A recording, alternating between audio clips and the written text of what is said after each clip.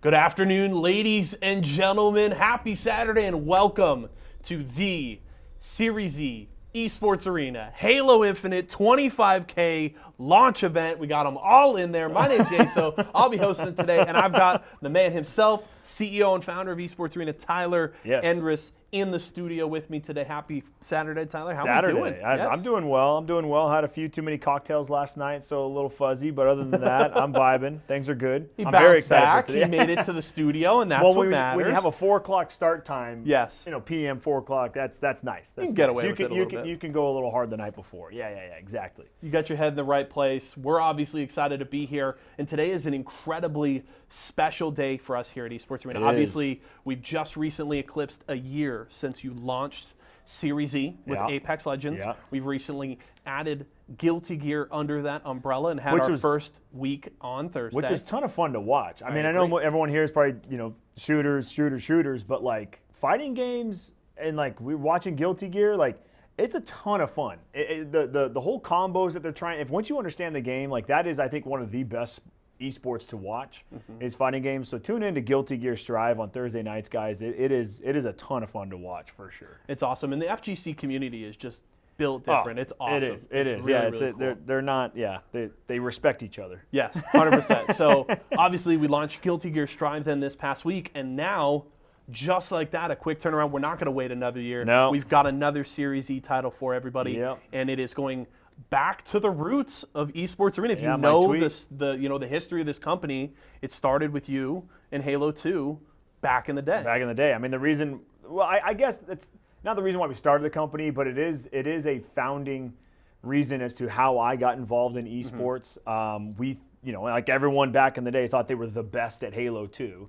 And it was of course, Tyler. But I mean, Tyler. First of all, at a local level, I really was. Like, yeah. Like in our college, like people came down to our dorm because they thought we were cheating, and they would just all watch us play together because we were that good at the game. I mean, Halo 2 was the game. We strategized. CTF, spawn points, all that sort of stuff like that. That to me was the most fun. I think, like nostalgia that I have of when I think back to video games was after a game was done, we would all spend like a good 15, 20 minutes.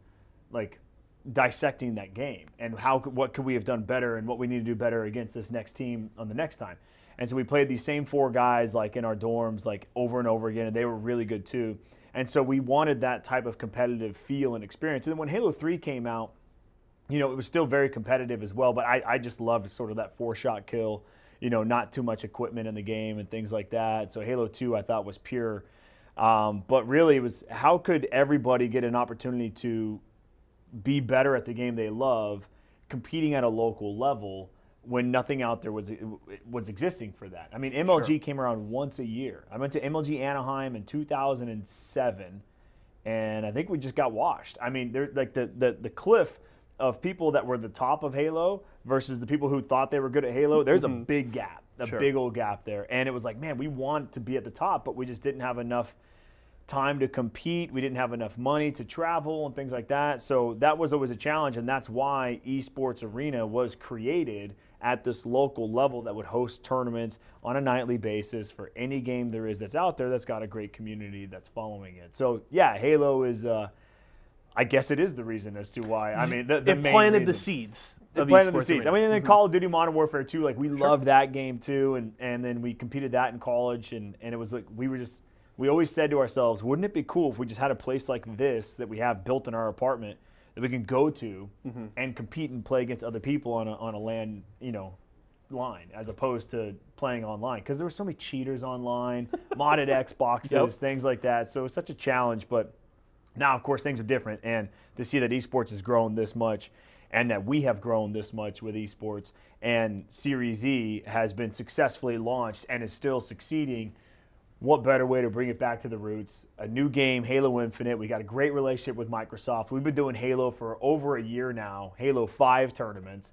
So this is our first ever Halo Infinite tournament that we've run too. And I hear we got some big names. I mean, we have some of the best teams in the world coming out to compete today. That's insane. We got I love it. 16 squads and 25,000 on the line. We are ready to go to the casters, but I want to ask you one more thing before we go, Tyler. Yeah. It's really coming full circle here. You talk about the roots of this company in Halo, in your experience competing back then. Now it has come essentially full circle here. We're jumping into Halo Infinite. Just how does that personally feel to you to come this far? I think it's pretty big. I think something because Series E has shown success and that Series E could fit, and that was like a big, that was my baby, right? Yeah. Developing Series E.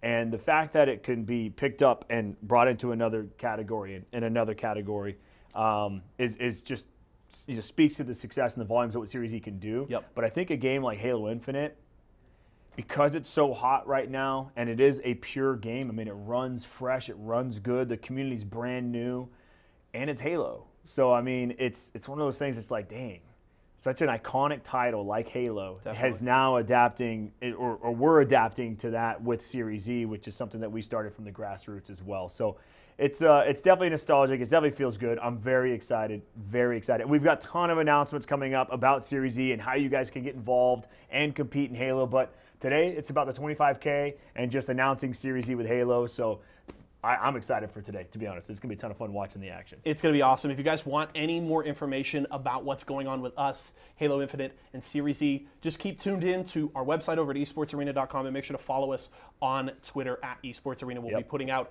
announcements as this kind of develops over the next month, so keep an eye out there. But as Tyler mentioned, we're ready to go. 16 of the best teams in the world. We got $25,000 on the line. Let's kick it off right now. Let's do it.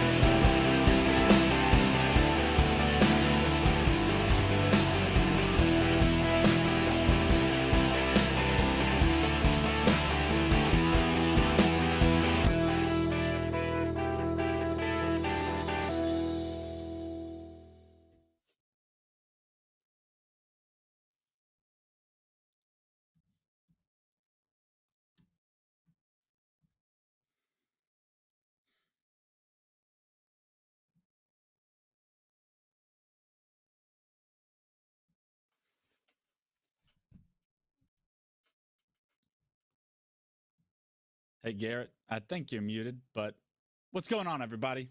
It's a Series E. We're kicking this thing off today.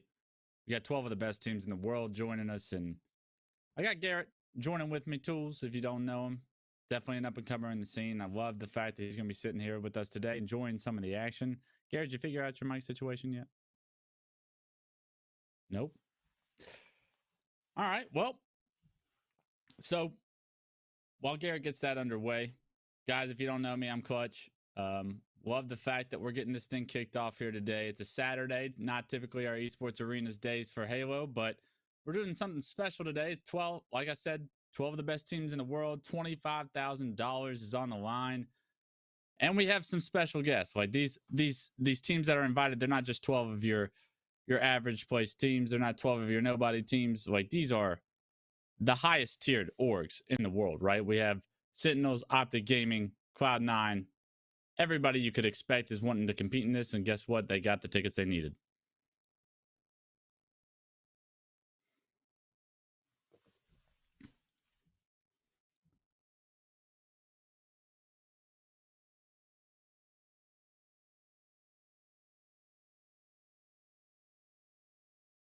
Format of the tournament here, double elim brackets, as well as best of threes all the way up to that winners finals. Well, there will be best of fives from the winners finals to the losers finals, and then that grand championship. Of course, you want to see the games go all the way to the distance. That's another best of five there, and potentially a bracket reset. We've already seen some of that occur already in the Halo Infinite action, as far as what we've been able to showcase.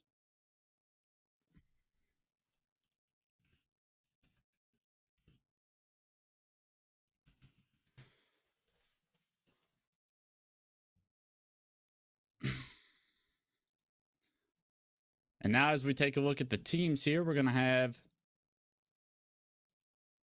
a lot of familiar names with Cloud9, Sentinels, Optic Gaming, but there's a lot of organizations that have been able to join into Halo, get a part of these pieces to the rosters and put their own squads together. So we have the newcomers like Space Station Gaming, who's going to be making some noise here with Formal, Oxygen, Navi. You have the Pioneers, you have eUnited as well, and there's just tons of talent across the board. Even G1 gets a ticket to the dance, and if they can create some of the magic they were able to create earlier on in those HCS qualifiers, G1 could create some more upsets, knowing that they've been able to beat G2, a solid roster of veteran pros. We'll see what they have in store for us today, but there's a lot on the line, a lot of money on the line for us today. Like I said, $25,000 dispersed across some of these top placings, and obviously only one team gets to go home with the crown, but there's a lot of difference between that first and 12th spot, and a lot of these teams preparing for ACS Raleigh, they want to not only use this as practice, not only use this as an opportunity to gain some confidence against some of these top teams, but also just like show off their org, represent them well, because all of these teams newly formed, newly signed under these organizations, they want to start off on the right foot. So very excited to see what some of these new organizations are able to do. If they're able to create some upsets, maybe some chaos in the bracket early, we could have a more exciting show as we go on.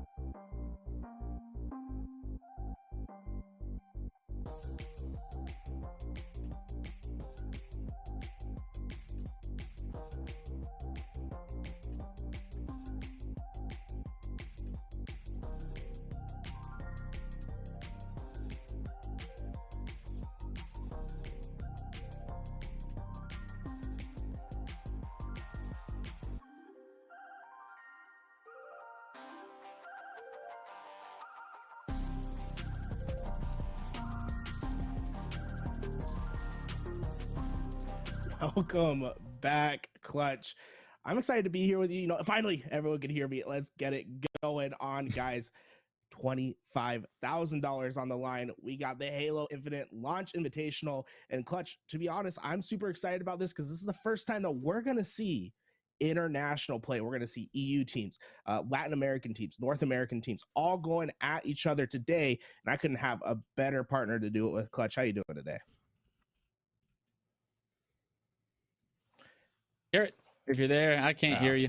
Well, once again, technical difficulties. Hey, you know, we'll power through it. I believe, as we had an opportunity to look at the teams right there, let's Garrett go. Starts to continue to get his stuff fixed. You guys can tell we have an exciting tournament ahead of us, and with all the teams going on, with all these teams that are entering this tournament, I think we can strongly expect matchup after matchup to be very, very intense, right? Like very highly contested. I think even at the start of brackets in some of these tournaments, you're starting to expect opportunities for warm-ups, opportunities for easy matches for the top dogs, but there's not going to be any of that here today. We're going to have, from the get-go, some of the best teams going at it, right? Highly contested matches. If you show up not warmed up, you're not ready, because the other team, they're going to be ready, especially with $25,000 on the line. Super exciting opportunity for everybody involved, and nobody really finds themselves as underdogs just yet in Halo Infinite. So I believe our first match of the day going to be PK versus eUnited, and a little bit of a opportunity for PK, right? We've seen in these esports arena tournaments, PK comes out hot, and they can produce even championships from this thing. If you've been paying attention to Halo over the past year, PK has won multiple esports arena tournaments. eUnited, they're no slouches either, though. They've been in multiple finals. They've won a LAN event as individuals, and because of it, they're going to come in thinking that they have the real opportunity to take home all of the cash prize in this tournament. I love the idea that we're going to get an opportunity here to really showcase some of this talent early on. I'm excited for this, guys. If you weren't aware, eUnited, you know, they've been killing it, getting top 8, top 4 multiple times throughout the weeks, but we haven't seen this PK roster match up against any of these North American squads yet. And I'm so thankful that today, with this invitational tournament, we're finally going to get to see it happen on the main stage. There's so much money on the line, so much pressure, and we're going to see Latin American, if the Lat AM teams can really hold with North America's best, because this eUnited squad looks absolutely nasty. I love the fact that we have Spartan and Ryan getting back together. They squash the beef. Their team, and King Nick, he just won an absolute stellar FFA round. The man looks absolutely cracked out of his mind. And then Rain, what else to say? He was considered probably the best Halo 3 player in MCC the last year. He comes back and it looks like it's translating quite well to Halo Infinite. This eUnited roster is a roster to watch out for, and I'm interested to see how PK stacks up. Yeah, this eUnited roster, like you said, it's one of the most tried and true practice rosters coming into today's tournament, coming into early Halo Infinite, any tournament that they've been involved in. I've been kind of let down by this roster, honestly. Like, I expect these guys to almost be in the finals with as much work as they're putting in, as talented as I think that this roster can be when they're playing at their best. But they haven't played their best in tournaments. So this is another opportunity here today with a lot of money on the line, probably the most money we've had in Halo Infinite on the line as of today, for them to step up. And right before Raleigh, what a moment it would be for them to come home with a win here today.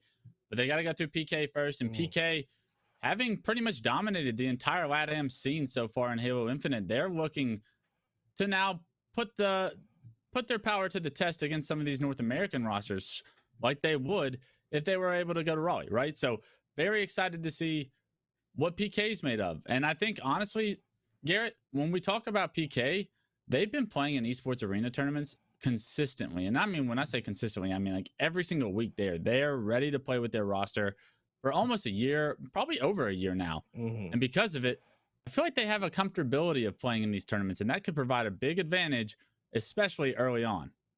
Yeah, Pittsburgh Knights, they're not unfamiliar with this stage whatsoever. We have seen them absolutely demolish North American teams in Halo 5 back in the day. But hey, you know, Clutch, like you said, new game, new pros, new everything. Who knows what will translate? One thing I do know, though, Tapping Buttons is an absolute monster. He's going to come out today and he's going to be throwing his weight around. That's the player to watch out for. Obviously, everyone else we know and love from PK going to be there. Drift, Atso, Gambino. It might be actually Avenue today. I'm not sure. I have conflicting rosters, so I want to make sure we get that roster confirmed. But this PK roster, they're familiar with the stage. It's a new game. It's going to be really their first time playing in the tournament structure against North American teams. They've been dominating down there in Latin America and been killing those tournaments. Question is, how do they really stack today? And I think we're going to turn some heads right now. I think Tapping Buttons is going to come out and he's going to show why he's regarded as the best Latin American player. Yeah, there's no doubt that if you talk about the LATAM scene and you want to talk about the best player in the LATAM scene, I think Tapping Buttons has rised to the occasion over the past probably 5 years. He's pretty much dominated the scene. Any team that Tapping Buttons chooses to be on, that's the best LATAM team in my eyes. That being said, there's a lot of competition that comes out of that LATAM scene. Fire and Ice is always a strong competitor. They've had their own success in esports arena tournaments. I believe they've even won a few of these as well. So the LATAM scene, there's a lot of talent.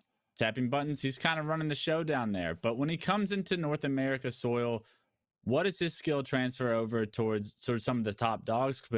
Because when you look at the other side of even just this series, these North American players, they know Tapping very well, but they don't view him as like maybe the god or the greatest player in their region, right? Like Ryan New Brain, these guys aren't going to back down. And for Tapping to kind of find himself and establish himself in this series, he's going to need the rest of the boys to step up as well.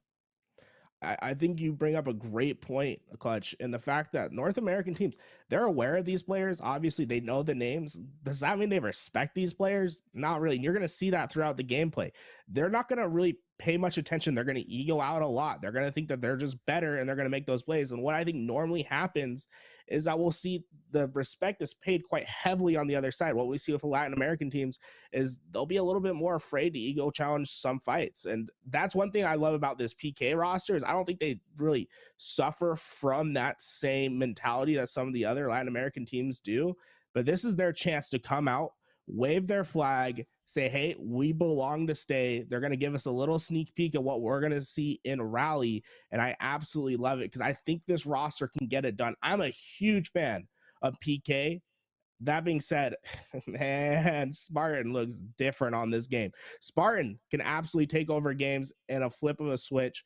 And if their back is against the wall, that's the man to watch out for on eUnited. If it's coming down to a 49-49 or a last second flag that needs to be capped, you're going to see double, triple overkills come from Spartan on the other side. And the question is, how does PK respond to the slaying prowess of these teams? I think they have to play their own game, right? I think that's the biggest benefit to something I alluded to earlier was PK has been in these esports arena tournaments for a long time. They've been competing against some of North America's best. It might be mishmash rosters of Saiyan, Frosty, and some combination of some of the better players over in North America, but they play against these guys regularly, right? They have consistent tournament experience now against some of North America's best players. They may not have played each of the individual teams across the way, but the individual battles that you're talking about in game, those still happen. They're consistently in those fights. And the more you're in those fights, the more you're able to produce results. And the more you're able to get comfortable and produce results in your favor, the more comfortable you feel overall in the series as well. So they're not going to be, this is one of those examples where a foreign team is going to play against a North American team. And you would almost assume that the foreign team might be a little intimidated. I don't see that out of PK. I think that they have that practice. They have the reps they need. And they've done such a good job of being dedicated and getting that practice where they can in these esports arena tournaments over the past year. And because of it, moments like these should be much easier. But that being said, we've always seen eUnited as one of those teams that can really break into the top 3, potentially win a whole tournament with anybody competing in it. So PK is still going to have their hands full here in this first round.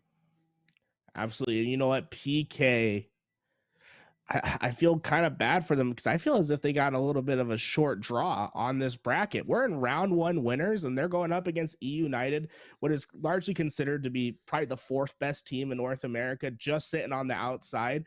I'm surprised that, maybe they're not facing one of these, Vandals or an Oxygen Esport, a team that is just on the outside of top 8. PK, they're going to have to start off their bracket and win against a very tough team in eUnited. And Clutch, I want to hear what your predictions are. What do you think? Is this PK roster going to be able to get the job done today? No, I don't think PK is going to be the favorite here in this series. I think I'm more expecting eUnited to come out hot, make a statement with this series, and not only this series, but this tournament as a whole. I alluded it earlier as well. eUnited has to step up, especially before Raleigh, and kind of make a name for themselves, find their footing within the top ranks of the Infinite power rankings, right? And what better of an opportunity than to do that with the most money on the line in Halo Infinite as of yet? And that's here today with the Esports Arena tournament. So I'm expecting eUnited to put on a show. Unfortunately, I think PK may have to go into an early losers bracket run where they have shown prowess in Esports Arena tournaments in the past. So I'm excited for that. But in a best of 3, anything can happen. And if PK come out right, make a few statements, win a few pivotal battles here in game 1, we could be looking at them with the advantage pushing eUnited's back against the wall very early. I'm gonna go the opposite. I think PK comes out and makes a statement right here. I don't necessarily think they're gonna win. I don't think they're gonna go out quick. I think they're gonna take some maps.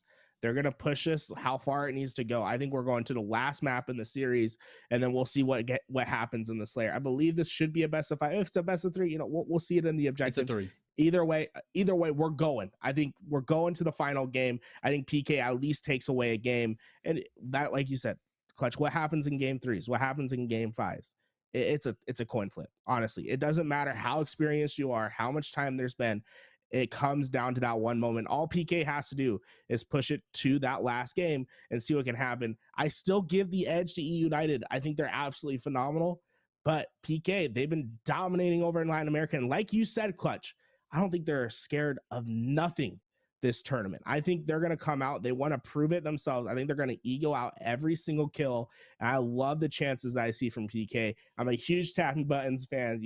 Guys, I might be a little bit biased because of how much I love Tapping Buttons and what he's been able to do. Hey, you know what? I'll be biased. I'll be the representative for the Latin American fans out there because I think this roster can make some upsets happen.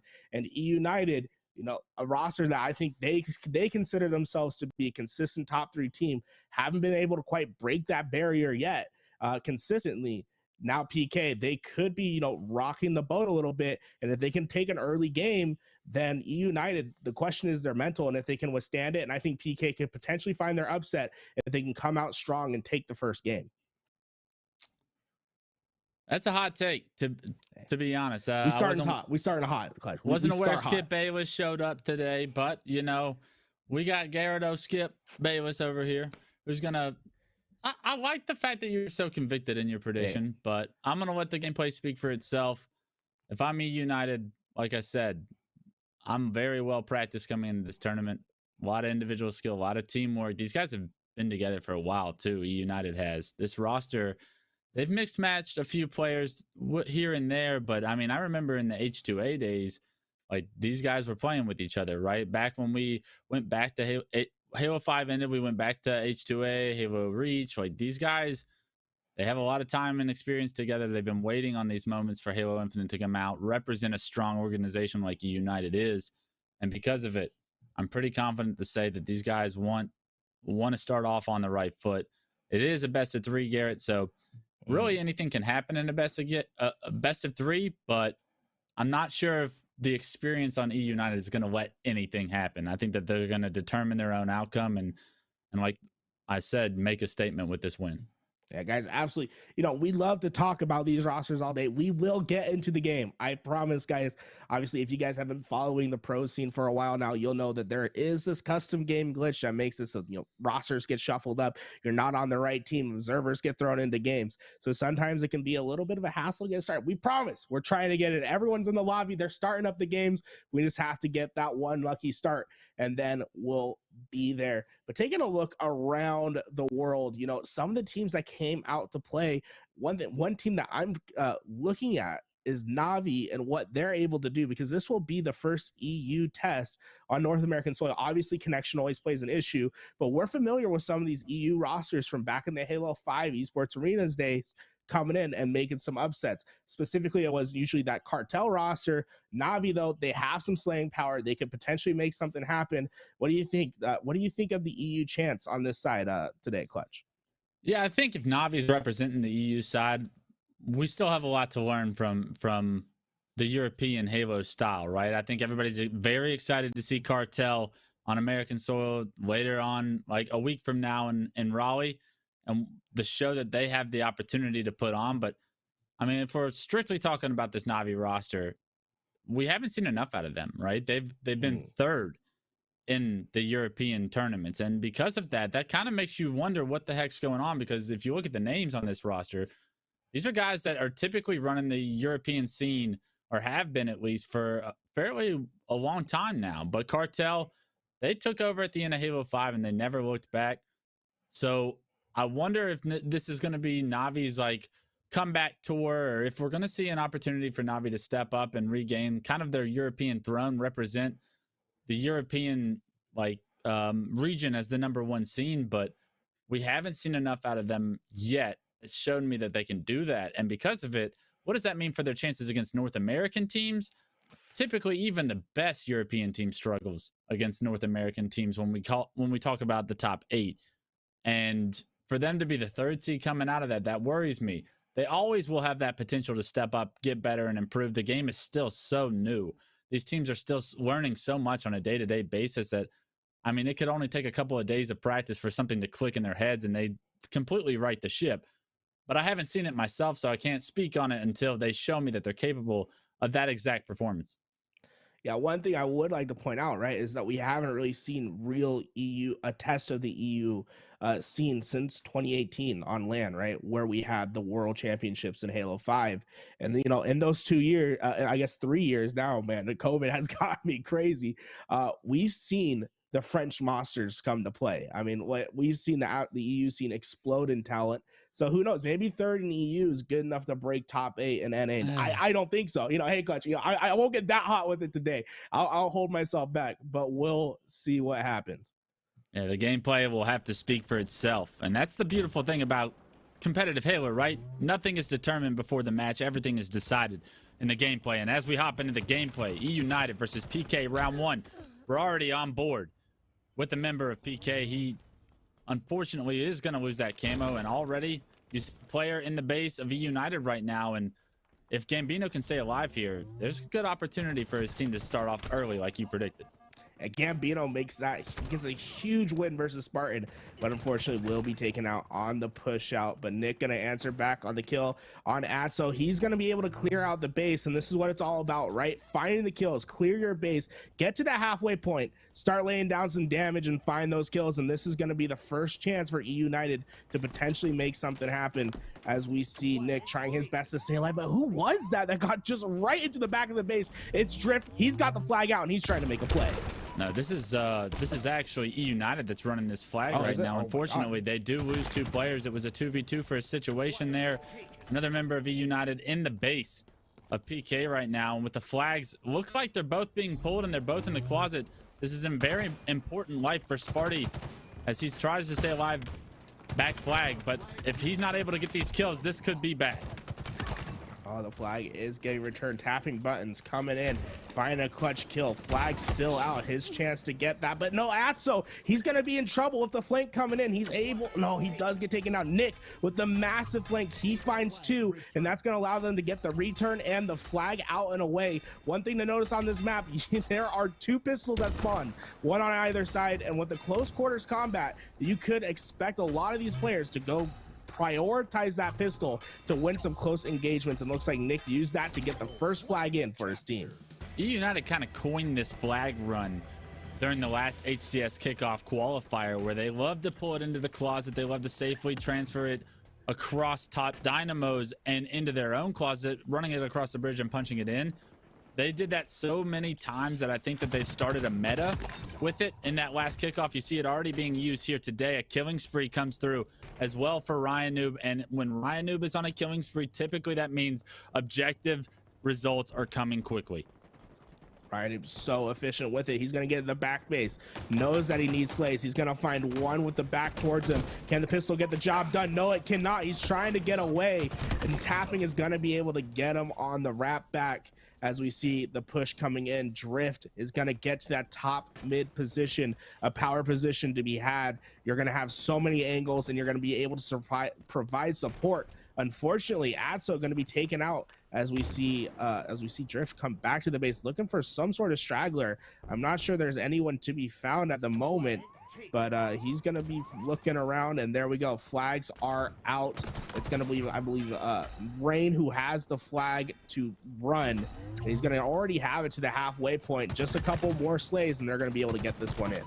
Yeah, that kill on Atso is going to immediately give them numbers. Fortunately for PK fans, 2 members of eUnited just get taken down. The flag still at that middle point, and it looks like Drift from that enemy's base was able to create a nice opportunity for a sandwich there, shutting down that potential flag cap for eUnited. But I mean, it's not over yet. The pain is still in place. Ryan Noob still in the enemy's base, able to pull another flag even if the return comes through. And if he can get this kill, it could be massive.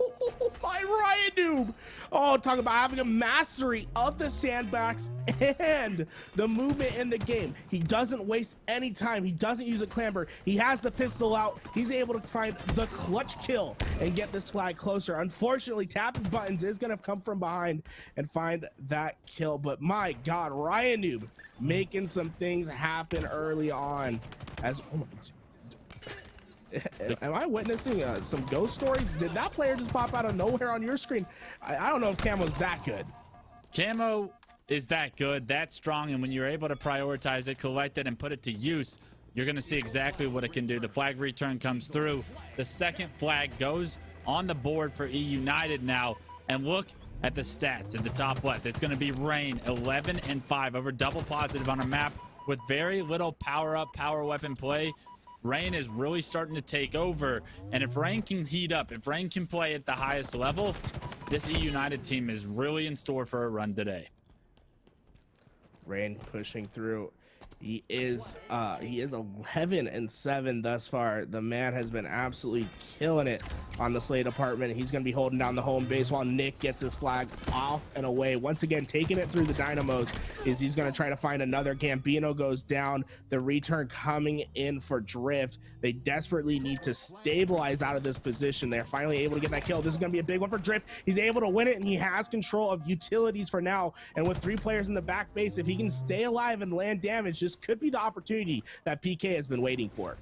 Yeah, PK needs to find a way to turn that first kill and snowball it into getting more of eUnited down. Unfortunately, back-to-back fights won on eUnited's side is going to probably dispel any opportunity for a flag cap that Gambino has. You see, he's honestly forced to play defense in this situation, and he gets taken out as well, even with that heat wave in hand. And unfortunately, PK's first signs of life, they get shut down.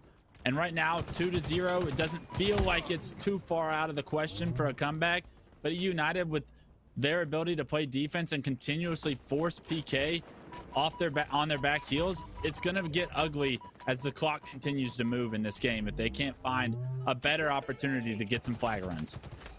Well, Spartan has a critical piece of the sandbox on his body. That camouflage can absolutely make the difference in the fights. Unfortunately, Drift is going to be able to find him with the nade as his flag is on its way. Rain trying to win the piv. There's another player from behind. He's laying down as much damage as possible. Unfortunately, it wasn't quite enough as Tapping was able to find the kill, but trade outs are happening. This top control could be critical to this flag run success, as it's going to be Ryan Noob trying to find some more damage. He's able to get Atso, and he's still able to find more damage, just staying pushed up. Even if this flag doesn't go in, which it will not, what it allows is for an easy reslay and re-pull as he's finding kill after kill. And I love this aggression. Go down the middle. You know you have the opportunity to do so. That nade gonna slow him down for the time being, but the damage is done. The next flag is out, and look at this control that eUnited has. Util's blocked. They love this run, and they're going to be putting it to work today, as you can see them absolutely slaying out and getting another flag on its way.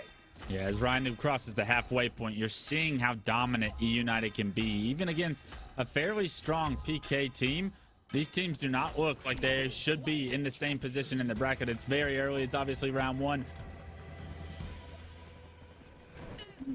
Wanted to start this one off the right way. They're showing you what the kind of practice that they've been putting in can do when it's tournament time. Nick, you guys might have known him as King Nick, has been slaying out of his mind. 20 and 13 to start this game as he's trying to patrol and just keep an eye on the back. But here we go. A push could be materializing for, actually, right when I say it, they go 2 down. PK just not quite able to get the slays and push past that halfway mark. But this camo is going to be integral to deciding who can make this next push. And it looks like eUnited will secure it for their side.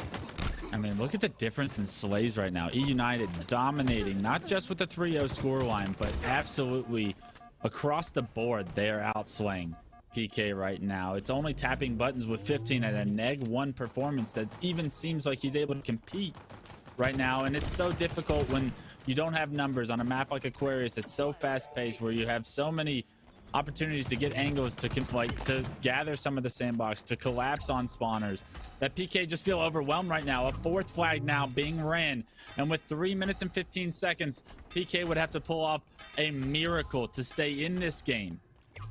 Well, the double kill could be the miracle that they need. The nade comes in, and it's gonna stop Rain in his tracks. He's gonna wrap on back. His teammate should be spawning, but that's another 2 down in favor of PK. They could stabilize right here. Ryan Noob also gonna go down. The flag is now on out, but the quick kill comes for eUnited to stop that flag run for now, as Gambino trying to get into this back base and make some plays happen. They are able to get the return. The question is, can they get the flag on out? He's trying his best. He's thrusting left. He's thrusting right. Unfortunately, the pressure is too much, and it's going to be King Nick as he's able to find another, keeping his stat line up, going 27 and 15. Not every day you see someone double positive in a competitive match, but they have just absolutely, like you said, all the slays, all the objective. Really, PK has been on their back foot, and they need to have something changed now. And on a map like Aquarius, it's just so hard to do so. There's no sniper rifle, there's no rockets. It's all your BR and teamwork communication. Atzos in the back base, he's going to be able to pull this flag out, but the question is, can they execute? As he's gonna probably go down. Yeah, there we go. Two just immediately melt him out. PK just haven't been able to get the quality flag pull that we've seen eUnited get time and time again.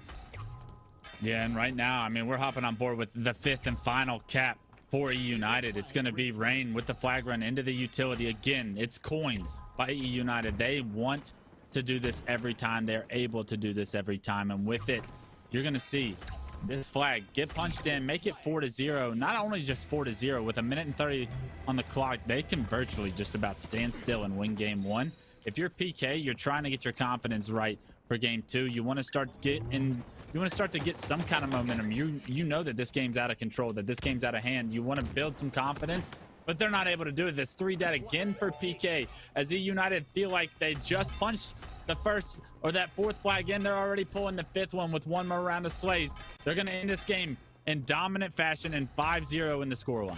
Just a matter of time. And Brian, not feeling the need to stop running, even though he had the camouflage. He gets as far as he can, and the final flag will go in. 5-0 domination from eUnited as we take a look at the stats lines. 30 and 19 from Nick. Guys, this man, he just came off winning a free-for-all tournament. Now he's doing it all for his team. eUnited looking absolutely dominant and clutch. Like he said, it might have been a little bit too spicy of a take, because eUnited, they don't look as if they're gonna miss a step in this matchup.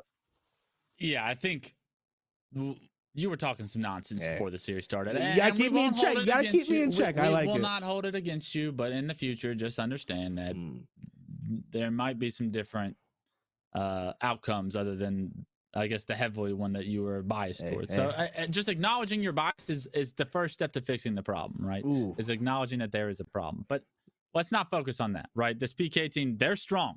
Don't get me wrong. Like, this PK team has dominated the LATAM scene. They can compete with America's best when they're playing at their highest level. Can they consistently do that? I don't believe they've shown me that they're that consistent. But the important thing to pull away from game one right now is how good is this eUnited team going to be, right? Like, they have the expectation that we talk about Optic, Sentinels, and Cloud9. Those are the three best teams in North America. eUnited, they would say otherwise. They want their names put in that hat. They want their names in that S tier class of teams that can win any tournament. They're showing you right now that they can dominate. Even the good teams, they can dominate. Against the best teams, they're going to have to show us later on in the tournament how well they can compete against those teams as well. But I think the first step is dominating like the medium teams in order to get there, obviously. And on the back of Nick's performance, I mean, that's unbelievable. That's what you need from King Nick. That's why you picked King Nick up, right? You talked about Spartan's ability to slay for this team. Well, guess what? When you play against the great teams in the world, you need more than one slayer. Everybody's got to do their part. Nick, he's been a little bit inconsistent, but every single time I feel like I've watched him play in Infinite, he's gone off. He's going to need to find that ability to continue that even against the best teams, but it's great to see early on in this tournament, especially if you're an eUnited fan. Yeah, I felt like what we really saw was the team composition of eUnited come out and shine right there.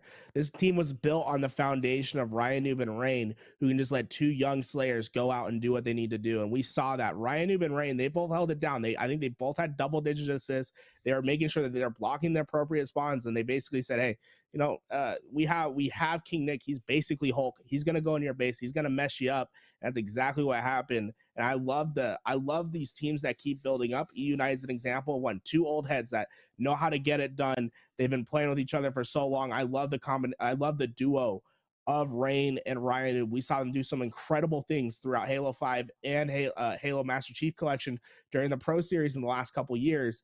And now you combine, in my opinion, another great slaying duo in King Nick and Spartan. And you can see why a lot of teams have this team just outside the top three. And today, $25,000 on the line, the biggest tournament yet. This is their chance to say, hey, we're not top four, we're not top six, we're top three, we're S tier, and there's no debate about it. Yeah, you love to see it, right? You love to see the formulation of this team, like, be showcased, right?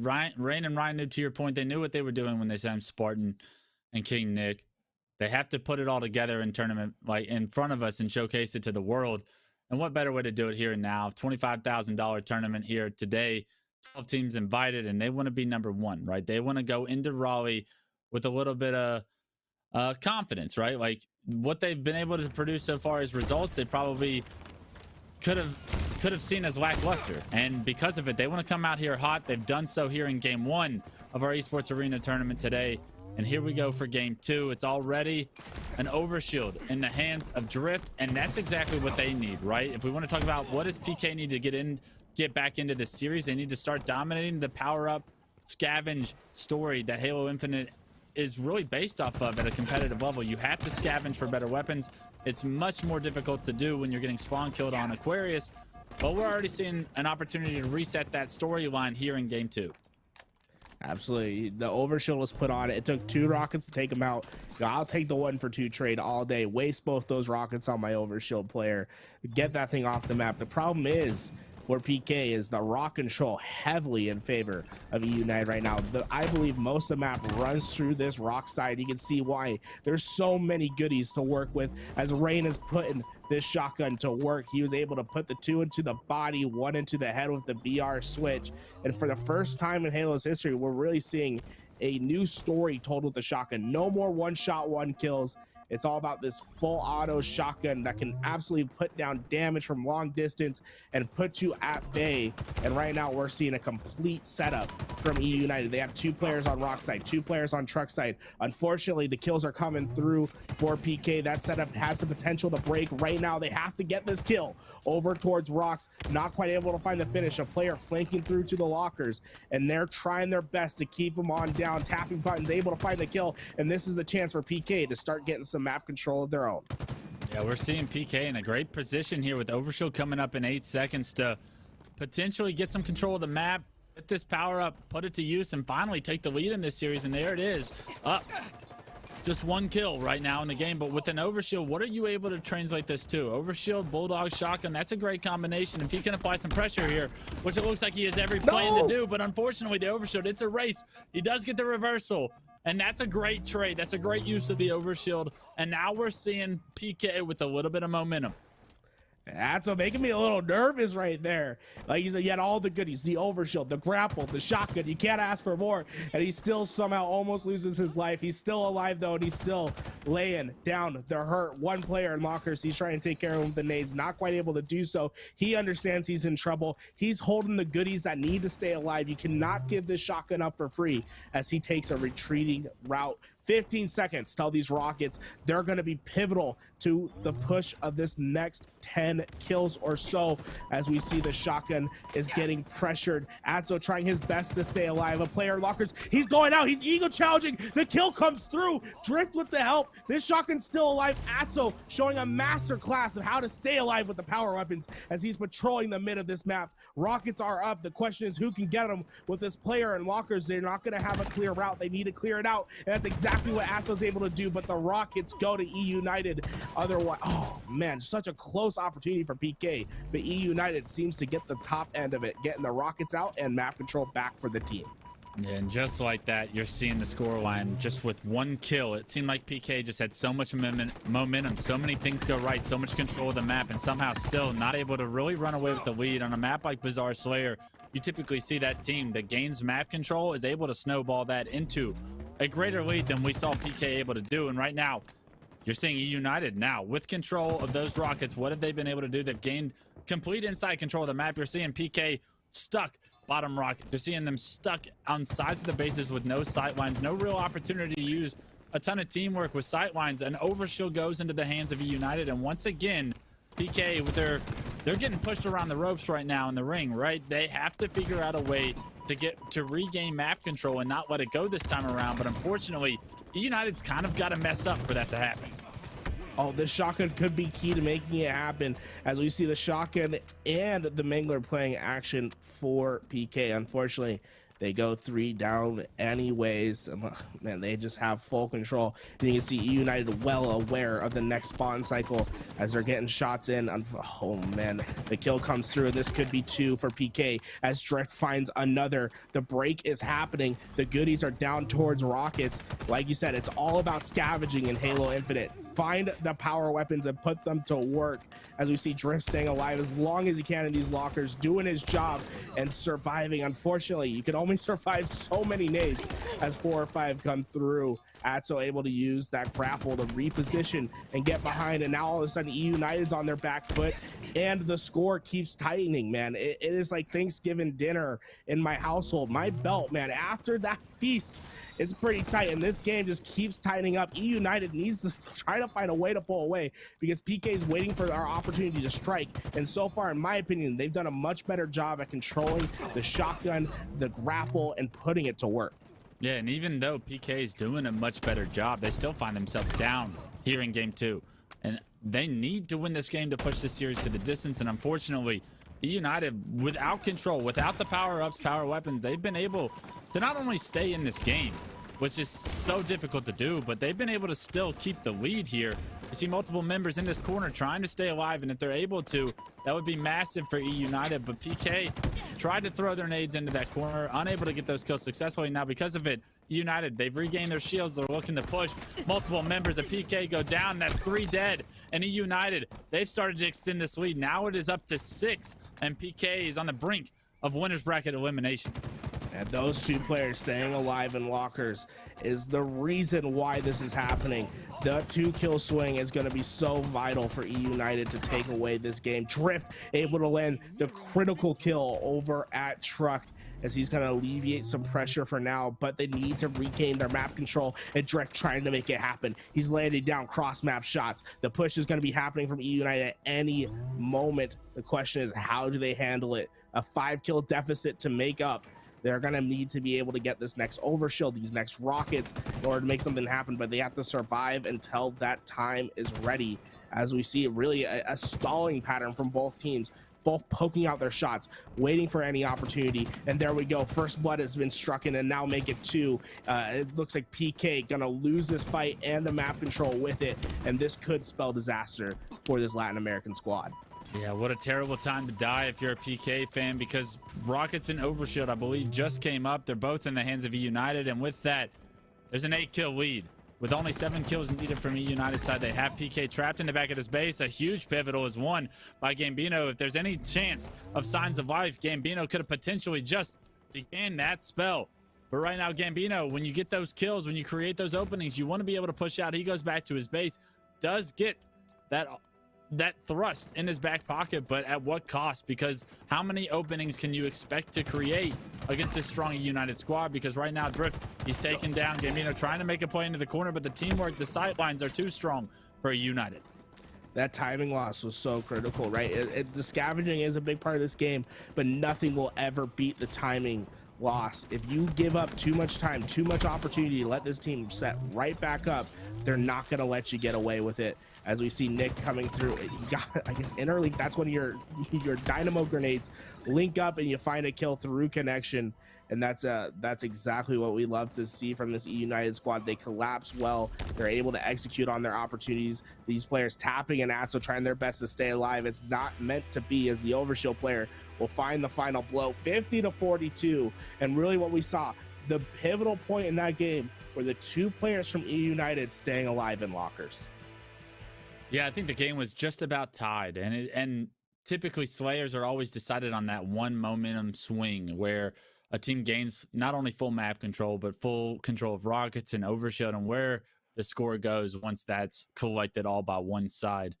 I think we saw the kills were just about tied up, maybe a 3-kill lead for United, but as soon as that happened, it got up to 8. It got up to 10 or close to it at one point, and you can't really manifest a comeback against that, especially when you don't have that same sandbox to your advantage.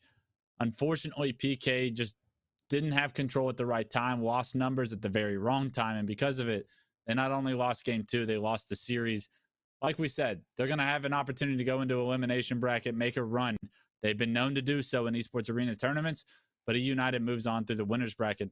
And I, for one, not too surprised at the results, but very happy with what I'm seeing out of eUnited so far early in this tournament, for sure. Yeah, their objective game looks clean as it can be.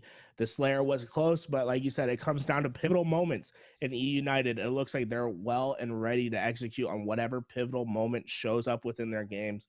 They're a team that's scrappy, that's hungry. They want to make waves today, and the best way to do that is to come home a little bit richer. $25,000 on the line. They're trying to work to get their lion's share. They're playing for first, and it is so obvious in their gameplay. They're very buttoned up. You can tell the communication's on point. They're not going to let many things slip by, and the question is, how do they execute against the best teams? Because like you said, Clutch, this is a team that we expect to bully on the mid-tier teams. If you're not within that top 6, they're going to put the hurt to you, and they're not going to make it look close whatsoever. The question is, how does this team fare versus Cloud9, versus Sentinels, or versus this Optic Gaming roster that looks like they have some of the best talent in the scene? Yeah, and we've even seen them beat Sentinels so far in Halo Infinite in a tournament format. They came back to get beaten by Sentinels, but I mean, that's competition, right? If you can hang, if you can win 50% of those series, like that's probably what is kind of expected. You never want to consider yourself to not be in the same tier as those top teams. I don't think eUnited does, but from an outside perspective, we're all waiting for eUnited to show us more, and I think they gave us a little bit of a glimpse, but the real test is yet to come. Oh, man, we have so many more matches to watch today, guys. This is just round 1 of the $25,000 Halo Infinite Launch Invitational. We have so much more to come, guys. This is insane. $25,000 on the line. But not only that, this is the tournament to really announce the Series E competition. We see it in Apex. It's so incredible that these teams are going to have chances to get paid on salary, to compete weekly for prizes, to be sponsored by some of these great sponsors that are sponsoring us today in this broadcast. You got to stay around, learn more about Series E, because it's going to absolutely take over the world. If you are a top amateur team in Halo Infinite and you want to make your waves, Series E is the way to do so. And I love the fact that we have all the best teams here today showcasing the talent in this $25,000 tournament. This is the biggest one by far. We've had these seeding tournaments and they've been great. I've been loving to watch them. Clutch, your commentary has been awesome. But the prize purse has been a little lackluster. That's all I'm going to say. A couple grand here and there. Now $25,000 on the line. Money speaks. How are these teams going to compete? And so far, what we've seen from eUnited has only showed promise. These teams look like they're ready to finally play for some real money. Yeah, no, these guys are chomping at the bits, right? Everybody wants to turn being a professional video game player into into their profession, into their job, right? This is another step into that direction. And you're already seeing some of the best in the world try and take that prize money, take that opportunity to call themselves a professional Halo player at the end of the day. Series E is going to offer that opportunity to a number of players. Who's going to grab the crown when the crown is up and available? We're seeing it here today. We've already jumped into one match, but now we're jumping into a second match. It's Optic Gaming, one of our strongest teams in Halo Infinite, and they're going up against the fellas. And taking a look already, this game just 30 seconds underway. You're seeing Ola on screen, finding himself a nice two-piece with the heat wave, going to work early. Yeah, this is starting to look like a slaughter early in the making. Don't let Ola get behind enemy lines, because he's going to make you pay every time. This heat wave is definitely the power weapon on the map, and he's putting it to work already. Players trying to push into him. Well, that's a bad idea. Ola knows exactly where you're coming from. He's going to be able to get that first kill, and with that one, that's going to be a flag cap in favor of Optic Gaming. And you can see the pressure is already on. They're working on getting the second, and Ola is just masterfully controlling the middle of the map. Yeah, this is going to be one of those series where I think we learn more about Optic Gaming than we do about the fellas. We know how strong this Optic Gaming roster has been throughout all of Halo Infinite so far. It feels like it's the Optic Gaming show. It's no surprise to see them with just a minute and a half into this Aquarius CTF game, already up 2-0. They are absolutely dominating the fellas. And unfortunately for the fellas, Garrett, you said somebody has to get the wrong draw as far as how the bracket played out. I'd have to say playing Optic Gaming in round one, that's a tough draw.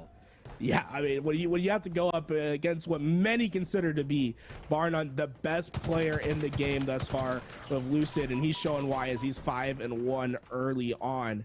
But here we go. This could be. Oh, this is just another flag happening. For some reason, I thought blue team maybe making some plays. The fellas, they're still on their back foot. But Lucid has been looking absolutely incredible for these first couple weeks of Halo Infinite. It's really between him and Trippy. You can really make a case for a 1-2 punch of the best two players in Halo Infinite. And Optic Gaming, first and second. They've been showing it at each tournament that they show up to, why they're considered the best. I don't think you get the results that they've gotten so far in Halo Infinite without the entire team being some of the best players in the world, right? We're talking APG and Ola. When you talk to me about rosters and we speak about maybe who the strong players are on the team, well, my head immediately goes to, well, who's the weakest link on this team? If APG or Pistola is quote-unquote your weakest link, you've got a damn good team in front of you. And right now, we're seeing how good this Optic Gaming team can be. We're not even 3 minutes in the game. The 5th flag is being run. Slurpy G doesn't even have a kill yet. And Optic Gaming is looking to end Aquarius CTF in a dominant fashion. You thought eUnited's first performance was great. Well, Optic Gaming always going to find a way to one-up, it looks like. Yeah, this last flag rounding around the corner. Can he stay alive? No, he cannot, but Ola's there to get it on in. Trippy will gladly take the death, and we see Lucid, what was that, a 3-minute game or something? He's still able to put 12 on the board. And, talking about dominant game one victories, I don't think you can get much more dominant than that. Optic Gaming showing why they're considered the best in the game. Just a glimpse of what we're expecting to see out of Optic Gaming today. SorPG ended up getting one of those at the very, very end in order to not get goosed. The fellas, unfortunately, like we said, this is a bad draw. When you look at a bracket and you're going up, potentially team in Halo Infinite as of this point. I mean, scrimmers say themselves, but game one has spoke for the rest of the teams in this tournament. You better watch out. Optic Gaming is ready to play at a very, very high level. Well,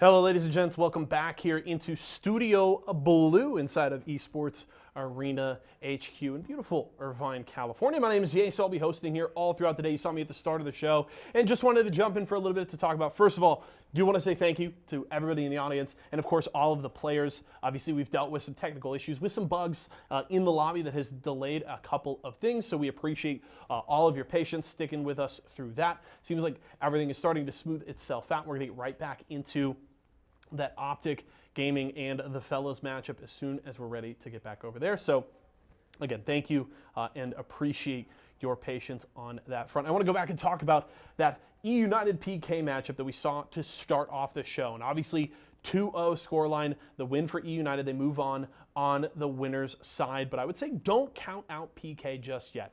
Bit of a rough start for them, sure, but they did show some really good signs of life in that second game on Slayer, and I think they're going to have a better showing going to the loser side. This is a squad that has been able to show that they can compete with some of the best of the best. If you guys have followed our Halo 5 Microsoft Sunday tournaments, you've seen a ton of PK getting late in brackets, winning big matchups against tough teams, and that's when you get those mix-ups of those kind of star-studded GOAT rosters, as we like to call them, and PK can beat those teams. So I think they can certainly compete with the Optics, with the Sentinels, with the eUniteds in this bracket. Now, that doesn't necessarily mean they're going to be able to run through 3 of them to get deep in that loser side of the bracket, but they're going to make these matches, I think, very close and very interesting. So don't count them out just yet. You definitely, if you see them matched up with a squad you're rooting for, you, I would say, should be at least a little bit worried. So looking forward to seeing more from PK down on the lower side of the bracket. But obviously,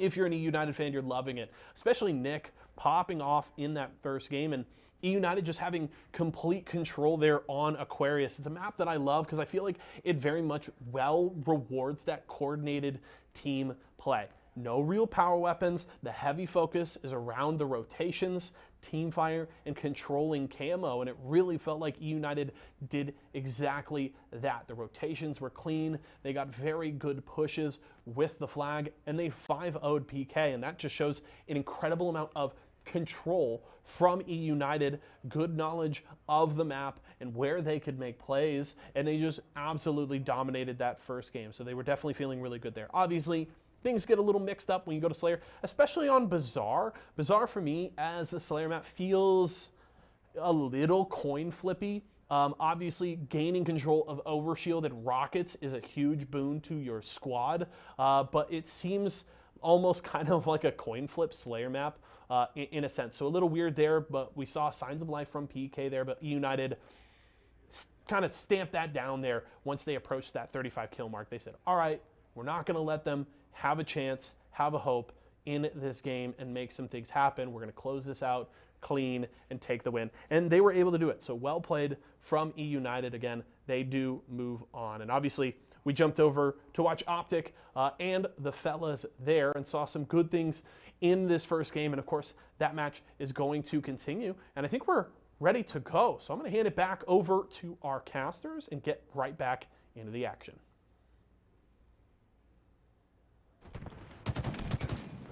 Back to the action. We are Ola already on out, and we can see why this Optic Gaming roster is so devastating. 17-6 early on as they're quickly making work in game 2. Ola doing his best to get behind enemy lines, laying down damage, and the Wizard himself, known for staying alive, doing some more of it right now. Already 19-6, Optic Gaming looking to dominate this first series, and it's no downfall to fellas, right? They know the players that they're playing against. They know how great this Optic team has looked so far throughout Infinite, so this is great practice for the fellas, but unfortunately, it's at the extent of their winner's bracket opportunity, their run today.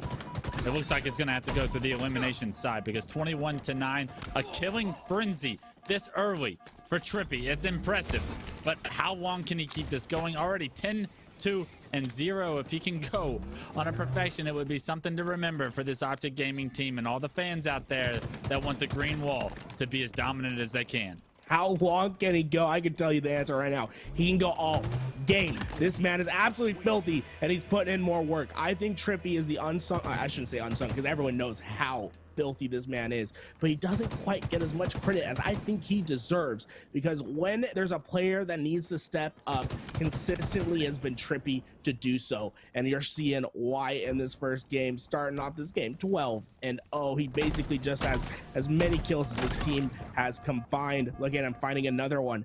That Bulldog putting in work, finding kill after kill. And the question is really, can he get this perfection? And right now, I think he's playing for it. I think he's going to get a perfection if he keeps going the way he is. That being said, he's going to be leading the charge. He finds one, using that grapple to try to get away, but the long nade. Gonna cut that short. I shouldn't have said nothing. I feel sorry for Trippy. I'll send the check in the mail. I'm sorry I cost you the perfection. But getting away that long nade just cuts it short. It's a testament to what you were saying, though, right? When you look at this Optic Gaming roster, you look at Lucid and how he's considered the best player in the world, if not top 3. You look at APG and Ola, and they are understood entities that you added to your team for a reason. APG has been doing it for almost as long as Pistola, but they've been at such a high level throughout their careers. They know what they got when you talk about those two being added to this roster. It was Trippy that was really the big question mark. It was Trippy, like, will he take the next step in his Halo career to become one of the best in the world? Because he floated around that top 6, top 4 area a little bit in Halo 5, and because of it, you thought, is this where the train stops, or is the train going full steam into potentially what could be one of those championship careers that we've seen manifest, right? Everybody takes those steps. It's just a matter of when that train stops. Trippy, that train is kept going. And Halo Infinite, he has found his comfort zone. He has found his opportunity to take advantage of everything. And with it, he has brought this Optic Gaming team to the top. Without him, none of this would really happen, right? I think when you look at everyone across the board, it's Trippy that's had the most impressive, to me, so far, Halo Infinite career, and it's because he had to for this Optic Gaming roster to be as successful as they can be. And right now, at a 17-2 performance, Trippy is putting on a show for all of the Green Wall fans that have supported him so far, and look forward to seeing him in the future. So great job so far here from Trippy. And if you can take anything away, the hard work, it's paid off for him, and with this opportunity, he's looking to run with it. Yeah, absolutely love to see from Trippy. He's a player that never stopped grinding. And some may consider Halo Infinite really a game that was just built for his type of style. A player that really enjoyed the Halo 5 mechanics but could get it done in Halo 3. This game seems to be the perfect blend between the two. And players like Trippy have really benefited from that fact, as they're just one kill away.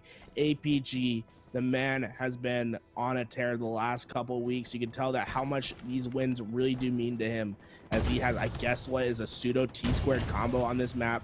Both weapons in hand. He's not going to be able to find the last one, but nonetheless, the steak dinner is out. They're getting it medium rare, and this is looking impressive from this Optic Gaming squad. Really, any player on this roster can step up and get it done.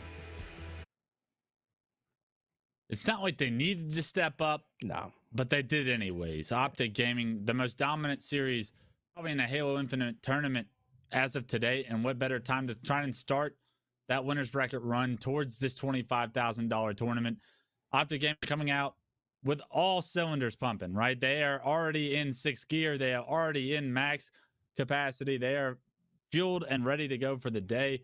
I mean, Garrett, I don't know about you, but just as a big Halo fan myself, just as like the spirit of competition, we're going to be able to see the best teams in the world. I want to see them playing their best as well, and it already shows me that eUnited and Optic Gaming are playing some of the best Halo we've seen from them. But a team that we want to see shine, the team that we know has the opportunity to compete with those two, it's Cloud9. And as we jump into Cloud9's first round against Team War, we're going to see what Cloud9 is made of early on, because this Team War team is a very strong competitive team amongst the top 12 and the top 8. If Cloud9 can dominate them similar to how we saw Optic and eUnited win their first series, that will tell us a lot about how Cloud9 is playing today as well. Yeah, Cloud9. One thing that can be said about Cloud9, sometimes they need some motivation to play at their highest level. But one thing that motivates them more than I think any other team is the paycheck. This team absolutely comes out to play when there's money on the line, and I expect to see that from them today. That being said, Team War, these might not be your most well-known players, but if you've been around in the scene, you know these guys, you know what they're capable of. Super CC in the last Halo 5 major tournament online in 2021, he went out and he got second place. He has that he has some great performances underneath his belt. The question is, can he help lead this team to potentially finding some upset material against Cloud9? I don't think it's gonna happen, because hey, Cloud9, they look absolutely incredible. Specifically, Renegade thus far this season has been looking like a top 3 player in my book. That being said, I'm going to say about 18 players are top 3 players. Just get with it today. But Renegade's been looking especially stellar as they've been getting this flag across the way. As Eco is going to be the first line of defense, he's going to be able to find one on Sep, keep that flag alive for now. As he's going to be going to another, that return is going to come in, and now the flag is out and away. He's going to get it to the door, and that should be enough. Once again, this Dynamo run has been so deadly today, and we're seeing why, as the flag is already halfway through. Yeah, we thought we were going to see Team War potentially put that first flag on the board, but Eco Smith shuts it down with that double kill, gets the flag to the closet. Stellar does the rest to get it there, and it can punch this in. Cloud9 will take an early lead, but the fire, it comes from top middle. The flagpole comes through. The slays even go in Team War's favor, and this newly formed team, as of yesterday, they announced themselves. What an announcement it would be if they can take down Cloud9 here in this series, and an early lead, an early flat cap could potentially start that steamroll to happen. In order for it to happen, just Zero needs to stay alive. All his teammates down. Luckily, the flag is back, so they can spawn in and get right to where they need to go. And Jazero doing his best just to lay down damage and keep Cloud9 away. And that will allow them to put the first flag on board. And we have finally seen one of the top 3 teams really bleed today. This is the first cut that we're witnessing. And now the question is, can Cloud9 recover as they're pushing in to find a kill? It's going to be Eco in the one-on-one fight. He's going to find the damage to put that player down, but not able to get away as Penguin gets his trade out. Unfortunately, Eco goes down there, so no real opportunity for a counter cap, but you do see Penguin still controlling this utility. If he can stay alive, win this 1v1, it'd be massive, but a nice 1v1 for Team War is going to flush him out. Unfortunately, the flank from Stellar could result in a double kill, but a great nade from Septify actually removed Stellar off the map, and only Eco was alive off spawn. Team War have done it. They have played defense. They have gotten the slays they needed to regain a little bit of map control. But not only that, they put that first flag in. They've taken the lead, and now they can smell what it feels like to have a little bit of momentum in their favor against one of the best teams in the world. Renegade trying to do some damage control with those dynamo grenades, gonna keep that player back as he pushes forward, leaves the scraps for Stellar to pick up. Unfortunately, not able to stay alive. 2 go down for Team War as Eco keeps the relentless push forward, gets to the halfway mark, putting in the damage. Penguin gonna come in for the flank. That's gonna be an easy enough kill, and now they have the utility control that they've been wanting. The question is, what is the next step, and can they execute? Because 2 times we've seen thus far this game, they have not been able to execute on the back end. They get the position that they want, but not quite able to get the flag back into their side. Team War has a flag out of their own, but their base currently controlled by Cloud9. This is dangerous, right? Cloud9 tried to overextend. It was Eco and Renegade, I believe, but they lost Stellar and Penguin. Jazero picked up a massive double. Not only that, the flag was being pulled. And right now, Cloud9 are on the brink of going down 2-0. If they can't get this flag return, they're going to find themselves at a very large deficit with minimal time remaining in this game 1. You do not want to go down in a best of 3, 1-0 with the Team Slayer on the line, because Slayers in Halo, they can be so inconsistent. They can just really be resulted as one player pops off, and you cannot have that if you're a Cloud9 fan, if you're a Cloud9 player. But right now, it looks like they've done what it takes to get the return. 3 dead for Team War. The flag in the hands of Cloud9, and everything that we thought Team War could potentially have had is stripped away from them, as well as the lead, as long as this flag can make it across this bridge. I wonder if Eco's not feeling himself on the flag juggle today, because it's definitely faster to flag juggle in this game. He opts to sprint the entire way through. He's able to get that flag back and into his base. They're able to tie it on up. That early start is able to be minimized. We're basically at 0-all again with 5 minutes left in this game. The question is, what can they get done? Super CC trying his best to stay alive. The damage is coming through. Renegade finds himself a double kill.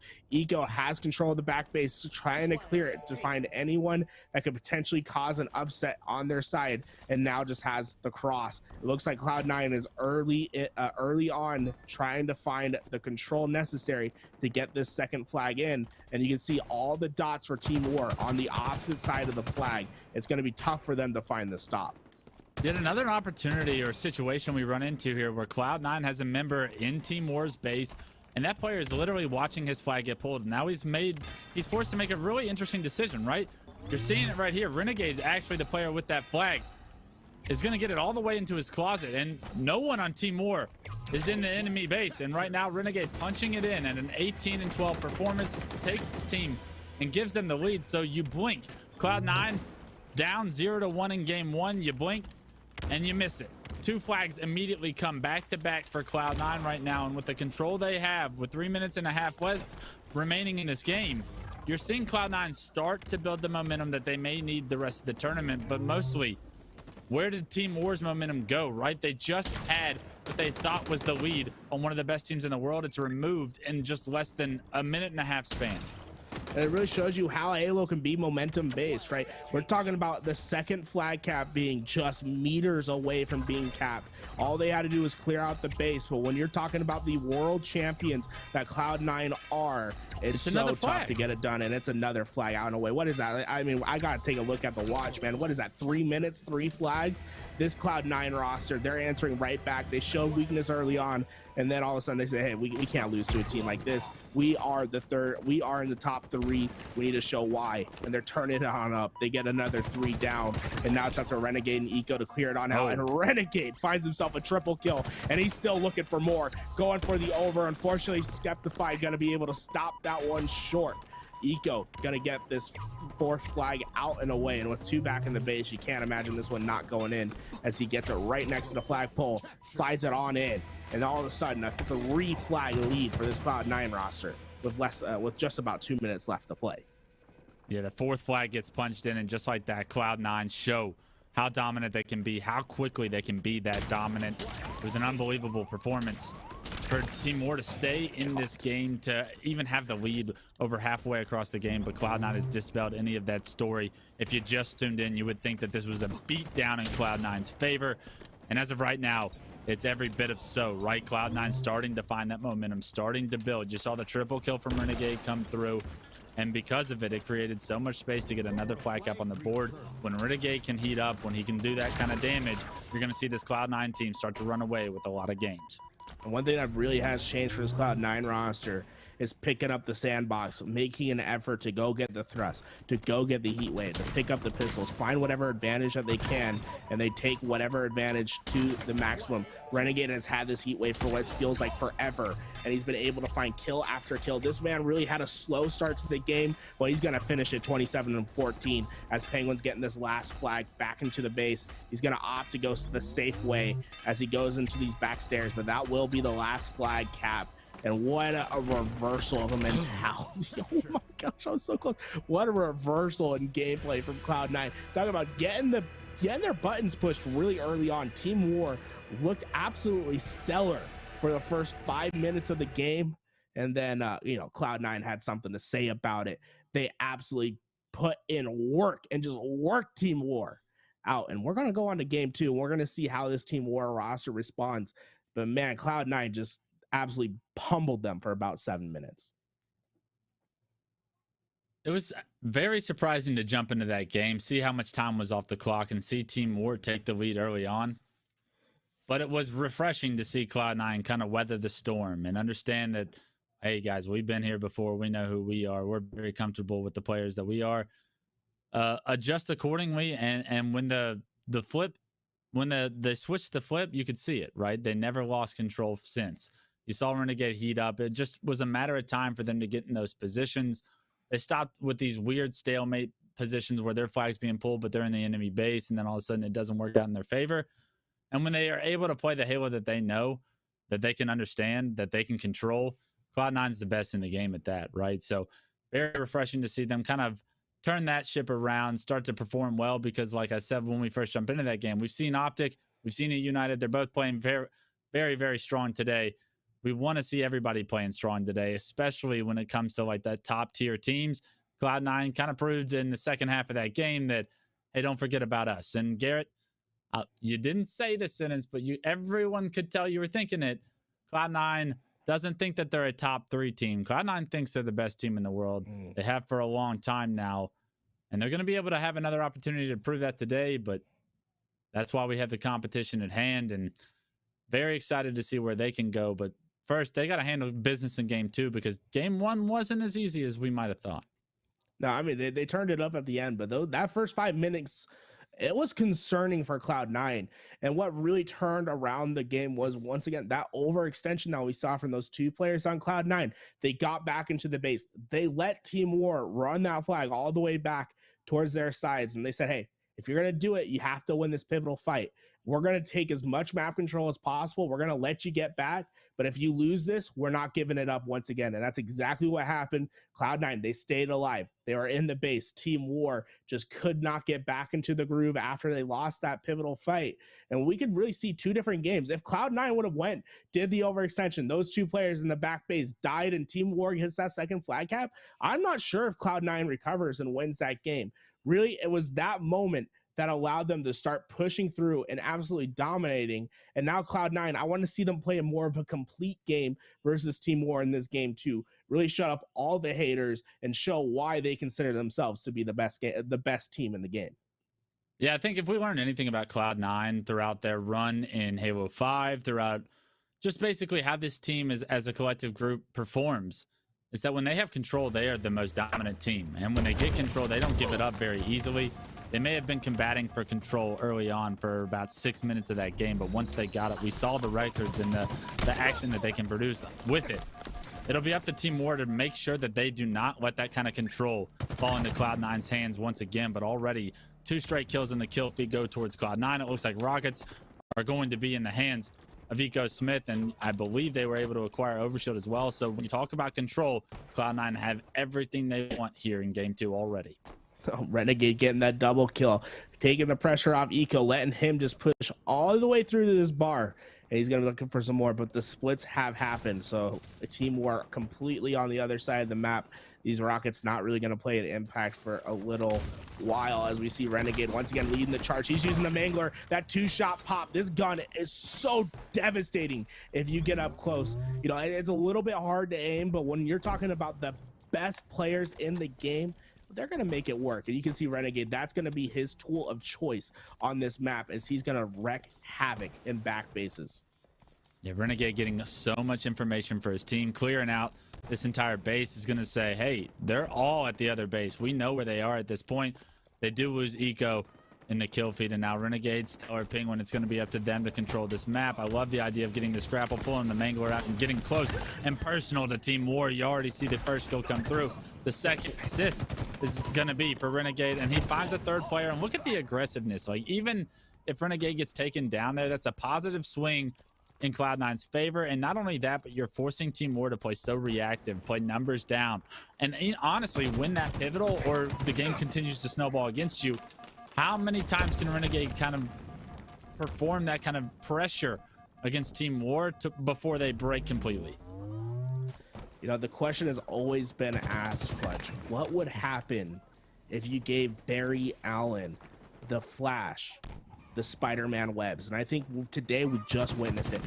Renegade showing what would happen, because the way this man plays, he plays so fast, he plays so aggressive. You give him a grapple hook, you let him do a little bit, a couple Spider-Man moves on the map, he'll show you exactly what it looks like when you make the fastest man, the fastest POV, be able to swing into action as he's doing his best to stay alive. Once again, they have 3 rocket side and they're letting Renegade hold down the truck side to himself, and you're seeing why he gets the 2-shot beatdown. He's playing for more, he's getting more information, gonna pick up the noob combo for now, but this is gonna be too much for Team War to handle. The collapse is starting to come in.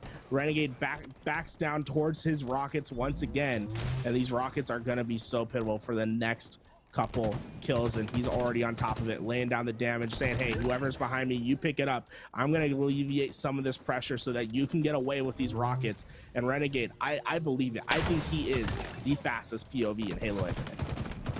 I mean, it's pretty incredible to watch just how aggressive he likes to be. He likes to be up in the face. He does not miss when he does it.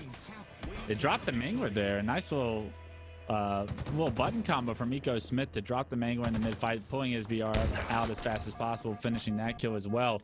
But this is the Cloud9 show, 26-13, already doubling the kills of Team War. And for Team War on a map like Bazaar Slayer, when you give up that control early, when you give up power-ups and power weapons consistently, and you're trying to fight for the middle of the map, this team, I believe they're just newly formed. I know they just announced yesterday, they're going to have a hard time breaking what Cloud9's control looks like, and this is what I kind of feared for them. A team like Team War that, honestly, I think will shock us at Raleigh and honestly create a couple of upsets along the way, now is just manhandled by Cloud9 because of what the early game produced, right? You saw Cloud9 jump out to that early lead, and you thought Trippy's performance on Bazaar Slayer was nice just not too long ago. We're seeing Renegade literally duplicate that performance here with a 15-2. What I love to see from Renegade is this man goes out of his way to prioritize pickups on the map. Whatever he thinks will give him the advantage in the next fight, you'll see him grab, and he'll use it to immediately push forward. And he's doing it more and more. That noob combo gonna find him 2 kills. He turns around. He's already trying to find support for the 3rd. He's once again gonna be leading the charge. This man literally has no fear. He is the most confident player in Halo Infinite, and it's for a reason, as we see him use himself as bait to find it so Eco can find another kill. That noob combo once again playing in. This might be the weakest version of the noob combo yet in Halo's iteration, and Renegade making it look easy as he's found kill after kill. Now just Zero trying to stabilize on out. He found the Mangler to use. Once again, the scavenging gonna play a huge part in how successful you are in this game. And can he use the Mangler to start building a little bit of momentum for his team as they're finding some more kills? But when we look at that stat column, there's one that jumps out to me right now. Septify needs to find his footing because he's 1-12, and his team they're feeling their hurt right now. I mean, this is a culmination of everything that you've given Cloud9 so far in this game, right? You touched on it a little bit as far as like the scavenging in Halo Infinite and how important it is. Watch every single point of view we flip to. If they have an extra thing in their kit, it was intentional that they went and picked it up. If you're in the Twitch chat right now and you're trying to improve, if you're stuck in Diamond and you're trying to get the Onyx, or you're stuck in Gold and you're trying to get the Plat, notice how often these players are just taking advantage of the sandbox around them. Scavenging in Halo Infinite is so important, and it's honestly a new quality that Halo players are really going to have to pick up on. Rockets, overshield, manglers, plasma pistols, thrusts, all the equipment at bay. And you're seeing right now the team with the lead typically is running away with that scavenging story.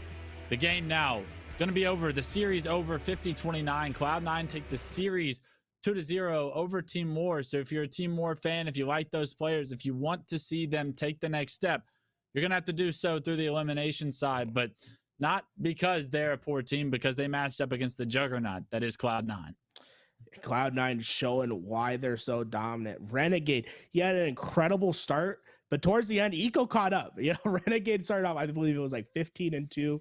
He ends the game with 18 kills, but yeah, Eco is right behind him in the stat line. Those two getting it done for their squad today.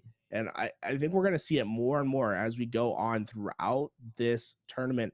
The scavenging is going to play such a story, and I love to see the best players do it, Clutch, because you can see what kind of advantages they gain, why they do it. Towards the end, we're seeing every single little bit of ability being used, whether it was Super CC thrusting towards the Rockets to make sure he could get that kill as early as he could, or the Mangler playing that one shot beat down kill, or get the 2-shot pop to switch to the BR to find kills. We're going to see that storyline develop as we move towards Rally. And today, it's going to be in full force, and you're really going to want to watch out. Whatever POV you watch of these top 3 teams, they're going to show you why it's so important to scavenge and how they use it to their advantage.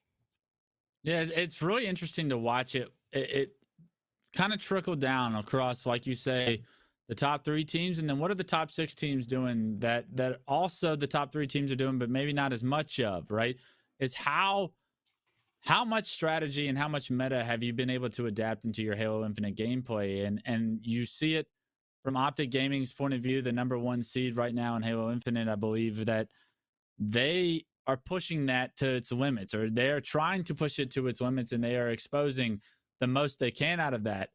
Teams need to follow suit, right? Teams need to catch on if they want to have similar successes to using the Mangler more often, to using those dynamo grenades, power, like overshield rockets, like those things are obvious. It's the other things like the plasma pistol that can come into play. Even the Needler, if used correctly in the right format, yes, you can think that the Needler is like a joke weapon where you're kind of trash talking, but it's also pretty damn effective if used correctly. So situational uses of all the sandbox right now is utterly important to these team successes. And you're seeing the best in the world showcase what they know what to do with these weapons.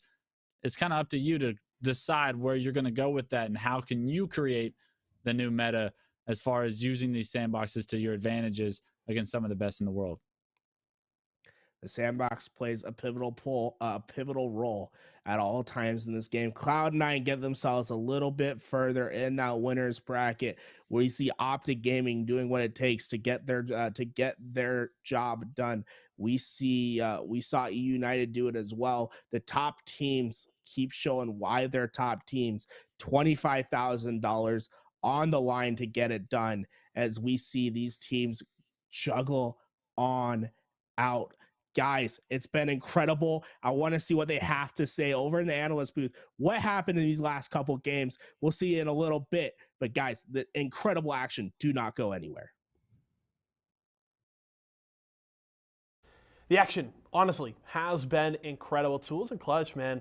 The breakdowns are awesome. Tons of action so far. I've loved getting to listen to both of you there. But my name is Jason, back here once again. We're moving through this bracket right now. My good friend Tony will be joining me here in just a little bit. He's just about ready to go. But I'm just curious what you guys are thinking right now. It's been a lot of very interesting action so far. Obviously, we've seen Optic crushing it. They're the number 1 seed for a reason. A lot of people looking at them as favorites to take it at the major in Raleigh next weekend, and they're certainly playing like it right now. Cloud9 getting a big W there. Now we'll have to see how things shake out in that losers bracket. Obviously, I think PK certainly going to be a threat on that side, but I think we've got a very interesting matchup coming up very soon with the way the bracket panned out. KCP and eUnited will be matching up in round 2 on the winner's side, and I'm looking at Pioneers as one of the dark horses to win this event. I think they are an incredibly talented roster. They're good across every single mode. They've got some incredibly talented, high-skill players over there, and I think they can duke it out with a lot of these top squads. And I would say outside of the top 4 kind of big names that you're looking at, I think Pioneers should be in the conversation to win this kind of event and to be a considerable threat every time they show up to play in a tournament. So definitely keep an eye on them. But I'm just wondering who's been your standout so far today, whether it's a team or a specific player. I know we got to see eUnited pop off in their first series, and Nick was a big part of that, getting over 30 kills in their first matchup there against PK. Looked really strong. We had Ryanoob cycling flags like a maniac there on Aquarius. So let me know, Twitch chat. Who's been your standout, whether it's a team or a specific player, and who do you think is going to take it all? Is everybody on the Optic train here today? Maybe you're leaning more towards Sentinels, or is it somebody else in the bracket? Are you on the KCP hype train like I am? Let me know. I do want to hear from you. And again, I will be joined by my very good. We've got a special announcement video. Okay, let's check it out. Why Not Be Reckless, aka Why Not Be Casting, and I'm kind of a freaking big deal. If you don't know, now you know. And that big Mike does this man even miss insert team name here are going off right now.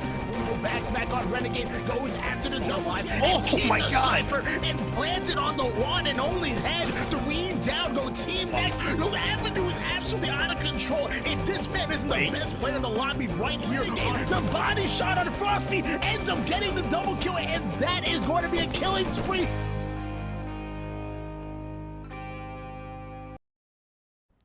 It is my pleasure to introduce to you, ladies and gentlemen, for the very first time, Esports Arena. Why Not Be Casting? Tony, welcome to the show, man. I know you've had a busy day today, but I expect no less energy from you here. How you doing, my man? I can't hear you, so I do apologize. But wow, I was not obviously, I knew I was going to be signed here by ESA as a content creator and a caster, but I had no idea you guys are going to be announcing this tonight. I thought I was doing some analyst work. I'm over here ready to break down the stats. I got my notes and wow. Thank you so much for that amazing video. That was absolutely incredible, and it truly is an honor to be able to work with you all. Hey, it's a pleasure to have you, my man. It's been awesome getting to work with you for so long. We've been obviously together months and months and months doing Microsoft Sunday Halo 5. Obviously, you bring tons of energy, great analysis, and a good voice for the community, which is incredibly important. I know you spend a lot of time talking to all of these players, picking their brains, trying to understand the way that they see the game, and helping that, influence the way that you look at the game when you come out and you cast and you analyze and you break everything down. So I think that is an extremely important voice, and obviously I'm very excited to get to continue to work with you more. I know you've been crushing it, grinding. You've been doing all kinds of HCS broadcasts since they dropped Infinite early, and that's obviously been awesome to watch, but I'm excited that we'll continue to see you here on the Esports Arena shows, and definitely looking forward to it. Hoping that you can hear me right now. I do want to ask you though, Tony, we've had a couple of matches in the books here. We got a couple of big teams obviously in the bracket. Is there one that's been a standout for you so far? As far as the team that's standing out, I feel like the top teams are who we thought they were. We knew that, I would say Optic are kind of the #1 team that won 2 out of the 3 events. Sentinels actually sneaking in and winning that 3rd event. So, and also Cloud9 obviously finishing 2nd place twice, ultimately at 3rd place once. So we knew that was going to be the top 3 teams. In my opinion, I think eUnited has been really consistent and kind of sitting at that top 4 spot. However, some might say SSG might be taking that top 4 spot. eUnited might be bumped down to 5. So we kind of knew who our top teams are. And to be honest with you, when it comes to competitive Halo, we've always been top heavy. However, I would say I didn't expect the fellas to get 5-0 like that. I'm gonna throw some respect on their names, man. I love me the fellas, man. And love me some Touche. Designful is absolutely insane. I didn't expect them to get 5-0. Hopefully they make a run throughout the lower bracket. We'll keep our fingers crossed. I wasn't expecting either, but you do highlight there is some really, really good top end talent in the bracket. I want to pose a tough question then for you, Tony. You're talking about, the top squads are who we thought they were. You've got to take either Optic or the field. Who wins? Is it going to be Optic or anybody else?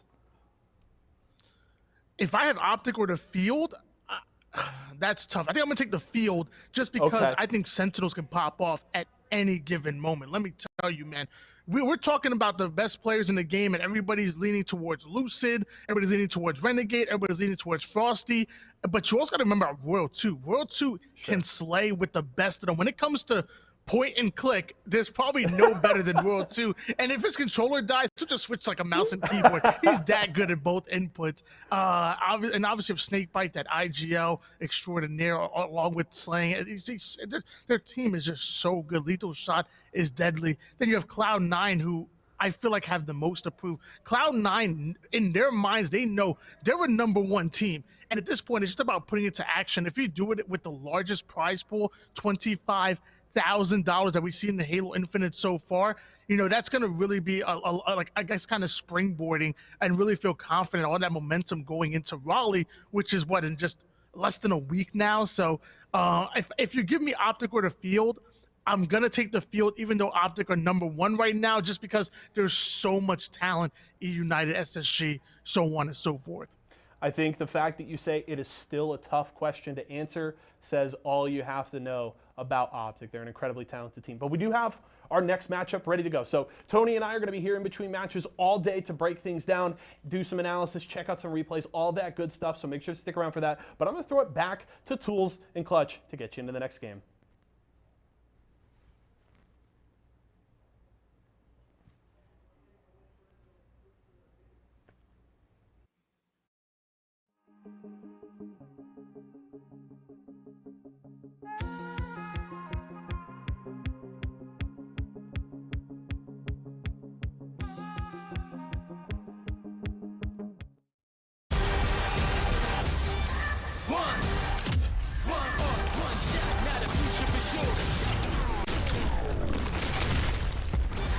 Versus coming daily under pressure. Working on the plot and the scheme. The true side trademark is at the edge of your dreams. I'm talking, yeah. One shot, now the future is yours.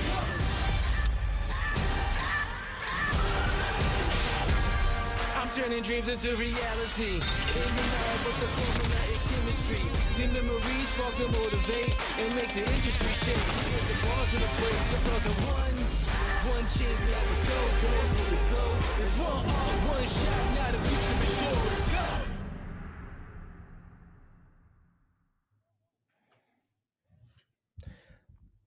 Welcome back, everyone. My name is Tools. I am joined with Clutch, and we've seen some incredible matches. But before we get into it, Clutch, I just had to say congratulations to our fellow caster. Why not be reckless? Tony getting signed with Esports Arena. We love to see that here, guys. You don't know how much of the grind this man has put in.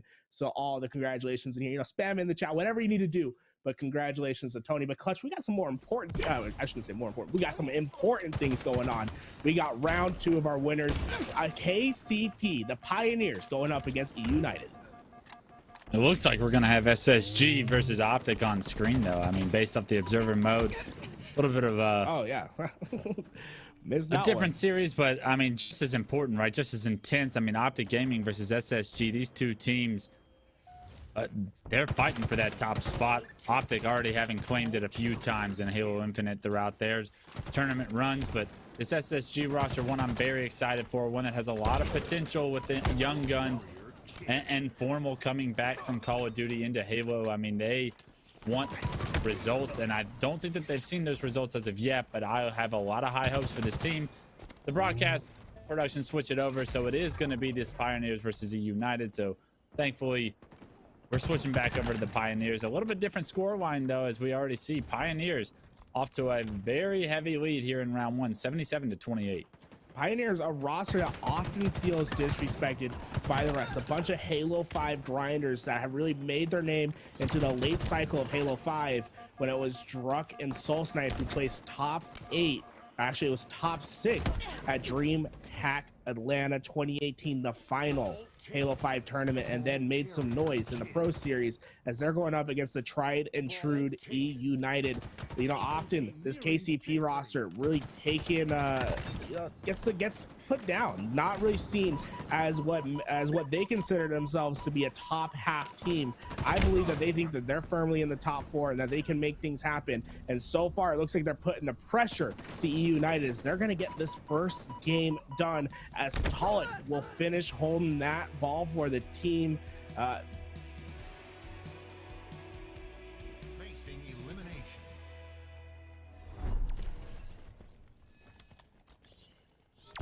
Play's not too differential between the two teams there in round 1, but the scoreline and the ball time, like you pointed out, is a very one-sided affair for Pioneers. We were only able to jump into the end of that round, so it'll be very telling to watch this second round. We can't really say what the issues for eUnited were, but it is a very surprising scoreline because this eUnited team, they're going to have to go up against Pioneers several times throughout their Infinite careers if they want to get to where they want to be. And right now, Pioneers getting the best of them here in game 1.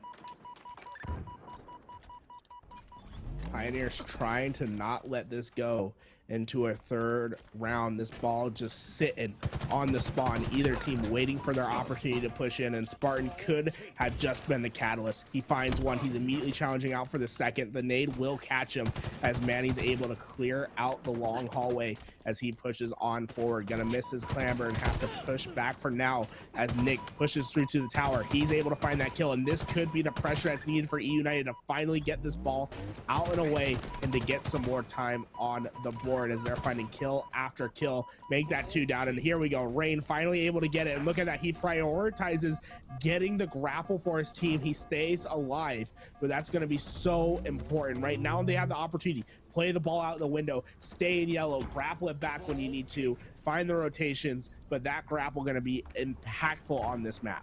It'll be interesting to see how he pairs that grapple with this oddball right now, because typically you don't want your oddball carrier carrying the objective as well, because he can't be taking advantage of that grapple. But 3 kills immediately come through for eUnited, and their first opportunity at a setup here on stream is looking great here, and it's going to be needed because the sword carry, he gets taken down by Sparty with great use of the mangler. And right now eUnited doing everything they can to dispel what happened in round 1 of this game 1.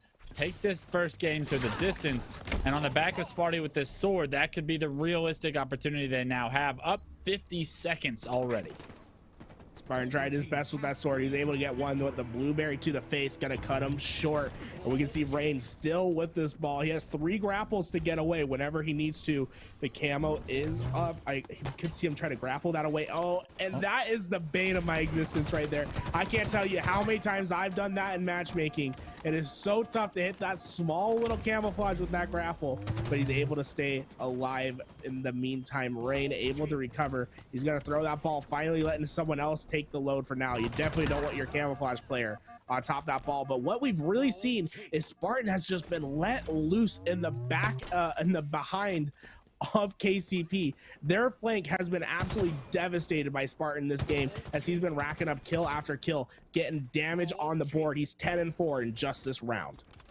The ball is in a pretty tough situation, so even though eUnited gets that camo, has the grapple, really gets a few sways in their favor, they're not able to accumulate more time right now. We haven't seen them pick up any real significant time since that ball has been down in the bottom middle part of the map, and because of it, you're wondering if eUnited and Rain specifically wish that he could kind of have that play back, maybe use that opportunity to end this round 2, because the longer you stay in this round, the more of an opportunity you give Pioneers. Fortunately though, you get to play with this early lead that you've built, but it's still not over yet, and small blunders like that, maybe not punished all the time, but the times they are, you remember. Look at this Spartan. He maintained the tower, he maintained the top yellow control for as long as he could, and now he just grapples that ball towards him, and look how far KCP is to the action. He feels the pressure, he gets the ball out, and he's gonna use this shock rifle so incredibly well. I believe he might be the best player in the game with the shock rifle. What I've seen him do with it on Twitter, that man has absolutely put in the time to perfect that weapon. And now the camo back into the hands of eUnited. This time Nick gonna take it for a wild ride as he has players to his left and to his right, not able to stay alive for now, and KCP finally finding their opportunity to get this ball away with some sort of control. Unfortunately, it looks like Spartan's gonna be the one to cut it short as he's able to find one and apply the pressure for now. Z-Manny gonna give a parting gift before he goes down, but Druck has this ball away, and he's looking. Yeah, there they are. The push is coming in. He plays it early as his teammates have control over in Turbine, and he's going to give up his life, but they have the grapple and they're ready to make the plays. They've already got the ball into the pipe situation. They just need Slays to come through from their side, but Pioneers doesn't have the Slays to really compete right now in this second round, and because of it, eUnited still look to continue the press that they've been able to apply so far here in this second round. A nice kill right there is going to break any chance of a setup that Pioneers might have had, and already with eUnited and the ball in hands, 13 seconds to go to take this to a round 3. They're looking to capitalize, and yet another dominant round performance from them, even more so than what we saw on the Pioneer side in round 1. And this should do it. There we go. eUnited tie it up 1-1. And what we saw was a dominating scoreline for Pioneers in round 1. Well, round 2, it was doubly as bad for the Pioneers. eUnited absolutely dominated the slaying, the setups, the time on ball, just about everything went in eUnited's favor that last time. And now a quick camo grab from Nick, using the drop slide technique to launch himself straight into that camouflage, and he somehow gets away with it. And this could spell an early disaster for KCP, as they're going to have to contest the camouflage. And Nick, if you let him have first shot, he's not going to lose.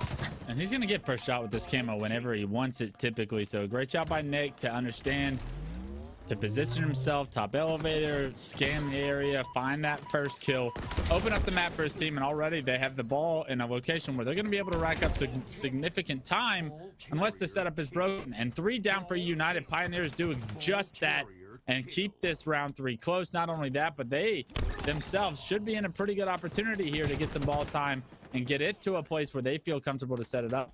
I do believe that ball carrier is taken down with a crucial kill from Ryan Noob. So if you're Pioneers, you want to be able to manifest these slays into something objective oriented, but eUnited getting that one pesky kill has shut down everything for them. At eUnited, whenever they lose their setup, they make an effort to throw that ball into the middle of the map, and they take advantage. They make KCP work for every second of time, and we can see that's already playing an effect on this team. Pioneers had to waste about a solid minute of time just to get this ball back into their hands, and already eUnited is threatening as they find 2 kills. It looks like Nick's trying to make it more. He finds some great shots into that player at bottom stairs. Rain will find another on Manny, and it looks like eUnited has completely flipped this control on its head.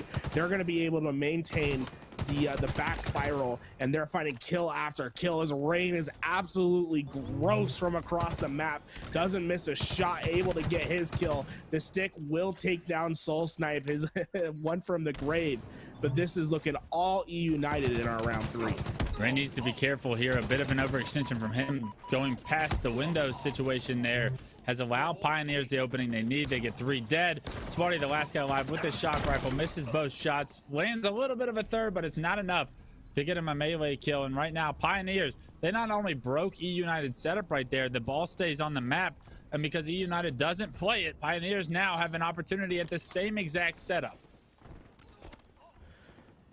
Basically 0-0 at this point. KCP has the hold for now. Talik sitting bottom mid with this shock rifle. Maybe the unconventional position will allow him to find an easy kill as he gets up and now has the cross. The C push is coming. Rain taking shots. Manny gonna be able to find that kill. Druk has the sword to himself, and this is looking like a devastating hold for KCP. It's gonna take so much effort for eUnited to push through, and Soul Snipe's gonna be the one that's holding off the turbine push by himself. He finds one. He rotates back towards his team as kill after kill has lined up the feed for KCP. They're getting the job done as Soul Snipe finds another pivotal kill at the top tower. And now look at all these spawns coming out of a long hallway. Every single one of these kills Pioneers is able to get numbers in their favor with this setup is massive. They've been able to accumulate over 60 points with just this setup alone. 75-31 in round 3. Do or die for eUnited. You maybe have one more opportunity at a good push, and it looks like they're starting it now. The problem is the push makes the ball play off, and they did all this work to get themselves into C. Now the ball is going to spawn as far away from them as possible. They're going to have to reslay one more time as Rain pushes straight for this ball. He's taking damage. Can he get around the corner? Around the corner he does. Rain, with no fear for his life, gets the ball and gets it away, and this is going to be a solid 15 to 20 seconds of free ball time before KCP can even think about getting the push.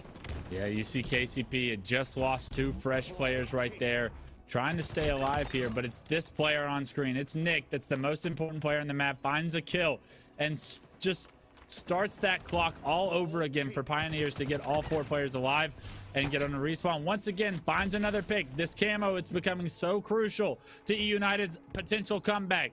They've got 30 seconds on the board already. 66-82, now down less than 20 points. eUnited look to make this comeback a reality.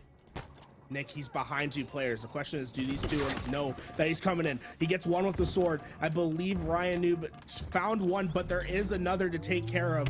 Pollock was able to find Spartan on the map, and now Nick is basically by himself. He does have the sword to work with, but he's not in the optimal position to make something happen. He has 3 players in front of him, not able to get one, as KCP minimize the damage taken for now. They maintain the lead, and you see them just start to expand. It's gonna be up to Soul Snipe to hold this ball, but we see beautiful positioning coming out from KCP. Look at the points. They need 5 points to win this round. They're going to take this game 1 from eUnited right now. With 1 second remaining, they get it. The kill does not come through for eUnited. 2-1 Pioneers steal game 1 in this series. They make their presence known here and now.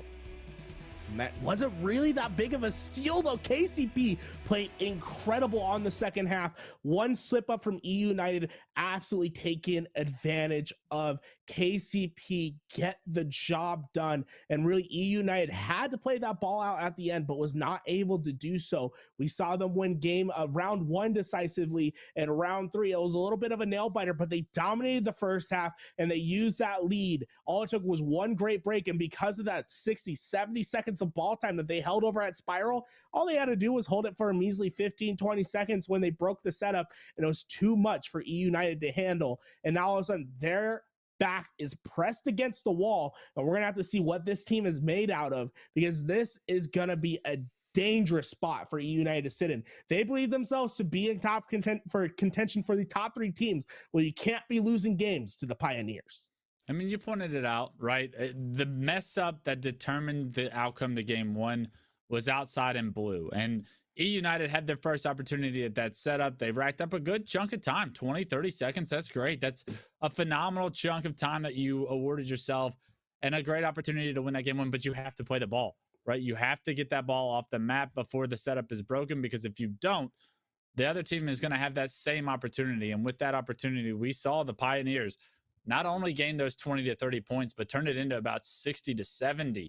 And when you're able to hold a setup like that so significantly, so strong, you just put yourself in such a good position, like you said, to rack up just a couple chunks here and there and make up the rest of the points that you need. They were able to do so there at the very end. Unfortunately, eUnited making just a crucial blunder could determine their winners bracket lives here. Going into a game 2 Slayer is not something you ever want to do down 0-1, especially against such a strong team that you consider a very big threat in this tournament that the Pioneers are. eUnited, they don't have a ton of time to rewrite this ship, but game 2 is a must win for their winners bracket hopes, and you know that they have every intention of trying to make it to the finals through that winners bracket side, and unfortunately the script's not looking like that's going to be the case. Well, one thing eUnited does have going for them is game 2 is a Slayer, and that's where they have the edge over KCP. We saw in round 1 of Oddball, it was 100 to 28, something like that KCP won, but the Slays, they were about even. And then the story in round 2, eUnited dominated the kill feed. And round 3, it was a little bit more of a back and forth with an edge to KCP. But when it comes to the slaying ability, there is a clear advantage for eUnited. Pioneers have better objective efficiency, but it doesn't matter when the objective is just to get 50 kills. But not a great start, as Manny finds 2 looking to the back. I don't know how you let Rockets get away for free, but that mistake could cost them dearly early in the Slayer as they go down 4-1. Yeah, I mean, you want to talk about massive blunders. Nobody even keeping the rocket guy in check. Manny says, if they're not going to watch it, I'm just going to go for it. Ends up going for it, having a perfect timing on a flank on 2 players, using 1 rocket to kill 2 players. You see, sometimes rockets don't work out in your favor in Infinite, where you're almost guaranteeing that you should have gotten the kill. He actually finds 2 with it, finds a 3rd in the opening, and already an 8-3 scoreline for Pioneers. Everything, including timings, going their way so far. You can see they're making an effort to pick up the sandbox. We see Talik with this Sentinel beam. This thing can absolutely shred, and he's playing a position where he can jump up into tires and find an easy kill if needed. He's trying his best to stay alive. 2 over at Cafe. He's the middle man, and he's going to be the one that takes care of any player that tries to take a shortcut to the action. This Sentinel beam, you get up close and personal with it, it's going to melt your life away, as we see really a standstill. You don't see this often, just Halo Infinite really plays itself to be a bit faster than this. But KCP has their setup, and they're not moving an inch. Yeah, they have the setup they want. It's up to eUnited on how they want to break it. I like that eUnited slowed the game down, because if this game continued at the pace it was at, they could have found themselves drastically behind. They cut that deficit down to 5, stopped the game entirely, and let's see if eUnited can formulate some kind of a setup break here that could potentially get them back into this second game. Spartan, he finds the flank, but his teammate went down as soon as he did. Nick is going to get the trade out, and now Cafe control in favor of eUnited, but is that enough to get this Rockets and just try to make a play? He's going to have to worry about these players over at Tires. It looks like Ryan Noob was able to get away with the Rockets for now, so KCP has the setup, but Ryan Noob has the boomsticks, and he's able to find one as they're starting to break their way into this map. And now it's Talik who's under pressure. He's trying to get away. eUnited have finally found the break, but Soul Snipe has the help over top. He's going to be able to find one. Druck trying his best over at Tires to stay alive. Ryan Noob able to find 2 kills with those rockets, but isn't enough to break the setup as they are still holding this Cafe to PD lane. Yeah, it doesn't look like it. Even though eUnited get rockets, they find 2 kills with those rockets, but they're so separated, they're so far between each other that no real ground was made for eUnited. The score still in Pioneer's favor. It just gets dwindled down to 3. Nice shots out of Nick. Make it a double kill for him. Make this a 2-kill game for eUnited, and that could be the opening eUnited won. I just have to point it out, Clutch. They were perfectly fine holding out their setup that they had. The second they started to push it into eUnited's territory, that's when Nick said, hey, this ain't you. This isn't you. We're going to take advantage. They're able to flip the setup completely on its head. Looks like KCP might have gotten a little too greedy trying to push out for spawns. And what they had a really dominant hold in the beginning of this game, all of a sudden, it's basically a tied game. They have no control. And we've already seen what Nick can do with this rifle. He's holding down the lane. You cannot expose your head. 3 shots, 1 to the head, it gets it done with this stalker rifle, and you absolutely know Nick has one of the grossest aims in this game. He's not going to let you get far. No, but he does get caught out right there, and because of it, that could be Pioneers' opening to breaking this setup. We saw how much trouble eUnited had, but once again, they slowed the game down to a halt, and they figured out the opening they needed with rockets coming up in 5 seconds. Every kill here going to be crucial. The map control is everything for Pioneers right now, and they should get these rockets. Let's see if that's the case. I love that awareness from Talik, right? They find the kill over at C. He knows that PD's open. He turns around. He doesn't go for the rockets. He lets Soul Snipe get it because he's aware of the spawns. And really, I consider Talik to be the in-game leader for this Kansas City Pioneer squad, and we're seeing why. Soul Snipe able to go 1 for 2 on the rockets as he finds one. They get their setup back, and he's rotating back towards his team. And looks like they're going to allow the B spawn for now, but he's going to be ready for it. The nades come in, and Soul Snipe pushed out and away, so they're going to conglomerate over here at Cafe. This could be dangerous for KCP as eUnited mounts a push, but it looks like Soul Snipe trying his best to get out and stay alive. Yeah, look at the score line though, 25-14. Ever since those rockets have been picked up by Pioneers, it's been all Pioneers in the kill feed. They've had all the control they want. They've gotten all the slays they want. And on the back of a 10-4 performance right now for Manny, we are seeing this KCP roster come to life. Yeah, I think Mr. Soul Snipe went Mr. Worldwide right there. He did a complete wrap from PD all the way to top benches. Not sure what that was all about, but he was eventually taken out. Soul Snipe looking for his next kill, able to find it on Ryan Noob as the score keeps to grow, basically doubled at this point as they're finding kill after kill. And eUnited, it looks like they're folding for now. All 3 of them at PD. They have one good push to break a setup and potentially start getting themselves back into this game, but this is dangerous territory to be in. You're down double digits, and that 40 kill mark keeps approaching on the end of KCP. And look at that, Soul Snipe was able to get the shotgun, and although he died, he brought it back for his team. And it's all about the sandbox. We've been saying that since this broadcast has started. If you're able to control the sandbox, you can control the pacing, you can control the kills, and you can guarantee yourself a victory. Yeah, these next set of rockets are a must-have win condition for eUnited, and what they do with them could potentially determine the outcome of their tournament. Live Sparty, he actually gets taken down into the tram, and unfortunately for that, He loses the shotgun heat. Nick trades the kill out though, but unfortunately trades, they're not going to work out in eUnited's favor, and trades are exactly what Pioneers are looking for. They get the kills. They actually come out on top in this situation, and 14 kills now separate these two teams. But more importantly, a game 1 win for Pioneers has put them comfortably in the driver's seat to continue their winners bracket as eUnited start to crumble. Oh man, it is an absolutely devastating effect that KCP has had. They were able to trade out Ryan Noob, get those rockets, and they break right back on in. And with only 10 kills left, I think this is all done for. Like you said, it really is a crumble from the side of eUnited. They had their chances. It looks like they blew it, and now they're looking for a miracle, because that's what it's going to take for them to get back into this game, as KCP looks to round it up. 9 kills left to get to 50. It's so difficult to manifest a comeback and a Slayer to 50 kills down this margin. If eUnited was able to pull this off, it would be something special. But unfortunately, Pioneers, they've got all of the time to work with, right? 4.5 minutes on the clock. If they wanted to, they could probably try and slow this down and figure out a way to just trade kills out. Just 7 kills needed for Pioneers to steal this series away from eUnited fans. And the Pioneers have everything they want right now. Rockets don't come up for another 30 seconds. A bit of a blunder there from Talik, but he actually picks up a kill on a Nick right before. So a trade comes through, and that's a recipe for success for Pioneers fans. You'll love to see it as the heat wave, the Sentinel beam from Manny comes in. The body disrespect, get that thing off the map. We're gonna fry you and advance here. 47 to 35.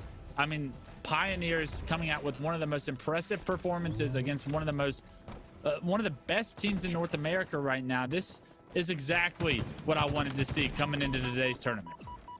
I love to see this from the Kansas City Pioneers.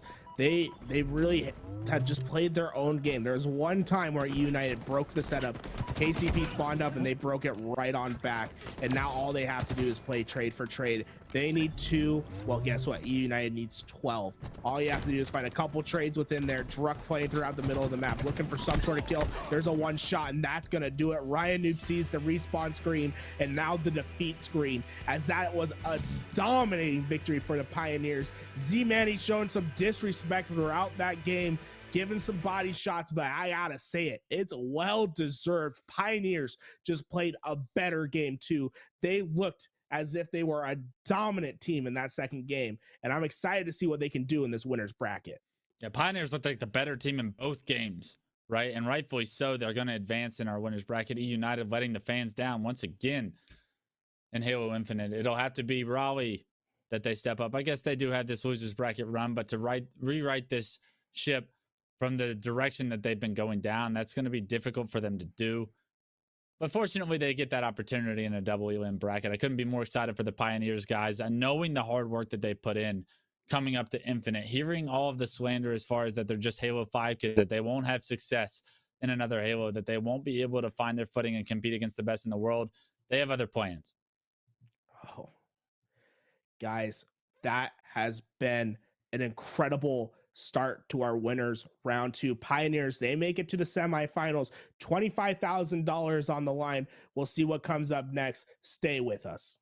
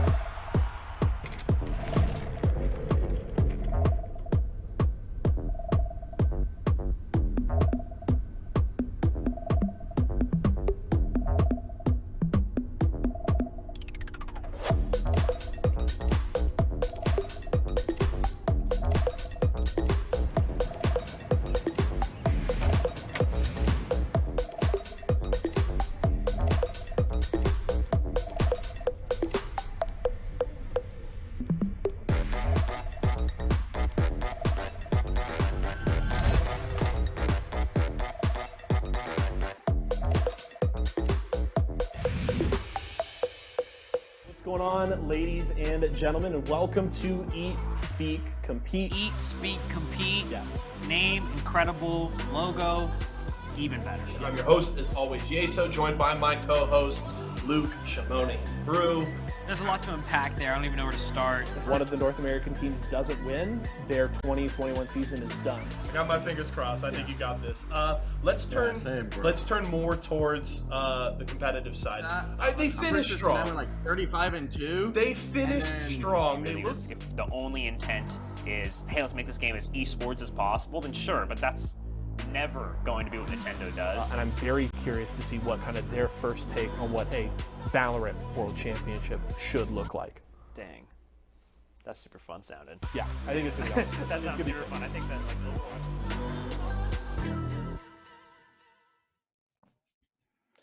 Welcome back, everyone. We weren't gone for long, and guess what? We have our next match up. Now, Sentinels, they just won the last tournament. They're going up against G2, a roster that has a lot of question marks around it about how far they can go. Some consider them to be a dark horse. Some consider them to be a flop. Wes, what's your opinion on this G2 roster? Yeah, you know, they have a lot of individual talent, but will they be able to put it together? The pieces have to come together for them to have 4v4 success. We know that these guys are individually skilled, but individual skill can only get you so far. And when you're competing against the competition that's in a tournament like this, where 12 teams are invited, they're the 12 best teams pretty much in the world outside of maybe Cartel.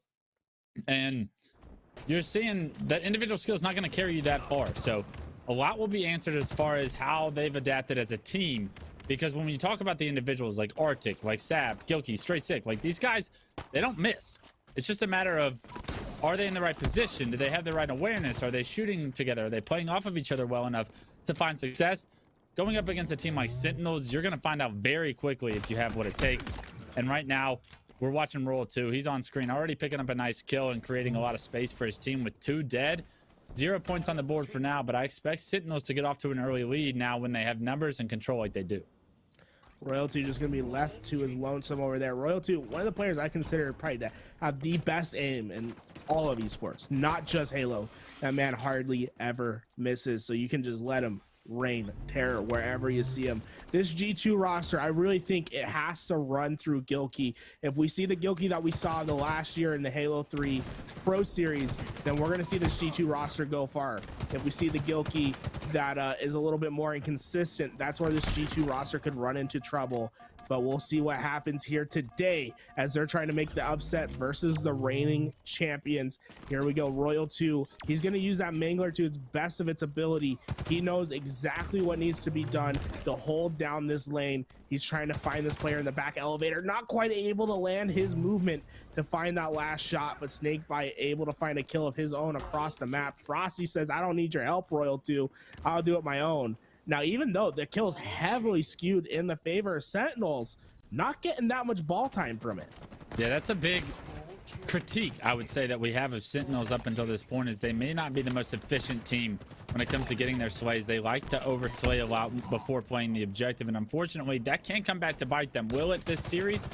That's left to be determined, but I don't think G2 is going to be that scrappy team that keeps the game close. If I'm G2, you have to find your footing in the slays department as well with Sentinels for anything to be manifested as far as some momentum for your team. Unfortunately, that's a much harder task said than done, right? Like, when you're talking about individual skill, yeah, we can pump up G2's individual skill all we want, but we know who the guys on Sentinels are. They've gotten to where they are for a reason, and because of it, it's going to be either a closely contested battle if G2's shooting phenomenal, or Sentinels probably runs away with this game the more that they have an opportunity to play the game and spawn on the map, right? You're seeing it right now with the perfect setup towards elevator, kills coming through in Sentinel's favor. Now the points as well start to result in that scoreline. G2 is a roster that's gonna have to beat this team as a team. Sentinels will not lose to a team based off individual skill. They're too well balanced for that to happen. As Royal 2 racks up some more time, he hears someone underneath. Well, it doesn't even need the help right now. Snakebite able to find the first, and he's able to find the second, using Royal 2 as a gravitational well to pull those players out of position. As Snakebite feeding himself 10 kills and 3 deaths thus far this game, as he lands the cross map shot with that Mangler to break shields and to find another easy kill. The score keeps racking up in favor of Sentinels as they have finally crossed the halfway mark at 50 kills. And look at this all of G2 basically stuck in that long hallway, and that ball just about as far away as it can be. They're really depending on finding these next couple slays to break this setup. G2 is doing exactly what they need to, though. They tried pushing across catwalk, but when Sentinels were able to control yellow and where that commander rifle spawns, it's almost impossible to break that setup. You're gonna receive way too much damage pushing across catwalk or bottom catwalk, to where it's so difficult to try and to come through those doorways with enough shield to be able to win a 1v1 against a Royal 2 or a Snakebite. We saw it several times that G2 tried that strategy. They finally pushed the glass side of the map. They got control of yellow, but unfortunately they put all the resources in that again, and they only had one angle that they were coming from. Because of it, Sentinels were able to just freely focus all of their attention onto that one doorway that they would be coming out of, and you're seeing the score. It's 96, 97. This is going to be 100 points to 5 right now, and it's because G2 need to figure out a way to break this setup. They could not find the recipe there in round 1. Well, Snakebite was just masterful that last game of using the ball as a bait piece to find positional play and to get kills from behind. Sab trying to rewrite history this time around, trying to find a better performance in round 2. He's able to get 1, but 2 go into the favor of Sentinels. Gilkey trying his best to maintain that Batman position, to be the last line of defense and to make sure no one can get away with that ball easily.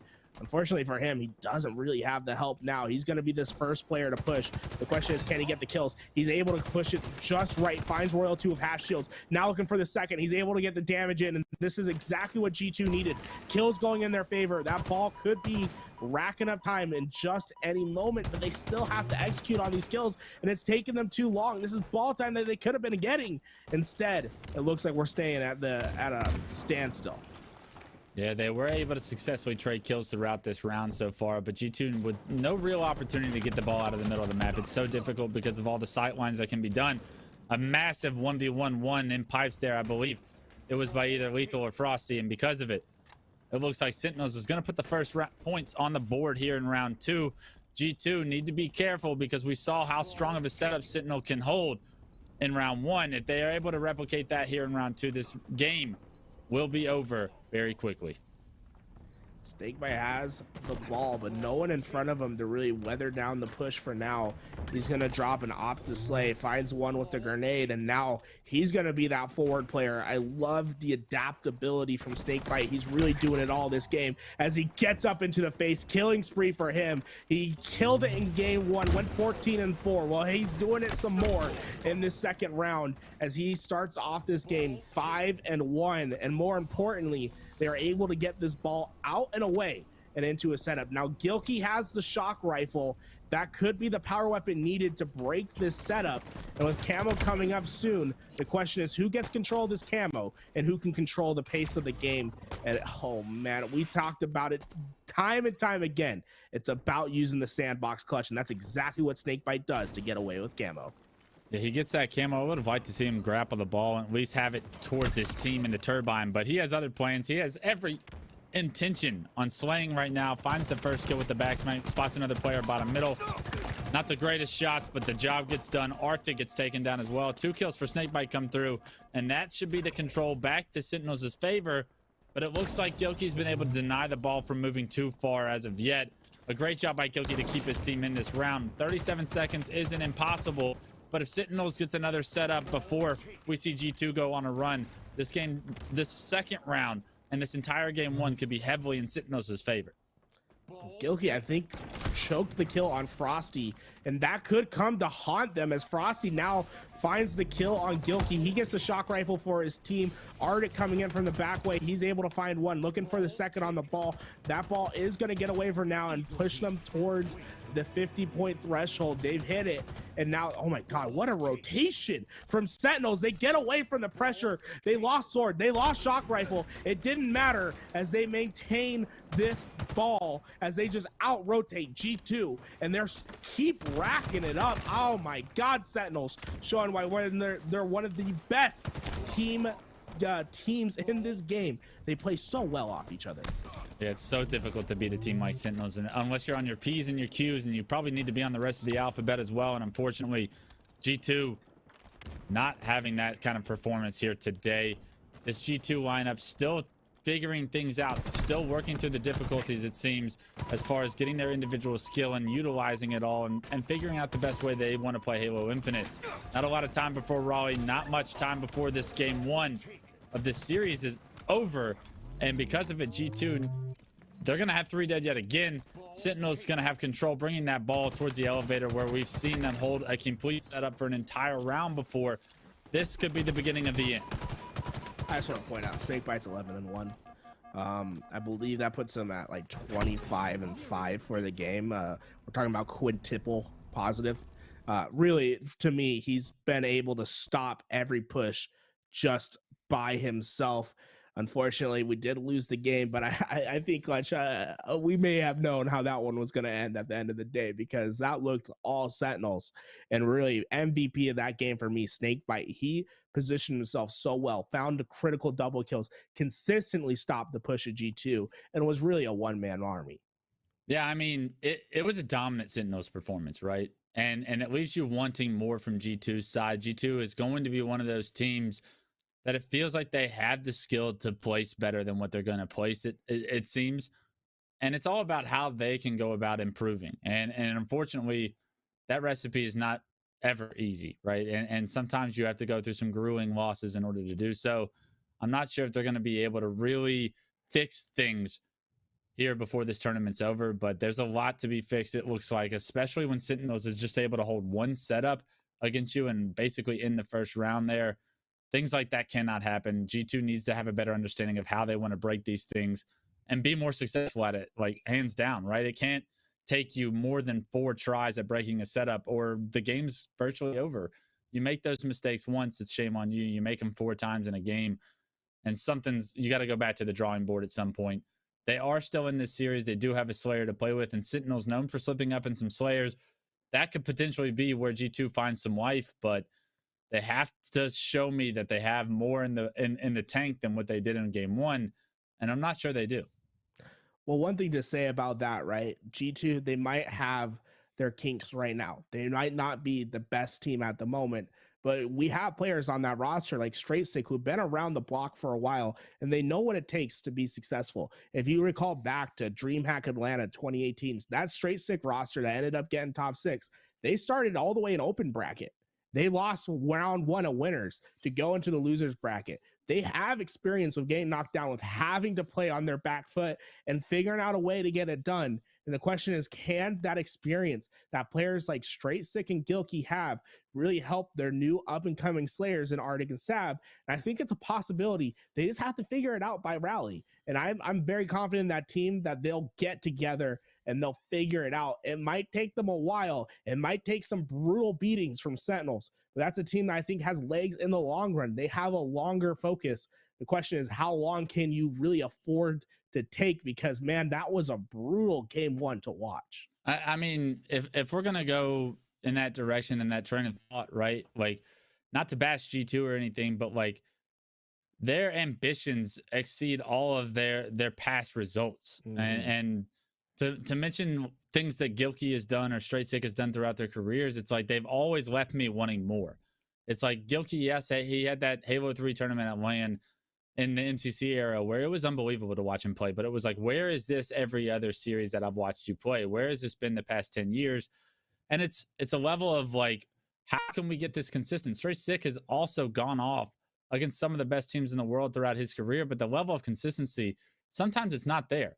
And it's often not there a lot more than what we see, the glimpses of the potential of these players.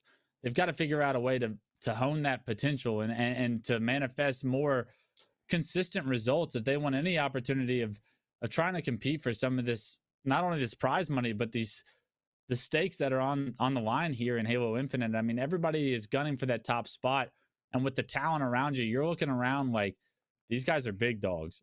And if you want to be part of the big dogs, you got to play like one. And unfortunately, G2, I mean, it's going to take everybody playing better because it's not up to one individual. It's not on Gilkey's back. It's not on Stray Six back or Arctic and Sab are not carrying their own weight. Like, they're going up against teams that all 4 players are world-class calibers. I mean, you start with Optic and you're looking at that roster and you're going from top to bottom. I mean, APG is arguably like the guy that needs to step up the most on that team. And like when APG is that factor, like you're in a good spot as a team. So everybody on G2 has got to figure out a way to elevate their gameplay.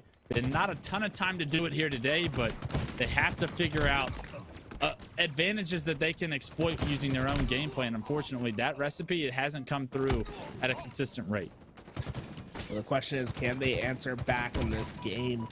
To Arctic trying his best to stay alive. Rocket's still around in play. It looks like they just got picked up by who else? Lethal. He's able to find the trade out. Unfortunately, did cost his own life. So those Rockets going to be down in tires. Looks like Royal 2 trying his best to get in there and get away with them as Snakebite holds down the cross. Looks like Royal 2 was able to get those Rockets, and that should be enough to give Sentinels some breathing room early on into this game. So it's up to G2 once again on their back foot early on.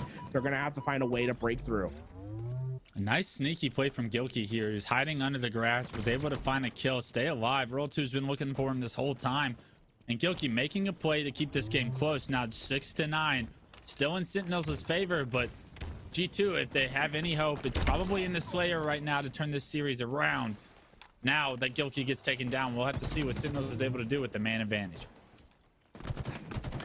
Frosty's gonna be able to find Arctic on the way out. He's trying to get the cross pulse rifle, not able to find the shots to connect. And now shotgun into the hands of Sav. He finds Snakebite trying to get away, and this could be the opportunity for G2. Once again, the Bulldog is so important on this map. You don't normally want to be over at purple, but when that shotgun's coming up, you want to be able to grab it and take it away and start to control the map with it.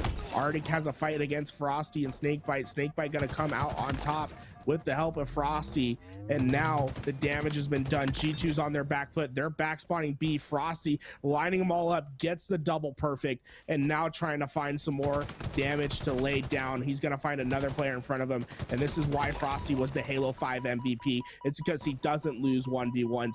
Gilkey, we'll see you 8 seconds later. Look at Frosty's positioning. His entire team was tower side of the map, and he gained so much information as he got that double kill that he knew where the other two members were going to be from G2. They're able to not only get those 2 kills, but also have the information that they flipped the map successfully. All of G2 spawning towards the police department area is going to be stuck with very limited space to push out here. You see Frosty anchoring this tower, this balcony position, now looking to be aggressive, and the rest of Sentinels coming from the left side. G2 are in once again a terrible position to come out on top. Yeah, and you can't even afford to play trade for trade at this point. You've gone down too much. You have to break setups and gain advantage. There is no more going 1 for 1, going 2 for 2 at this stage of the game when you're down by 13. And it looked like Frosty is just going to control the mid of this map, uses the nerd jump, trying to get high with the pulse rifle. Went for a cheeky little ninja, straight 6 saying, no, I'm not going to fall for that. I've been around the block a bit too long for that one to work on me. But once again, all Sentinels has to do is play trade for trade, and that's exactly what's happening. They're using themselves as bait, pulling players from G2 out of position and finding kill after kill. The push from G2 is happening, but Sentinels, they look to be rock solid in their setup. And once again, it's about pulling a player out and finding the trade. Sentinels will take it all day. Yeah, 26-14 right now. Sentinels in the driver's seat of this series, looking very dominant. G2 on their back feet again. A nice 1v1 against Sab, against Frosty right there. Gives Sab the lead. And that could be a massive kill, right? You got 10 seconds for Rockets to come up. You've created a little bit of space. You've got information on where the rest of Sentinels are. They're going to be spawning on the police department side of the map once again. And G2 now in maybe a favorable position to try and get these Rockets. Looks like Arctic was able to acquire those. A couple kills come in their favor. Maybe you can manifest some kind of momentum here. Another kill from Arctic could be massive, and there it is in the kill feed. The Rockets get put to great use.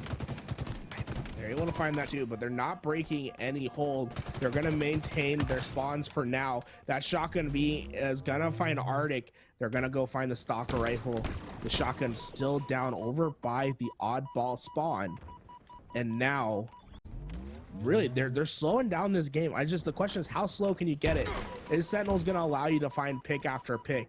And it looks like Sab is the player that's isolated, and I think Sentinels knows it as they're trying to materialize a push over by Purple. But look at this beautiful positions from Sav. He's able to find a player in the back. That's going to be the trade out. He's able to get shots into the second. The push from Sentinels does come through, and look at that. Royal 2 finds Arctic out of position, and I believe that's going to stop the potential flip of this game. I thought G2 had an opportunity right there, but Arctic dying is just going to put us into back of the more of the same old. 2 setups. Sentinels trying their best to break in.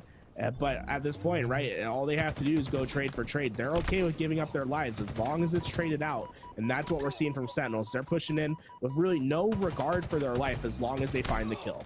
Yeah, Sentinel smells blood in the water right now. You see Lethal just jumping at players, trying to get those trades, trying to get this game over with. 9 kills separate the 2 teams. But not only that, but a game 1 victory for Sentinels make this series a very fathomable win for the Sentinels roster. They look to continue their tournament lives through the winner's bracket right now. Snakebite being aggressive, finding another kill, extending this lead to 10. Not only that, but the map control all in Sentinels' favor, and G2's hopes of advancing right now through the winner's bracket dwindling as each kill comes across the board.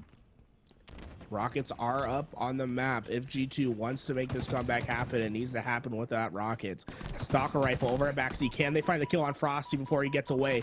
The shots are coming through, but not able to get the kill as he's going to waste both those rockets. Although he dies, the job is done. You take the power weapon off the map and you went 1 for 1. That's all you can really ask for as they get themselves 1 step closer. Only 8 kills left for them to get to 50. And you can see them really just no regard for their life as G2 finds 2. You think Snakebite, I think he just he was like, oh, I was gonna push.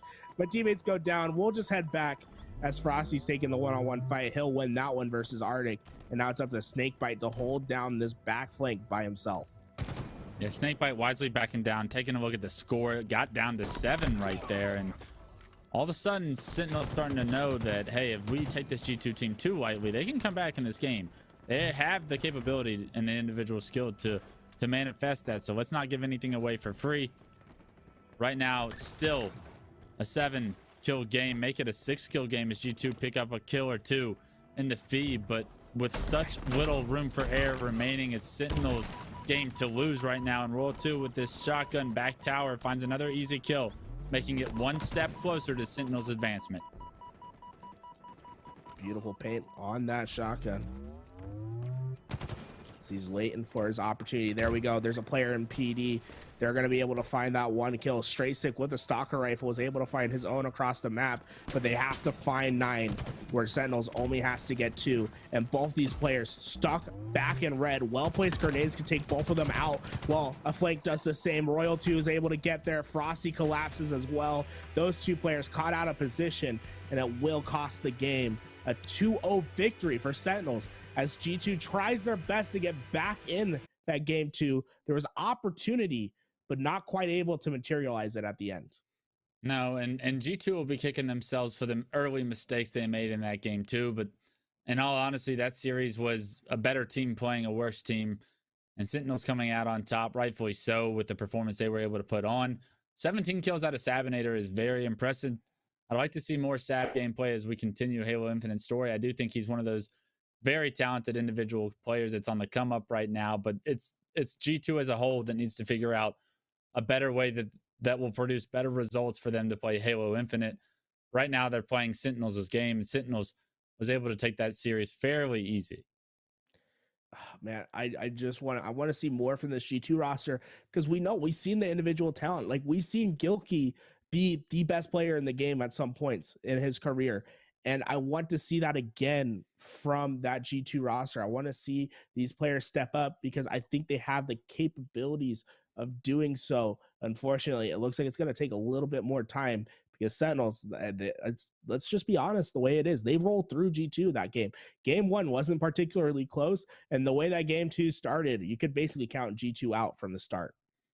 Yeah, when we talk about tiers and the rankings of Halo teams in the world, right? Sentinels and G2 typically land in 2 different tiers, and I think that was the story that we saw there in that series. G2, unfortunately, able to play when they're all clicking and they're all playing their best. They may be able to compete with some of the best teams in the world, but I do not believe we saw G2's best. They're going to have to go back to the drawing board and figure out a way to bring their best to their game. They do have the elimination bracket in order to potentially provide that as a storyline for us as casters. But unfortunately, we're going to have to wait and see what they have left in store. Well, as they go to their drawing board, let's go to our drawing board. Let's see what our analysts saw in the back. We'll be right back.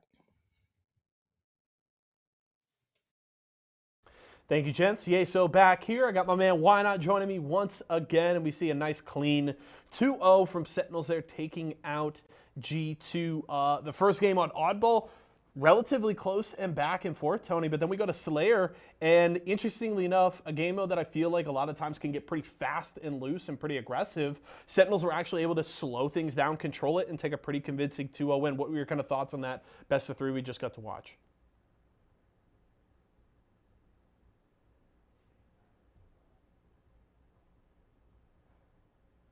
Yeah, man, I think the matchup was absolutely fantastic. I mean, obviously, Sentinels are they're a tier above, as Wes said. You know, when you look at both of those squads, they tend to end up on two different tiers. However, every time we see G2, they get better and better. These are four very hungry players combined with a coach that really does his work with the film review, and I feel like we have not seen G2 peak just yet. The game has only officially been out for, 3 days now? Just imagine we see them come January, come February. G2 are only going to get better and better.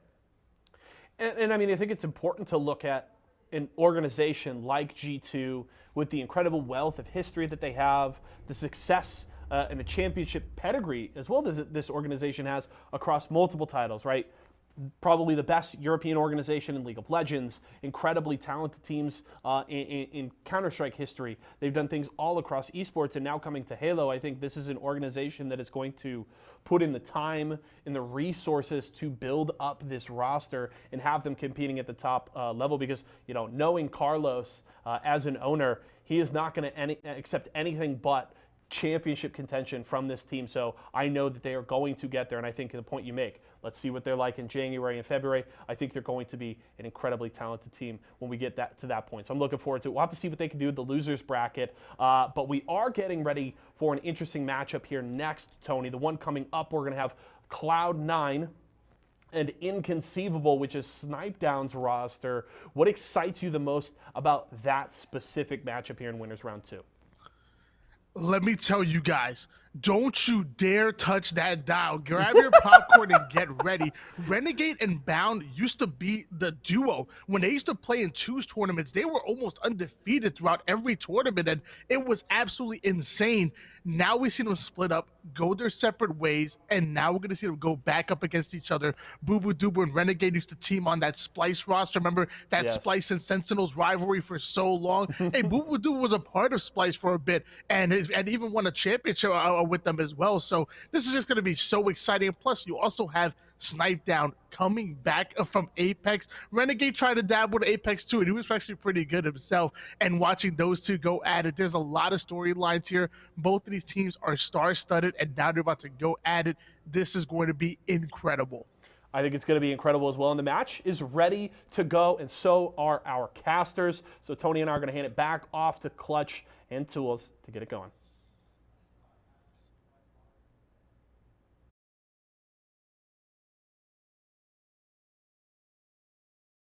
We could possibly ask for. So many relationships between these two teams. Cloud9 and Inconceivable going to be heading for it in our semifinals. Guys, this is going to be, in our winners round 2. Guys, this is going to be an incredible one to watch. Clutch, early on, right before we get into this game, I want to hear what your predictions are between these two teams. You know, I just want to see some good Halo. I want to see the series go the distance. This Inconceivable roster is one that I'm so excited about, their future, their opportunities. With the addition of Snipedown being put on this roster, I really think that they have an opportunity to, the sky's the limit.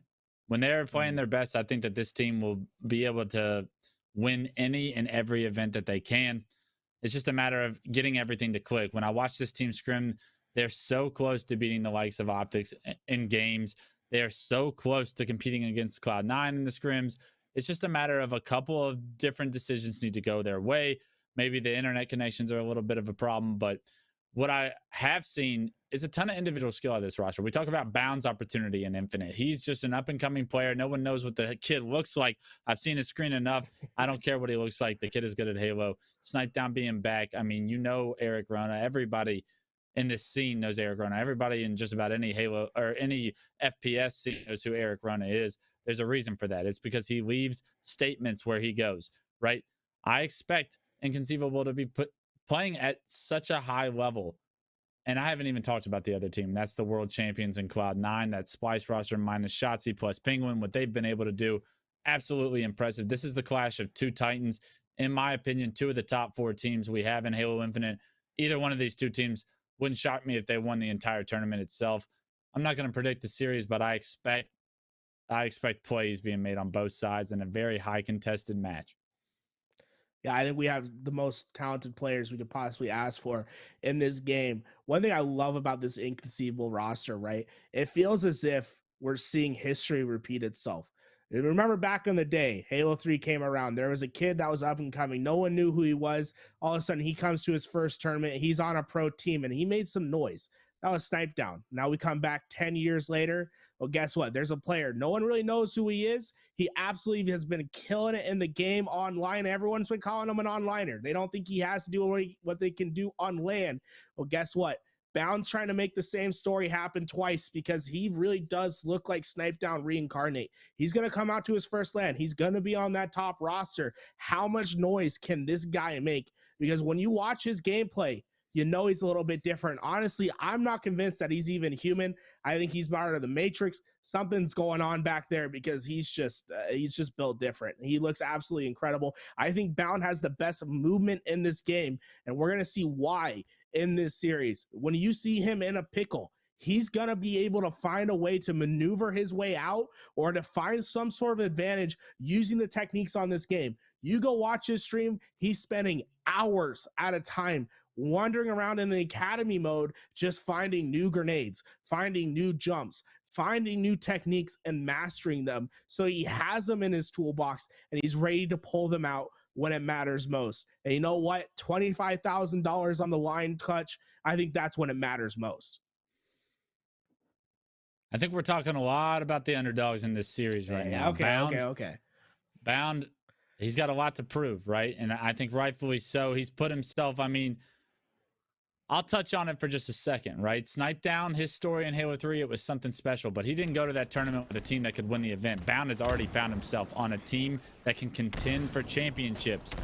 But we got the Cloud9 story on the other side of the line, and that's potentially our best team in Infinite right now. I know the results have favored Optic, they've favored Sentinels. When we get to a LAN, when the money is on the line and the lights are the brightest, I expect this Cloud9 team to find a whole nother gear to step into. We'll see if they're capable of that here today. Already 3 down for Cloud9 though, and Inconceivable on the back of Snipe Downs. Great shots. Is going to be able to jump off to an early lead, but a great job by Penguin to shut Snipe Down down, maybe delay some ball time right there. This is going to go back and forth, and I couldn't be more excited. Yeah, absolutely. Both these teams have the capability of taking a tournament, and we're going to see who comes out to rally and who plays stronger. But the Titans have to match in our winners round 2, and we'll see who gets away with it. Looks like Cloud9 going to be able to earn some time for Cloud9 able to earn some time for now, but not able to get too far away with it as Boo Boo Doo finds himself on the flank. And guess what? He has that shock rifle in the back pocket. That gun to me is one of the most exciting to watch. Unfortunately, he's going to find himself on the respawn screen as it's Renegade who's trying to find himself in a better position. You know, you don't see the disruptor come out too often, but that's where it's really useful. It can break shields really fast. It can get you a kill where you don't deserve one, and that's exactly what happens to Renegade. He's able to get the drop on a player and get the trade out with the shock rifle back into the hands of Falcated and Inconceivable as they're trying to find their way to this ball. Looks like no one from Cloud9 really in a position to contest it for now, as Foul is able to find the trade out. Sword in the hands of Eco, but he goes down, and that's going to allow Inconceivable to grab some control that they've been needing to get this ball away. Yes, unfortunately, this ball has not been moved. With all of these 3 down calls, neither team really being able to get the ball into a comfortable position where they're able to rack up some significant time. So all of these slays, although they're going back and forth, they're giving each team its windows for advantages. It's not resulting in the scoreline. I'd love to see a little bit more efficiency out of these two teams. Unfortunately, right now we're on board with, I believe it was Boobadooboo, and he gets taken down with the sword. He thought he could close the distance on that player. That player wisely backs up, spots Boobadooboo at the immediately wrong time, and because of it, Cloud9 get 3 dead. Not only that, they pick up the ball, and this is where we're going to finally see a team jump out to the lead. A noob combo comes out, and actually he's able to find the kill. Boobadooboo trying to get out of that doorway to dodge the bullet, but not able to do so. The noob combo claims another victim on stream. Guys, I promise you, it's not that easy. The gun's not that easy to use. We've been seeing kill after kill with the noob combo. It actually is a bit, it's a bit tough to use in this game, as Renegade's trying to get away with his life. Ends up baiting himself for a second, but hey, what can you do? The flank comes through. Snipe Down's going to be able to find 1, potentially 2, as he gets the shots in. That player trying its best to stay alive, and the sword not going to be enough for Penguin to stay alive, as Snipe Down has broken the top glass setup, and now they're getting the ball time. Boobadooboo not feeling the pressure at the moment, as Eco is able to find the kill on the ball, make it a double kill. Did he have camo? I'm not sure, but he's making absolute plays as he finds another one. Bounds going out. My God, Eco making plays. He's finally taken out. Someone get him off the map. Eco breaks this setup of Inconceivable basically by himself, catches Snipe Down off guard there in that top glass area, and unfortunately that's a massive blunder for Inconceivable. It really looked like they were going to have an opportunity to hold that setup successfully. Fortunately, it does appear that they've broken that setup from Cloud9 as well. Stellar gets taken down with that sword, I believe, and because of it, Inconceivable, yet again, another chance to rack up some significant time, get right back into this game, only being down 10 points. All time going in there, Inconceivable. Snipe Down opting to drop it out into the open as he felt the pressure, but he was able to find 2. Cloud9 able to get that ball back into their hands, but not able to get the camo. The camo actually still down. It's going to be a triple kill for Stellar. He opts to go for ball instead of the camouflage. We're going to leave that for one of his teammates to grab. I believe it was Penguin who was able to grab the camouflage for himself. And now, actually, it was Renegade who gets that camo, and he's going to put it to absolute work. We know this man and what he can do. He's going to use this camo to find first shot potentials and take down player after player, as a perfect kill comes down as he takes down Mr. Eric Rona. And now the Mangler in hand. Oh my God, don't let Renegade do it. There we go. Someone finally takes him out. Bit of an over challenge there, though, and that's 3 dead for Cloud9. Inconceivable. They get the play ball immediately. You see a player going for sword out of his way. It's Snipe Down. Unfortunately, he loses his ball carrier, and right now, Inconceivable don't look like they're in position to make this ball, to have this ball be put in an opportunistic setup right now. It's going to take pivotal kills, maybe one on the bound, on the back of Bound, but the stick off the wall for the double kill. Killing spree. Brown starting to create something. Hey, you know, it might have been a bit of a slow start for Bound. Give him his opportunity and he'll take it. He finds the double kill. He ends some cheeky, stinky kill. Now, the shock rifle in hand. Can he hit the headshot? No. Stellar gonna put him down. And that's the shock rifle, man. It can be absolutely deadly if you can hit the shot. When you're feeling pressure, that thing is, it feels impossible to hit at some points. Really, one of the best guns I think has been added to Halo Infinite. It really feels like it can be a sniper rifle at some points, but if you're not good enough with it, you will get punished, as Eco trades out with the sword player. Little blueberry to go. A nice job by Eco to get that kill onto Snipe Down. He was starting to run rampant with that sword, starting to become a serious problem and thorn in the side of Cloud9. You see Inconceivable was able to rotate the ball all the way to blue. Now with pressure on them, they're forced to play it. You see Valkyrated trying to stay alive. His teammates are here, but the ball, it's been played, and unfortunately, they're going to be all at blue right now. So even though they were able to sway out, because you almost prematurely played that ball, you now have to go figure out a way to re-sway and get that back into a prime position.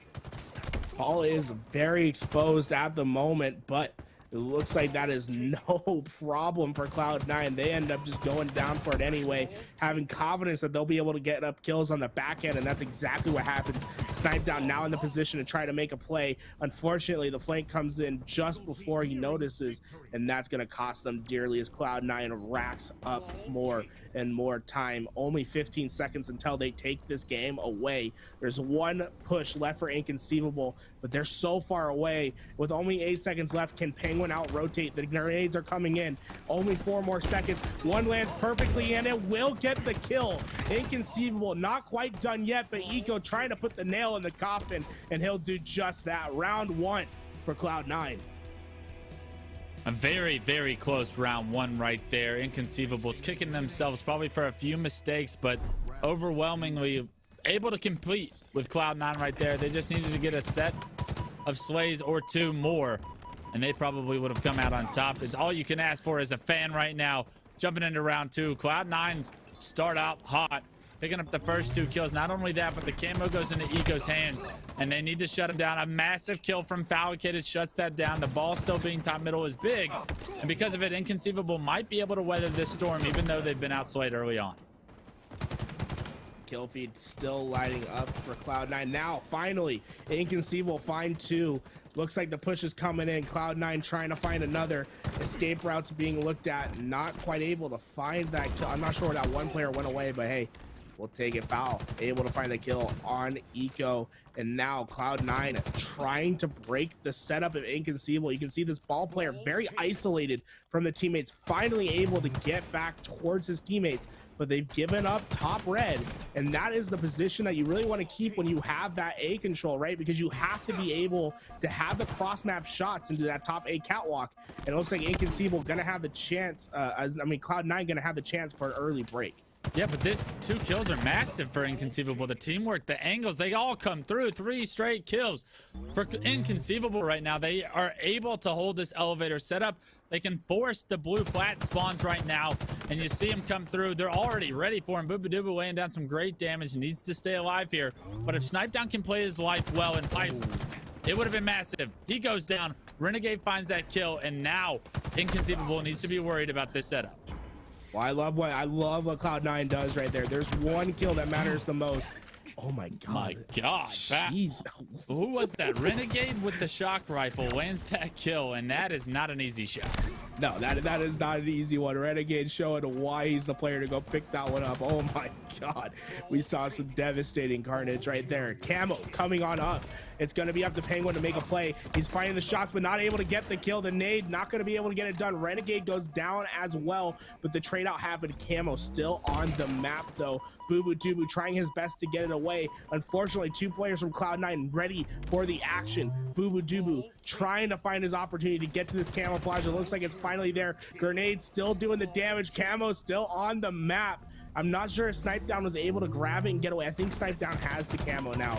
Unfortunately, he gets taken down from Stellar, so that camo not going to be basically null and void for this rotation as the break comes through for Cloud9. Inconceivable. They're going to have to break in once again. That ball is in a precarious situation. They have to find these kills over by Sword as they're able to grab one. Renegade gets the trade out on Snipedown.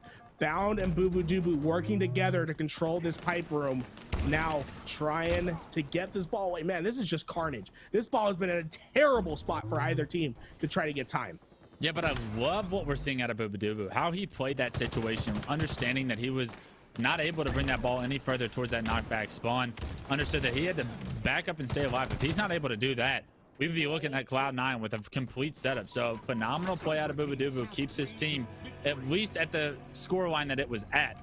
Now you're seeing it pay off for Inconceivable. They do play the ball. They get 2 kills in the kill feed, but at least Cloud9 weren't able to turn that situation into a setup, because from my point of view, Cloud9 had an opportunity there to really find a hole in Inconceivable's rotation there with the ball, and because of it, they would have come out probably on top in this situation. But the score being 54-0, already down 1 round, Inconceivable need to continue what they've been doing so far here in round 2 to stay in this game 1. Well, Bound will eventually be found out. Boobadooboo doing his best to lay down the hurt. He finds the 2 to pop the shield. Camo is up on the map, but Boobadooboo is shredding the entirety of Cloud9 as he finds another double kill. Gonna be able to pick up this ball and get it away. And honestly, I'm surprised to see Cloud9 fat goose egg. Killing frenzy for Booba I was wondering when I was going to see the Booba that we saw take over games in Reach in Halo 5. Now Booba is starting to do that. If he can play at the level we know Booba ceiling can be, this Inconceivable roster really has the potential to win any tournament, right? With the likes of Bounce, Knife Down, and Falcated at your side, Booba you are in the driver's seat trying to manifest victories. You love to see him turn up here in round 2 to take this game 1 the distance. Yeah, we gotta get to a round 3.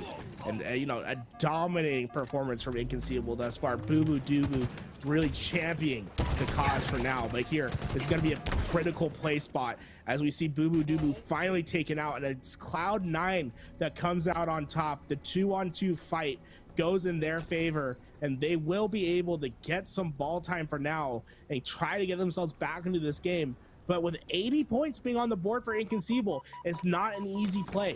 You can't just play the ball prematurely like we saw in round 1, because it can cost you dearly. As we see Renegade be the forward player, he's going to use this Disruptor pistol to try to create an advantage. Foul able to take him out instead, and now it's Inconceivable that's making the push. Booba gonna be leading the tip of the spear through the tower. He's able to find 2, and an absolute devastating effect for this Cloud9 roster. Their setup is broken. Now they have to play a reset right off their spawn as Renegade is able to finally neutralize Booba. It's always a pleasure to see Booba heat up, and right now when his team needs him most, it seems like that's the case.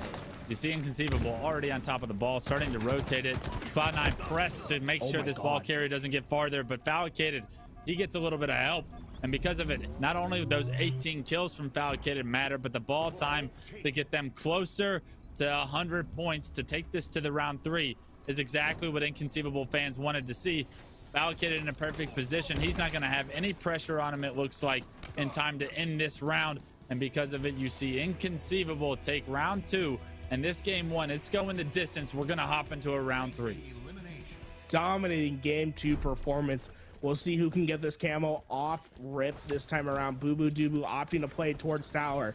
He's going to find one player to deal with at the catwalk. Camo still up in play, and he's going to be able to get that top control. And now he can patrol the entire mid of the map. He's checking the camo. He's making sure no one gets away with it. He has a one-on-one fight with Shock Rifle. Not quite able to take that kill as he tried to live. Unfortunately for Inconceivable, Cloud9 wins the fight for Camouflage.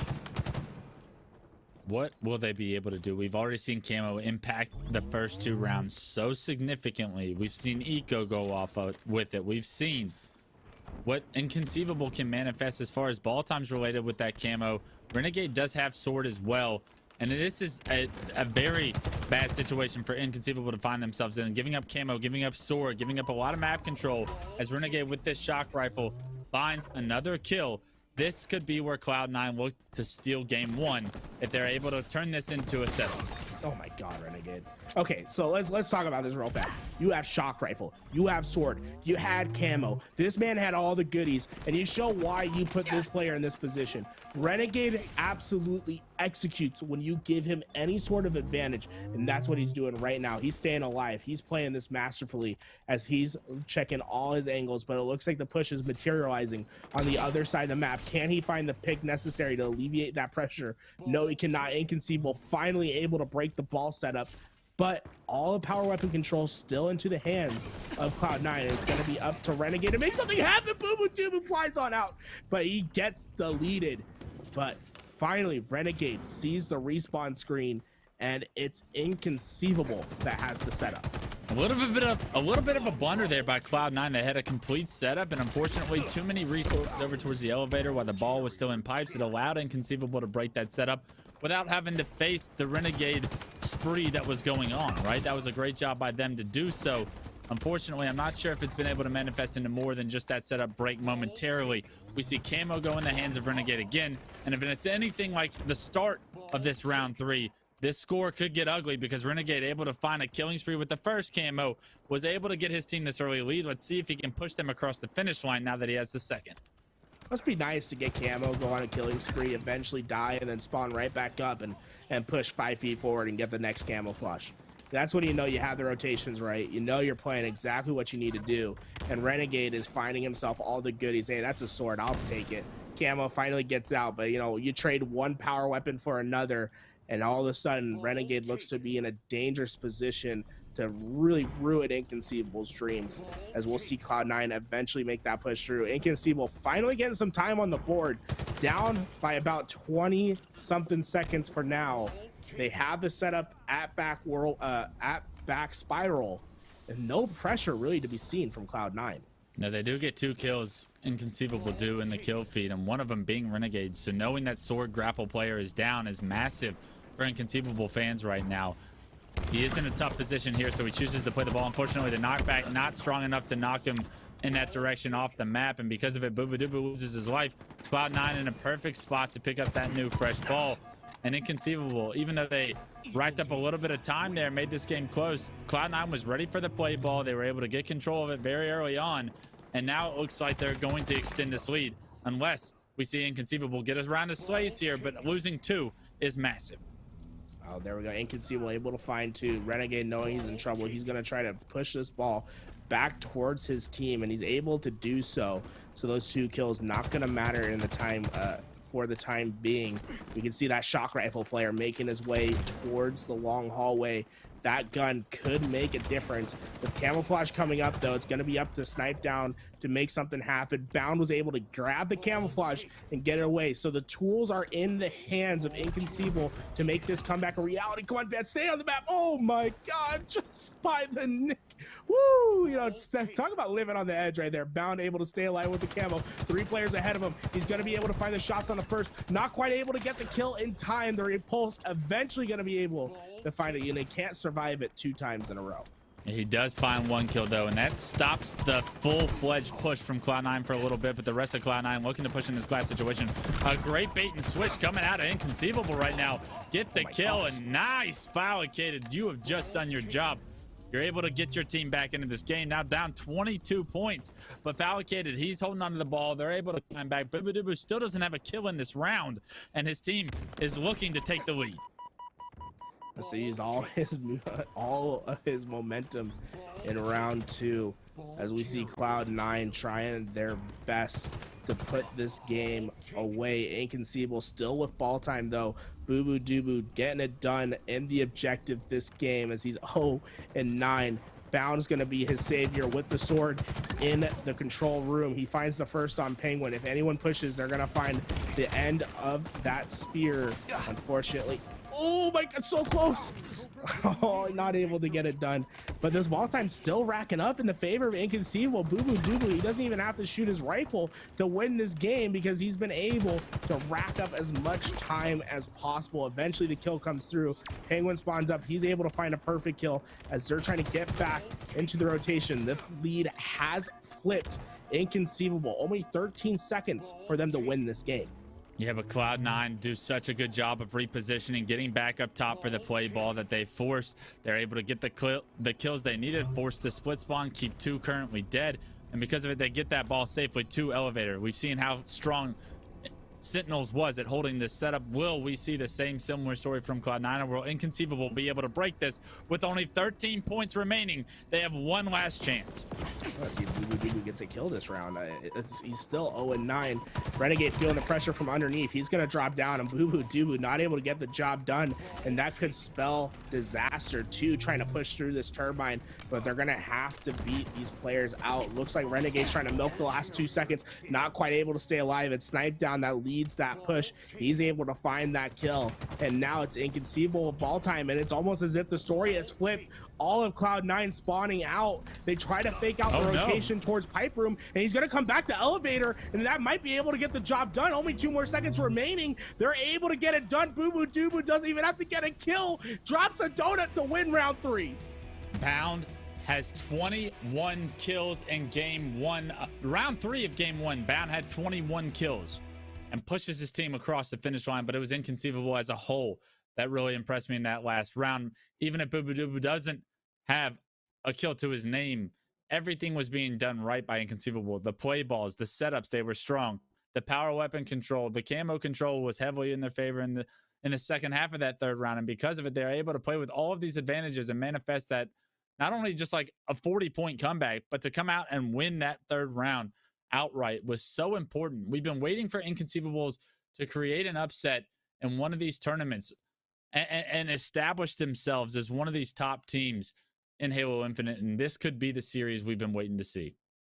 Oh man, that was Inconceivables back being against the wall and really just deciding what they can do and just punching through the pain. They were absolutely getting decimated by Renegade at the beginning of that round 3. They figured out the hold, and what really was the key moment to me, Clutch, was when they were all tripled up inside top red in that back glass area. We saw all Cloud9 swarming, and they baited each other so well up in that top glass, and they found 3 kills. They didn't even go down, and really that kill, that momentum, I think that's what really transformed that round 3. But Bound looked absolutely different. He played his heart out in that third round.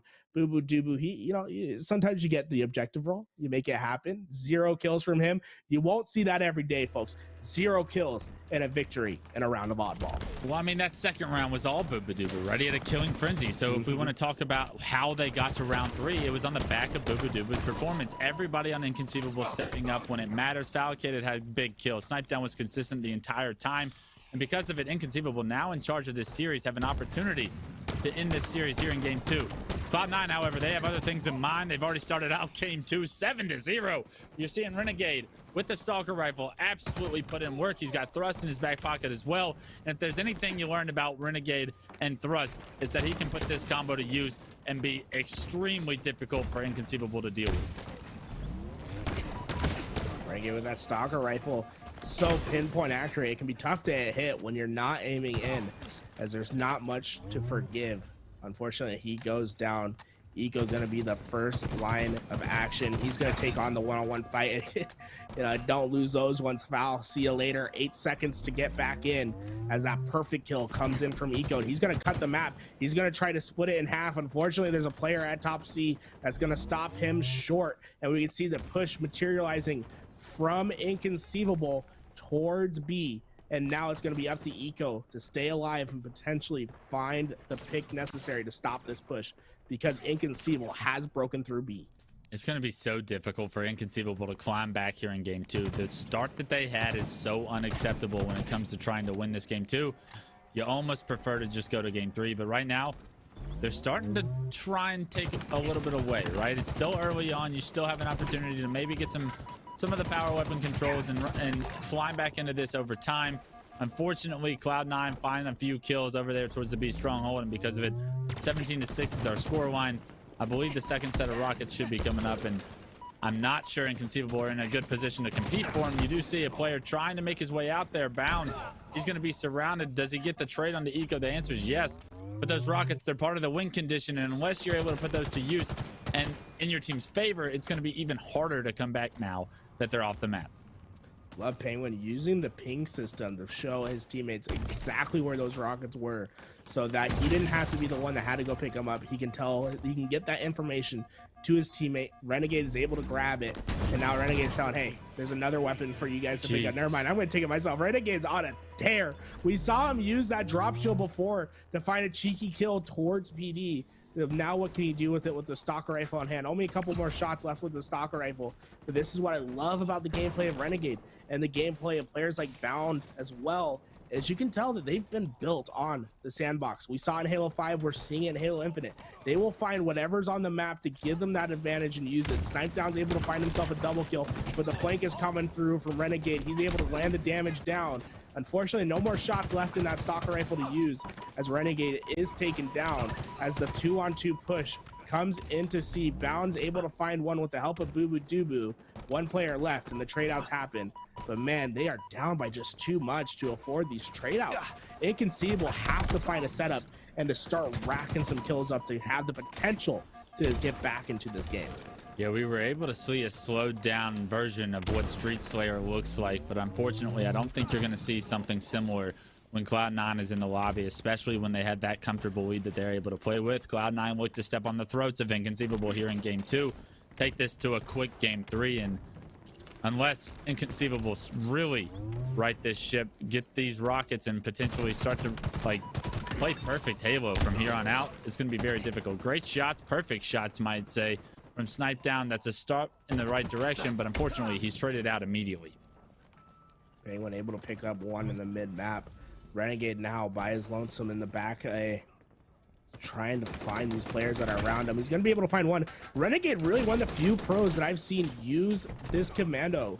Not really a weapon of choice for many, but he'll use it over the BR to try to find advantages in gunfights. Unfortunately, going to be taken down. Stellar, though, on the flank, he's able to find two, and that's the job that was needed from Renegade. Stall long enough for the flank to come in and for the kills to materialize, as Stellar's able to find one more, and it's only 7 kills until Inconceivable are put out of their misery on this Slayer map and can potentially find something to happen in the objective. Yeah, when you're Inconceivable at this point in the game, you just want to go next, right? You just want to start the mindset it takes to win game 3. You were able to take the first objective, so there's a lot of hope still there, right? You can't dwindle on what happened in game 2 so far, but Cloud9 looking to press their advantages, and unfortunately, Inconceivable is not able to really slow this game down either way.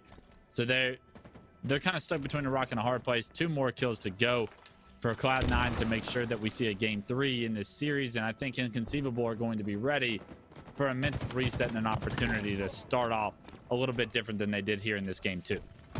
Well, Clutch, looks like your prediction is coming true. You said we were going to go the distance we will go. Defeat screen for the side of Inconceivable. Stake is served as we see 50-30 be our final stat line. But here we go. Game 3 is to come. And honestly, guys, it's a coin flip for me. We saw a dominating performance from Inconceivable in game 1 and just as strong a performance from Cloud9 in game 2. Which one of these teams comes out and performs in game 3? Yeah, we're going to need to see Boobadooboo play consistently to what he was able to do in round 2 of the oddball game. Ever since outside of that round, it's been a really poor series from his statistical lens, and statistics don't tell the whole story. And yes, he's probably dealing with a lot of unfavorable positions, especially in that game 2, where when Cloud9 is aggressive, they have numbers, they have better guns, they're able to press their advantages, and it feels like you probably don't have a lot of opportunity as far as an individual is concerned trying to combat back against that. But 0 kills for as long as he had it in game 2, 0 kills in that 3rd round of oddball, even though they came out on top. Kills are going to produce the outcome of the game eventually, you'd have to think. So you want to see him step it up in that slaying department like we know Boobadooboo can. But fortunately, they get an opportunity to reset. And it's one game to take the series. And Inconceivable know that they can play with this Cloud9 team. It's just a matter of getting started on the right foot, because that game 2 was all she wrote from about the 7 kill mark on. Yeah, I think the key for this Inconceivable roster, you have to find a way to stop Stellar.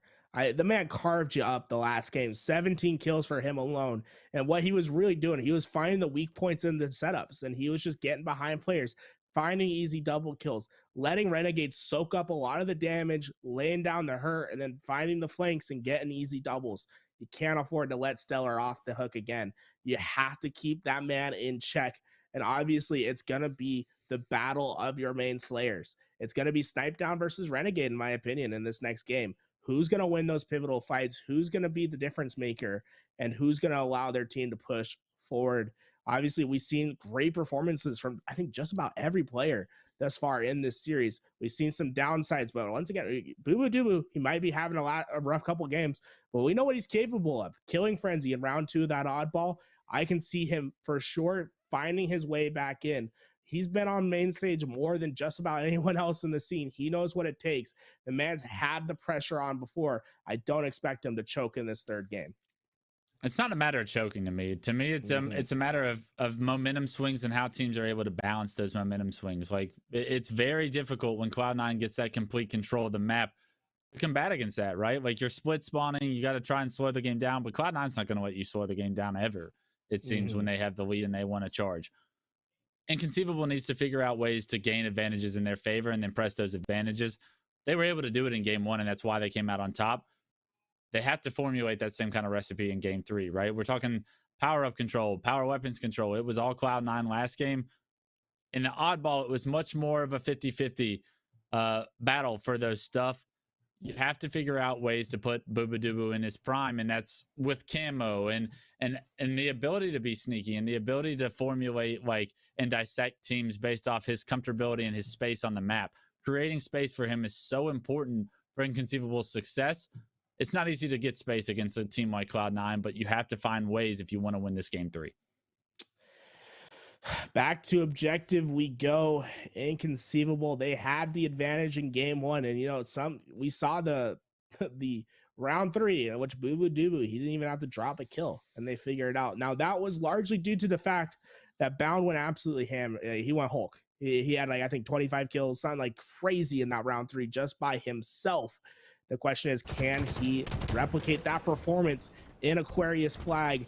Both these teams, this is a map that's really fast, and whatever team can really take advantage is gonna find the W, as Renegade's able to find 2. Boobadooboo trying to get back to his base to find the win. Thrust versus thrust. Boobadooboo comes out on top. He's gonna be able to stop the push for now. He has another. Can he get the next? No, Penguin's gonna shut him down, but Bound quickly there for the trade out. But getting that 1 kill will stifle the push for now. Yeah, both teams battling for map control right now. It seems that Cloud9 has the significant advantage now that the Snipe Down and Bound duo have gone down, and right now Inconceivable going to be stuck in the back of their base. Last 2 players alive. We'll see if they're able to fend off the Cloud9 push. Still are going to leave Boobadooboo with a blueberry to go, but Eco has this flag out, and he has it to the halfway point. His teammates are spawning in front of him.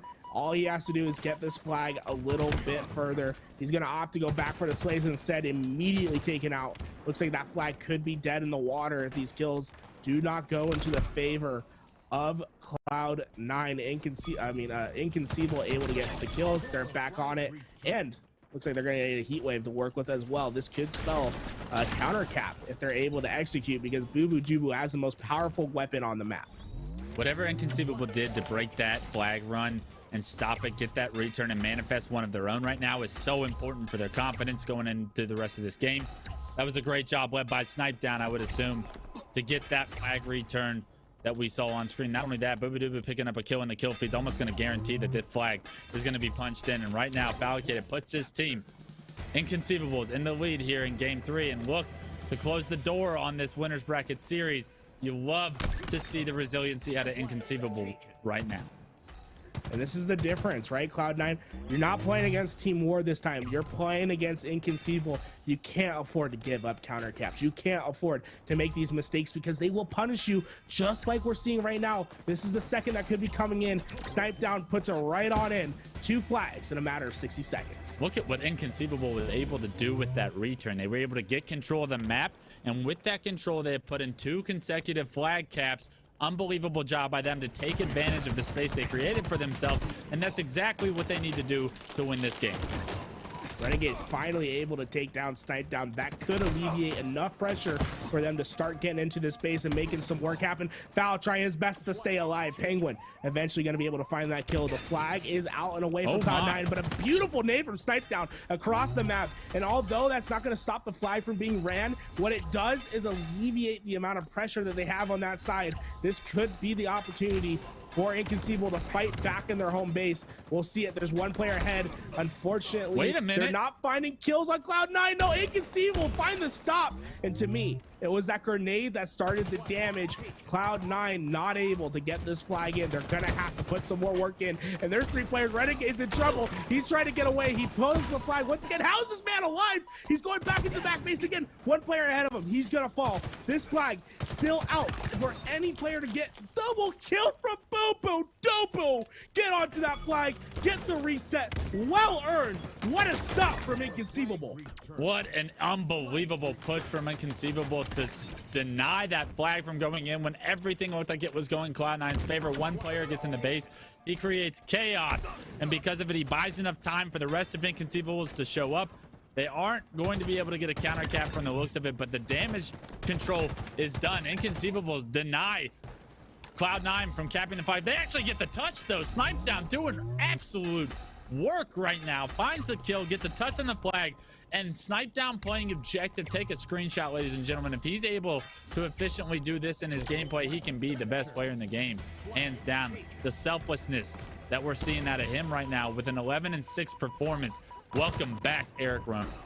Oh man, you can see what the difference is on this roster. Guess what? The next one is out. Boo Boo Doo, top fragging for his team. Now running this flag out and away. The kill feed is dominated in blue.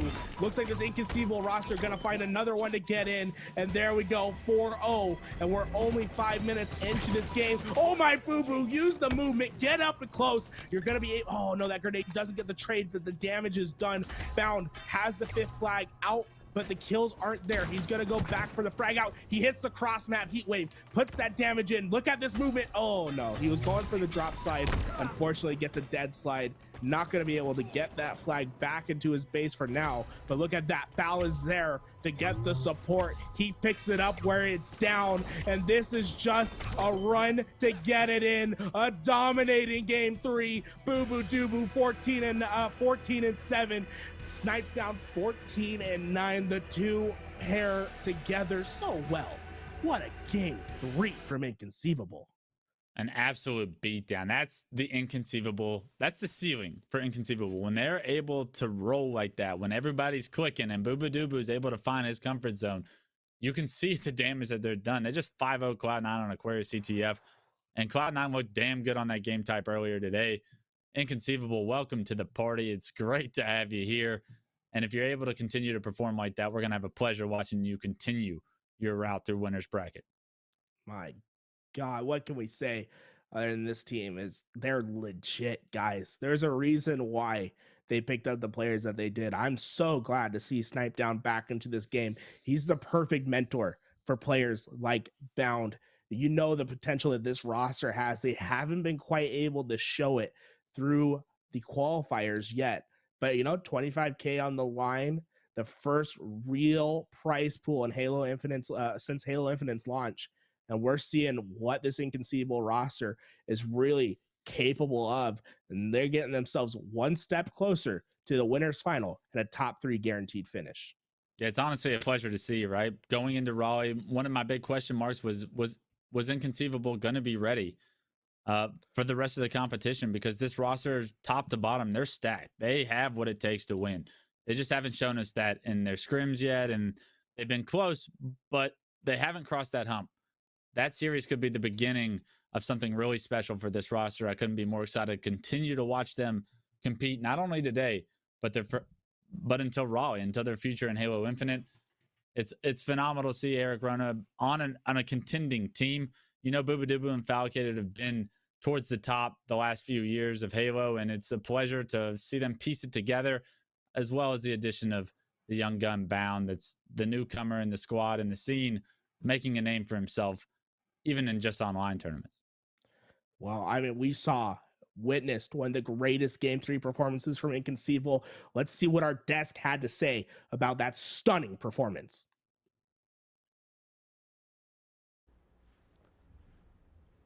Huge victory there, 2-1 for Inconceivable over the Cloud9 roster. They will move on to the winners semi-finals, and they will face off against Sentinels here a little later in the bracket. On the other side, we do have Optic and Pioneers, and that will be the next matchup coming up here very soon. But my name's Jason. I'm joined once again by my good friend Why Not to talk about what's going down right now. Tony, anything stand out to you in that last matchup?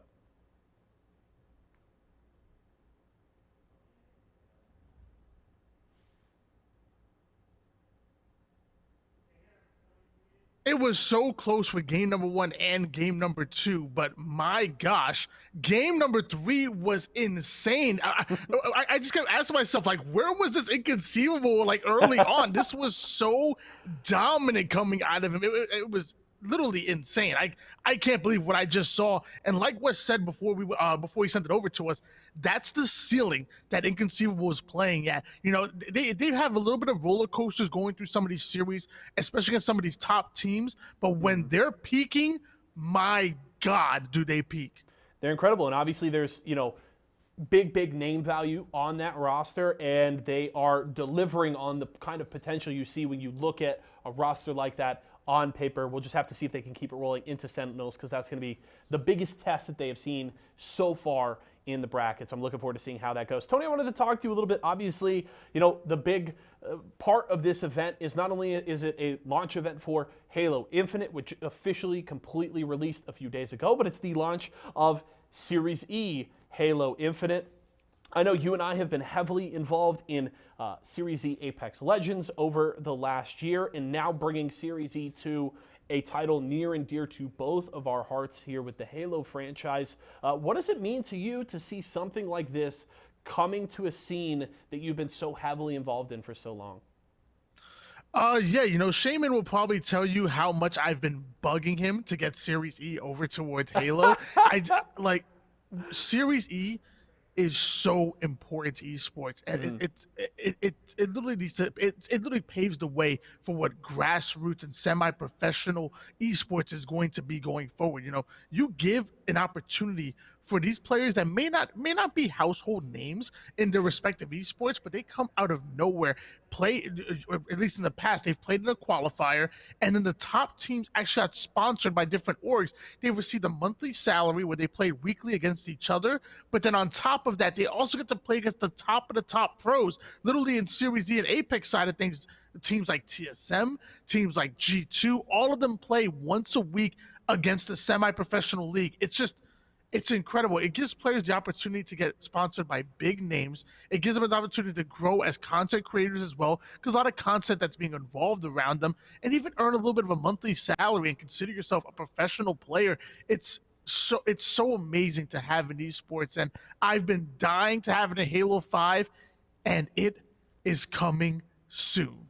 Yeah, I'm excited about it, and I think the thing that I love the most is I feel like it covers all of the bases that you need to work on as one of those maybe amateur up-and-coming players. Is you can get paid, you can get experience, you can compete and learn from great talent, and you can show your stuff on a big stage. So I think it is certainly an incredible opportunity. We're about to go to break. Do want to give, though, a special shout out to our friends at Razer. Obviously, they've been partners with us here at Esports Arena for a long time, and ever since the start of Series E, we're incredibly excited to always work with them. And do want to let you know, these awesome Razer Halo Infinite peripherals, you're going to want to grab them for your setup, especially because each one comes with an exclusive Razer cosmetic in-game. So you can get a skin for your battle rifle, some challenge swaps, a skin for your Spartan, and more. So make sure to go pick those up. A big shout out and thank you to our friends over at Razer. Tony and I are going to take a break. We're going to go to a quick commercial, but when we come back,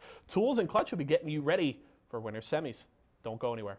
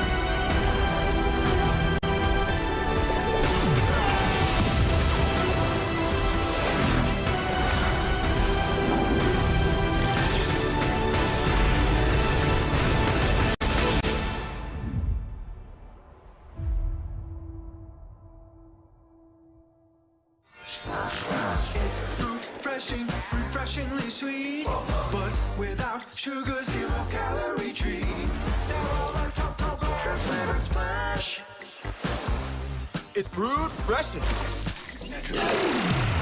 Now, even the biggest headaches are toast. Excedrin keeps your head in the game. Or no more throbbing noggins. Excedrin, game over for headaches.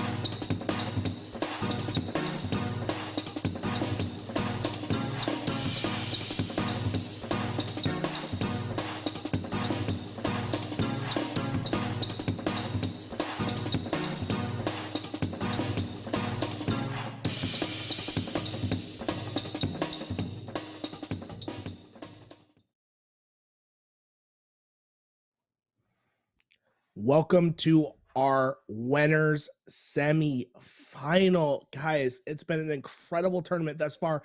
We saw what I believe to be the best series just now, but hey, we got two powerhouses going up against each other clutch. Optic Gaming going to be taking on Kansas City Pioneers. Yeah, and this will tell us a lot about Pioneers and how they've been able to continue to improve throughout their Infinite experience so far here today. We know who Optic Gaming is. They come in with two wins under their belt from the HCS series, the kickoff qualifier. So Optic Gaming, we know how strong of a team they can be. It's just a matter of, can Pioneers play at that level? Are they able to manifest gameplay that can compete with Optic Gaming right now? Because every time you see Optic Gaming in scrims, every time you see them playing in tournaments, they come out on top.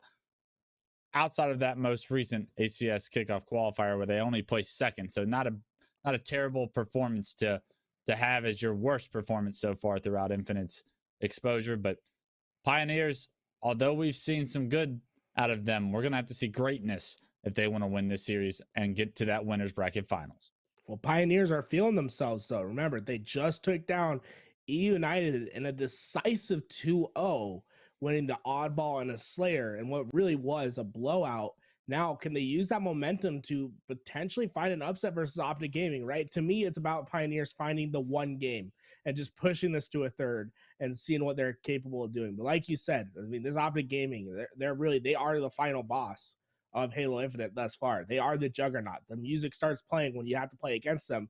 And can KCP stand up to those lights? I'm not too sure, but I love these Halo 5 grinders. I love this Kansas City Pioneers roster. I'm hoping that they're able to do something and to make this a little bit more interesting than the 2-0 that we normally expect from Optic Gaming.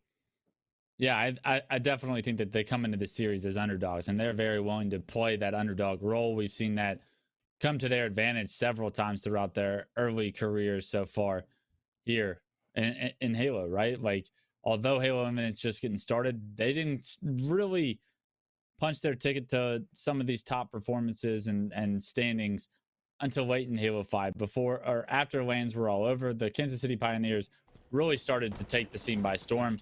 They're no surprise to Optic Gaming, but Optic Gaming, they have only championships in mind, as the Green Wall always does. We'll have to see how those two Titans clash. As we jump in here to game one, you're seeing 3 dead for the side of Pioneers, and unfortunately, that's probably going to result in full map control going into Optic Gaming's hands. However, I believe the B Stronghold does go in Pioneers' favor, so if they're able to play around that, maybe they can make this scrappy and come out with an early lead.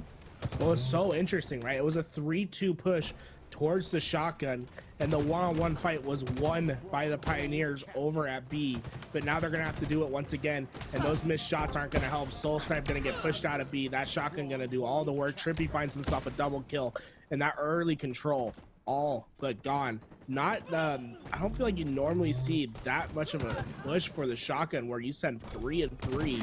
That's what we saw, 3 down for both teams momentarily at the beginning of the game. And it looks like Optic Gaming ends up on top at the end of the exchange, as they're going to hold A and B and have KCP trapped all the way back at C and trying to find their way towards B.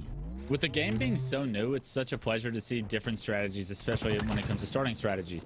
You saw Optic heavily invest resources towards that shotgun side of the map. What do? They're able to get the shotgun and now put it to work. Having Trippy come over here towards the B Stronghold, get that first shotgun kill. He's been running rampant ever since. Jumps up, finishes the player that was in A, and now he's going to look up to get back into A. The Stronghold does get transferred over, but kills come through, and Optic Gaming is going to have an opportunity here to continue this early lead. I love the aggressiveness out of Trippy as well. The sandwich comes through for Lucid, and yes, that's that beginning push. Maybe it was unorthodox from the start of Halo Infinite, but we've only had this game out for 2 weeks. Because of it, these starting strats, they're continuing to evolve, and Optic Gaming staying on top of the meta. Trippy becoming a one-man army over at A. He was able to take down 3 players just by himself, but the Rockets go in favor of Optic Gaming as KCP tries to find the flank over at A. Ola is going to go down, and it looks like Talik's been able to get this stalker rifle, but with the worst position. Oh my god, he didn't even... Dude. Okay, Talik, I see you. Let's see some more of that as the spawns come in at C from Optic Gaming. They're all trapped into the back of C. Finally, KCP has a hold, but it looks like they're opting to push out through this purple. 2 players for Talik to take care of. The question is, can he get the job done on the other side? Soul Snipe has his hands full with the push coming from B stairs. Manny able to find the first on Trippy. Now it's up to Talik to hold him off over at Shotgun. They're maintaining their position. The push now coming. We can see the spawn did come in. Optic Gaming able to force the Shotgun spawn, and that will collapse. That will cause a collapse on A. Although the trip gap was in momentary effect for Kansas City Pioneers, the question is, can they maintain the 2 cap of B and A as the push from Optic is coming? Yeah, Pioneers did a great job of flipping the map immediately as the cafe push from Optic Gaming came through. Fortunately for them, they've been able to hold on to B, and they subsided the push onto B from the A side from Optic Gaming. But for how long is that going to be doable? 4 go down for Pioneers, and you're looking at Optic Gaming starting to get some ground, it appears, towards this B stronghold. Are they going to try and defend A? Or are they okay with B and C control? It looks like they wanted to defend A, but they weren't able to deny that exactly, and now they find themselves in a very tough position. Yeah, look at Trippy just trying to find what option he wants to explore.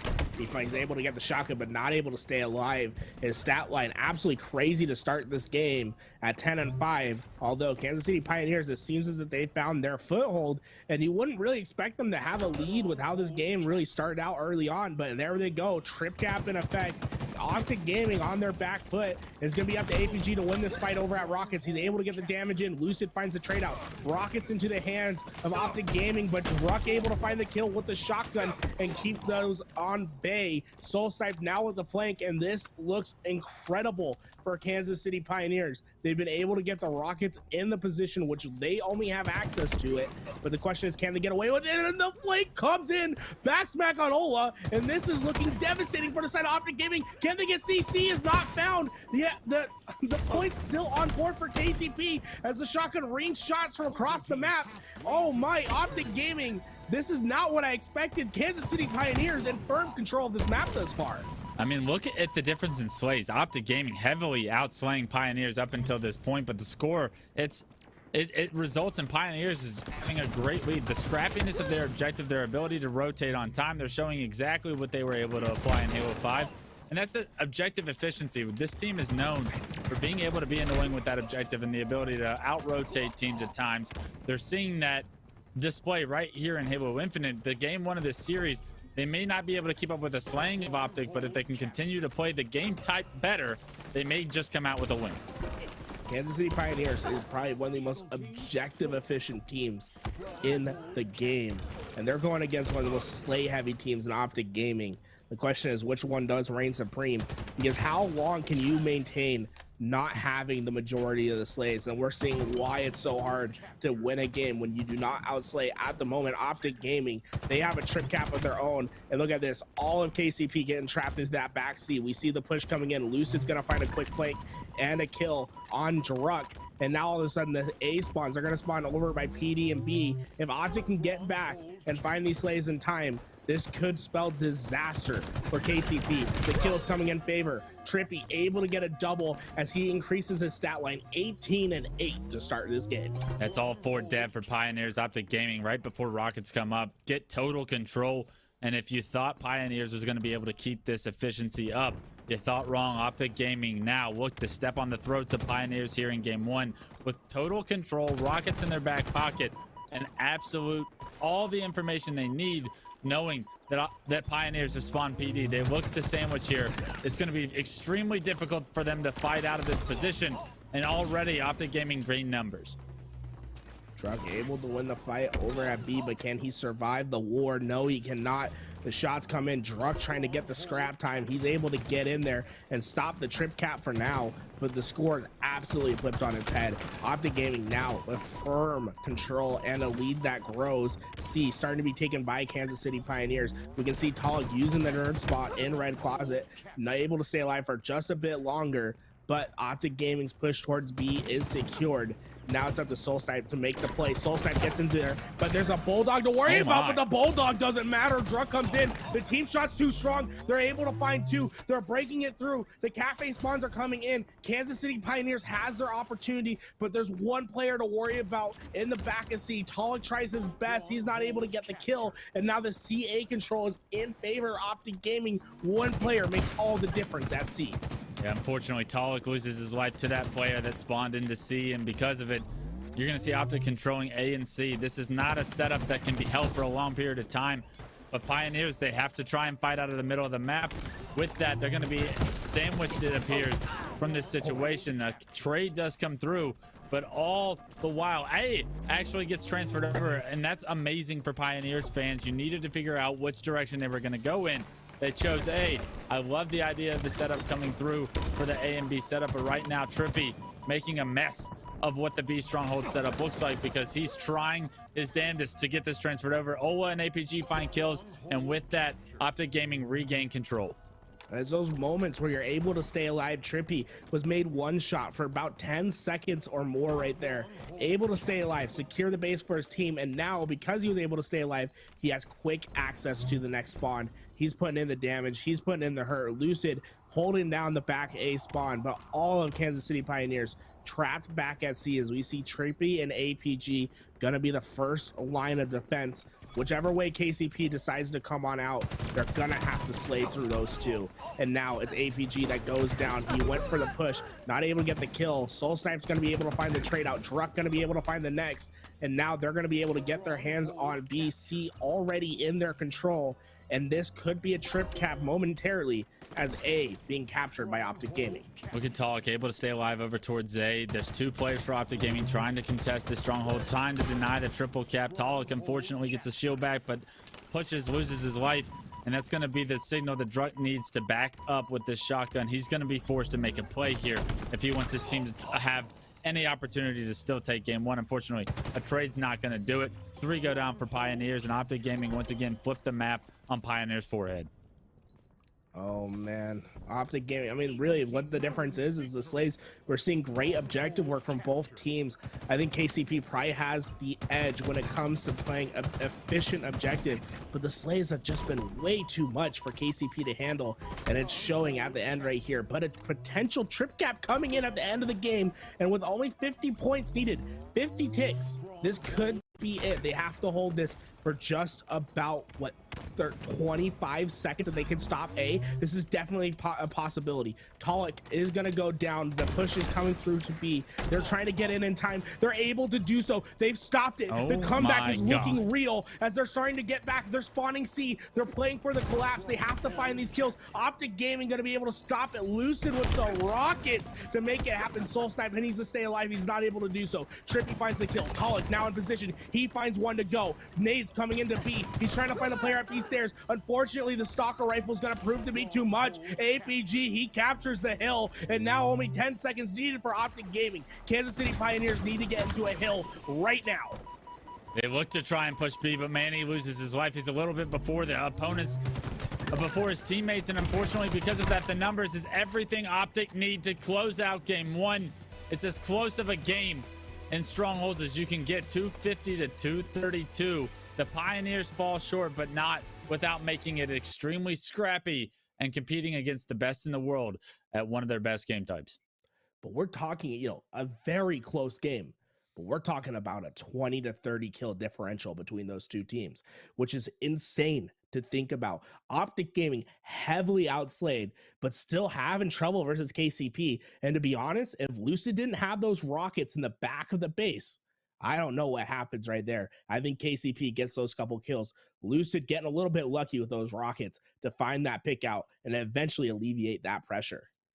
Yeah, I mean, those rockets came up monumental, right? If KCP is able to secure those rockets in their favor, we're probably looking at a different outcome there in game one. But to your point, I think throughout the entire game, we saw Optic heavily outslay KCP. KCP made it very scrappy, but we got a Slayer coming up for game two, and KCP, knowing that they just heavily got outslayed, need to be able to focus more on their individual gunfights and in order to keep this series intact, right? You're winners bracket lives are on the line. You have to figure out a way to take a Slayer, and after getting outslayed by 30, even though the game was close, that's got to be a pretty overwhelming mental hurdle to try and get over, because you just got outplayed for the entire game necessarily when it comes to the point and shooting part of Halo. And unfortunately, that's all this game 2 is going to be dictated on. Well, my counterpoint to that, remember our previous round, eUnited versus KCP. We said the same thing. Hey, Kansas City Pioneers, they won game 1, but they were outslayed pretty heavily throughout that entire game. Can they do it in game 2? The slaying, it definitely favors the other team. They come out, they win 50-30. I think the biggest thing about this KCP roster, they're objective efficient. And when the objective's getting kills, well, damn, they're going to be efficient at finding those kills. I'm excited to see what they're able to do. I still do favor Optic Gaming, but I wouldn't be counting KCP after that performance. I think they're playing to win, and they'll do whatever it costs to make sure that they find themselves in the win column. Yeah, you want to see them prioritize the power-ups and power weapons a little bit more than they were in game 1. Rockets being the only real power weapon on the map other than maybe the Bulldog shotgun in the right hands. You got to figure out a way to deny Sam from getting those rockets. I mean, not to harp on one life too much, but when the game is that close, one life is all it takes to make the difference. When Sam's able to find those rockets, find the 2 kills he was able to, that's all the space Optic Gaming need in order to win game 1. You have to figure out ways to use those in your advantage and to take those weapons and push your space in order to steal games in the series, especially against the best in the world. Those mistakes do not come twice. Yeah. Bazaar Slayer going to be our next matchup, guys. Rockets on the map, grapple, thrust, mangler. When we're talking about a map that has about as much utility as you could possibly want, it's Bazaar, and that's where KCP lacked the most, and that's Optic Gaming's strongest suit, in my opinion, is using the sandbox to their best ability. Druck dropping down, trying to find 2. Manny able to find the trade out on the first. Talik able to find the trade on APG. Looks like this overshield will go in favor of Pioneers, and I believe Rockets did. No, yeah, Rockets did as well. Manny able to get those rockets. He wastes both of them, but looks like KCP having no problem starting off hot, starting this game 5-2. Yeah, no, this is a major surprise, right? Not the same start we saw in game 1 from the Pioneers. They're starting off hot and on the right foot. Unfortunately, the overshield immediately erased by a combo, but a great job by Druck to make it to that thrust back, get a kill, and not only that, but get some great damage into 2 more players, because he's able to win that pivotal 1v1. He's able to allow the rest of his team time to collapse on these players. And now Kansas City Pioneers up 9-3 early in this Slayer. You wondered if they were going to be able to keep up in the kill department. So far, the map control, the power-up control, the power weapon control, all in Pioneers' favor. Manny finding himself a killing spree early in this game, starting off 5-0. This is why rocket side control is so important, right? He's able to get those rockets. He found a couple picks. Guess what? You're out of rockets? Well, just go pick up the Bulldog, get the job done, do what's necessary. He's going to find the easy cleanup on APG. Although they find that kill, they do not have mid control at the moment. They still have to find this kill on the player underneath rocket spawn. That player, I wonder who that is. That is staying alive at the moment. Manny needs, I think it's Trippy. Tolik's able to find the trade out for now. But look at this. This is full control in favor of KCP. Looks like Optic is going to have some work to do, get out. But that first kill, Lucid able to find the critical piece to break that control open as he's going to take over rock control. Yeah, what a blunder by Manny. That death is going to result in APG having the space to get out towards Overshield, pick this thing up. And now look, Optic Gaming, they have control of the middle of the map. All of a sudden, Lucid's in your face with grapple. APG finds a double. Lucid finds a third. And with it, the score is starting to go heavily in Optic Gaming's favor. It's one death by Manny that's created this entire storm of Optic Gaming's ability to push. When you overextend just a little bit, you can be punished immensely in Halo Infinite. We're seeing that showcase here in Game 2.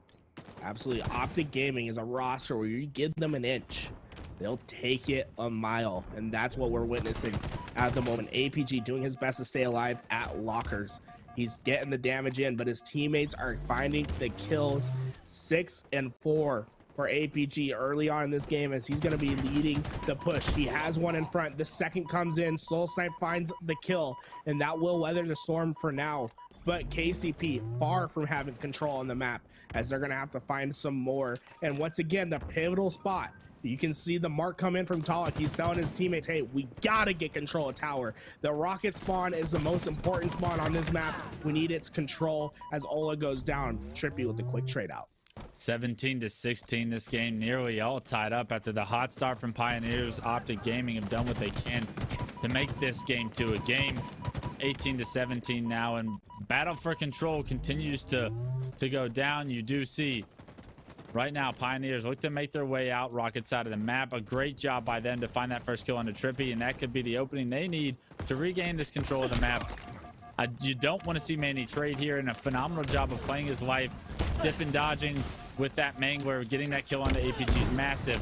Unfortunately, loses his life to grenades, but space has been created for Pioneers, and that's something they didn't have moments ago.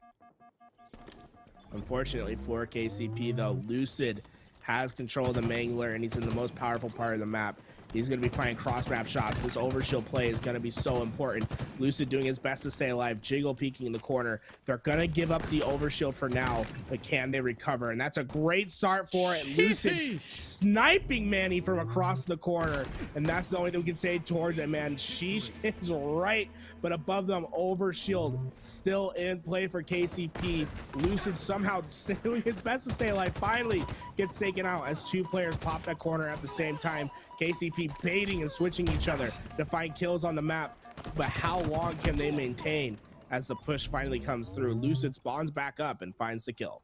Yeah, just a 4-kill lead now for Pioneers. We're seeing them still in control of the middle of the map. You see he's waiting on dynamo grenades. Talek doing a phenomenal job trying to use the most of the sandbox and their respawn rates to his advantage. Unfortunately, he actually pushes, loses that shotgun, loses Druck as well, and Optic Gaming, we've seen what they can do with just a kill or two. They can gain control of the middle of the map. They can start to run away with this game again. We'll have to see if that's the case. They pick off Manny, and now Pioneer's going to be stuck over at this blue base. They look like they could be in trouble.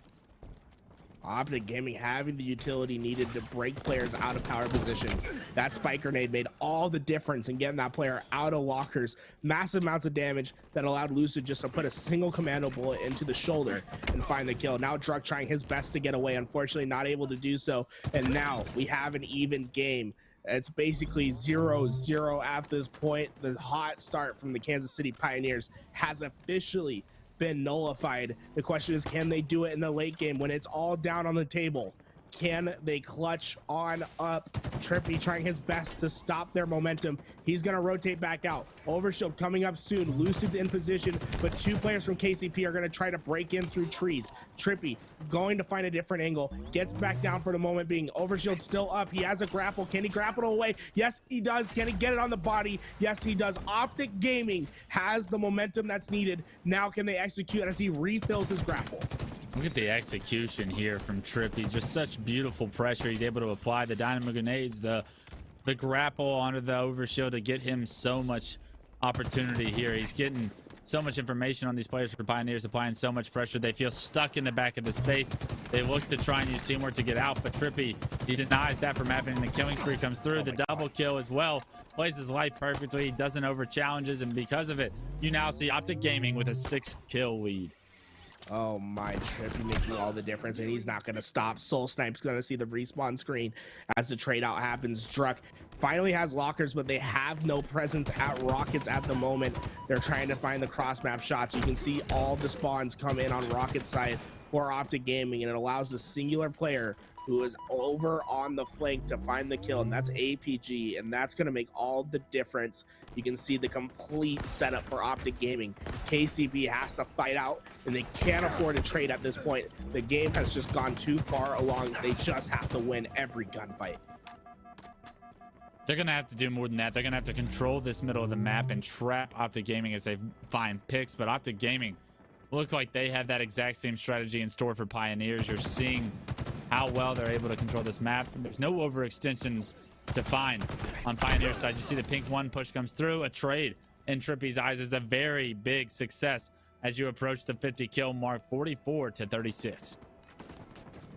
Optic Gaming trying to bail out their performance from a whole of this game. Not having his greatest one at 3-12, but can they get the job done? APG gonna get found out from some nades. Trippy, he's on the opposite side of lockers. He's gonna have some pressure being applied. Overshield is gonna go into the favor of KCP. The question is, can they use it to get themselves back into this game? Trippy finds the utility, the answer, the antidote if it is, to the overshield, but it's so damn hard to hit. The question is, can they do it? Only 4 kills left for Optic Gaming to secure this game 2 and punch their ticket into the winners final. Trippy breaks out into the middle of the map. He finds 2. Now gonna be looking for the 3rd. He gets the shots in, but Tog's gonna stay alive. 2 kills needed for Optic, 9 for KCP to get themselves back into a game 3. Lucid finds 1 and just 1 kill remaining for Optic to close the door on this series and find themselves in another winners bracket finals. Who's it gonna be? Soul Snipe shuts down Lucid for the moment, but 49-42, you're gonna need perfect Halo, and that's not gonna come through. Soul Snipe goes down, and Optic Gaming win game 2, 50-43. And too many inches were given up. You could give 1, you could give 2, but I felt like there's 3 moments in that game that KCP had control, and a singular death cost it all. Optic Gaming breaks it wide open, and they take that game away. Kansas City Pioneers, I mean, that's just practice, repetitions. You got to be in that position more, because you can't throw away games like that. You have to push that to a game 3 every single time when you start off that hot. Yeah, they started the game the right way, the way they wanted to, but it was shortly after you saw Optic get a few kills. The overextension from Manny, bottom pink, was the opening they needed. You give Optic an opening, they're going to kick the door down and make their presence known. They were able to tie that game up by that 30 kill mark, even take the lead and start to run away with it. Small mistakes against these top teams are going to be punished immensely. That's something that Kansas City Pioneers is going to learn throughout their Halo careers. You got to basically play perfect. Even when it feels like Optic Gaming doesn't have to play perfect, you have to play perfect, because you don't have the same level of individual skill and teamwork to compete with those guys. You got to figure out ways to play more efficient than them, play better Halo than them. The Pioneers are capable of it. They just haven't been able to put that recipe to success as of yet. But Optic Gaming, they stand tall once again. Optic Gaming fighting themselves in the familiar winners final spot. Let's throw it over to our analysts and see what they have to say. Thanks, Tools. Yay, so, and why not here in Optic with a 2-0 win, move into the winners finals. They guarantee themselves a top 3 spot in today's tournament as they take out KCP here. We will talk about Optic, certainly, I would imagine, through the rest of this tournament, but I do want to take a moment, Tony, because I think KCP is one of the most slept-on rosters in Halo right now. They've got an incredibly talented roster. I think Manny is super, super sick. They made that second game certainly very close down the stretch. What are your thoughts on KCP? I think this is just an underrated team that people need to put some respect on. I mean, yeah, you know me. I've always been a fan of KCP for quite some time, going back to our Microsoft Sundays with Halo 5, and they were always putting in that work. And it was funny because when KCP dropped the Manny and picked up Super CC Evades, I was like, okay, I guess I wasn't mad at the choosing with the roster. Then suddenly, literally before the last qualifier, maybe a couple of days before, they end up dropping Super CC again, picking up Manny, and having their best placing in that final qualifier. And that's when people started to realize, like, hey, look, KCP, this is a real squad. This is a top 8 talent with maybe even top 4 potential. And we're seeing it once again here, $25,000 on the line, and them really putting in that work. And yes, it was a 2-0 in favor of Optic. However, all of those games were so close, and each and every one of them, the Pioneers were right there in it. And if a couple of things go their way, we're talking about them moving into the winners finals instead of Optic, and that would have been a statement. It certainly would have been a statement, and I think if you're in the losers bracket right now, KCP is a team that you don't want to run into. They are absolute demons in the bracket. I think they should be favorites down there to make it to losers finals. So that's certainly going to be something to follow. We will keep an eye on that as the night continues. So well played. You are seeing some highlights on your screen from the match we just played. And it was really a team effort from Optic here. Lucid, Trippy, and APG all had great games. Bit of a down one in Slayer for Pistola, which we're not used to seeing, but it feels like since Pistola's return to competitive play has been, a bit of a roller coaster for him, but can still have those pop-off performances. But really, all of Optic showed up big in this one, and it's a reason why they take out a strong KCP roster and move on to winners finals. Yeah, at the end of the day, we know that Optic won 2 out of the 3 qualifiers. They even finished second place in that third one for a reason. They are that good, and they are kind of the, I would say probably if you had a power rankings, I would probably put them as the #1 team. Yes, again, Sentinels obviously won the last qualifier, but 2 is more than 3. The 2 is more than 1 the last time I checked. So I'm going to give it just slightly I like that to math, Tony. Optic. And really, I mean, like, Lucid is so damn good. And then when you combine him with like the secondary Slayer and Trippy, like at any time Lucid is not popping off, Trippy's like, oh cool, it's my turn to shine. No problem. I'll go 12-0. That's no problem whatsoever. And then you have APG and Pistola who round out the roster so well. Pistola's flanks on a map like Livefire, going down bottom mid, getting down right behind enemy lines, opening up so many lanes for his teammates is so crucial. And APG is effective on the map even without power weapons. He doesn't need it. He's very aggressive. He's in your face, and you have to account for him at all times. And that kind of allows Lucid and Trippy to sneak in there and clean up the kills. This squad is just so well put together. Yeah, it's really a squad that you can't just focus on shutting down one player and that'll kind of take care of everything. You really have to play kind of a full court press against this roster. They are all that good. They can all pop off. They can all bring a lot to the table when you have to compete against them. So super excited to see them continuing. And now we have another matchup coming up here very soon. It's going to be on the other side of the bracket. We got Inconceivable and our friends over at Sentinels. Who are you feeling there as we welcome in the boss man himself wants to come into the studio and say hello. What's going on, Tyler? Hey, how we doing? Whoa. This is your new boss now, Tony. Oh, yeah. Welcome to the club. Why not? Welcome. Oh man, I wish I would have dressed. I don't have my tie on. I didn't know I'm meeting my boss today. I didn't know. Don't worry about it. You're good. No. You should have worn a tie. Tyler, what's going on? Have you enjoyed the show so far? No, it's been phenomenal. I love watching this, and I just wanted to, because I think we got a bit of a break. A match just ended. Yep. And so it was like, we'll either go to the break screen or Tyler fills in and just tries to crack as many jokes as he possibly can. And go. Oh, man. You set yourself up for this, Tyler. I have no jokes. That's okay. Tony and I were actually talking a little bit earlier. Obviously, we're both incredibly excited about the potential of Series E coming into the scene. Obviously, Tony is one of those grassroots guys that's been around for so long, understands a lot of these players that will likely be coming into competing for Series E. So it's an incredibly exciting opportunity. Yeah, I'm watching chat, Tony, and I'm telling you, it's like everyone's digging you. Everyone loves your casting, and everyone's like, oh, let him cast. I heard someone say sometimes he gets a little too aggro. And, like, it's actually pretty funny, too, because JC, that was the same thing. I don't know. Can Tony hear me? Or no? Tony should hear you. You can? Okay, cool. Just making sure. All right. Yeah. But I was saying, you used to get pretty aggro though when you casted League of Legends. Too. I'm all about the hype. I'm all gonna about let it too. the game feed my energy and let it go back and forth. Yeah, I'm all about I think that's big. I think that's real big. But having Tony, why not on board?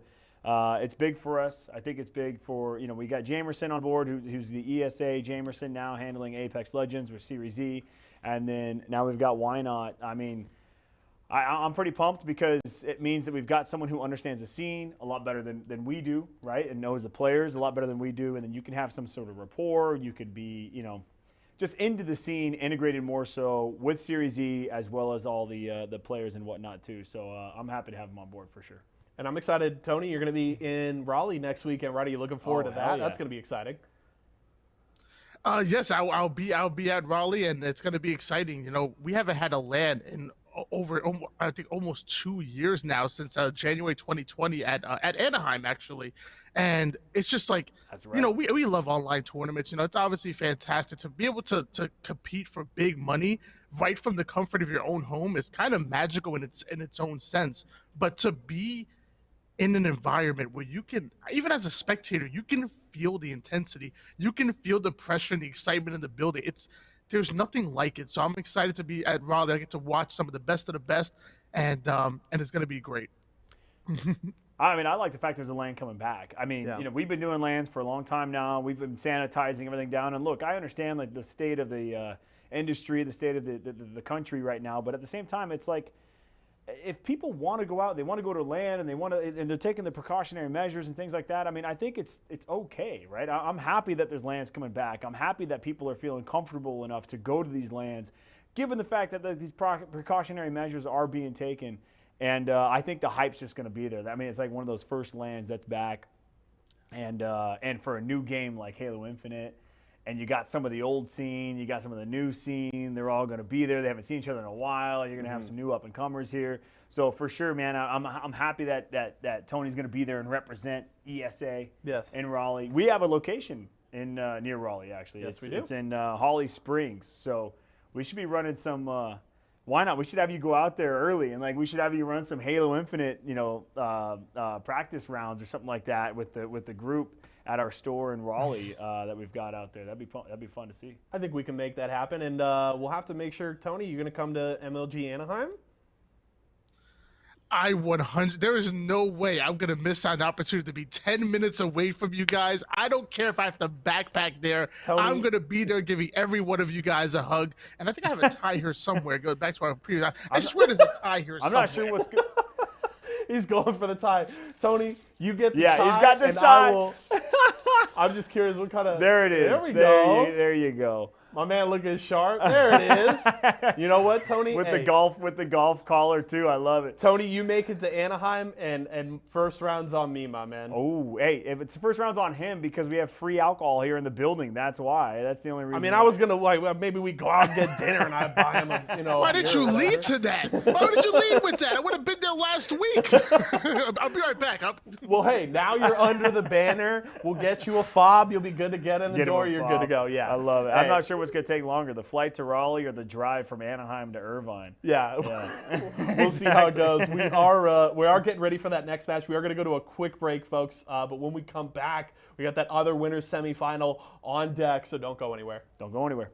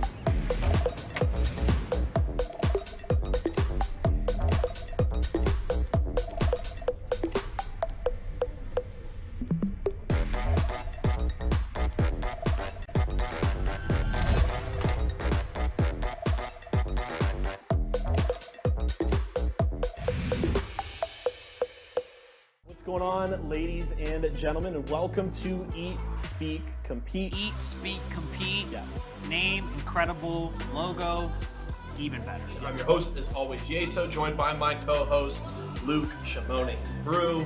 There's a lot to unpack there. I don't even know where to start. If one of the North American teams doesn't win, their 2021 season is done. I got my fingers crossed. I think you got this. Let's turn more towards the competitive side. They finished strong. Like 35-2. They finished strong. They look. If the only intent is, hey, let's make this game as esports as possible, then sure, but that's never going to be what Nintendo does. And I'm very curious to see what kind of their first take on what a Valorant World Championship should look like. Dang. That's super fun sounding. Yeah, I think it's gonna go. That sounds super fun. I think that's like the one.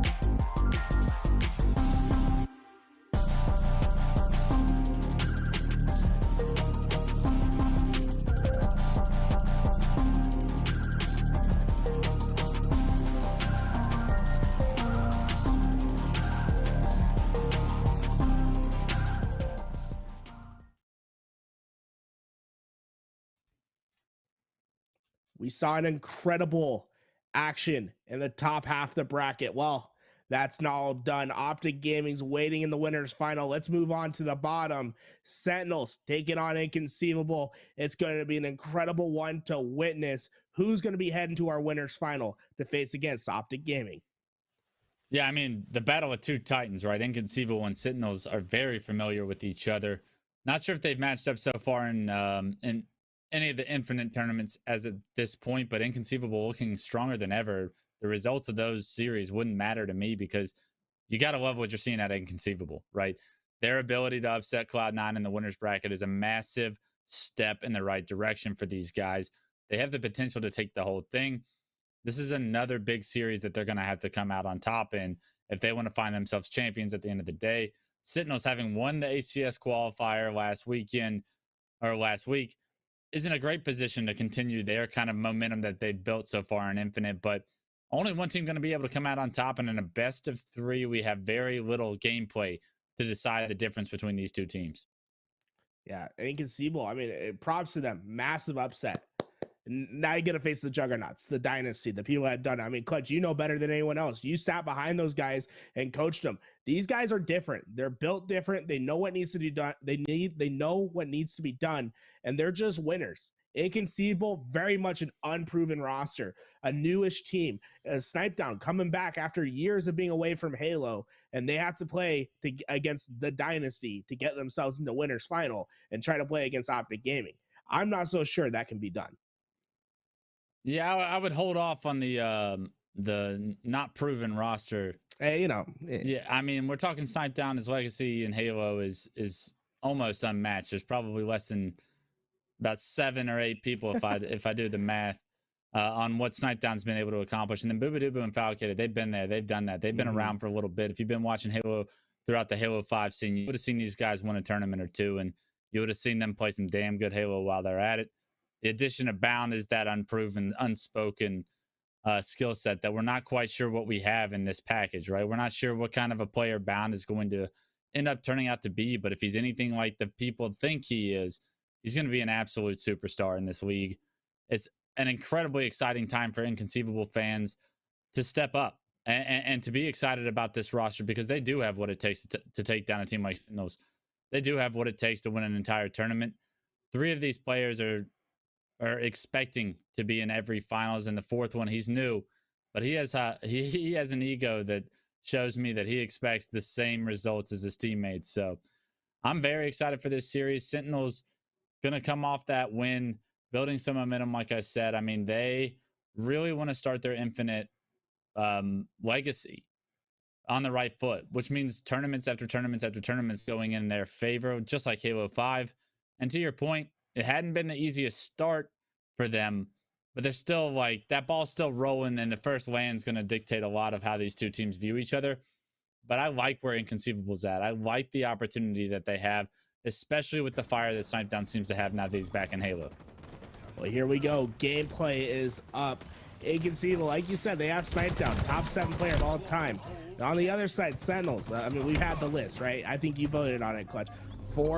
All four of them in the top 10 of all time. Let's see what happens. We're getting into the action. Foul going to be controlling this tires room for now. The 2 cap is in effect for Inconceivable, so they will start putting points on the board.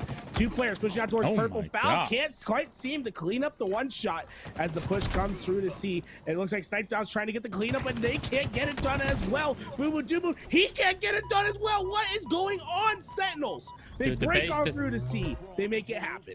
The bait, the switch, the positioning, it's so difficult for Inconceivable to deal with. 1 by 1, they choose their BR fights, but Sentinels bait and switching perfectly right there. Are able to flip the map. They're able to get B and C control for now. And Inconceivable, they started off exactly how they wanted to, but ever since then, it's kind of been a rocky road. There's still plenty of gameplay to be determined in this game 1, but Sentinels already showcasing a little bit of their teamwork early on. Frosty, he picks himself up a killing spree and heads all the way back to C. He's going to be the one responsible for stopping the push if they do decide to push to C instead of A. And the C push looks like it's happening.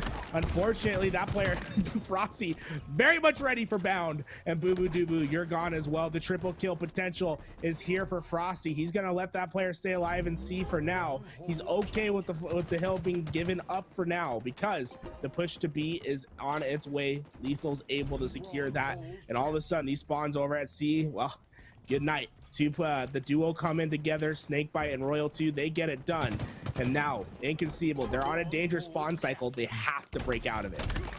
It's going to be really difficult for them to slay out right now. They've got Frosty in their face with a shotgun. I'm not sure if the melee lands, but if it does, Bound's going to have a real hard time transferring A over. Fortunately for him, the cavalry, they seem like they've arrived, and they have to figure out a way to get that control of A, move their way onto B, but the slays need to come through as well. And right now you're seeing Frosty with almost as many kills as the entire Inconceivable roster so far in game 1. Snipe down, trying to make a play happen for his team. Unfortunately, he's going to come up against Rockets. Snakebite able to find the one, and he's out of the way. Only has a stalker rifle to work with, an incredible gun, but there's not much to be forgiven on it as he's taking the fight one-on-one. Falcade is going to come out on top, and now it's up to Frosty to get the trade out, and he'll do just that. And we can see Frosty once again prioritizing getting the Bulldog and using the utility on the map. They're able to capture C and A, but B, really the power position on the map, and you can tell that Sentinels wants to make the push when they can. Yeah, Frosty, taking a look at the screen, he's by himself over here. Actually, Roll 2 spawns over here, so now it's a 2-2 split for Sentinels. How are they going to make this work? Because Inconceivable's caught in the middle. Need to figure out which direction they want to go in. You want to see their entire team kind of push out in that all in one direction to overwhelm one of the two sides. Roll 2 being pushed here. He's able to trade with Falcon. It actually stays alive as well. The melee working out to his advantage, and Sentinel is keeping the most unorthodox setup right now on street strongholds that I've seen in a long time. Holding these two distant positions is almost near impossible. You had to think it was a matter of time for Inconceivable to take over one of them. They do get A, but the slays come through. Double kill for Sentinels are once again going to push the strongholds in their favor. Well, it's interesting. Frosty decides to completely give up the C spawn. You can tell that they are prioritizing maintaining the A hill, because normally you'd see a rotation, right? You're getting one hill captured, well, let's just rotate to where they're weakest. Instead, they bring everyone back to A. They decide to slay out for the kills, and they're able to regain A. Unfortunately, the kills that control not to maintain, as Inconceivable has finally broken on through, and Snipe Down gets a huge kill on Frosty. Keep these rockets in your control. We've seen how they can absolutely change a map. In the previous game, KCP lost because of one rocket that Lucid fired.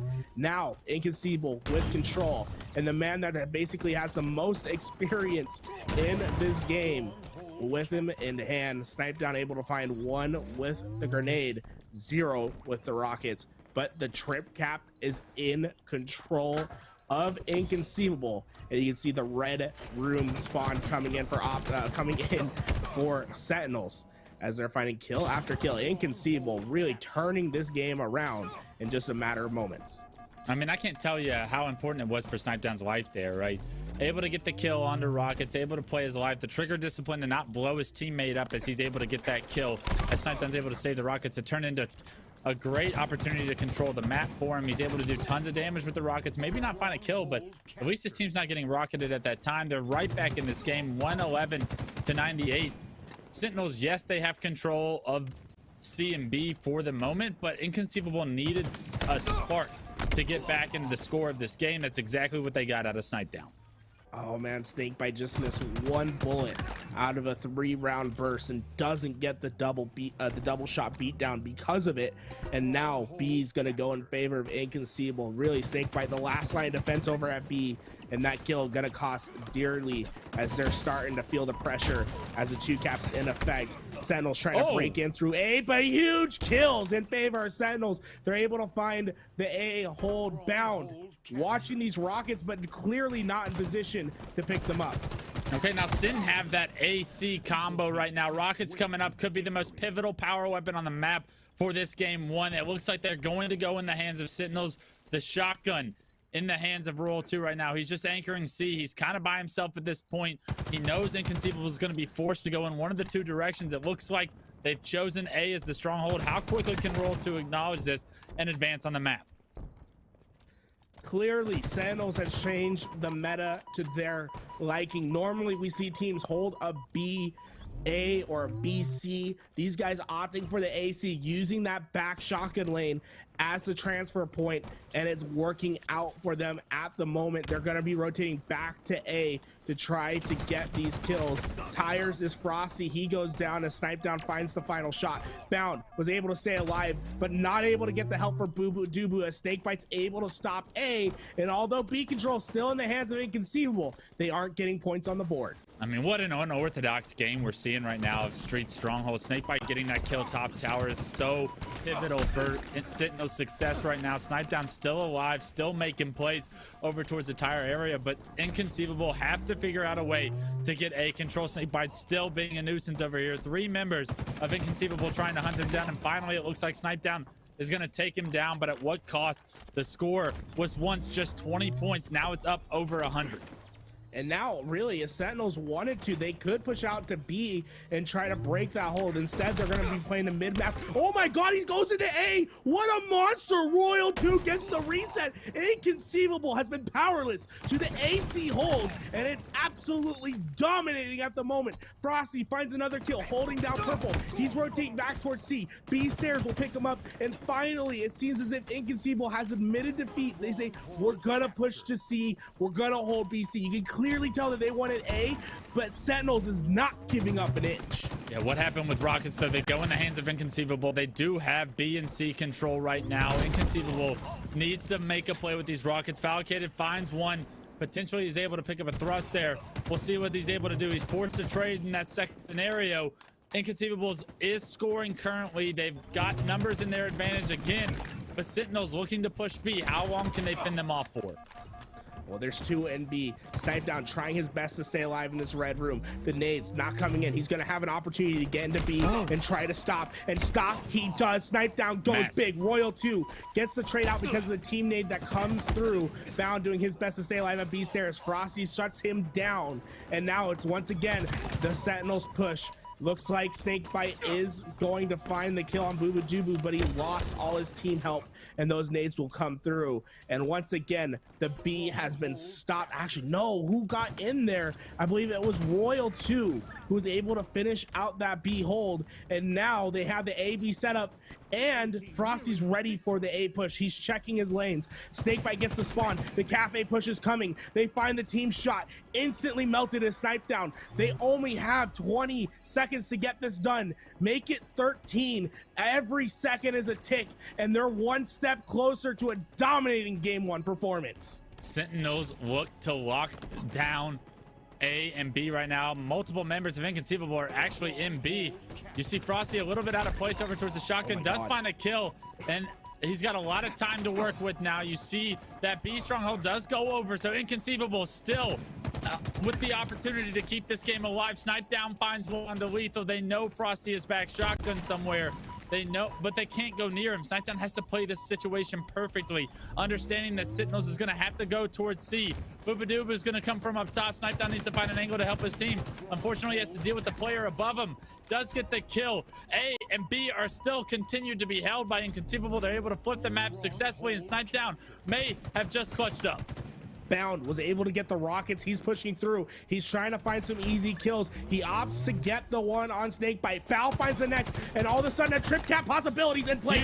Royal 2 goes down. Unfortunately, Frosty's gonna find Snipe Down. The reset is in. No trip cap in effect, but 50 seconds to hold for this comeback to happen. It's Falcated versus 2. He finds the first on lethal. He's trying to get back to back A. There's 2 players to take on. He's looking for the first. He has the shots on the side, able to take down Royal 2. Can he kill in the base? No, Snakebite comes out on top. Snakebite has the help. Frosty gets the kill. They're able to rotate out at A. C is taken by Inconceivable. but damage has been done. Can Sentinels push into B? It's up to Sightdown to stay alive with the help of Bound. He's under pressure. He's doing his best. He's jumping doorway to doorway, doing his best to dodge the nades. The push comes through. The shotgun too much, and 3 goes down. It's up to Boo Boo Doo. He's not able to do it. B will switch control, but the A spawns have come in. Inconceivable, able to get into A. They will maintain control for now. Sentinels is going to be able to push C for free right now. Snakebite picks up a big kill into A, and because of it, Sentinels will take game 1 of our winter semifinals against Inconceivable. It wasn't without drastic measures being needed. The rotations were almost perfect for Inconceivable, but it was just too little too late. Too perfect of Halo was needed. And Inconceivable tries to get out of the hole that they were continuing to dig in that game 1. They almost were able to do so, but I mean, it doesn't get any closer. I mean, Tools, you lost your hat in the middle of the game somewhere along the way. You know what, Clutch? I got to do it. I went off this wild ride. I can only take so much. My God, bro, this is too much. This is too much. Let me get the headset on. This is just a wild ride, man. I cannot stand what's going on. You know, the rodeos in town. I feel like I just witnessed some bullfighting or something. This is too much. This is just too much. I'm losing my mind. What a game 1 to start us off. Was that a mini cowboy hat? Yeah, it was an actual cowboy hat. You know, I come from the country. You know me, Clutch. I see you. Bring back the Among Us streams, Clutch. I want to see Sheriff Clutch come back. You know, I got to see the cowboy hat. You got to get yourself a cowboy hat as well. If you don't have the cowboy hat, No, the question is, what size cowboy hat was it? Because you do have a large head, but I think that was a mini size cowboy hat. That was a mini size hat. I don't know. I got a normal cowboy hat in the closet, but we're gonna keep that in the closet for now. Back to the series at hand. I'm not sure quite what I witnessed on your camera, but I'm sure the Twitch chat out there is loving the entertainment, but more so the entertainment of both these two teams colliding here in the winter semifinals. I mean, I want to see a game 3 after that game 1 performance. I mean, Inconceivable did everything they could to push that game to the limit. Sentinels ended up winning just the crucial gunfight against Boobadooboo at the end. It would have been an unbelievable double from Boobadooboo. Unfortunately, he just needed one more shot to be missed on him in order to probably finish off that kill. And because Sentinels hit that shot, they won themselves that game. It could have gotten even sweatier if Boobadooboo was able to get that reset on the B and hold that stronghold with that kill. Yeah, I mean, we're talking 2 moments in that game, right? 2 gunfights that come down and decide that game. You know, the spawn, the flip spawn over at A Cafe, where Inconceivable had a chance. They weren't able to pick up the kill. They weren't able to get it done. And the other that you were talking about. Man, what an incredible game 1. We're moving on to game 2. Bizarre. We saw an incredible series between KCP and Cloud9. The question is, what happens this time around? I'm not sure. To me, this is 49-49 action. I don't think either team is going to really run away with this one. Sentinels, though, they dominated the first half with that AC hold. Clutch, I wonder if you can talk a little bit more about that, because that's really the first team that I've seen really try to maintain the AC hold. Teams have done it, you know, they keep the hold, they do it for a while, but maintaining and prioritizing an AC hold, something I haven't seen on Street Stronghold. I don't know if they prioritized it, but when it fell into their hands, when the cards were laid out onto the table, they were able to balance it so well, and both teams actually did a great job. But we're going to talk about that later, because jumping into game 2, we already see the battle for Overshield. It's being won by Lethal, none other than number 2 on the greatest of all time. He's going to pick up that Overshield. We'll see what he's capable of now that he's got the middle of the map controlled for his team. So much space for them to play with now. And Sentinels look to try and end this series in a 2-0 fashion. Inconceivable in a very tough position here early in game 2. They need to get out of it quickly. Lethal has a little bit of Overshield left to work with. 2 down in those bottom rockets. Oh, I'm making 3. Oh my God, they're all around, trapping themselves in those corners. It looks like Sentinels is gonna come out on top though. Frosty able to find one of the Mangler. Royal 2 gets the Bulldog for himself. And the one player trying to get away from bottom rocket, sniped down, not able to get himself away. Rock control in the favor of Sentinels and weapon control as well. The question is, how long can they maintain the push coming through? Royalty able to find one with the nade, but loses the Bulldog at bottom rockets. Just a 5-kill game so far, so not too much damage so far from Sentinels' side, but Inconceivable have to figure out a way to regain control before the second overshield, or before the second set of rockets come up, because right now Sentinels hasn't been able to, or hasn't given up the middle of the map right now. 11-6. It's so difficult to push out of a base if the enemy team has control of that middle of the map. You're seeing Sentinels sit a little far back right now, pink or rocket side of the map, and because of it, Inconceivable may be able to push up. Doesn't look like they've gotten out of the base as of yet, and time's ticking, and power-ups, power weapons, they're coming up. You see overshields in 5 seconds. Royal 2 basically standing on it, bound with a massive kill. Could have potentially just kept his team in this game. Oh! What? Well, I think Snakebite was a little preemptive on trying to grapple that overshield away. Instead, he gives his back straight up to Bound. I'm not sure what we witnessed, but my God, it comes into a kill for Bound. Well, we see Snipe Down on our screen. Full control really in favor of Inconceivable. Well, here we go. Royal 2 trying to break his way on in. The Rocket side not as strong as I once thought, as we see Sentinels start to push in. Snipe Down is able to find the kill on Frosty. Lethal trying to take down that trade. The grenades come in, and the trade is complete. The thrust going to keep that player's life for now, but Royal 2, his only job is to maintain this rocket spawn, and he's doing a beautiful job at it. Bound tries to get from behind, but guess who has their headset cranked up? Royal 2 is not letting anyone get on the flank anytime soon. Rockets in 5 seconds. Yeah, Royal 2 doing such a great job of being patient there at the rocket side of the map. Finding Bound is basically going to award him these rockets for free, and now Sentinels have all the control they want. They've got the second set of rockets, and what is now a 6-kill scoreline could blow to over double digits if Inconceivable isn't careful. 2 rockets still in the chamber for Royal 2. He's been absolutely killing it this game at 7-3 as he's laying down their hurt. The splinter grenades will do enough. Snakebite's able to get the trade. The push now materializing. They want to get them off their spawn, but the rocket side push is happening. And look at that. Sentinels just dominating the feed. And how great is this? They picked up the rockets, I believe 40 seconds ago. Still hasn't fired a single shot. This is just showing how much control Sentinels has. They haven't had to use the power weapons yet. They're waiting for their opportunity. If they can get this overshield as well as the rockets, they can really break this game open. Yeah, see, here's the thing. It's a 9-kill game. They haven't even shot either one of the rockets, and they can use the rockets to now secure this overshield and push their lead even further. You see the first rocket kill comes in for Royal 2 right there. The overshield gets picked up, and now the snowball is still continuing to go downhill for Sentinels, right? 29-18. Royal 2 and company just using these power weapons to snowball them into the next power up or power weapon is such perfect Halo. If your team is able to do so successfully with the control they have, I mean, there's zero chance they're going to give Inconceivable of coming back. Inconceivable, they have to figure it out now. They really are running out of time. Royal 2, the man feels like it's been alive forever, but he's only really racked up assists since then. We went back on him about, what, a minute and a half ago. He was 7-3. Well, now he's 8-7-3. And look at it, Lethal, he's just out of ammo. What the world is going on? Sentinels has not felt the pressure from Inconceivable, and it's showing. They've just been playing their game as Bound eventually does find Royal 2 in the back of the base. He's going to be able to get that one thrust left over. But Inconceivable, they just haven't been able to apply the pressure that Sentinels needs in order to really take away this game. And those split, oh my God, those dynamo grenades are just so deadly. Doesn't matter where you're at, you're gonna get pinged with those, and it's so hard to get out of that field of play.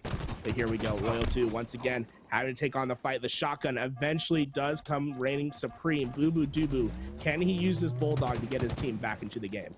He's got the kill. Bound finds a second, and Inconceivable for the first time in this game too probably feel like they have a little bit of control they get to play with now.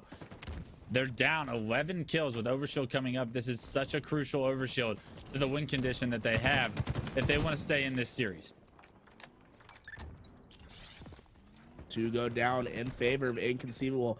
Bound is going to get traded out and immediately answers back Sentinels with 2 of their own. Boo Boo Doo gets up and close. He's able to get 1 and the assists on the next. Rockets are up, and no one from Sentinels really in position to play for them at the moment. Overshield grappled towards Bound. He's going to be able to put that on top of his body. Snakebite able to actually, no, it was Sentinels that was able to grapple the overshield away. So Rocket's going to go in favor of Inconceivable. Oh my, Okay, Snakebite. Snakebite making some wild grapple plays today. He's going to get taken out once again. 2 rocket kills, 4 bound. As this game starts to tighten up a little bit, although still a huge mountain to climb to get back into this game.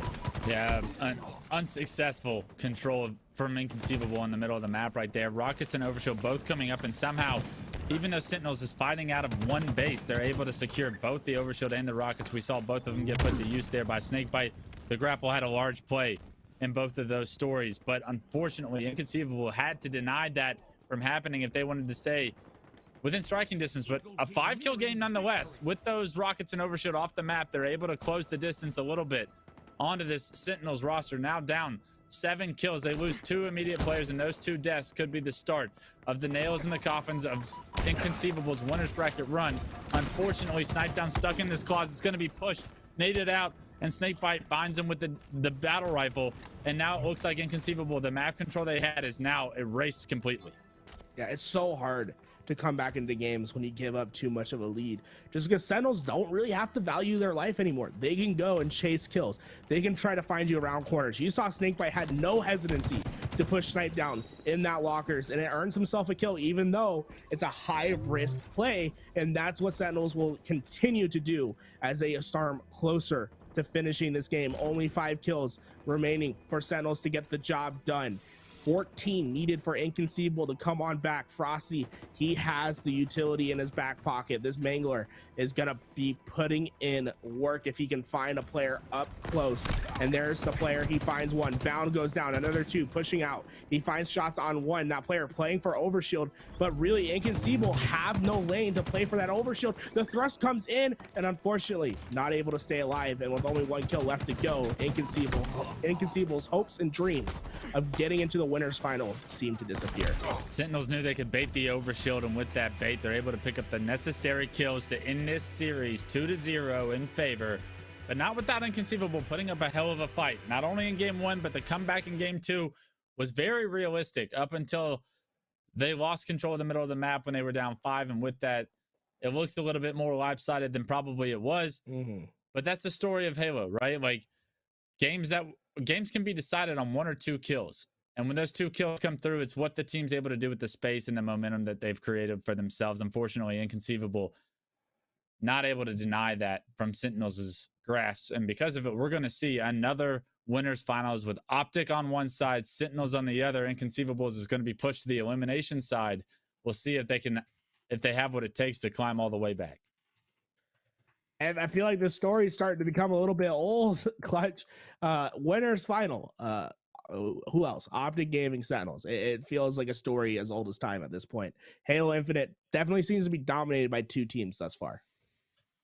It's been early though. There's been 3 weeks of gameplay. I still expect Inconceivable. I still expect Cloud9 to make waves, to make pushes for tournaments, runs for championships at the end of the year.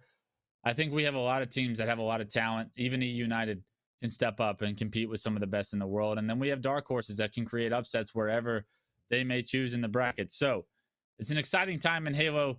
We do have the 2 probably juggernauts meeting up in the finals, but it's not without high contention from the rest of the competition so far here today. I'm so glad that we're going to see the rematch happen momentarily, guys. The winners final, Optic Gaming versus Sentinels. We saw it. We've seen this battle a couple times before. Once it's gone over to Optic Gaming, where it was Sentinels who had the winners bracket advantage, 2 best of 5s. They go in Optic Gaming's advantage, and then on the flip side, it was Optic Gaming that had the advantage. Sentinels, they come from the losers bracket. They get it done in 2 best of 5s. We're really going to see which team can take the lead on this day. But hey, first of all, I want to hear what our analysts had to think about that last game. Let's throw it on over to them and see what they saw. 2-0 victory there for Sentinels over Inconceivable. They will move on to face Optic in winners finals. Yay, so and why not here once again. Tony, are you surprised at all with the way that last series played out between Sentinels and Inconceivable? I would like to say I'm surprised, but I'm really not. I mean, Sentinels live in winners finals. To have a winners finals without Sentinels is kind of it's crazy to even think about. I was rooting for Inconceivable. I love to hear an underdog story. Sentinels on paper, definitely the favorites. If you don't have them number one, you probably have them number two, and very rarely do people have them as a number three squad. It's usually top two or bust when it comes to Sentinels. That dynasty has been absolutely incredible. Inconceivable, good squad, can pop off any given moment, and maybe we'll see them do that again in the lower bracket. But this is all about this new rivalry that's coming out. Sentinels versus Optic. You guys have been seeing the chatter. You guys have been watching Twitter. It's been real, and this rivalry is not going to disappoint. I can't wait to watch these two go at it. It's going to be exciting to watch.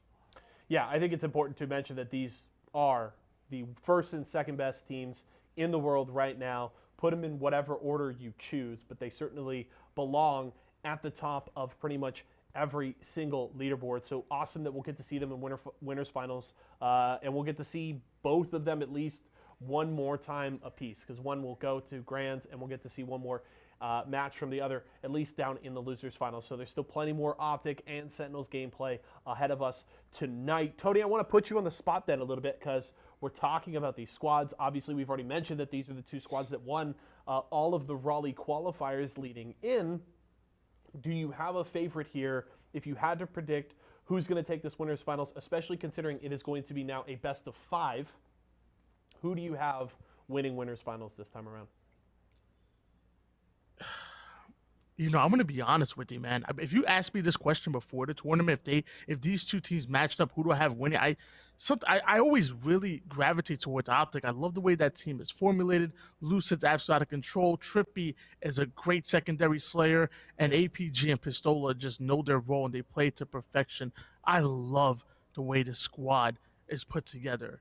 However, I was going to say, there's a bunch coming. Sentinels are playing insane right now, man. Yeah. Royal 2 is absolutely not missing. Frosty's going insane. Snakebite's doing just freaking Snakebite things. And Lethal has one of the smoothest shots I've ever seen.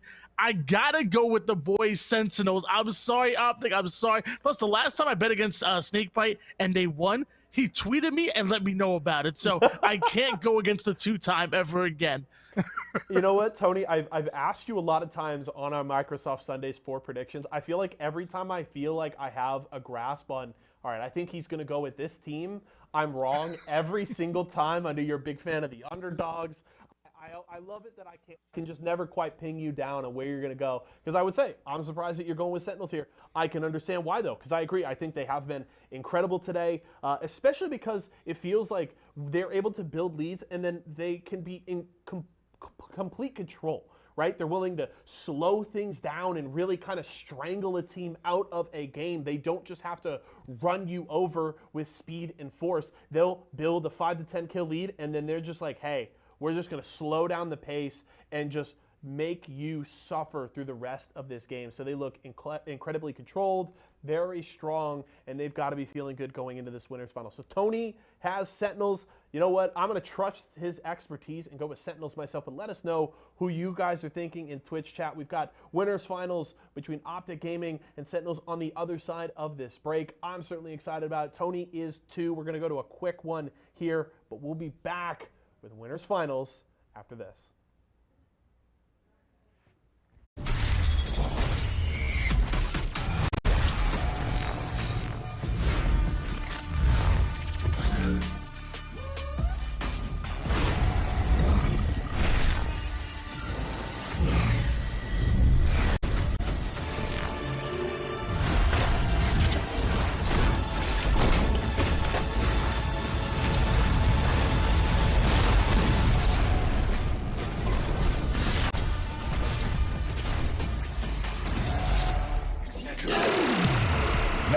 Even the biggest headaches are toast. Excedrin keeps your head in the game. Or no more throbbing noggins.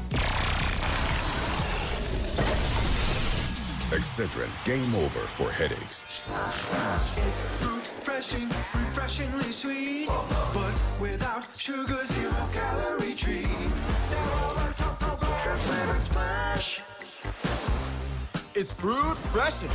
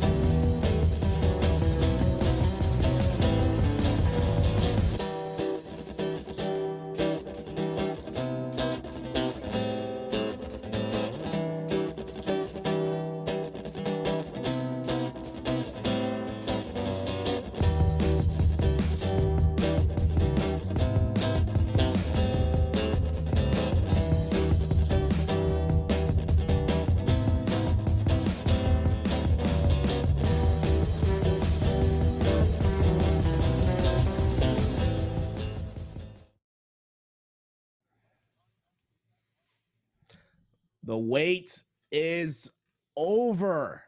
Winners final starting now. Optic Gaming going up against Sentinels. My name's Tools. I'm joined with the one, the only, the bestest, Clutch, my favorite coach of all time. Clutch, love what you've been doing. I just want to gas you up a little bit right here because we're about to witness a great. If we're gonna gas me up, we talk about my career as a player. The coach stuff. It was fun. I was good at it, but it's definitely on the back foot of what I would have liked to be known for, right? And it feels like nowadays people know me as a like CLG's coach, and as great as the time and experience as that was, as I cherish those moments, playing is where my heart was. Playing is where my heart is. The competition itself, being able to determine more of the outcome, was definitely an important piece for me that drove me. Speaking of the competition, though, we're going into the winners finals here, Tools, and we have juggernauts on both sides. We have Optic Gaming versus Sentinels. Man, we got two incredibly talented teams. Look at this. We got to have a best of 5 as well. We're going to start off with CTF on Bazaar. I'm trying to remember if we've seen Bazaar CTF yet on stream. I don't think we have. It was in the first game. I don't think we have, though. Slayer Recharge will be our second game, and Livefire Strongholds for our third. And we'll get to see if we need the fourth or the fifth. But man, both these teams have looked absolutely dominant as they've come through the winners bracket. We've seen a couple close games between their matches, but so far it seems as if both these teams in the driving position. All right. Now, if you've been paying attention to the scene at any point in time, this rivalry, it's starting to kick up. Sentinels, who were once Optic Gaming, now have to play against Optic Gaming and the new baddest boys in town, because Optic Gaming have been running the show since Infinite has come out. We're hopping into the gameplay. We expect this best of 5 to go the distance, Tools, but we'll see how the players are trying to determine the outcome of this series. So far, Optic Gaming with an early lead. Great plays out of Ola to get that kill under Rule 2. Unfortunately, across the map, it looks like Frosty's made a play of his own. All right, Clutch, I just want to point out, he still has camo. Like, Ola is still holding camo. He hasn't popped it yet. Very interesting play. Something we haven't seen a lot. We've seen it with Overshield occasionally, but usually when a player picks up camo, they opt to put it on their body right away. Interesting that Ola decides to carry it for so long. Sentinels getting that ball away towards C. It looks like Ola was taken down, so that camouflage is neutralized. But so far, interesting start from both these rosters. Ola did his best to stay alive, not quite able to break the setup from the back, but it looks like Sentinels has a clear hold over towards C. Yeah, this is going to be a Sentinels' first opportunity to set up. To your point on Ola controlling that camo and not activating it, that just shows the confidence Optic Gaming can play with, right? They can play so comfortable, even against the best in the world. They're trying to min-max everything they can. That shows you how high of a level of Halo they're expecting to be able to play. Right now, Sentinels' setup is broken very quickly from Optic Gaming. 40 points on the board for Sentinels early on in this game, though. We're going to see if Optic Gaming can figure out a way to get control in a setup of their own. That first camo not really coming into play, but this next one coming up in 5 seconds could determine the mid game and how teams are able to weather the storm. Yeah, clearly Sentinels takes advantage in the beginning of the game. This next camo is going to be very important for Optic Gaming to get a control of, and it looks like it has been picked up from Optic as Lucid is taken down. Lethal rotating this ball back towards Batman. He's going to throw it out. They're going to opt to slay as they don't have camo and they are not sure where that camo player is. Lucid once again taken down as he's been the tip of the spear for this Optic Gaming roster thus far. One thing to notice though, both teams not really opting to go out of their way and grab that sword. I don't know, maybe a gentleman's agreement between the two, but no sword action thus far. There's no gentleman's agreements between these two teams. There is only bad blood right now for these two teams competing against each other. You see Optic Gaming get a few kills of their own. They get the ball into yellow, and with that, they've got great opportunity here to climb back in this game. Down just about 30 seconds, but kills continuing to go in their favor is going to allow them to score the ball, some points. They're going to have to rotate it out, though. A little bit of Optic out of position to deal with the push from Sentinels right now in this ball carrier. Although he's able to play his life fairly well, he's immediately taken down from Snakebite, and now the ball being down bottom middle could be a very bad thing for Sentinels. Well, Lucid tried to repulse the player off the map. Unfortunately, he lands on a platform. Lethal does eventually bite the dust. As Lethal's pushing forward, he finds another one on Royal 2, really alleviating the pressure from Tower. Only one more player to deal with. This ball carrier, Trippy, should be able to drop if needed and find the kill. Once again, Optic being able to recover from the position, be able to find a hold, and now it's going to be up to Sentinels to break with the camouflage coming up soon. The problem is for Sentinels, they're spawning on the bad side for camo pickup. They're going to have to break through the tower, break through C, and try to get position for that camo, all while Trippy racking up the time. Yeah, Trippy is going to be forced to play. They've lost 2 of his teammates, so he prematurely plays this ball. It's actually a great decision by him. The pressure comes through. He's unable to land the shots with the commando to get the kill. Does break the shield of that player, but unfortunately not enough to get that kill before he's taken down. And yes, Sentinels have broken the setup. Optic Gaming have taken the lead, however, with that setup 70-53.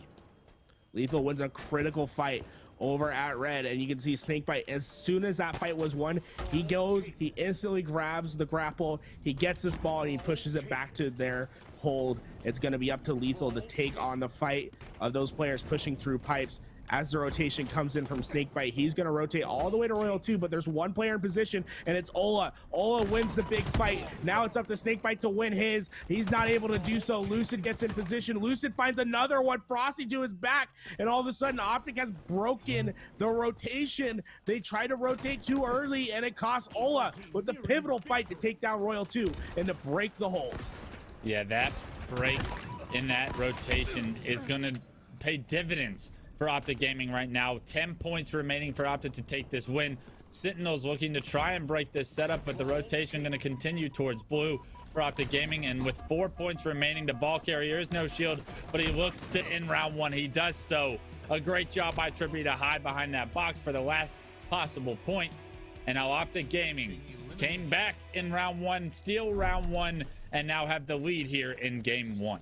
And you talked about at the beginning of this round 1, it's about min-maxing. Optic Gaming, they feel comfortable with that. They held the camo. Well, they min-maxed their ability to hold the ball. And they didn't really need to go and overslay 2 or 3 times in order to find their setup. They did it once, they found it, they got a nice 70 seconds from it, and now they're looking to do more. Lucid able to grab the camouflage. He tries to get the back of Royal 2. He gets it done with the BR anyways, and he's the most forward player. He's going to take the next shot. Unfortunately, his shield's not back. Lucid will pick up that win, but now the push coming through. Frosty was able to find Ola, but the trade, Lethal was able to find Ola, but the trade was immediate. The ball trying to go into the hands of Snakebite as he uses the grapple once again. APG in position to stop it this time around as Sentinel starts to materialize their push through the bottom tower. Ball time going in favor of APG as we see all of the Sentinels start to conglomerate over towards C. This could be where game 1 is decided right here. Won or lost for Optic Gaming. Can they hold this setup? They're opting to rotate the ball into pipes. APG taking damage from behind, able to successfully get it into the pipes control where his teammates are going to have his back. The sword carrier is going to be spotted there as well, so they're going to have a great opportunity to hold this. The player in the middle of the map jumps up on the bat ledge. He doesn't go down, but it's going to be so difficult to get into pipes without an opening, without a kill. APG does lose his life, but Sentinels lose 2 in the process. Look at that. Lethal once again getting up close and personal. Lucid taking out this Mangler, proving to be truly a gun that can dictate games if you're able to use it successfully. Trippy, he has the sword and the ball. Sword versus Mangler, what's going to come out on top? You can tell Lethal very much valuing the position of the play. As Trippy tries to get back up into top heaven, he's going to throw down some nades, not quite able to take that engagement for now. Snakebite finds 2, and all of a sudden Trippy's in trouble. He's trying to find the angle. His sword too far from reach to be effective at this range, but he buys enough time for Lucid to come from the back and to steal the ball away. All of a sudden, Optic Gaming, even when their setups are being broken, they're able to stay alive, reposition, and retake.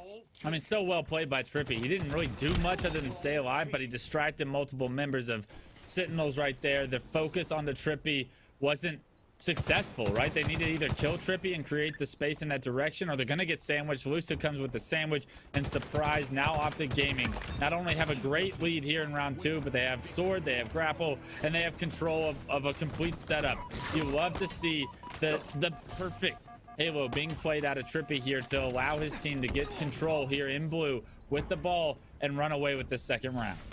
Tried his best to stay alive, unfortunately not able to do so. He'll give the sword over to APG, but Lethal wins the big fight. Did Lethal see the sword come out though? No, he's just gonna leave it at the bottom of the base. No sword for Lethal, and it could just be Optic Gaming that go back and pick it up once again. Frosty finds one. The ragdoll effects come out as that player gets thrown out, and 4 go down for Optic Gaming. Sentinels, they have the hold.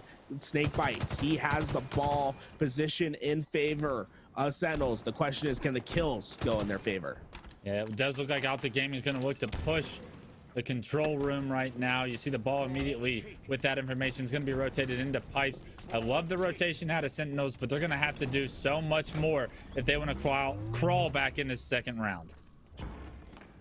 Maintaining ball time. They're going to throw it out for now. They're going to opt to take the fights, and the fights they will. Snakebite finds one. He finds two. Two go down, gets the Mangler in his control, and it's Frosty on the other side. He loses the fight to Lucid, and now Lucid's in position. It looks as if maybe that play was too premature. The win quite easy for them as Royal 2 is able to get it back into the hands with the grapple. Once again, using the sandbox to the best of their ability. But Optic Gaming was able to secure the camouflage while this happened. Actually, no, Frosty, he finds the kill on APG. The camo has been neutralized. The comeback starting to materialize as the positional game is being won by Sentinels at the moment. And here we go, Mangler in hand. He misses the first shot and dies. Lucid with the critical kill to break open the setup.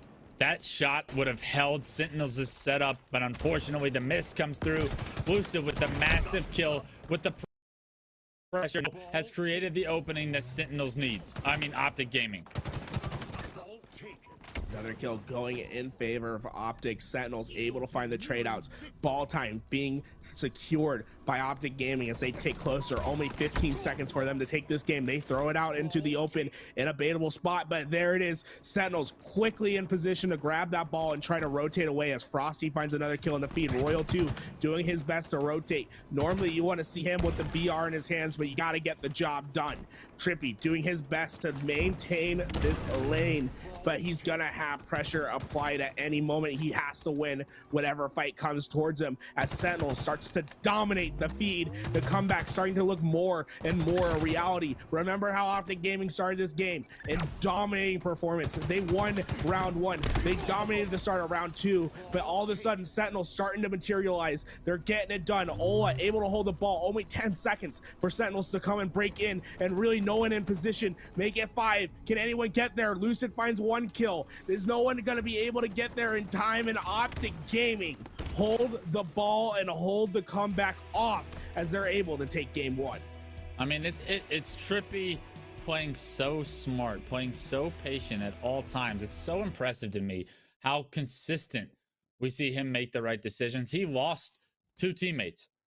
Sentinels has a complete setup. He's under heavy pressure in that long haul situation. He somehow stays alive, and because he stays alive, he's able to now impact the game when his teammates come off respawn. If he loses his life there, his teammates are not going to have the same support that they would have had if Trippy goes down after they lose their 2 lives.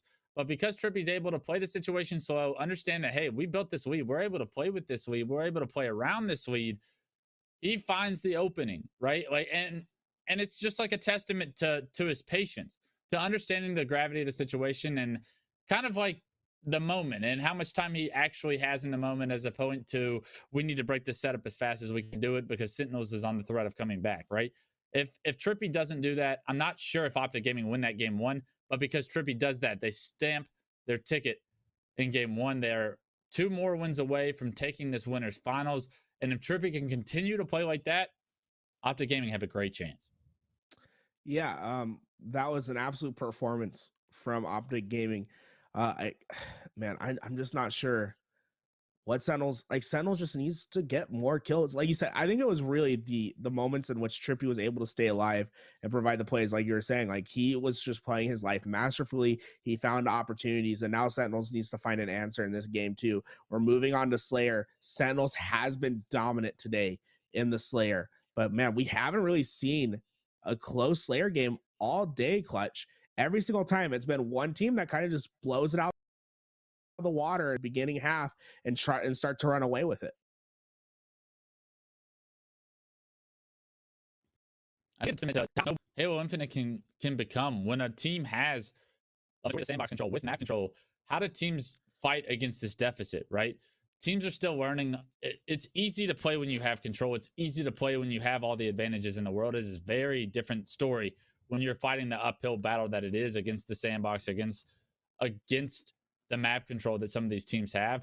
As Halo Infinite, competitive Halo Infinite continues to grow and the meta continues to be created, I expect that switch to be a little bit more even keel, but right now teams definitely have a better time playing in the lead and with the majority and in favorable positions, right? So it's all about who can get into those favorable positions, and then once teams do that, how can you break that quickly? Right now we're starting off game 2, and it's great shots on the side of Lucid with the commander rifle to take down Lethal there, but an early even kill game as the start of this game is taken off. ABG was able to find one to the back, but not able to stay alive for the time being. Lucid did take down Lethal, and Lethal had the shotgun. I'm curious as to whether that shotgun has been picked up or if we'll see it on the respawn eventually. We've seen Sentinels on the strongholds really favor the purple and cafe side. The question is, does that translate over to the Slayer? We shall see, as Snakebite's able to trade out, and that is just this game thus far. It's so close. It's been so trade for trade. We see the shotgun was in the hands of Frosty. He goes down, not quite able to get the shots out for the trade as APG finds the double kill. And now it's up to Snakebite to find this kill over at Arcade. He's not quite able to make the push through. Not going to be able to pick that one up, as there's 2 more players from Optic Gaming waiting in the corners. A good job by Snakebite to stay alive there, though. He kind of understood that if he goes any further, he probably gets back smacked there. Unfortunately, he's going to end up trading his life as well. And Sentinels did have about a 4-kill lead at one point in this Team Slayer, but Optic Gaming doing everything they can to fight back into it. Now have the lead by 1 kill, 12-11. Optic Gaming making the push forward. This shotgun can absolutely change the dynamic of the game if you can get it into the right positions, but you have to be able to break through. Ola looking for his opportunity. There's one in PD. Lucid able to find that kill. Gonna have to find it with the BR. Royal 2 goes down. 2 of the best to do it ever going up against each other, and now rockets into the hands of Ola. And look at that, he has both of them to work with. There we go. He finally drops one. He's gonna tell his teammates, hey, shotgun's down on B stairs, y'all take that. I'll use these rockets to my best of my ability. As 2 are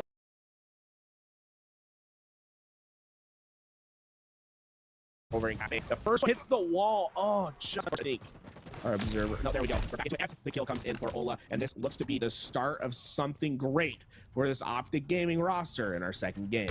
Yeah, it's the momentum that Ola has built for his team right here. Ever since he picked up that shotgun, he's been on a roll with map control, power weapon control. The pressure is on Sentinels right now, and Optic Gaming look to continue to push that pedal down.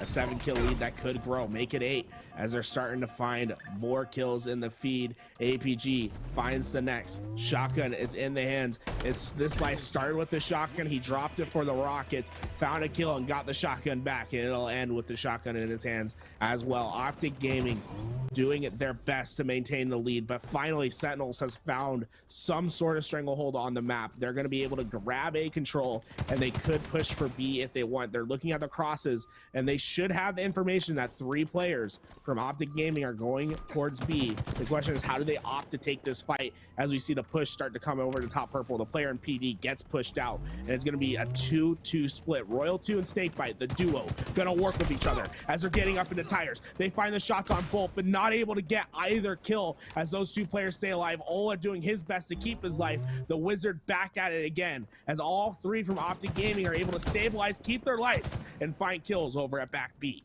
Just a perfect bait and switch in the tire situation right there. Both the players for Optic Gaming were knocked to no shield. Neither one of them actually died, and because of it, they actually turned that 2-2 split in their favor. Still up 7 kills with Rockets coming up. They've been able to flip the map. 3 kills do just come in for Sentinels, make it a 4th. Kills, a few of them were traded out, but right as Rockets are coming up, that was a perfect time for Sentinels to capitalize and get some map control. Lucid is able to take out the perimeter player, and Frosty open up that A position for their team to push through, but Rockets have gone in favor of Snakebite, and he's leading the charge towards Cafe. The shield is up. Can it hold off the rocket? It does for now. 1 rocket down without a life traded. Snakebite kills his teammate and then dies. Lucid essentially goes 1 for 3 as he finds 3 kills in the favor of his team. That is where Sentinels will lose game 2. I'm calling it now. Blunders like that cannot happen. Optic Gaming able to take advantage of the poor use of the rockets from Snakebite right there, and because of it, they now have a 10-kill lead. Oh my! You don't expect to see blunders from the dynastic roster of Sentinels. They've won 2 world championships, dominated Halo 5. Basically, they don't make mistakes like that. It's so surprising to see. And Optic Gaming will absolutely take that inch, make it a foot and run it 10 miles, because that is just a massive mistake that you can't afford to make. And now Optic Gaming, they're feeling comfortable. They're finding kill after kill, and it's just a matter of time before the second game's over. Sentinels have to find a miracle in the making. Ola finds another on Royal 2. It's going to be the push from APG, trying to secure this lane for his team. Ola staying alive. Trippy gets the back spawns. They know that they're all over in this backbeat drive, and they're trying their best to get in as Snakebite finds a kill to withhold the push for now. I love APG backing down in this situation. No free deaths, no dumb mistakes to allow Sentinels the opportunity to get back in. Now look at all the damage he's able to provide his team. Gets a kill, gets a melee onto a second, and even if those players don't go down, I believe his team was just able to swoop in, secure rockets, and even further extend their win condition here. They look like they're in a very comfortable spot here to end game 2, and it's off the back of multiple great decisions that everyone is making. Love to see it, right? It's just about playing clean, solid Halo and taking advantage of their mistakes, and that's exactly what Optic Gaming has done. They played a world-class game 2. I've been impressed through and through. They're playing so well together, and now Sentinels are going to find themselves back down 0-2, and in order to win this winners final, they're going to have to do it through a reverse sweep as these kills start to come in for Optic Gaming. That Sentinel rifle not quite able to get the final kill. It's going to be up to APG to hold off for as long as he can. Trippy swoops in and finds the last one, and look how even that kill feed is for Optic Gaming. They all really just helped each other to get that job done. I mean, at one point, Lucid and I believe Lucid and Ola both were 10-4, and the game was semi-close, but when the rest of Optic Gaming were able to get control, able to get some power weapons of their own, they ran away with that game too. And that's the story that usually is told in Halo Infinite so far. When you get that kind of control, when you get those weapons in your favor, and you're able to apply the pressure that Optic Gaming was able to, you can run away with games. Unfortunately, for Sentinels fans, they got those rockets. They actually ended up having a massive blunder. We saw a team kill involved, and unfortunately, those kind of mistakes, they do not come easy, right? You learn your lessons the hard way, and unfortunately, this series all of a sudden lopsided heavily in Optic Gaming's favor. Yeah, I mean, it was basically a 3-kill swing, right? They lost the original gunfight. They shoot the rocket. Snakebite kills Lethal, hurts himself, and then gets immediately killed by Lucid for a 3-kill swing in the favor of Optic Gaming. And they lost all map control. And from there, it's too much of a hill to climb. And now they're going to have to figure it out in game 3. We're going back towards objective. One thing about Sentinels, though, is they can be quick to forget. So many times that they've been in a position where they have to win a game to push it just a little bit further. They've been able to do so, and they have won championships from doing so. So I'm sure that we'll probably see a game 4. But man, Optic Gaming looking incredibly strong, trying to make the case that they are the true number 1 after losing that qualifier last Thursday. Yeah, I don't think there's any debate that Optic Gaming is probably the favorite going into HCS Raleigh. They're looking extremely strong today, looking to advance all the way to the finals, to the winners bracket side here with one more game to clutch out.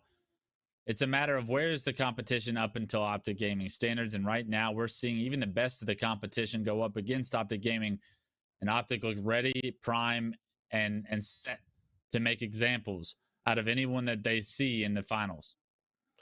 Man, I love this new Optic Gaming squad. They've been absolutely a blast to watch. If you guys haven't seen their content, they really mesh with each other. And I love the duo of Trippy and Lucid. Guys, if you didn't know, Lucid used to go by saying absolutely dominating the Halo 5 scene. He said, I'm going to make myself a duo of Trippy. What's the best possible name for that? And he chose Lucid. And now we have the best duo name, in my opinion, of Trippy and Lucid, because that's how you're going to feel after you get absolutely demolished by Optic Gaming. It's going to feel like they put you to bed. And you're feeling lucid in your trippy dream. I don't know where I was going with that, Clutch. I thought you had something going there. I didn't know the background of the names change or whatnot, but I thought you knew a little bit more than me. But I mean, it's a believable story. I like the idea there. Lucid and Trippy obviously having a major impact on this Optic Gaming's team's success. Ola and APG also doing the thing. It's a collective effort, and you got to know Lunchbox as your coach could never hurt something. Having that patient experience in your ear. I mean, this team's going places, and they've already been able to just achieve whatever accolade it seems like they want so far in Halo Infinite. No, I mean, absolutely right. Picking up a coach that's won a championship is always going to be in your best favor. I mean, Clutch, you're walking proof of that, right? You just pick up the coach that's won championships. They know what to do. They know how to get it done. And I love that pickup of Lunchbox to that roster. It seems as if he's really getting these guys on the same page. Guys, you know, we're getting our third game loaded up. Optic Gaming up 2-0 after some dominating performances in game 1 and game 2. The oddball, man, there was opportunities for Sentinels to come back. Optic Gaming hold them off, and they win the game. Game 2, once again, Sentinels, they pick up the Rockets. They look like they're going to be in a position to make something happen. Mistakes happen. Players die. They lose control. Optic Gaming takes the inch. They take it a mile. Seems to be the theme of the match. Sentinels, in order to win this game, we have to see a clean game. No more mistakes. Play the way that we know that they can play. Yeah, I mean, it's been Optic Gaming has won these games off being able to dictate the pace. They've had the majority of control throughout these first 2 games, and because of it, they're able to play around their own successes, have the numbers when they want to, push when they want to. It's the patience, it's the intelligence, it's the full package from Optic Gaming. Sentinels is going to have to figure out a way to steal the driver's wheel away from Optic Gaming and choose which road they want to go down and dictate the pace themselves. It's easier said than done, especially when Optic is feeling themselves as well as they are today. Man, I want to say whatever team loses this match, I can't imagine them not coming back through the losers bracket, Clutch. There's no chance. They just look so great, but hey, we're having some difficulties getting this third game started. So, why don't you take a second, go get you some water, go do whatever you need to do. We'll be right back, and we'll have this game 3 ready for your entertainment soon.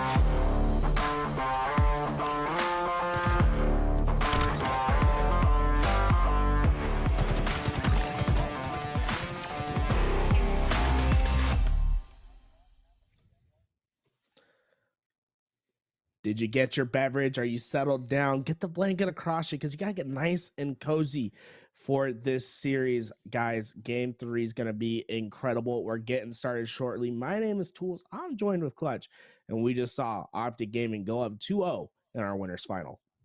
Yeah, if you told me this series was going to be 2-0, I'd be shocked. If you told me it was 2-0 in the format that we've seen it, it's been an Optic Gaming show so far here. We've seen Recharge Oddball, Street Slayer, the same result, heavily in favor of Optic Gaming. 2-0 in the Oddball, almost a blowout in the Street Slayer game. We have CTF Aquarius, and we're hoping the Sentinels can figure out a way to make this a series. As fans, we won a Game 5. I'm not sure we're going to get it, though. Yeah, I mean, Optic Gaming, they look so impressive. It's hard to see a Game 5 happening, but CTF Aquarius is definitely a map for the momentum to change, right? You're talking about a map that largely relies on the BRs, on the team shot, making sure that you're playing together, close quarters combat. And if you're able to establish a dominant control on CTF Aquarius, that could translate into your following games and allow the reverse sweep to happen. But we'll just have to see what happens. Trippy, he's up and he's looking for a fight. And a fight he finds with Snakebite, comes out on top, able to get that one. But 2 go down for his team as he's trying to make some action happen top mid. Camo in the hands of Sentinels. They're able to get away with it. And the flag for now, looking like a great start for the Sentinels roster.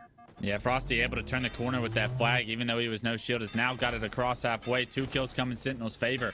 And Sentinels, with the first signs of life so far in this winners finals, look like they're going to be able to punch this flag in and take the lead here in Game 3. If you thought this game and series was going to be a quick one in Optic's favor, Sentinels have come out swinging. What a great, without less than a minute, they get the flag cap in. And now they're making their way back to top mid. 2 went down for Sentinels. So these 2, Royal 2 and Frosty, by themselves on the overextension. They need to value their lives and try to find the kills necessary, because Royal 2 and Lethal are finding them in the kill feed. Lucid trades out with Lethal. Flag is out and away for Optic Gaming, but it looks like Lucid wasn't quite able to get the throw out to where he wanted it. He's going to have to go back into the base and try for the reslay. I actually like this play by Lucid, though. Even though the fight didn't get out, he needs to slay anyways. He needs to use this heat wave and this thrust to his advantage. Lucid, one of the best in the game with this combo, ending up getting the fight to the closet. Hopefully he's going to drop this for his teammate, because you want to see him put this power weapon to use. Unfortunately, it looks like he's got some pressure, but pressure not a problem for Lucid, as he's able to find that kill on the Snakebite. Does get taken down. They lose 2 players, and now all of a sudden Sentinels might be able to stop this cap. They're on their way. Frosty getting into this utilities closet. He's gonna have to find a pick, and there it is. It is Ola that goes down. He's in the back base. He's causing havoc. He needs to win this next fight. Unfortunately, not quite able to get the perfect shot. One of the bullets missed, and it's gonna cost his life. Lucid able to survive the dynamo grenade that came in, and now he's looking to find some more action. Lethal goes down. Lucid causing all sorts of havoc as he's in this base and he finds the kills and clears it for his team. Huge momentum swing in favor of Optic Gaming. But now it's about executing, right? You've done this before. You cleared out the base, you stopped them, but you weren't able to get the flag cap. This time, what's going to be different? 2 members of Optic Gaming still in the Sentinels base, even though the flag was out.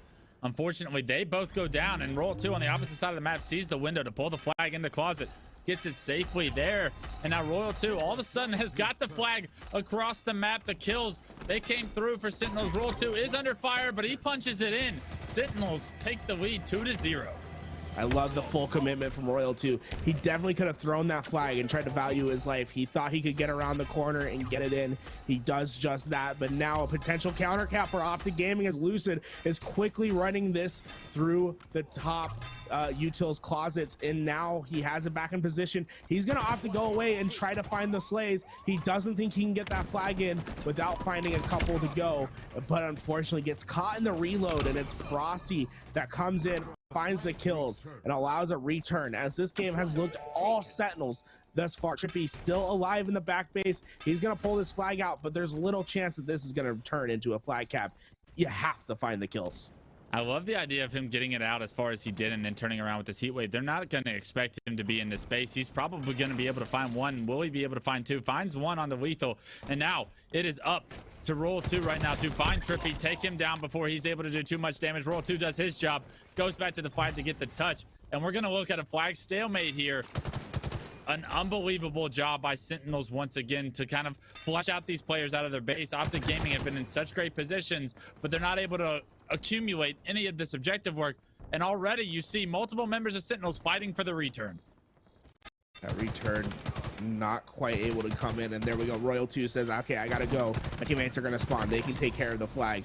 Lucid able to find one on lethal. He's gonna leave that for his teammate. He's pushing forward 2 players from Sentinels in front of him. He finds damage on the first, but not quite able to get to the second.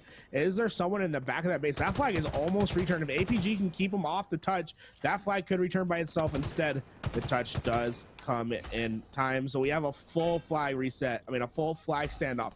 Both flags over at the base. One thing to note though, Clutch, Camo just picked up from Trippy. Can he stay alive and get out is the question. As APG finds the pick across the map. Lucid looking for the next. This could be 2 down in favor of Optic Gaming. Can we get on with Trippy out? He should have the camouflage and he should be making the play right now. I want to see if he's able to get the return.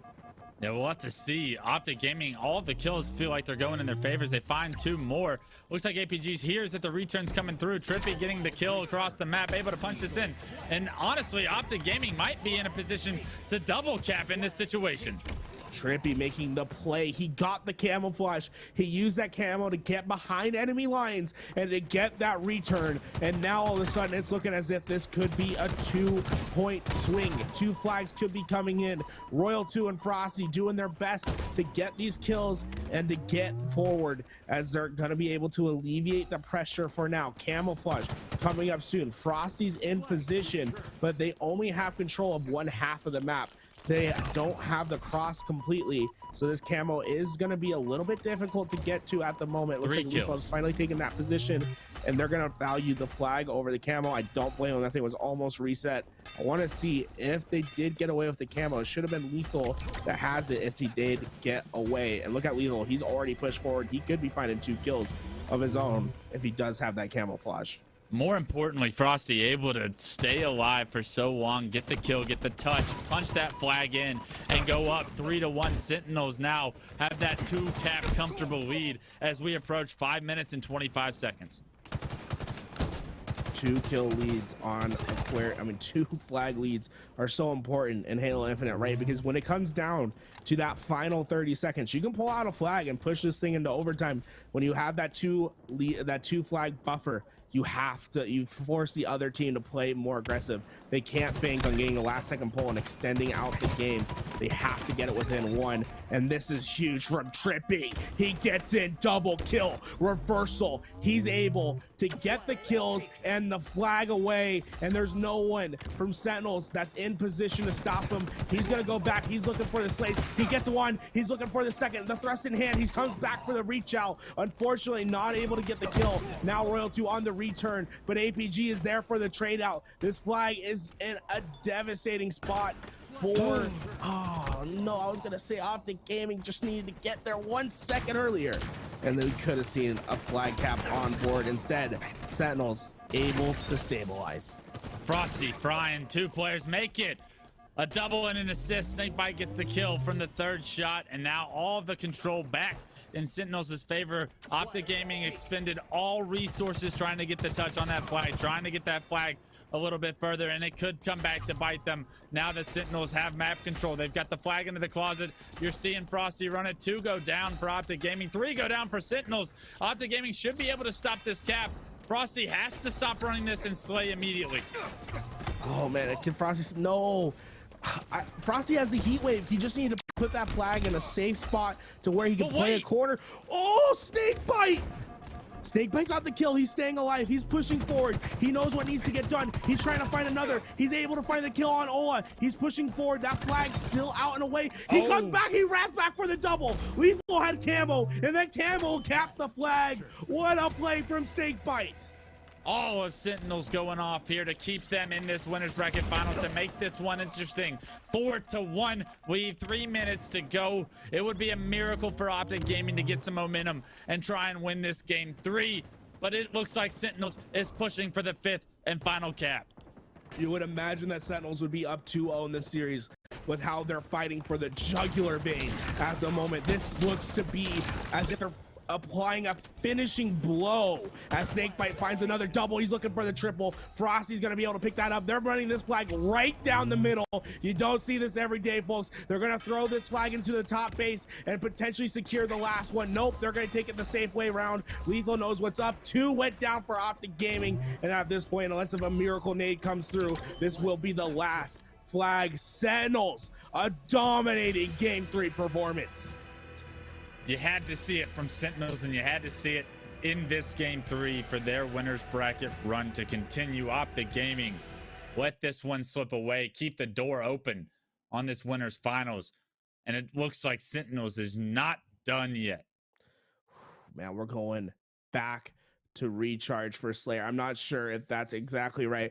I'll get some confirmation. Normally our Slayers will be game 5, but you never know. We'll see what happens. If not, it could be oddball on Livefire, which would be an interesting one to see. Either way, we'll figure that one on out. Sentinels, though, talk about a dominating performance. You would imagine that they would have just won the game 3-0 with how they played that third game. They're looking absolutely incredible. They looked primed to take on whatever team comes next or whatever happens next, because I'm going to say it, Clutch, we're going to a game 5. There's no way Sentinels throws away this game 4. I don't know, man. Optic Gaming, I mean, that was the first time we've really seen them slip up, really give that much control over to a team. Yes, Sentinels was able to continuously make the right plays, but I mean, there were just so many crucial moments. I felt like Optic Gaming was going to come out on top, and somehow Sentinels made the right plays in order to take the game, right? That the score 5-1, that's a blowout in my head. But when you watch that gameplay, like so many different flags, it felt like Optic was going to have a better opportunity to punch in, a better opportunity to cap. If they're able to just get 1 kill or 2 more kills in these situations, it is what it is. You lost a game. Optic Gaming probably didn't expect a perfect tournament in front of them, but I don't think that they're going to waver in confidence just because of 1 Aquarius CTF against the Sentinels roster. We'll have to see. I mean, we're talking about wins being put back into the sails of Sentinels. They were dead in the water, a still sea, and now it feels as if there's a storm brewing in the background. This ship could be sailing at 100 miles an hour, depending on how Sentinels comes out in this game 4. But we'll just have to see what happens, guys. Do not go anywhere. This match is going to be one for the books. It's looking incredible. These teams have both showed that they have the capabilities of taking over. What's the problem is we haven't both seen them play at their best against each other at the same time. I want to see these guys go blow for blow, Juggernaut versus Juggernaut, go down to the wire in our next game. I think everybody's rooting for a game 5, so maybe momentarily the audience becomes Sentinel fans for now. But it is going to be a recharge Strongholds game. Already Ola finding the Mangler one shot with the beatdown. 3 players for Optic Gaming are on camo, and that looks like it's going to be camo in the hands of Optic Gaming and potentially early control as well. Ola trying to find the pick with this Mangler, not able to get the job done, and now it's up to Trippy to defend B. He's getting in the shots, but not quite able to get the kill as Frosty finds the pick over at B. That will secure back B, but they're losing C and they don't have control of A. So all this fight really for naught, as they're still gonna have to break out of the back base as they're able to find the first pick on Ola. Frosty getting damage on the player at A. Bottom tower able to trade him out as reinforcements comes from tower. Trippy gonna work with Lucid. The duo get it done as they're able to stop C. Yeah, overwhelming. That player at C, I believe it was Snakebite, but the duo and Optic come through. The 2v1 allow them to get that reset. Nobody on Sentinels there to back up Snakebite in the situation, and because of it, Optic Gaming continue to score and keep this early lead. You love to see this AC setup if it's performed correctly, and that's exactly what Optic Gaming has been able to do. They do look to flip B and A. As you see, Sentinels spawn with the elevators, so now a new opportunity at a setup is here. Shots. Oh no, not quite able to get that kill. Lucid will be taken down, and that could provide an opportunity for Sentinels to break into C. We'll have to see where that player flanks off to. APG trying to stop B right now with the shots across the map. Not quite able to find that kill. Will be back down for the time being. While this was happening though, Lucid was able to get control of A back. And so far, Sentinels have tried their best to break the setup, but they just can't find the hold. So far, playing on their back foot. The second camouflage is up right now, so map control is very important in these next 20 seconds. You're seeing 3 kills go in Sentinel's favor, and with that, the camouflage should as well. Lucid, he's back with his team. The camo has been spotted, but can they get the kill? Trippy goes down. It's Frosty with the camo. He immediately gets naded out. They nullify the camo as quickly as they could, but it did cost them valuable time at B as the CNA hold comes out for the Sentinels roster. Finding kills and doing what needs to be done is Royal 2 as he finds this player going down to pipes. APG, you can't quite make that flank on Royal 2. He's gonna find you every time. And now Royal 2, can he hit the critical shots? He hits 2 with the Mangler. That player gonna try to get away, but no, you are not able to. B now in control of Sentinels as they have just absolutely flipped the map. A control will flip, but B will as well. The BC hold for Sentinels as they're starting to rack up the score. A great job by Royal 2 to apply pressure to B, understanding that he's got to flip strongholds, he's got to flip control for his team. He's able to get the kills he needs, but right now pressure is going to be on C. Multiple members going to be looking at Royal 2, and everybody in the lobby understands that Royal 2 needs to die for Optic Gaming to take this control. So far, Optic has just been trying to rotate out hills, but Sentinels, the second they see the rotation, they make one of their own, and they've just been able to out-rotate this entire time. Royal 2 gets up to Lucid. He's going to be able to find the one-shot beat down with this Mangler. It's been so deadly. Optic Gaming is scoring for now, but Royal 2 is in their back, and he has a killing frenzy. This man is absolutely insane. The problem is they're not scoring. This man's doing everything, but they can't get the points on the board. Optic Gaming somehow still stabilizing from the position for now, but Royal 2 has something to say about it.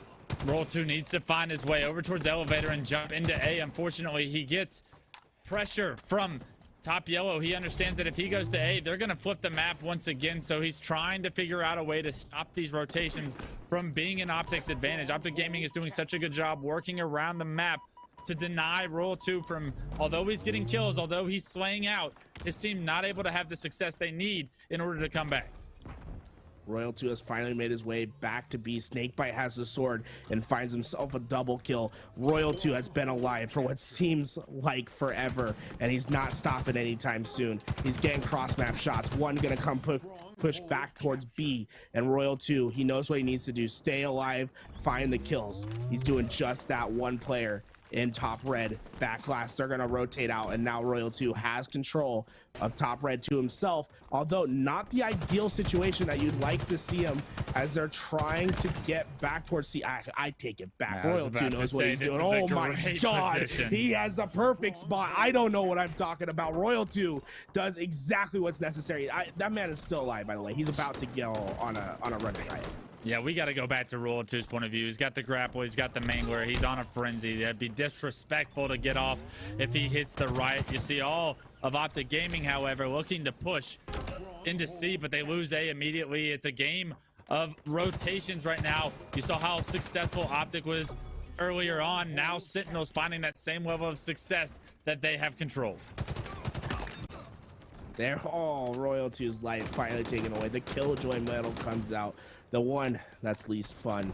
But finally, Optic Gaming able to take down the menace. That is Royal 2. He starts off this game 13-3. Lucid doing his best to stabilize the position. And, you know, for having a player going on a killing frenzy with the way that Royal 2 dominated the map, it's still surprising to see that Optic Gaming are right within striking distance. They really are ready to take advantage of any mistake. You would expect this game to be far and away in favor of Sentinels with how the killing frenzy that came out of Royal 2. It's just surprising. Yeah, I mean, that's just a testament to how well Optic Gaming is playing around those kills, right? Even though Royal 2 is able to get all of these kills, they've been able to slay out the rest of Sentinels. They've been able to figure out the recipe. The rest of Sentinels need to figure out a way to also step up, because Royal 2 will not be able to win this game 4 on his own. It looks like they've done just that. They're in total control right now, 146 to 101, and the score continuing to climb in their favor. We're looking like we're going to see a game 5 unless Optic Gaming step up now. Oh my, Snakebite hits the noob combo. He's spraying out bullets with the green gun. Gonna find some more damage, and they're trying to get away. Snakebite is ready for the push. Oh, and he gets him anyway. Ola trying his best to stay alive. And this is where it's nasty. The trip cap, if you have the rotation, if you can get them on their back foot off spawn, look, Sentinels can kill them on their way to B. Optic Gaming have to get around the slays while under a trip cap in order just to get themselves out of the trip cap. This is the most devastating effect that you could possibly have on the game. And there we go, Snakebite's on his killing spree. Unfortunately, the help over at C has died, so they've lost C control, and now they're all spawning towards A. They're gonna make a quick rotation towards B, but they're gonna have to take this player out of top red. Sentinels is up 100 points. They need to focus on slaying and then playing the objective. They cannot afford to play the rotation game that has benefited Optic when they've had the numbers. Sentinels has done a great job of holding A, making sure that they don't lose it. However, getting this B stronghold is going to be near impossible without some pressure into control. Frosty does his best to stay alive, but Trippy's nade will find the better end. Once again, Snakebite been using that noob combo to great effect this game. Will swap it out for the Mangler. No one's gonna blame him for that, but APG will find the kill, and that's 2 into the favor of Optic Gaming. Sentinels now gonna have to find the slays on the way back as 2 are pushing into A. Frosty goes down. Lucid has the shock rifle. This is where Optic Gaming can make their comeback as they're pushing for the trip cap, and they find another 2 kills, make it 3. Optic Gaming roaring back with a trip cap of their own. The momentum, the sandbox, all in Optic Gaming's favor. The positioning favors them as well. I said Sentinels needed to get a round of slays. They've been unable to do so. From that point, you're seeing Optic Gaming apply the same amount of pressure as Sentinels did earlier in this game to build this lead. Now, the game being a very realistic opportunity for Optic Gaming to close the door on this winner's finals. APG doing his best just to stay alive and lay down as much damage as possible. He's the first line of defense at A, and he's going to be that back player to get the shots. Now, look at Optic Gaming. They're going for seed. They're going for trip caps. They're not stopping anytime soon. They're trying to make this comeback happen, and they're doing it as a pair.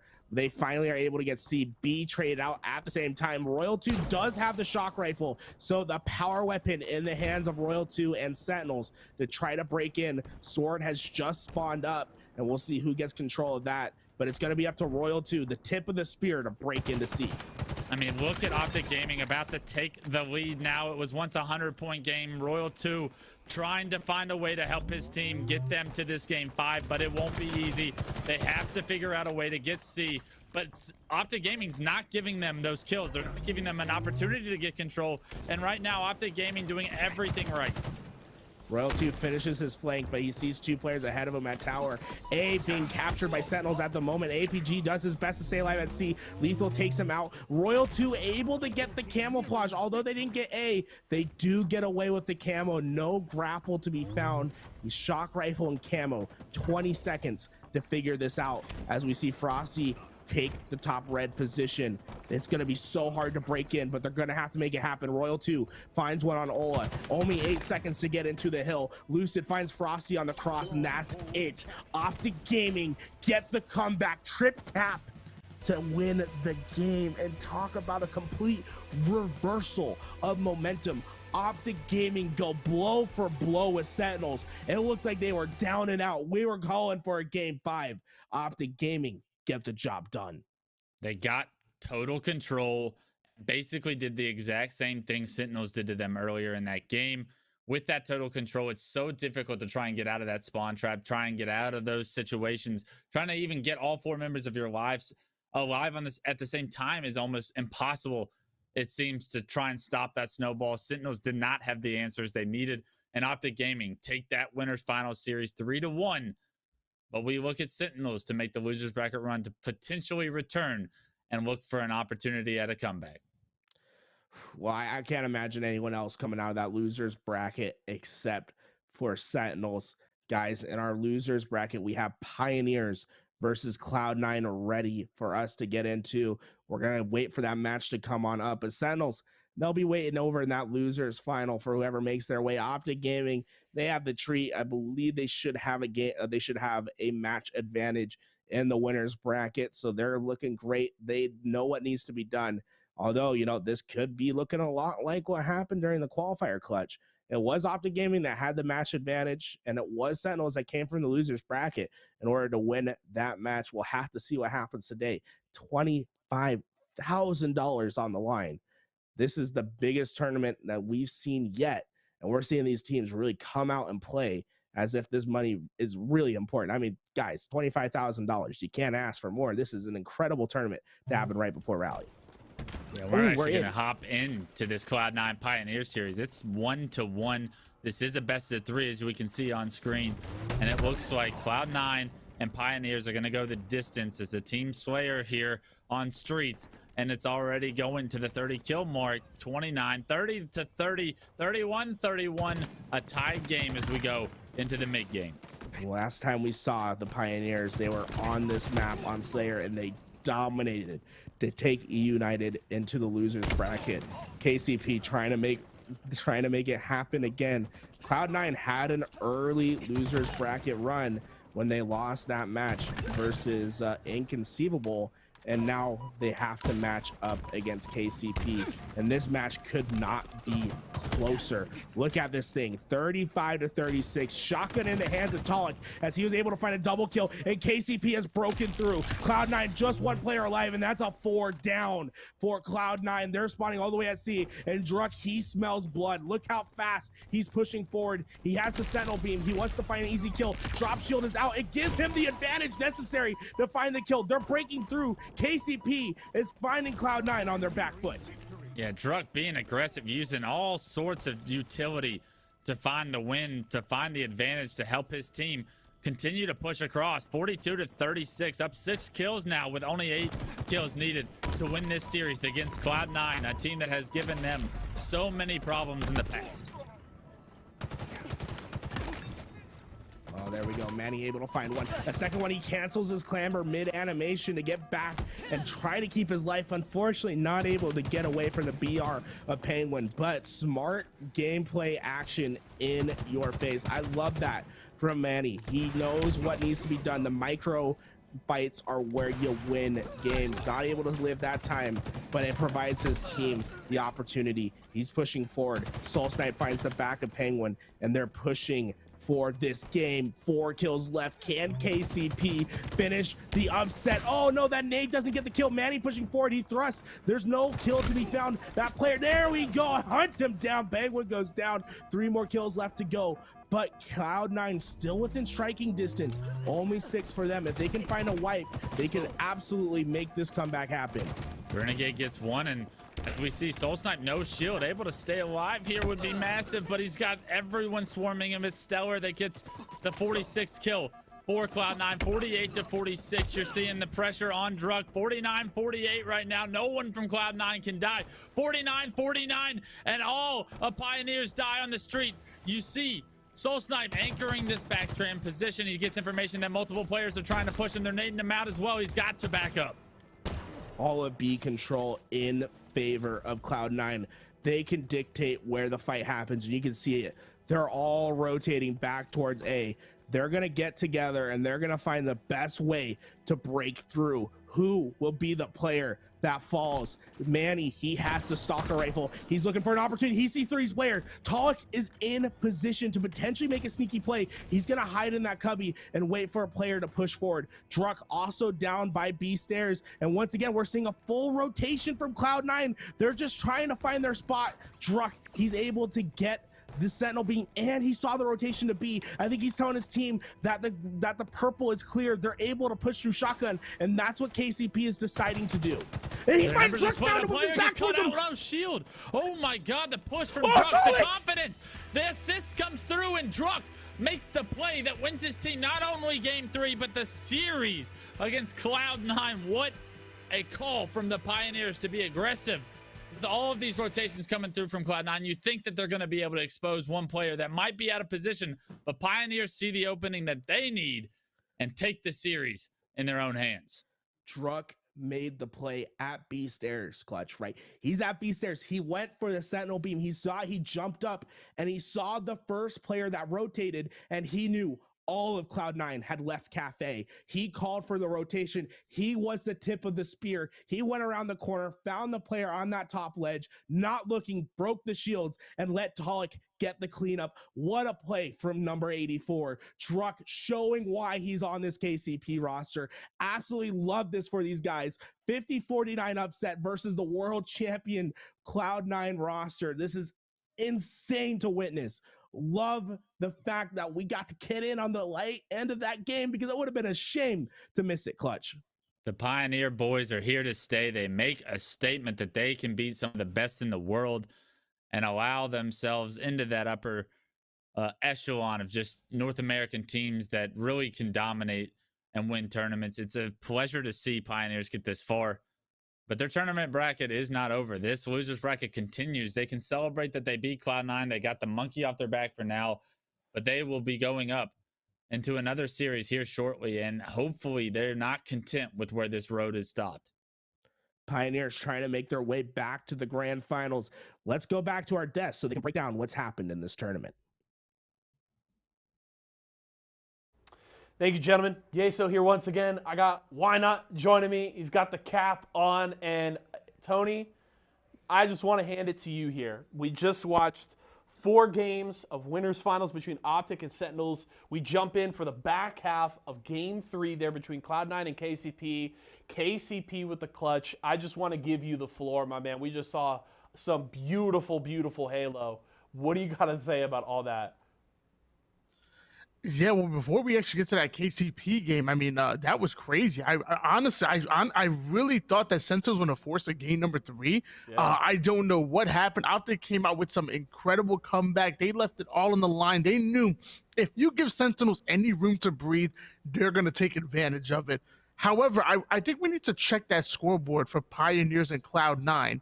It said that we went to game 3, but you notice that they were playing a Slayer. Slayer is always going to be game 2. So it was either a 2-0 going in favor of Pioneers, or we're actually going into a game 3. I think that might have been a little bit of a mistake there, so I want to make sure that we check that, because there's no way that that was a game 3. Either it was 2-0 or we actually are going to a game 3. So I made sure to put my backwards hat on, because I know it's going to be really exciting to watch. And this tournament is absolutely going crazy right now. Yeah, so yeah. I've literally been at the edge of my seat this whole time. Tools is killing it. Clutch is killing it. And multiple times I almost fell off. It was awesome. Honestly, we've had a ton of incredible matchups here today. And this is why we were so hyped all week leading into this. And a ton of people have been talking about it, because we have literally some of the best Halo talent in the world. Some of the most hyped up teams right now in Halo Infinite, all coming together to compete. And it's showing right now. Winners finals was awesome. The finish to that losers quarterfinal was incredible. So, and it is only going to get better. I believe KCP did win that series. Production and the TOs will double check on that. But that would mean if they did win, it's Inconceivable and KCP in that loser semifinals. Obviously, both of them battling it out to get a shot at Sentinels there, waiting in losers finals. Tony, kind of give me your outlook here on the rest of this bracket, assuming KCP won. I mean, it's really throwing a wrench in there. I mean, KCP are obviously like the ultimate underdogs. I mean, they're a dark horse squad. I don't just mean that's because that's their logo. They legitimately have always been the ultimate underdogs. And whenever they go up against some of these professional rosters, people consider them, okay, yeah, these are the top amateurs or semi-pro or right there at the cusp. But people always kind of widely consider them not quite there. But I'm of the total opposite mindset. I think KCP is here, and I think they are real. They are here to stay. And if they take down Cloud9 2-0, going in against Inconceivable, I feel like they're going to be the favorites to probably win that 2-1 and maybe guarantee a spot in the losers finals and guarantee a top 3 placing in our $25,000 tournament that we have here. If KCP came out with a 2-0 against Cloud9, that to me, I'm definitely having them favorites to at least make it to the losers finals. And now playing against a red-hot Sentinels, I'm not going to lie, that might be tough, especially Sentinels with their back against the wall playing for their tournament life. But I'm a big fan of KCP, and I can't wait to see what they do throughout this tournament. I also think it's a different conversation when it's a best of 5, right? You know, maybe in a best of 3, a KCP on their best game can, you know, catch Sentinels stumbling and, you know, win a strong game on a map they're favored on and maybe steal another one in a best of 3. But to take 3 wins in 5 off of Sentinels is just that much more difficult of a test. But I think you make a great point there, Tony, when you talk about this is just a good team, period. I'll take a page out of your book. If you don't know, now you know after seeing KCP take down C9 there. Yeah, like I said, I want to make sure that we'll have production go in and make sure that is a 2-0. Like I said, no matter what, Slayer's always a game 2. So I want to make sure that we have that right. But either way, KCP looking so good and really pushing Cloud9 to his limits. And by the way, there was a little bit of beef with KCP and Cloud9 back in the day, a little bit of Twitter drama. And obviously you remember back in Microsoft's Sundays when they first started, this even before I even joined with Esports Arena, Renegade used to play alongside KCP under Fung 4 way before they got their signing, and they used to run the Esports Arena tournaments week after week. Yeah. It was to the point where they were on payroll. They might have gotten benefits offers from Esports Arena with how much they were running things. Then eventually Renegade wanted to compete with his team going forward, and that's when they ultimately picked up Super CC and then eventually Manny, but it was always kind of like that little brother, big brother kind of thing. Always loved when KCP went up against Cloud9 because, okay, you know, you showed us the way, you showed us how to win in tournaments. Now we're gonna show you that, you know, the student becomes the master kind of thing. So it's always excited to watch them go up against each other. It's an awesome one. We still have more action ahead of us, folks. Losers finals coming soon, but the losers semifinal we got to take care of here very quickly. We are going to go to a quick break right now, but we'll be back. We have more action from our $25,000 Halo Infinite launch event here in just a few.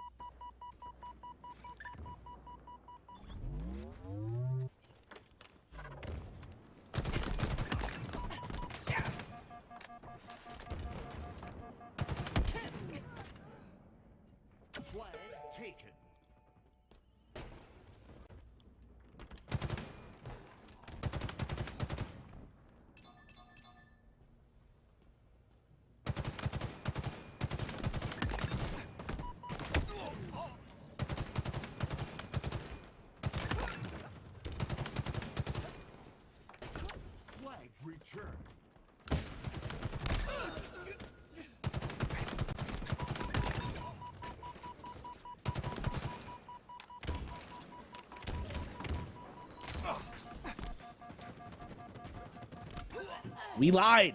Game 3 is live. Clutch.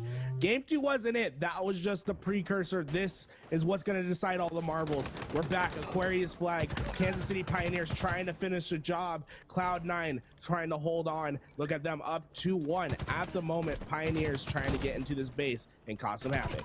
Yeah, let's take a look at what's going on here. That's 2-1, like you said. Cloud9's favor right now. Renegade 24-10 so far here in this elimination game. Loser goes home. Winner will continue their run in the elimination bracket. And right now, Cloud9 with under 4 minutes look like the favorite here to take this game. We'll see if Pioneers has what it takes to get a cap on the board, tie this thing up. Let's take a look at that kill and death column. Renegade 25-11. The man is doing it all. Plus 14 at the moment.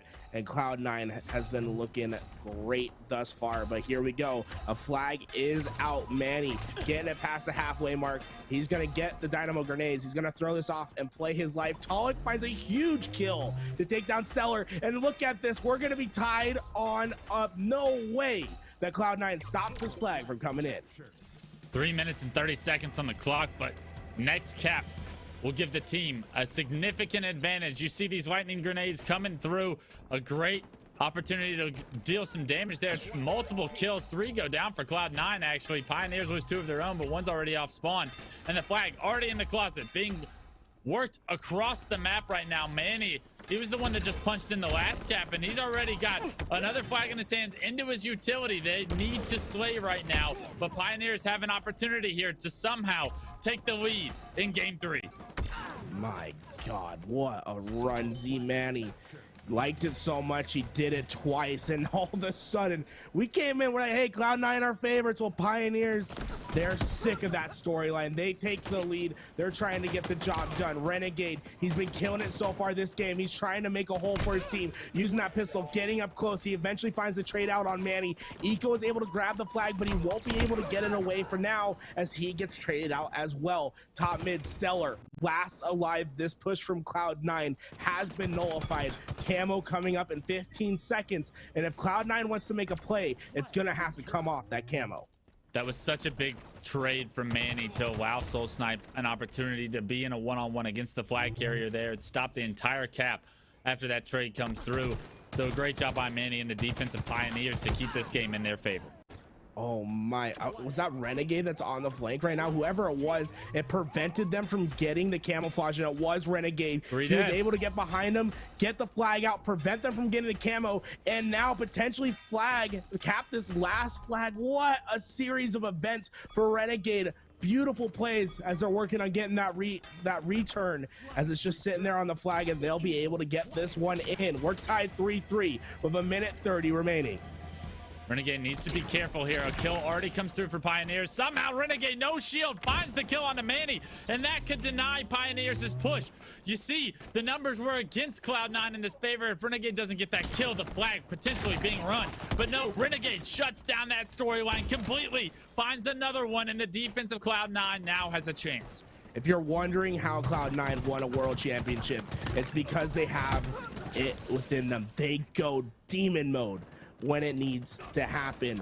Renegade's a world champion for a reason. Oh, okay. Renegade's able to find the kill in the base. That was a quick pull for KCP. But once again, it's the hero. It's Renegade who's making plays happen in the back. Unfortunately, the scatter shot, the scatter shot like ability of the heat wave will take down Renegade, and this flag is still on out, and it's going to be up to Soul Snipe. He's able to find one. The trade outs come through, but KCP, this flag is still alive for them as Manny gets forward. He's trying to get the kills in. Unfortunately, not able to find Penguin as that flag is still getting returned. I don't know how Pioneers continue to come off spawn and get to this utility closet so fast, but because they've been able to do it, they were able to almost get the job done. Manny can't find that double, and now Cloud9 feel like they may have all of Pioneers out of their base, finally get an opportunity to be aggressive. Well, with only 5 seconds left, it's going to be up to them to pull out a flag. I don't think that's going to happen in time. No, it will not. No overtime. No extra time as we go into overtime. First flag cap will win it. Sudden death rules. We've seen Renegade absolutely dominate. He had 30 kills in the first half. What can he rack up in the overtime? Everyone knows the pressure is on. Next cap will advance their team in this series. A very close quarter battle goes down here between Talik, and he's able to come out on top of Stellar. Camo's still up. Multiple members of Cloud9 go down, and I believe Cloud9 was able to secure that camo, but the flag in Soul Snipe's hands, he's going to have to miss the flag, and unfortunately, Pioneers are going to have to slay one more round if they want to punch this flag in, but Stellar comes off spawn, finds a crucial kill. The camo player for Cloud9 must have made a play time. But Talik with the double kill, and the nades gets a touch. Both players were on return. They mishap. They collide with each other. The nades come through, and Talik may have made the play to push Pioneers all the way to the elimination semifinals. There it is. He punches it in, and a 4-0 performance from Talik in overtime. Get the job done. My God, Talik, what a monster coming out when needed. He's the IGL for KCP. He understands the game as good as anyone possibly can, and it shows right there. He waited for his opportunity. He got behind, and he struck in clutch. We thought game 2 was wild. Game 3 was just puts us over the moon. That was insane. I mean, at the end there, 2 members of Cloud9 in such a small radius. They have numbers in their favor. There's no reason to be double cap returning that, especially if you don't know where everyone is on Pioneers. And they just kind of both collide and allow Talik to not pick up one kill.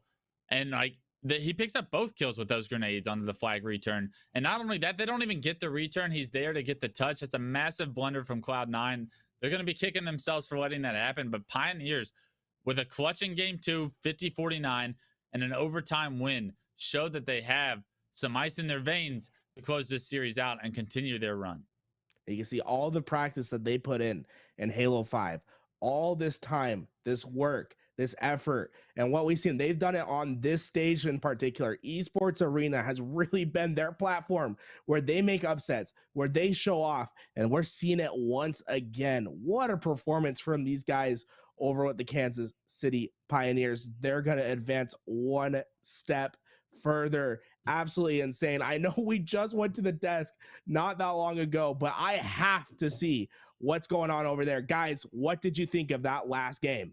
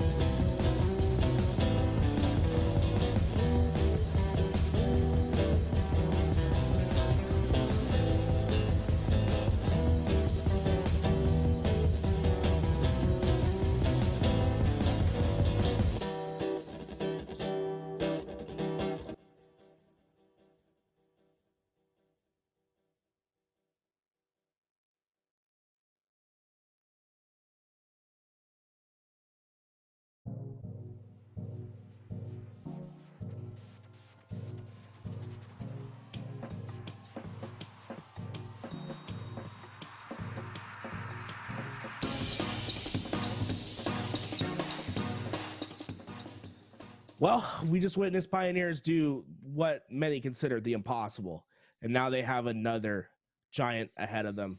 They're going into our loser semifinal versus Inconceivable, a roster that's been playing very hot today, and it's going to be very interesting to see what happens over here, Clutch.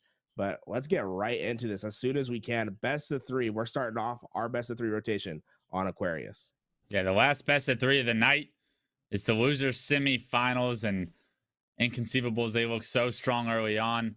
They were able to take down Cloud9, but now we've seen Pioneers, what they can do. They take down Cloud9 as well in a very, very close series. We're going to hop into game one. Some things are going on, so we're going to hop out of game one and get a nice restart as an opportunity. But, I mean, it just gives us a little bit more time to talk about how this series is going to go, because Pioneers obviously elevating their gameplay to match that of Cloud9. They're probably riding Cloud9 right now, and they're going to have to do the Inconceivable in order to continue on in this tournament. Pun intended, because Inconceivable right now, I love what we're seeing out of them. And like when we talk about the great teams in Halo Infinite, we usually leave their team name out, and I hate that, because I really do think that this team is going to be one of the biggest forces we have by the end of the year. Yeah, the problem with this Inconceivable roster for many is just the question marks that surround it, right? Snipe Down, he's a well-known player, but it's his first time really playing with the roster and being back in Halo in 2 years. Although I don't necessarily think that's going to stop him from making absolute waves. He's a monster. He's a top 5 player of all time for a reason. But the biggest question mark on the roster has to be the young gun in Bound. And we know Bound. We've seen him in Halo 5. We know what he's done. We know that he's absolutely talented, but we haven't seen him on the main stage. And you know this better than any, Clutch. When certain players, when they get on the main stage, they might do it all online, but sometimes they don't show up when it matters most. Yeah, and sometimes they play even better. Ooh. I think that's the exciting part that we get to witness. Sometimes that superstar shines brighter than the rest of the team and players that are on the stage with them. And that's going to be an exciting opportunity for Bound. This isn't just another step in that direction. He's not at Raleigh yet. He's not on land. He doesn't get that opportunity to really prove himself. But you want to see this Inconceivable roster start to gel and start to find themselves in their footing amongst the greats in this tier list, right? Like amongst the ranks of the top teams in the world. Inconceivable doesn't feel like their name should be left out. They think that they're going to be competing for championships this year. And in all honesty, I would agree with that statement, like wholeheartedly. I think that this team has the individual skill, has the players that they need to create, like to manifest wins. And it's just a matter of will they do it, right? And so far throughout the HCS qualifiers, we haven't seen the greatness that they are capable of. Today, we've seen some glimpses of greatness. It's just a matter of connecting all the dots, putting all the pieces in line, and consistently providing that across a weekend span or an entire day span, rather than from game to game or series to series. Right. And what's interesting, right? That roster has its question marks. But the Kansas City Pioneers roster has their own, right? A team of very much new up and comers. We've known them for a while because of what they've done over in Halo 5. But to a lot of people out there, they're unknown, they're untested, and they're going to be on the main stage looking as if they're competing for top 3 right now, right? This team looks like they have the legs. The question is, are they going to be able to do at Rally? And a great first step to shutting up those haters is getting it done right here and right now. Kansas City Pioneers, they've had to fight adversity every single step of the way. They've had haters. They've had doubters. Everyone's saying that they're not going to translate over to Halo Infinite. Well, so far, it seems as if they've been doing a damn good job at making sure that they are the team to beat in Halo Infinite. The question is, can they push it a step further? Can they break that top 3 barrier? Can they make it to our grand finals today? Yeah, the big thing for me is KCP. They've been able to create individual upsets throughout tournaments so far, right? They've been able to beat the Sentinels here, to beat a Cloud9 there. It's putting those series back to back that's required when you want to win a tournament. You have to beat several good teams in a row. How are they able to play at that consistent level and create those upsets consistently? Not every series can be as close as the Cloud9 series was, if that's the formula and the road you want to go down, because eventually you're going to lose those 50-50 games, those 50-49 games. They don't always go in your favor, and when they don't, that's when you don't get the results that you want. But right now, they look great, right? They look like they belong amongst some of the top competition. there is that question: will they be able to do it at the tournament, similar to what we asked of Bound later on, or on LAN on the main stage, right, with that pressure on? But these guys, they've been prepping for this moment. They've been putting in so much hard work, and typically, you can't cheat the grind. And these guys, they put in the grind, and usually when you put in the grind, hard work pays off, man. So I'm rooting for these guys, in all honesty. Do they have what it takes to take down Inconceivables in this tournament? Yes. Will they? I'm not so sure. I like Inconceivable's chances. We're hopping into game one right now. Manny gonna open up the door and kick it in as he takes down Snipe Down with that thrust. We just saw this Pioneers roster on Aquarius go down to the wire. Some funky things going on, and it looks as if Manny's gonna go down for now, but they did enough to clear out the running lane for Soul Snipe. He's gonna go through the top closet utilities, and now he's going to be able to get this flag back to their bridge. Looks like a great start from the boys over at KCP. A relatively easy flag cap. Almost felt as if they're playing a 3v4. Yeah, Inconceivable not expecting Manny to be as aggressive as he was, and because of it, he's able to get into that base, get that touch, get it all the way to the closet. That made this cap so easy for Pioneers, getting into that closet position. And you're seeing how aggressive Pioneers want to start to play this map, this mode, even Halo Infinite all up. If they're able to kind of dictate the pace, they can throw teams for a loop. They're almost disrespecting Inconceivable with how they're able to skip steps in the process that are typically laid out in front of them. But right now, another flag already out. Soul Snipe creating chaos for Inconceivable. Well-placed nade from Soul Snipe will continue his reign of terror, killing spree for him. And we can see the spawns coming out towards his left. This right lane completely open. Can he get it across the corner? Yes, he can. So close to getting this next flag cap in as he goes up the back stairs. Snipe Down was able to find one kill, and as this flag juggle, he biffed it for just a second, and that seems to be costing them, as it has allowed Inconceivable to get into that base. One missed flag juggle cost their flag cap for the time being.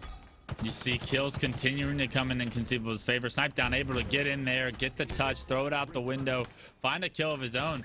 And Snipe Down doing it all right now, finding another kill. Gonna look to pick up that flag and run it, but his teammate, he's got it already. So Snipe Down, you're able to go on, slay, do what you do best. Already with 6 kills in the game, leading the lobby. He's gonna allow his team to tie this game up 1-1. Boo Boo Doo, he doesn't make the same mistake. He's just like, hey, I'll just sprint with the flag. I can't miss the flag juggle if I don't juggle it to start with. Bit of a 5-head play over there, but now Truck, he's pushing forward. The camo's in front of him. Is he going to be able to find the kill? The heat wave is down. Foul goes down as well. 3 of their team populate the utility, and look at this. Truck going to be able to keep the spree going. Killjoy on Snipe Down stops that for the time being. Flag is out and away. But can KCP find the stop as Manny, actually Manny has his own flag out as well. So it looks like we're going to have a little bit of a flag standoff for the time being. Yeah, what a wild situation from Druck's point of view right there. He's doing it all. He's finding kills left and right. He's got control of the team's utility. And all of a sudden, his flag's being pulled out of his window. It's got to be a head scratcher, wondering where the rest of the Pioneers are focused on right now. But because that flag is pulled out, they're not able to exactly punch this one in as of yet. One of the flags is returned. Maybe both actually get returned. And now teams continue to battle for map control. But a very perplexing situation as both teams kind of offset each other with opposite pushes. Make that a difficult situation for both teams to deal with. But returns from both ends. No harm, no foul. We keep this at a 1-1 game. I feel like this is the third Killjoy medal I've seen on screen already this game. We're seeing some sprees happen from both sides. Snipe Down playing incredibly well at 10-5. He's going to get the return for his team out in the mid-map. Waits for that thrust to spawn up and puts it on his body. Once again, guys, scavenging. It really does tell the story of Halo Infinite. Having the thrust, having the pistol, having the heat wave, it can make all the difference when you're taking these fights. And we're seeing why. Snipe Down finds 2, looking for the third. Thrust to keep his life for the time being. And in fact, finds another one on the ground. Gonna refill that to full. Camo now up. He's gonna try to secure this for his team by alleviating the pressure. Finds one more, going for the second. Not quite able to find that kill, but Snipe Down did what was necessary to allow Boo Boo Doo Boo to get this camo out and away. One of the most prolific camo players we had in Halo 5. Boo Boo Doo Boo made a name for himself on the plays that he was able to make with camo back in Halo 5. So we're going to expect big things out of this camo process right now. He does get nicked by a nade right there. And that's going to force him to be a little bit more patient with this camo. Does he know 2 players are going to be around here? And unfortunately, I'm not sure he did.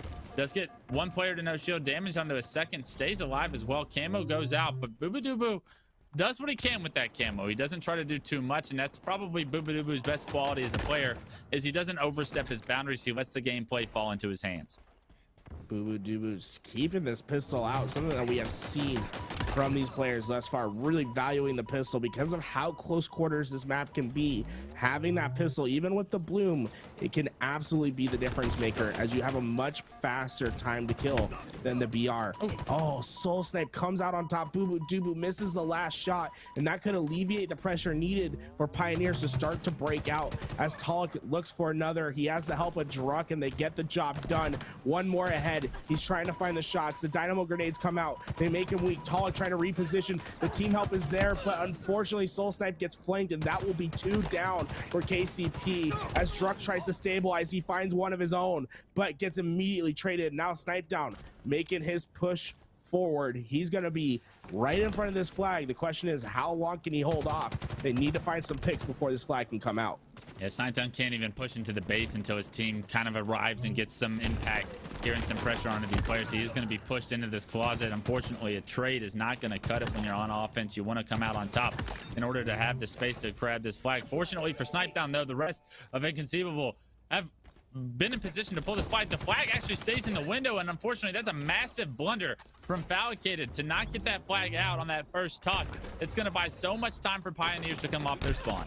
Well, Bound, luckily he has the camouflage, so he's able to recover the flag nicely for the time being. But guys, you got to remember, you cannot jump and throw the flag when you're going out front base. It will hit the roof and it will stay over at the flag. But Inconceivable able to recover the flag and get their own cap in. So even with that misstep, they are able to gain back, let Bound do the work with the camouflage, and get that flag back to their base and capped in to take a 2-1 lead over Kansas City. It wasn't pretty, it wasn't perfect, but the job got done. Inconceivable take the lead here in game 1 of this series. They do what's necessary on the back of Snipetown's 18-10 performance so far throughout this game. Inconceivable in the driver's seat as the Slays are concerned, and if they can dominate the Slays, they can get the job done to get to the losers finals. Snipetown hugging this wall. The heat wave can make all the difference in a game.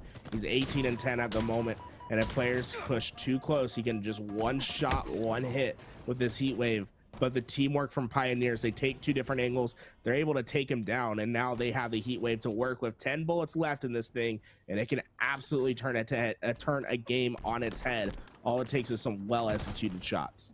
Yeah, but you're seeing Pioneers just be forced to play defense ever since the start. We saw, what, a cap in the first 30 seconds? It doesn't feel like we've really seen life out of Pioneers since. They've been fighting for the defensive control of their base half the time. Multiple Slays come through. Inconceivable actually lose 3. And Pioneers finally on the aggressive now with Slays in their favor. A trade comes through from Bound, and I believe that's going to be a good trade if you're an Inconceivable fan, because now it's up to Talik to try and win a 1v1 and then pull the flag. A perfect kill with the CQC pistol. That was phenomenal shots by Talik, but he's going to have to do more work if he wants his team to be able to cap another flag. And that's why it's so important to make sure you're blocking utilities when you're making that run, right? Because he went in, got the perfect kill, but the timing was just off. And even though he finds that huge kill in the back of the base, they just spawn at utils. They're on both sides of him, and he had to try his best to stay alive, but wasn't able to get it done. Foul, on the other hand, he finds a perfect kill of his own. This time he doesn't jump, and he gets the flag out and away, already past the halfway mark. This should be a cap for this Inconceivable roster as they're finding kills in the feed. 2 more go down for the Pioneers. Yeah, a little bit of a blunder once again with the flag. Slides past it, and unfortunately because of it, it looks like Pioneer's going to be in a great position to get this return. You're seeing Boobadooboo slow play it. He's not going to overextend. He cannot afford to give his life. That would have been multiple members for Inconceivable down. Let the flag be returned. No harm, no foul. You still have this 2-1 lead to play off of. You can tell how much these players value the pistol on this map. We just saw Boobadooboo drop his BR in order to keep the pistol heat wave combination keeping utils control, being on top of the pistol spawns, and having that lane blocked for your team can make all the difference in this game. We've already seen a couple critical kills that go in a team's favor because they have the pistol, because they use the sandbox. As Talik finds one, he turns around, has two more looking at him. He's gonna fall as Snipedown's able to find that kill, and all while that was happening, the flag has been pulled away in favor of Inconceivable as they're trying to get this one out and away. And look at this, Bound already back towards his side, and I believe it was Snipedown that was just putting massive amount of pressure on the spawn of KCP, and that allows them to get a two flag lead. Yeah, Snipedown having two of Pioneers focused on him. Nobody on Pioneers really in a position to contest that flag from being run. It was a pretty straightforward, easy cap for Bound and the boys as they take that 3-1 lead. It's the counter cap opportunity that Pioneers might be able to capitalize on here as we see Talik pulling it across the Dynamo nades already.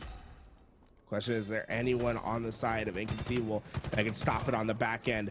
There was foul, but he gets taken down. Talik taking some shots in the back, but he's going to get around this corner. Can he stay alive? The shot's coming in. He throws it on the flag point. That will be a cap in, so only down one. And remember, even if the game goes to time, if they have a flag out, there will be extra time where they could potentially cap and force an overtime. Easier said than done. 1 minute and 20 seconds on the clock. Pioneers have to act quickly. Not very many pushes still in this game for them, and 3 dead is not what you want to see if you're a Pioneers fan. The fourth player being pressed, Manny gets taken down later than the rest, and the staggered Pioneer respawners are going to be in trouble.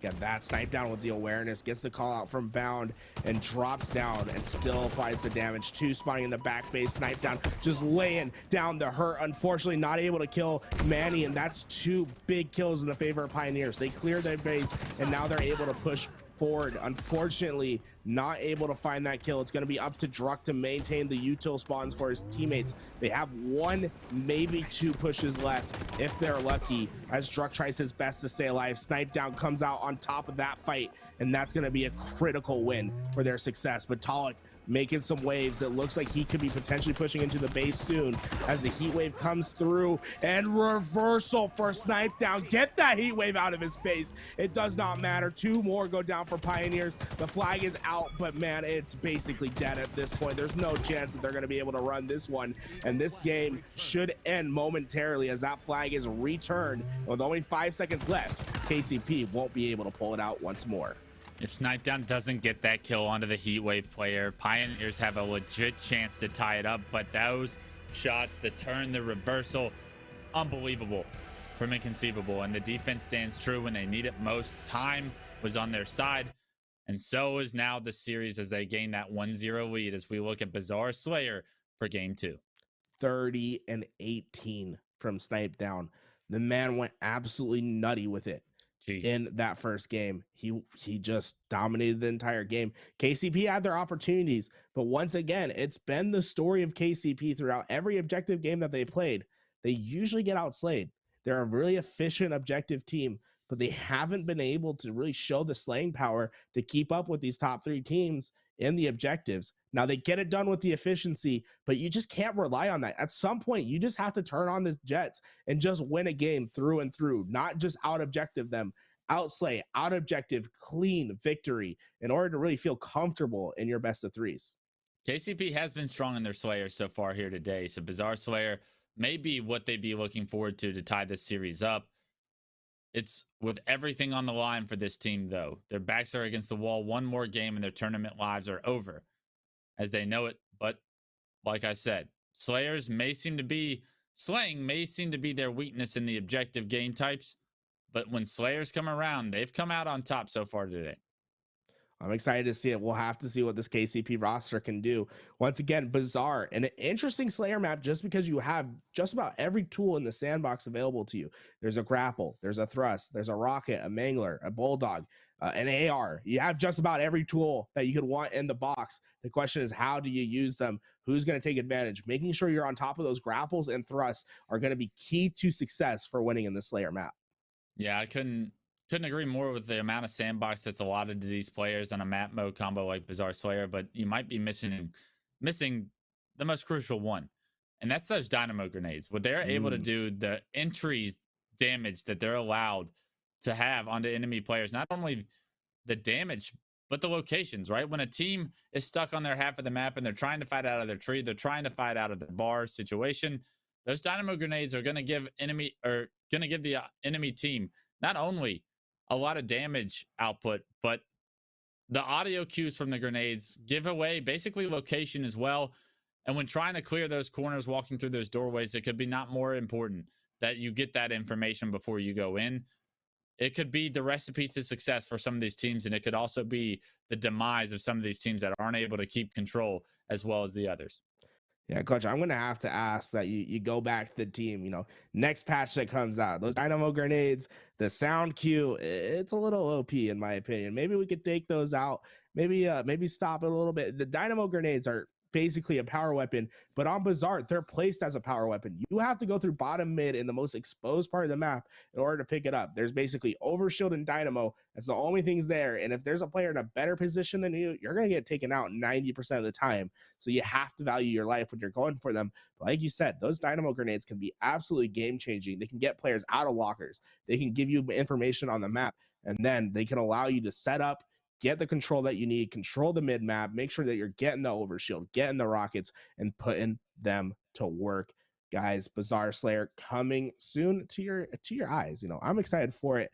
Do you have any predictions? Do you think Pioneers is going to be pushing this one to a game 3 clutch? I don't know, man. Inconceivable just has looked so strong throughout today. I think that they're destined to match up against Sentinels in that losers bracket finals. A best of 5 between those two teams is going to be something special. And I know Optic Gaming waiting in the looms of that finals already with the advantage of a best of 5 in their favor. They're very excited to see these two teams kind of knock each other out and beat each other up and get some rest of their own. It's getting late, so we're going to be seeing these teams push to the brinks of the gas tanks getting empty. What else do you have to refuel? We're going to find out a lot about these teams and their stamina here as these next 2 series follow up. Yeah, luckily, Wes, we're both West Coast boys, so we don't have as much of the pressure of those guys over on the East Coast. But we're into the following day for anyone that's playing over on the East Coast, or for any of you guys, beautiful faces that are watching us today. I mean, guys, thank you for staying out with us for so long. A little bit of a later start for a tournament. Oh, what did you say, Touch? I said, even the ugly guys out there, like we appreciate there's you guys. There's no ugly guys out there. Everyone's beautiful. I mean, that's your opinion, I guess. Hey, but questionable. Hey, I don't claim to be attractive, but I do claim to enjoy some Halo. So I'm gonna give a shout out to everybody that's out there, even the mediocre looking gentlemen, fellas, ladies, dogs. I got a dog she's acting like she's asleep on the bed, but she's keeping a keen eye onto this series as well. She's a big Inconceivable fan, and with that, looking forward to getting into this game 2 alongside all the viewers that have stayed up late, like you said, to watch this action go down. Yeah, while we're giving out shout outs, guys, shout out to the most important person in my life. It's my mother's birthday today. I was about to say. Shout out to my mother. She's the birthday girl. I was able to go get breakfast and get some lunch with her. So thankful for the late start. Unfortunately, I told her, maybe we'd be able to do something tonight.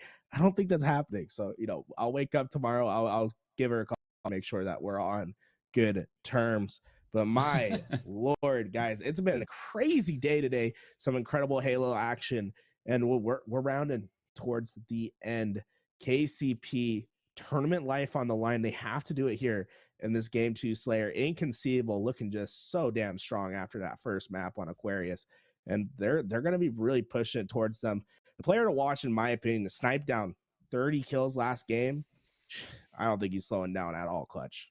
Yeah, Snipe Down hasn't slowed down since he's hit the scene back in 2008, and it's no shocker that he's still doing his thing. He's one of the greatest prolific FPS players that we've had, right, in the history of esports. So it's great to have him back in Halo. He's already making waves for this Inconceivable roster, and if you're this Inconceivable team, you're thanking your lucky stars that Snipe Down was able to come back and he found his way onto your team, because I'm not quite sure what they'd have as a replacement for him if he was unable to do that. So it seems like a good mutual fit. They're having some success here today, and I expect that success to only be magnified and multiplied as Infinite continues to go on in the future. Yeah, Inconceivable had a bit of a rough challenge to get here today. They did lose to Sentinels in round 3, the semifinals, in a 2-0 fashion, and now I've just been trying to claw their way back in. They had to take on eUnited, and that game went to a game 3. So both the Pioneers, the Cloud9, and the Inconceivable eUnited game both went to game 3s. And you can see why these teams both massively underrated, in my opinion. Both of them usually not in the conversation for those top 3 teams. Both of them trying to get themselves within that conversation today. I believe either of these teams, if things go right, they could win the tournament. But Inconceivable, I like their chances. If they can really push it and make sure that they're on their top game, I think Inconceivable can make some upsets happen and take on Optic in that grand finals. Well, look at this push. We already got game 2 started. We got Pioneers off to an early lead. Great use of the rockets, great sandwich with the rest of the team, and Soul Snipe doing a phenomenal job of putting those power weapons to use. Great control. You'll love to see them be able to push into the base, slay out all of Inconceivable, because that's going to give them all the information that Inconceivable is spawning across the map. The Mangler comes through. Manny finding that kill is going to allow this sandwich to be even bigger. Hold on, Jared from Subway. Manny's got a sandwich that can compete with even the best. Oh, I love you, Clutch. Look at this. Manny playing out of his mind early on. Guys, we've seen this from KCP every time. They come out, they have a bit of a weak slaying job in the first game, and then they come into the Slayer hot and ready to take them on. I love this from the KCP roster. They're not slowing down anytime soon. It looks like we're going into a game 3 early on, but you never know what happens. Ooh, did you see that tech from Talik right there? Okay, guys, if you don't know, if you do drop your gun, if you are using the Mangler, you can drop your gun and pull out the VR faster to try to hit those 2 shots faster. Fortunately, it didn't work out for Talik there, but I love seeing that tech implemented into the gameplay. 10-4 now as Pioneers continue to kind of snowball things in their favor. Look at them controlling both closets, getting information that there's a player in pink. Good patient shots from Soul Snipe. Unfortunately, a little bit of an overextension there on this player bottom middle. Druck actually gets taken down as well, and Bound with the triple kill tries to actually steal the overshield from Boobadooboo. Fortunately, Boobadooboo, who is no shield, able to punch that into his chest, or he may have lost his life. Bound kind of with the troll, but when you're able to get a triple kill, open up the map for your team, I guess you're able to troll a little bit. But now that Boobadooboo's had this overshield, he's found not only a double, but a 3rd kill as well. 4th damage comes through. The challenge, the confidence from Boobadooboo starting to arise in this series, and with that, Inconceivable start to close this gap 16-10. Yeah, Boobadooboo's definitely feeling himself. We've seen him have incredible games thus far today. If you guys recall back to that oddball, went on a killing frenzy and absolutely did it all for his team. Oh, Soul Snipe, I think, yeah, he did get the stick on Boobadooboo, so he's going to be able to find that trade out. And so far, even with a huge spree from Boobadooboo and Bound, where it seemed like they were all over the map, the lead has only grown for KCP. Interestingly enough, I would have thought this game would have been a lot closer to what we saw from Bound and Boobadooboo. Like the Kansas City Pioneers getting the job done so far as Druck takes another challenge for the bottom mid position. Yeah, I mean, we've seen it all day from Kansas City, right? They've lost game 1 in a lot of their series. They've been able to come back in game 2, win game 2, and then take it to the distance in game 3 and get the job done there. The formula, the recipe for success for this Pioneers roster, it's templated, right? It's in stone at this point. Kansas City Pioneers starting off such a strong game 2 performance right now that they are almost guaranteed at this point to push it the distance in the series. A 10-kill lead on Bazaar is so difficult to try and manifest a comeback against, especially when Pioneers still have complete control of the map. Yeah, Manny really being the difference maker in today's game. 10-2 from him. He's been absolutely killing it, and Druck's just gonna hold down this lane. He tries to push in for a second, is made 1 shot, but once again smartly backs down, values his life, and that's what KCP has done thus far. They valued their life, they get their trade outs, and they win fights that they're not supposed to. Bound gets this overshield, but look at KCP. They flood onto him, and they go 1-for-1 with the overshield. Don't even let him get the second trade out as Druck tries to keep his life for the time being, and it looks like he will be able to recover his shields. A great neutralization from the KCP as they've been able to stop that overshield and land down more damage. They are running away with this game. Yeah, 4 dead again for Inconceivable. The lead continuing to grow. It's up to 15 right now, 32-17, and it does not look like it's going to slow down. A killing spree for Druck, but this is all on the back of Manny.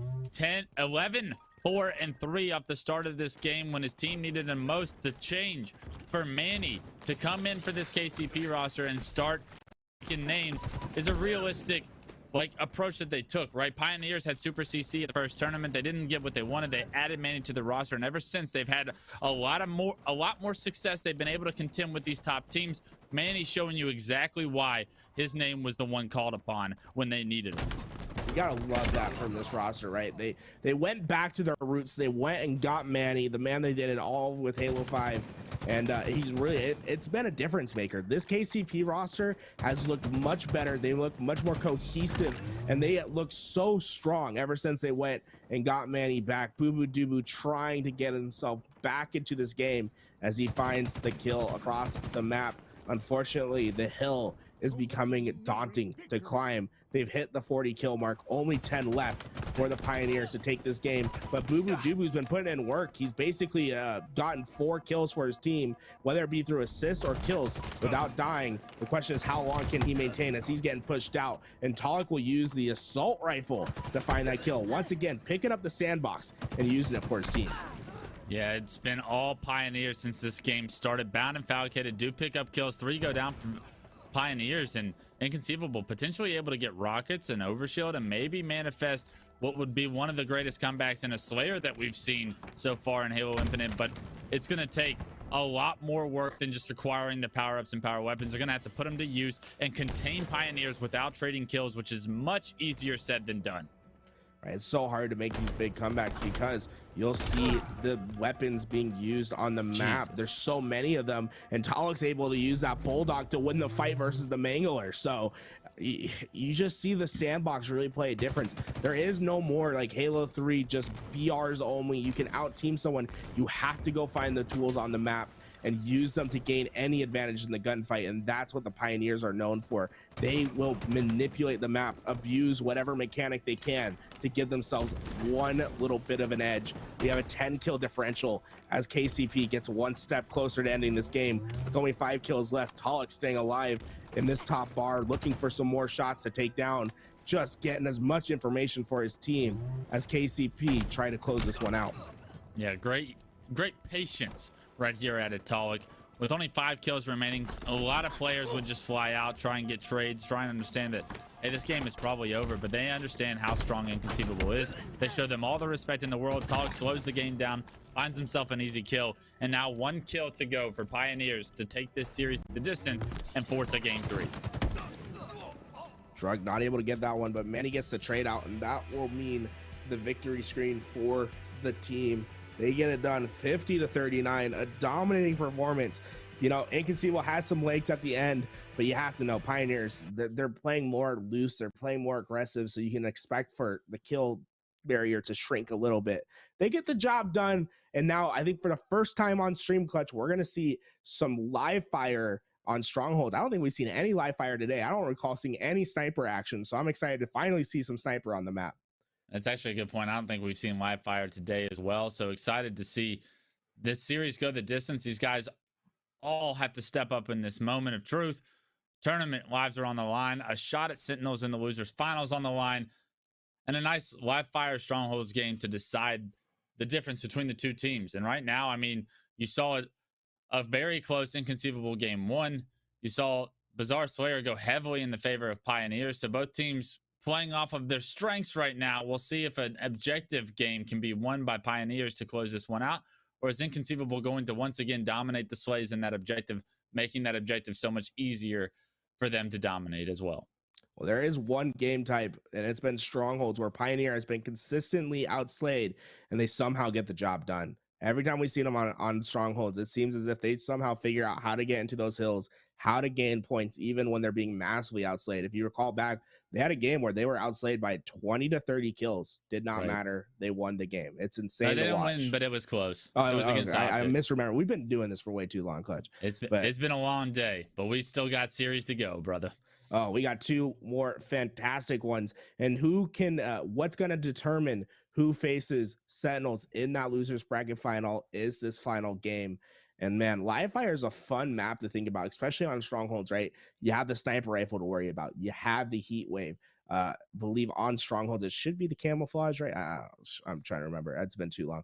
And an AR, you have so much on the map, so much utility to work with. it's really I think this game's gonna be determined by, once again, who controls the sandbox, who can get the heat wave in their hands, who can control the sniper rifle and execute with that sniper rifle, because this is by far the hardest sniper to use in Halo's history. And making sure you have the right person having it in their hands, cough, snipe down, it can really make the difference. Yeah, I think you pointed to the direction my head goes in when I think of this being game 3 and deciding the series.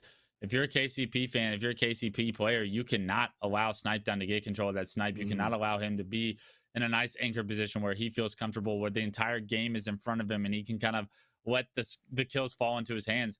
Yes, this sniper is the most difficult probably to use in maybe Halo's history, but Snipe Down repeatedly is having success so far in scrims and matchmaking. However, every time I turn on Twitter, I feel like I'm seeing a Snipe Down clip involving some of this involving the snipe and its usage. So he's having a lot of success with it. If he can get comfortable with that thing, he creates so much space and opportunity for his teams. It's up to KCP to deny that from even coming up as a potential like outcome in the game, right? You have to figure out ways to shut him down before he can get that in those positions, because once Snipe Down is in the position where the game's in front of him and he is snipe, it's almost too late.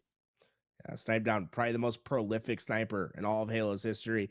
And, KCP, they have to play the one map in their best of 3 rotation that has the sniper on it. On their same side, though, you have to have a lot of nerve to put the word snipe in your name if you're not damn good with that weapon. Soul Snipe's dirty as well. I'm excited to see. It's basically going to be a battle for who can control the snipe, and it's going to be between Soul Snipe and Snipe Down. Let's get into our game 3 and see what happens as Talik is throwing out the nades and trying to support over. Oh my god, he threw 4 grenades. He found the kill, and guess who? It's Soul Snipe who has the sniper rifle in hand.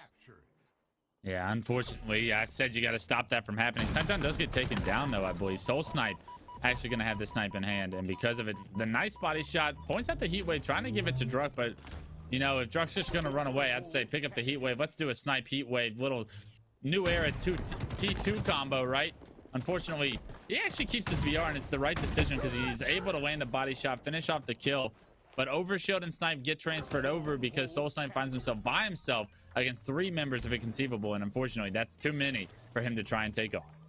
Now, this is a map that is basically a children's playground for Bound. He has the monkey bars, whatever is needed for him. You will see him manipulate some incredible jumps on this map. If you ever go watch him stream, he practices on this map a lot, and there are some unique opportunities for him to potentially explore the movement in this game. But so far, he has the sniper, and kills are going into the favor of Inconceivable. He's going to be able to get himself into B. They're breaking the setup and a potential trip cap if Foul is able to stay alive over at C and prevent them from getting that reset. And look at this Bound. If he can hit the shot, he can potentially stop A. The question is, can he execute?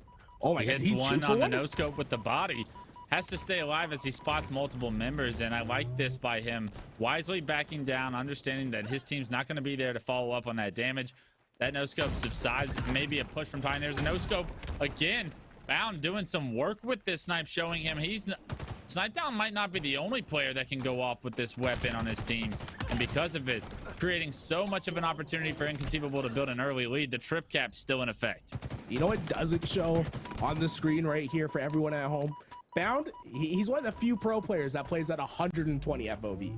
So he's hitting snipe shots with a sniper reticle that's about a pinhole. That thing is absolutely tiny on his screen, and he's incredible with it. And there we go, Foul trying to hit the ghost jump up towards A, not quite able to land it, so he's going to opt to go through the bottom lane and try to find his opportunity to find a couple kills. He has 2 ahead of him. He's maintaining his camouflage for as long as possible. He'll get the damage in, the help will come through, he'll find one, the second trying to push him out, and there we go. Snipe Down's able to pick up an easy double because of the work that Falcated did over with the camouflage. Yeah, usually when you have camo, you get to be the player that the enemy team doesn't focus on, but he immediately shoots, draws focus from 2 players to give Snipe Down an easy double, and for that, they're able to transfer B in their hold.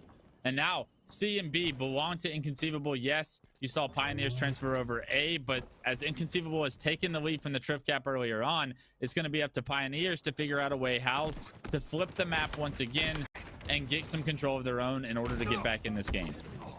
Well, Druck tried to play sneaky in that top vent. Not going to work out for him as he is taken down by a spike grenade. As Snipe Down doing his own work is able to find the first, and look at this. this Inconceivable roster has definitely just maintained the pace of this game. But surprisingly, you know, I thought they'd have a little bit more of a lead, but the trip cap's in effect. They're starting to get it done. If Snipedown can find this kill over at C, they could potentially just get the trip cap right on back. Killing spree for Snipedown, and this could be where Inconceivable start to run away. Yeah, Inconceivable now up over 40 points and counting. Snipedown in a great position to anchor this C stronghold for his team. Finds a nice kill with the heat wave, and the melee bound obviously has Snipe from the kill feed's point of view, and 3 dead, fresh dead, 4 fresh dead for Pioneers. The spawn's probably going to come in from the tower. As you see, they push the trip cap once again. Wow, guys, Bound has 12 and 2. He has a sniper rifle back again, and talk about a dynamic duo. When you have Snipedown and Bound on both ends of the map, one has camo and heat wave and the other has sniper, and they're both absolutely disgusting, and we're seeing what kind of effect that can take on the map as Bound is somehow still alive and racking up kills as Snipedown's working on the flank. He's going to be able to find one more as Talk's not able to escape. Yeah, Talk was actually the last guy alive for Pioneers for that moment. Snipedown takes him down. Pioneer players do jump into B, and a nice little cheeky nade off the ceiling is going to take down Snipedown, or help take down Snipedown as he tries to contest into B right there. A little bit of a blunder there from Inconceivable's point of view, but they built themselves such a comfortable lead that they can play behind. Booba with the snipe, recapture B here with a couple sets of slays and continue scoring. Pioneers do get a nice kill. They get numbers in their favor, but will they be able to hold this? The answer is yes. 3 dead for Inconceivable, and Pioneers show life once again. What an incredible series of event for KCP. This is the opportunity they've been waiting for. They're going to force scoreboard spawns, and if they can get pressure back towards B to help with the sandbags push and to stop this team in their tracks, keep them back at A, this could be successful. Druck, he opts to drop down underneath. They're going to leave C open, maybe opting for a quick A rotation. An interesting choice as we see 4 players from Inconceivable push to C. Druck finds the first. He's looking for a second. Not quite able to get it done as Foul finds the kill, and Snipedown cleans up the next on Talik. I'm not sure what that rotation was, but KCP lost control for the moment, and now they're going to have to win the fights at B. Yeah, Inconceivable actually sent all 4 players to C when they had just A control. Pioneers not catching any of that. Kind of got the map flipped up on them and weren't really expecting Inconceivable to be there. They've gotten a few set of slays in the meantime that have kept their advantages in their favor. B stronghold still in their favor. They were able to get to A and transfer it over with camo coming up right now. An important 1v1 between Bound and Manny. Bound's going to take down Manny. Manny with a 2-11 stat line at this current point in time runs into the hottest player in the lobby, and that's not what you want to have happen if you're a Pioneers fan. Oh my, did he just stick him? Oh no, okay. I was about to say, did he stick him as well? Just missed seeing it on my screen. But Snipedown, he's gonna get the sniper back for himself. Says, hey Bound, I'll let you have the first couple. I'm gonna take over the game. We're in trouble. We're in a trip cap. It's time for us to start coming back, and it's gonna be off my sniper, looking for some kills in the feed. One's in front of him at B. Just peek your head and you're gone. 1 Snipedown for Snipedown, but unfortunately his entire team falls in between them. Did he see that player to his left over at top sandbags? No, he did not, but he hits the no scope regardless. The reset comes in, but Snipedown's going absolutely ham with the sniper rifle. Unfortunately for him, Manny's nade will catch him at a lucky angle. Snipedown, you can see why you give the man the rifle. Could have potentially created the opening. Inconceivable needed to get back in this, but you want to see him play his life there. I know he felt pressured to play the objective, and because of it, he made his route very predictable, that grenade taking him down. Because of that, you do see Inconceivable lose C momentarily, but multiple members there to combat it, able to retransfer it in their favor with 2 kills going in their favor as well. Inconceivable now in control for the first time in a few minutes.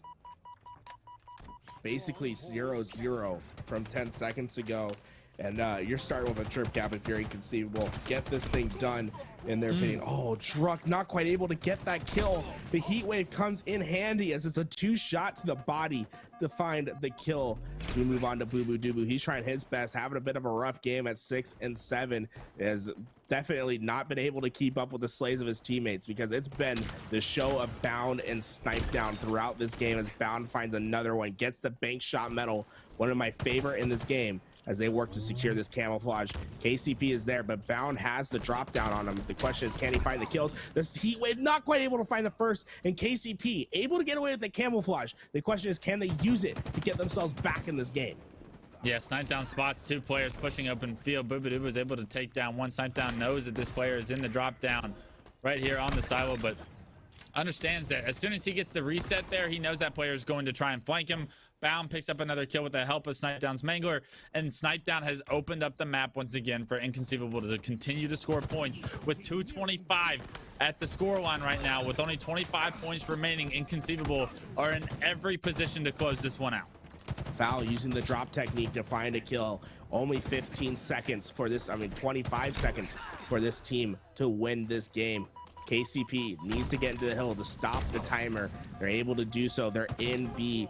But do they have the strong rotation towards C? Because we're seeing the open spawn from this Inconceivable roster. They're trying to make it happen. The repulse comes out and is able to get the drop on Mr. Soul Snipe. His sniper drops to the ground. Now Druk has to pick it up. He's not quite the same level of sniper as Soul Snipe as he misses that first shot. And now the worst has happened. You've given the snipe back to Snipe Down as they're trying to find an opportunity to get into a hill. You do have control, but unfortunately you don't have numbers to probably keep control. Fallicated looking to push into the stronghold, able to find a kill in the kill feed on Snipe. On Soul Snipe right now, another kill from Boobadoo is almost going to guarantee that the map is going to be flipped. And right now with 9 points remaining, Snipe Down may have picked up the biggest kill of the series. Make it 2. If he can finish this kill off, he's hit the no scope. The points ticking in this team's favor. This player has to play his life.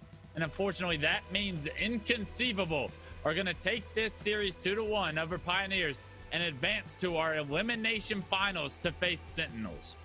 Man, hey, you know, if I'm a member on KCP, I wouldn't be getting on Twitter for a second. I think Bound has some special words for him. There's a special rivalry between these two teams, and Bound has always been the one to chirp it on up. He just won a game versus KCP. He's going to let him know. And Snipe Down made the difference, Clutch. I mean, those snipe shots that he hit, his ability to change that game, he single-handedly stopped C and prevented KCP from stopping the score from happening. Love to see what we saw from Snipe Down and Bound. The dynamic duo. These two can slay out, snipe, do whatever is necessary to win a game. Yeah, if Inconceivable wants to win this tournament, it's going to be because Snipe Down and Bound catch fire, right? Valkid and Boobadoo, they're going to pick up the pieces where they can. They're going to be those efficient, consistent players who they are. But Snipe Down and Bound are literally going to have to pop off. They're going to have a phenomenal tournament. We've seen glimpses of that so far throughout their run. But it's an exciting opportunity that those two get now that they're together on this Inconceivable roster to put the pieces together to win this team its first title. Well, we're down to 3. Pioneers, they make their exit at 4th place. Now, playing for a top 2 finish will be Sentinels and Inconceivable. Let's throw it to the desk and see what they have to say. Thanks, gents. Before we get into that, I just do want to give a special shout out here. We are, I think, approaching the 7-hour mark for this tournament. So I do want to do, it is almost 11 o'clock local time, correct, Connie? And the tournament started at 4, and this tournament started at 4 o'clock. That is 7 hours. So, 7-hour mark. I want to do a shout out to all the players sticking through it. Obviously, you guys are killing it. Awesome, great matches, a blast to watch. Shout out to the entire production staff out there. Let me hear you guys. You guys probably can't hear them in chat, but the TOs and the production staff crushing it. They've been here all day, working their asses off. Love it. And also shout out to our broadcast talent. Tony, we let Tony go to bed because Tony was grinding today. He did the Xbox event this morning. Then he came to hang out with us. We had to make him leave. He wanted to stay, and we were like, go to sleep. Go get some rest, my man. He was grinding. And Clutch and Tools, man, y'all have been a pleasure to listen to all day, bringing down all of the action. You've been grinding long matches. You guys are doing incredible. I can't wait to hear you guys finish off this tournament. So everybody involved, we appreciate you. And everybody in chat who's sticking around with us, I know you guys are wilding out in chat, having a good time. I appreciate it. We still got more action ahead of us. But let's talk about that series. KCP fall 4th place here tonight. Inconceivable moves on, and they will now match up with Sentinels in losers finals here. And Inconceivable, a really good squad, but I would say this is possibly them overachieving tonight. I don't think a lot of people had them finishing in top 3 here, and now they're going to fight Sentinels for a shot to face Optic in their grand finals. They've looked really good. Obviously, that was a roller coaster of a series there against the Pioneers. They had multiple moments, not only with a strong showing in Game 2, but in Game 3, it looked like Pioneers were going to bring it back. They went down by about 100 points, charged back in that, made it very, very interesting all the way to the end, but Inconceivable closes it out and will move on. And now I'm very interested to see how they can do against Sentinels in this best of 5. It's going to be a very, very tough task, but Inconceivable looks to be riding a good bit of momentum right now. We'll have to see how that pans out. Do want to give another shout out, obviously, to our friends over at Razer. If you missed me talking about it earlier, they've got these awesome Halo Infinite peripherals you can grab. They've got a headset, mouse, keyboard, and a mouse pad. And the awesome thing is, if you collect them all, each one has unique codes for special in-game cosmetics you can get in Halo Infinite. So shout out to our friends at Razer. They've been partners with us here for a long time. They're a partner in Series E. We love that we get to work with them. Make sure to go pick these up. They are awesome products. They look super sick, and you get some awesome stuff in Halo Infinite. We're going to go to a quick break right now, but when we come back, just 3 teams remain: Inconceivable and Sentinels, when we come back.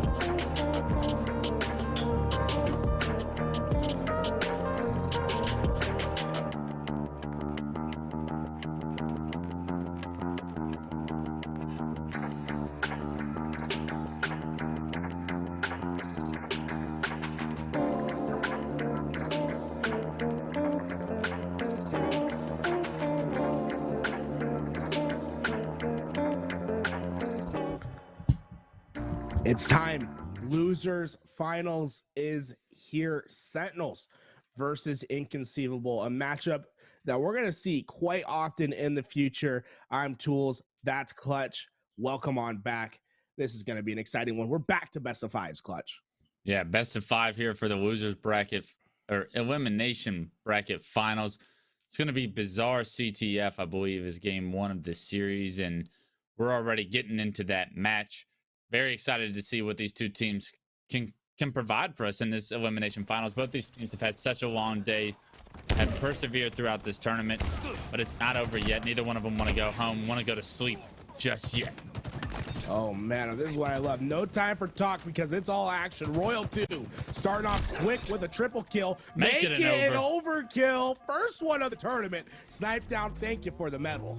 What a way to start off a series. Royal 2 with an overkill. Mangler in hand, looking to push in from the Rockets side right now. Gonna have probably players above him though. Doesn't quite check his corners. Only one player down for Inconceivable, but a Royal 2 behind enemy lines, already on a killing spree. A great opportunity as he drops the flag so the Snakebite can grapple it to him. Royal 2 doing it all. Oh man, Foul finally able to take down the Reign of Terror. Snakebite still has one grapple to use, so he could leave this flag behind if he needs to and grapple it to his position. Instead, just gonna get this thing in, and that's an early flag cap on Bizarre. This map is not easy to capture flags. That's gonna be a big one on the side of Sentinels. This is the second game we've watched Inconceivable start of CTF down 1-0 in the first minute. They have to figure out what their starting strats, what's going on wrong in their starting strats, and fix that very quickly. We did see them rebound very quickly and win the CTF earlier on Aquarius against KCP, that they went down early in, but Sentinels is a different monster, and right now you cannot continue to make the same mistakes because Royal 2 looks like he has every bit of an opportunity to continue to go off, already at a 7-3 performance. Yeah, something is going wrong with your opening strats if you're allowing a team, a player from the other team to get an overkill. Some sort of gap, some sort of knowledge that is missing, and we'll have to see if Inconceivable can fix that before rally. But what they can't fix is seeing the respawn screen because, oh my, that's another 2 down for Inconceivable as Sentinel starts to push out of the base. Snipe down able to get one, looking for the second. Oh, Snipe down going big, and he's able to steal the overshield away from a player. I don't know if they didn't know they had it. Triple kill in favor of Snipe down as he's starting to lead the charge. Tip of the spear it is. Can he find the kills? Looking for the first, able to get the perfect medal. Looking for the next, another double kill. Snipe down taking over the lobby, blocking the tree spawn as they're gonna start to run this flag. Watch out for the rock splits as as Inconceivable runs his flag. Sentinels should be spawning out and ready to defend. Yeah, you see multiple members overextending of Sentinels. They're already in Inconceivable's base. Will Inconceivables expect them to be here? Snakebite finds a kill. A second one goes to Frosty, and now this flag, it's going to be returned from Sentinels. A great job by them to somehow get in a position to get that return. The kills just didn't come through for Inconceivable, and this could be a massive opportunity for a counter cap situation. When Inconceivable look to tie the game, they could fall down 2-0 very quickly if they don't get off spawn and slay now. You have to have serious questions about the mental when you go and try to run a flag. You think all signs point to you getting that cap, and then all of a sudden it turns into a return and a potential counter cap. If the Sentinels can put this in, it to me will be the dagger in game 1. I just can't see Inconceivable recovering from that one. And look at this, Royal 2, he's slaying out some more. The man is absolutely melting at the moment. 11-5 as they slowly run this flag. They're waiting for their opportunities. Rockets come in. Snakebite just trying to get the burn on those rockets, make sure no one else can use them. He grappled the flag, but it wasn't quite able to reach to his hands. And it gets stuck and returned instead. A huge break in the favor of Inconceivable. Oh my god, if that flag gets to Snakebite's hands, he at least gets a touch and resets that timer, unfortunately, because it gets stuck on that hut bottom middle. He's not able to get the touch. Slays do come through, however. 3 were just momentarily down for Inconceivable. They do come off spawn, but they have to deal with Frosty in their base. Inconceivable dodged a massive bullet there not to be down 2-0 right now, but they've done a good job of bouncing back and making sure that this game doesn't get out of hand. And look at this, Frosty waits for the point of no return and then pulls out the flag. So yes, Inconceivable are in but they have to worry about the flag run on the back end, and it's Frosty basically getting that as far as he can in that back base. I'm not sure if he's still over there. We'll have to figure out what's going on with that flag in a minute, but Snipedown's able to find a big kill alongside a Foul as they're pushing their way back in. That flag is still out and away. Foul's going to be able to get it, but once again, remember, the spawns are going to come rock side, and they can overextend quite easily from there. Inconceivable have to find the Slays on the way back. They do find Lethal. They unfortunately lose Boobadooboo and Bound. They do get the return on their flag, and now you're seeing Snipedown put in a very difficult situation. All 3 members of his team go down. That flag, it's going to be dead. Snipedown needs to stay alive, play his life, and he understands the situation, but he doesn't expect the flank to come through. That was momentarily 4 dead once again for Inconceivable. Royal 2 once again in the base, already pulling the flag into the bar. Another very difficult situation that Inconceivable is going to have to figure out a way to stop this flag from getting punched in if they want to stay in this game. Well, so far we've seen 2 very different strategies from both these teams, and it's worked in Sentinel's favor. Inconceivable often going into the base, slaying out, and opting to do an antenna/tree run, and it hasn't quite worked out. This is the second flag that's been ran through the rock side, going through bar for Sentinels, that has come into a capture. Absolutely, that difference in the meta could be what defines this game. Which team is playing this map better? So far, Sentinels have executed on their opportunities. Yeah, every time it feels like Inconceivable's in a really good position, they just lose a member or 2, and without the numbers, it's very difficult to continue to progress the flag across the map. Unfortunately for Inconceivable fans, Sentinels once again get a couple of slays, and with that, they have the flag already to the middle of the map. Inconceivable needs to find a way to stop this from happening, but Sentinels overwhelming them once again are going to look to push this to a 3-0 lead so quickly. I mean, if Sentinels ends this game by getting 5 caps, I've never seen it. I've never seen it on this map. I'm not gonna be honest, but Sentinels has looked just different on the flags today. I mean, it was versus Optic Gaming, where they just absolutely demolished on Aquarius flag. It didn't look close whatsoever, and it looks like they're doing the same here to Inconceivable today. Something just is going on with Sentinels that's clearly making them the best flag team in the game. Yeah, it's no surprise that they're having CTF success, right? They were a very strong Halo 5 CTF team, but to the degree that they are is quite impressive right this early on, especially knowing how they struggled in the past 2 qualifiers in CTF game modes. They've found that switch, they've found their footing, and how they like to play some of these CTF maps or these modes. It's already a 3-0 lead. The 4th flag is at their base. Bound getting a crucial kill on the Royal 2 could potentially stop this 4th flag, but you're seeing the touch come through for Snakebite, and with that touch, you know he buys so much time for reinforcements. It only feels like it's a matter of time for Sentinels to punch this 4th flag in. I'm not so sure. 2 from Inconceivable have just broken through that front door. They have the potential to stop this. Royal 2 gets 1, but it's Foul that's on the back end. He's going to be able to find the next. Lethal's at the halfway point, so he's not going to be able to stop any sort of push towards that flag. Foul gets the flag out and the return. Talk about a save from Inconceivable. The problem is we're on Bazaar, and you have to capture 3 flags in 4 minutes. They do get a grapple on touch onto the flag, pulling it through the door, and already Inconceivable getting it across halfway mark, getting it into their doors. This is going to be Inconceivable punching in their first flag of the game, but down 3-1. It's going to be still an uphill climb with 3 minutes and 45 seconds remaining. Holy, well, I said they had to get it done in 4 minutes. They got that first one in mighty fast. The question is, can the kill feeds keep going in their favor? Snipedown able to find another. The man's 18 and 16 at the moment. Sentinel's push has slowed down dramatically in the last 3 minutes, and it all started with Bound getting that kill on Snakebite when he was running that flag and stalling out the game. That seems to have ruined the momentum of Sentinels, and Inconceivable trying to take advantage as Snipedown leads the charge, finds one more for a killing spree. Yeah, Snipedown really creating some space for his team. Unfortunately, a player coming behind him. Not often do you see that. Back into the tree, Snipedown gets taken down, and that killing spree, it's a wash. Right now, 3 members were down for Inconceivable. Rockets coming up is big, but Foul Kid it even bigger with the kill under Royal 2 from behind. Able to get Rockets potentially in his team's favor. Rockets could be exactly what Inconceivable need to put a second cap on the board. getting this lead down to 1 is so vital for Inconceivable. It doesn't matter if it goes down to the end of the game, as long as they can pull out 1 flag before time ends and they're down by 1, they'll have extra time. Down by 2, no chance. They'll have to get 1 in within the next 2 minutes in order to have that opportunity for the 3rd flag cap. But here we go. Royal 2, he's pushing out. Snipe Down has found a pick of his own.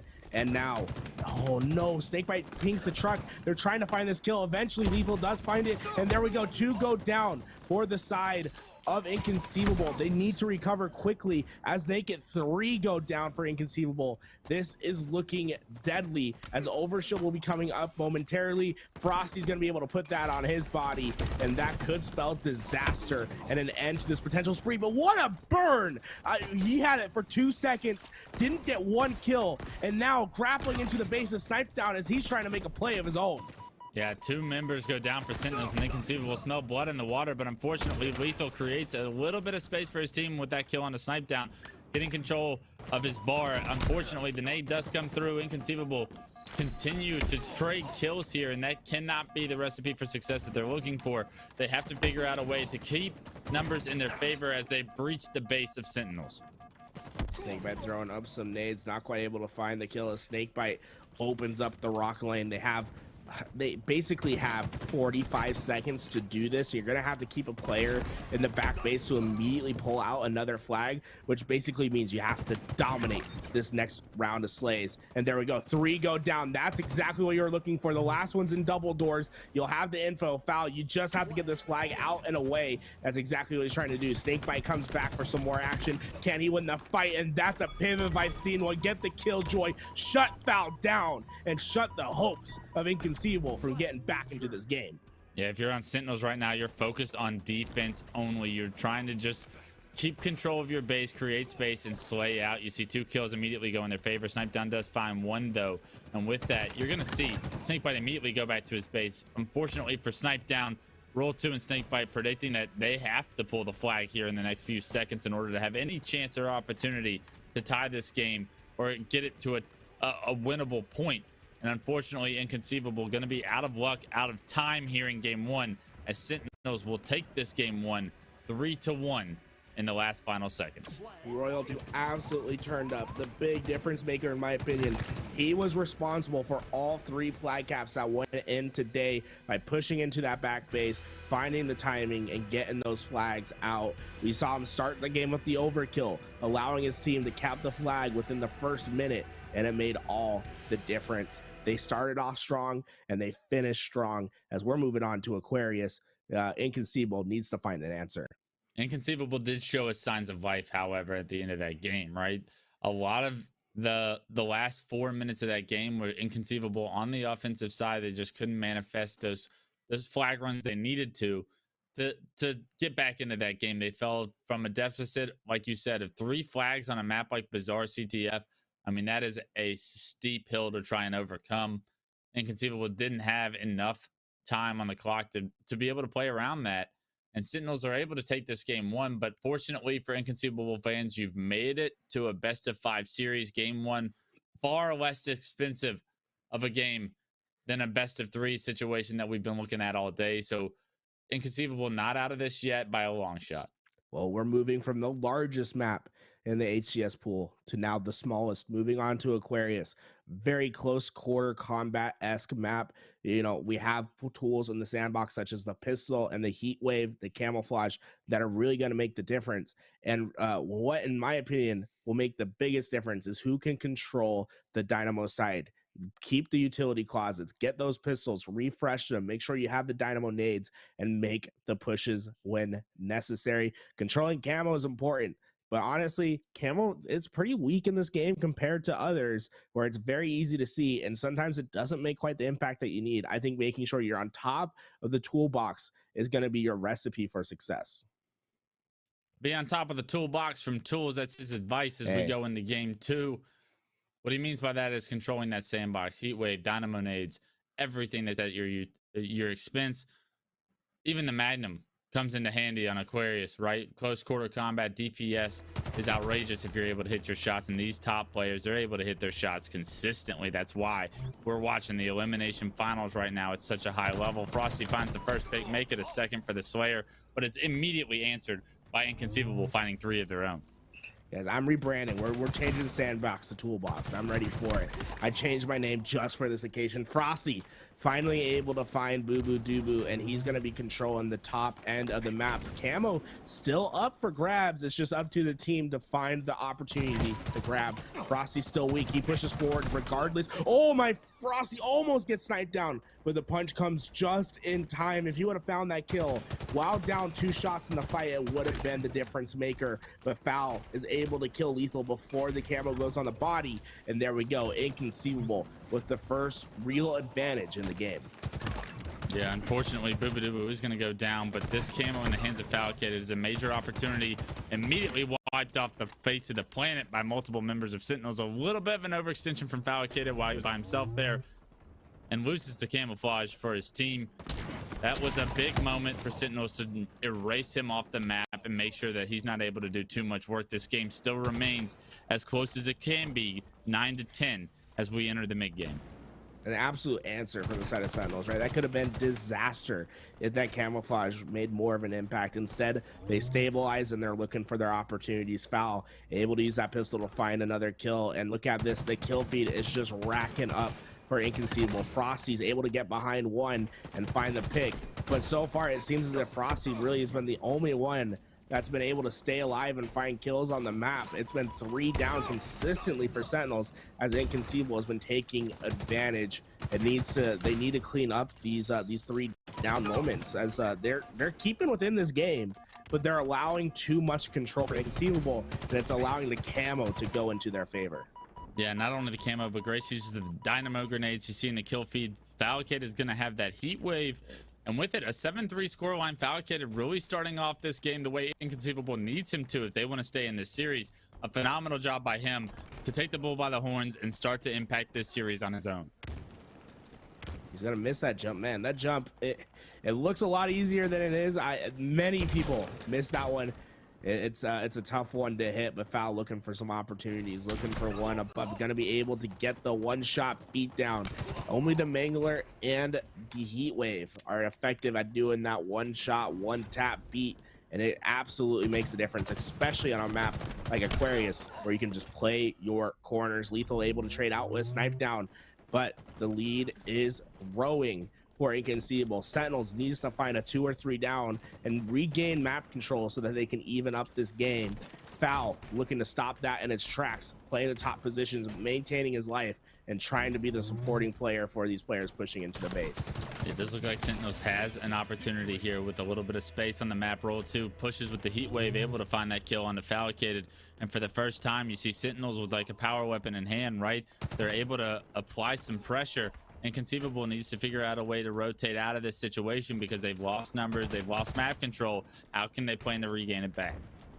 Boo Boo Doo Boo once again missed his jump and is now forced to stay at the bottom end of the map for the time being. He eventually does recover and gets up high, but a 6-kill lead. They've been able to maintain it for the time being, but with Lethal getting the double kill, this could be dangerous. Snipe down taking the shots. He's gonna have to back down for the time being. Grabs himself a pistol to work with as the push starts to materialize. He needs to win this fight. This could be pivotal to their success. Sentinels trying to break through and gain control of the map. With camouflage coming up, these next couple kills could be the most impactful of the game.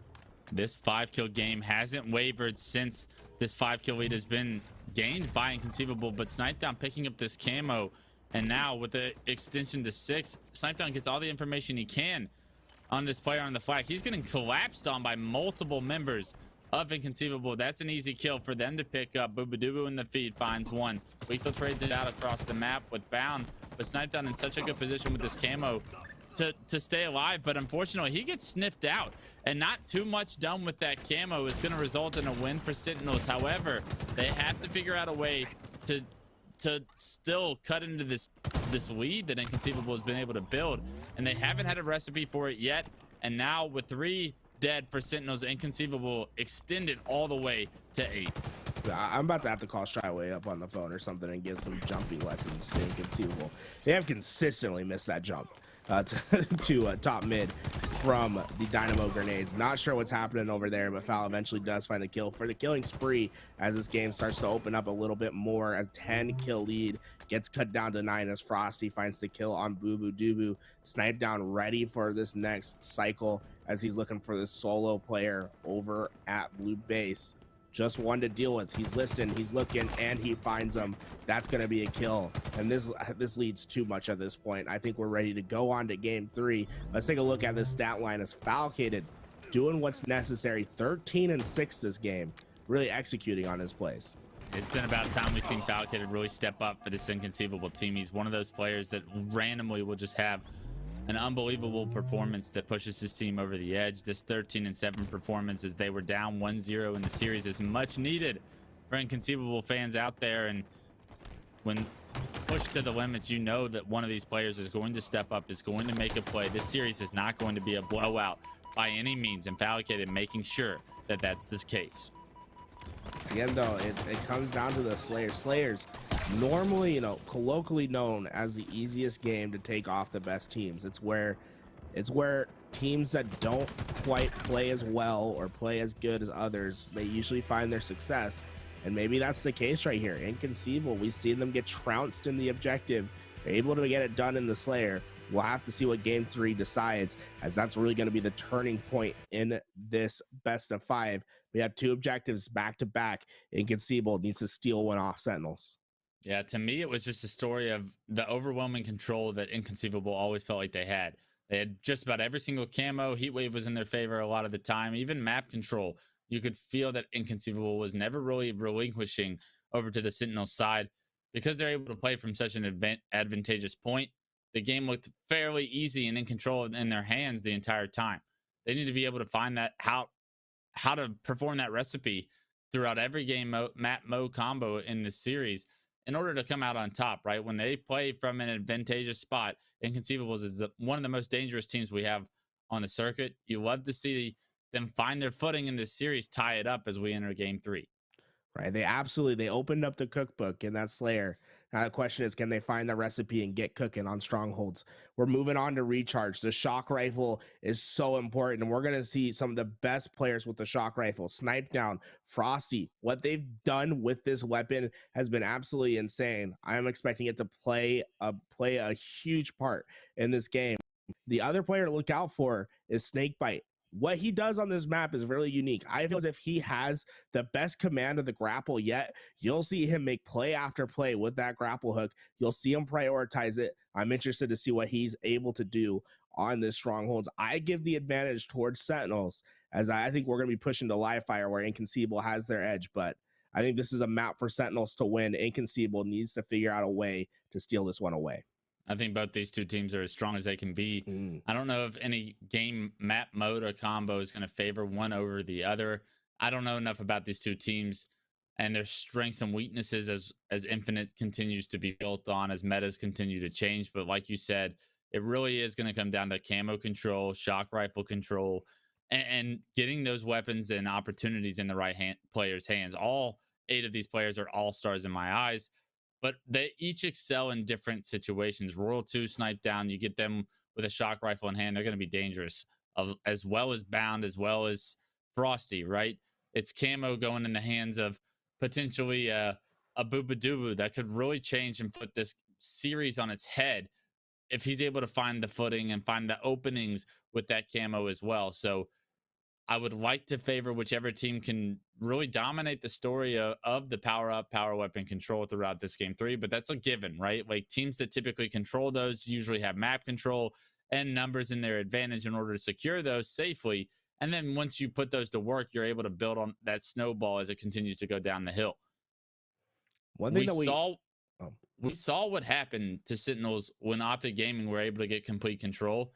Have they talked to each other and found out how to get out of that situation in a much in a simpler period of time because they were never able to get out of Optic Gaming's threshold. If Inconceivable can apply that same level of pressure, will we see Sentinels once again fall spell to the demise of getting out of a trip cap, right? Teams struggle so often on this mode when they have lost complete control. It's whichever team can get out of that I think will have the best opportunity to take game 3. We'll see if the pressure can be applied as Snipe Down finds the first kill. Fallon finds the second. Frosty's going to be able to stack behind Bound and find the back. Smack it on away. Double kill for Frosty. He's looking for the triple. He's going to get it. And the Mangler to go as he's going to be able to push into C. What a play from Bradley Bergstrom. Frosty, he's a reason why he was the Halo 5 MVP because he makes plays like that. Frosty creating space for his team, the opening, the early lead going to Sentinels because of the triple kill. They are able to hop into B, and that's a bit of a blunder from Sentinels right there. There's no way Inconceivable should be able to come off spawn and get B controlled that quickly. Frosty a little bit frustrated, I would imagine, as he does all he can to help his team, and unfortunately it's not enough as you see Inconceivable actually hop out to that lead. A and B actually do get immediately transferred, so a good job by Sentinels to weather that storm, but back and forth these two teams go. A and B, not the ideal hold for either team, though. We're going to see at least some sort of play made towards C. You usually want to spawn your opposing team over at back yellow in that pipes room and force them to play out towards your 2 cap.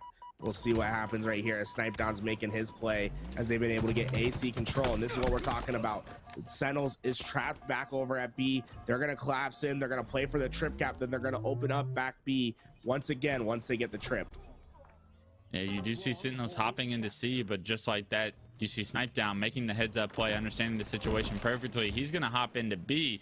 Unfortunately, taking a look at the kill feed, 3 were dead for Inconceivables, and that could be exactly what Sentinels needed to take A and C and start to regain points in their favor. Frosty with the shock rifle, we alluded to the damage that he's capable of with this thing. Unfortunately, Valkyrie tries to stay alive, but Frosty immediately rips his head off the head glitch right there, and because of it, he's going to be able to help his team get the reset. A nice kill on a Snipe Down as well, and Frosty showing you exactly how powerful this shock rifle can be.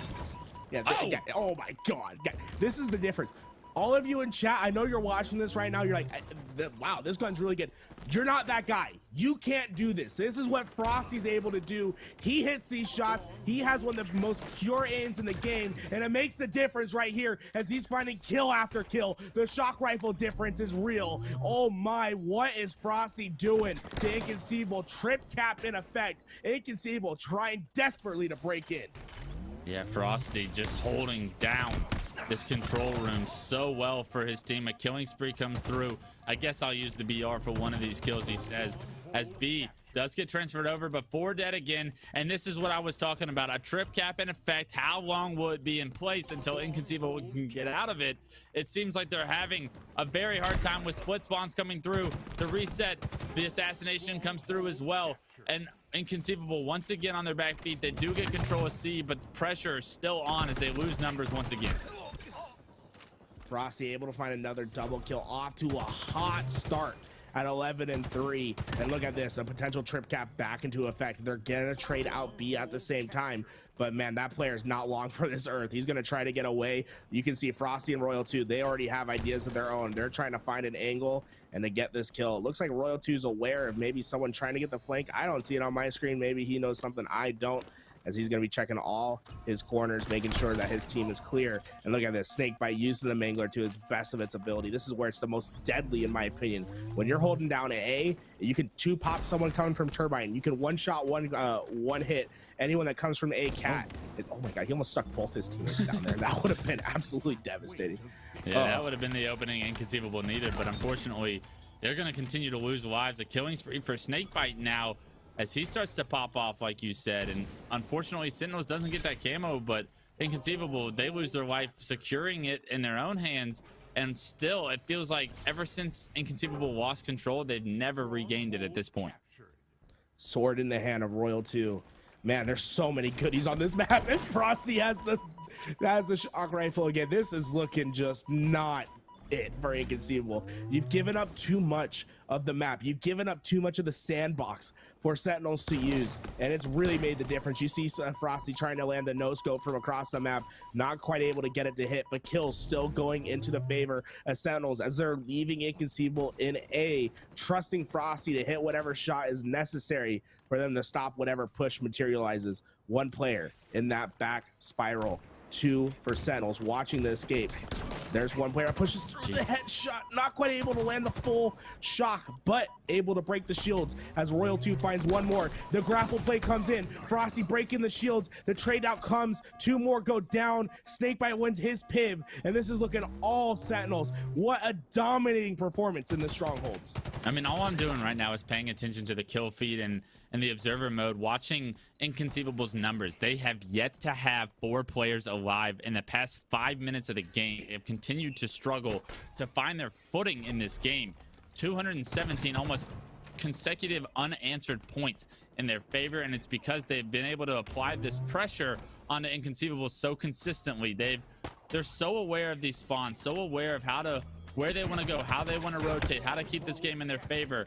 And Bound gets taken down immediately the first time Inconceivable get 4 players alive. They may have a split second here, but in such a bad position, you already see Sentinels smelling blood in the water again with 14 points remaining.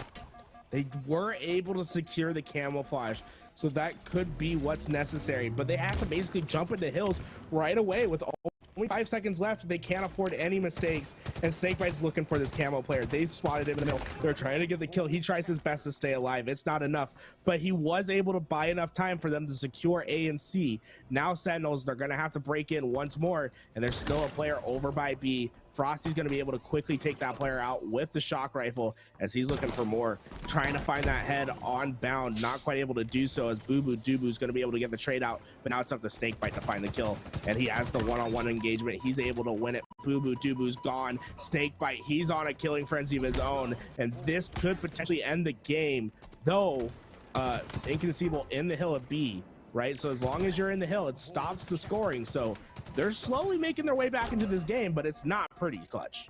Yeah, I mean, they have so much work to do. They literally would have to play perfect for the next 5 minutes to come back in this game. And unfortunately, I feel like that's too tall of a task to ask for, right? We've seen monumental control go in teams' favors as of today, but to ask Inconceivable to do this for the next 5 minutes, I think it's just too tall of an order to ask. They do get a few round of slays here. Unfortunately, 3 go down, and just like that, you'd have to think this is the beginning of the end of this game 3, and they're tied series 1-1 right now because Sentinels look to take this lead with just 1 more round of slays.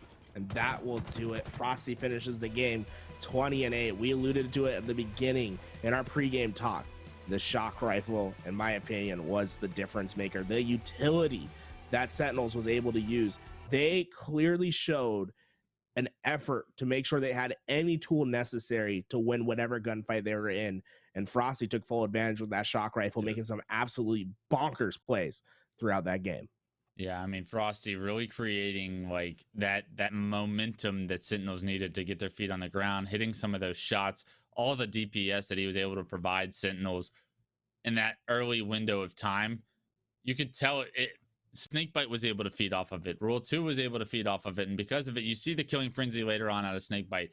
Creating that space for your team and then putting them in a position where they can exceed is what Frosty does best. And those entry frags, those momentum-based kills, they just allow Sentinels to get all the space in the world they need, the control they need, the pressure they need. And Inconceivables, like I said, they couldn't get off their spawn.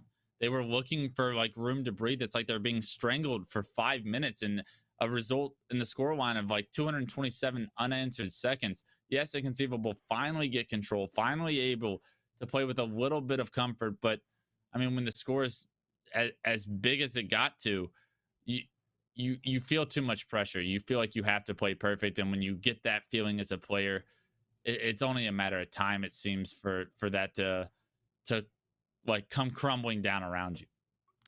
Well, we're moving on to a live fire oddball. And we saw it in the previous game, Inconceivable. They are absolutely deadly with the sniper. Bound and Snipe Down both put into work. But I always like this stream, that this story that Frosty would tell on his stream.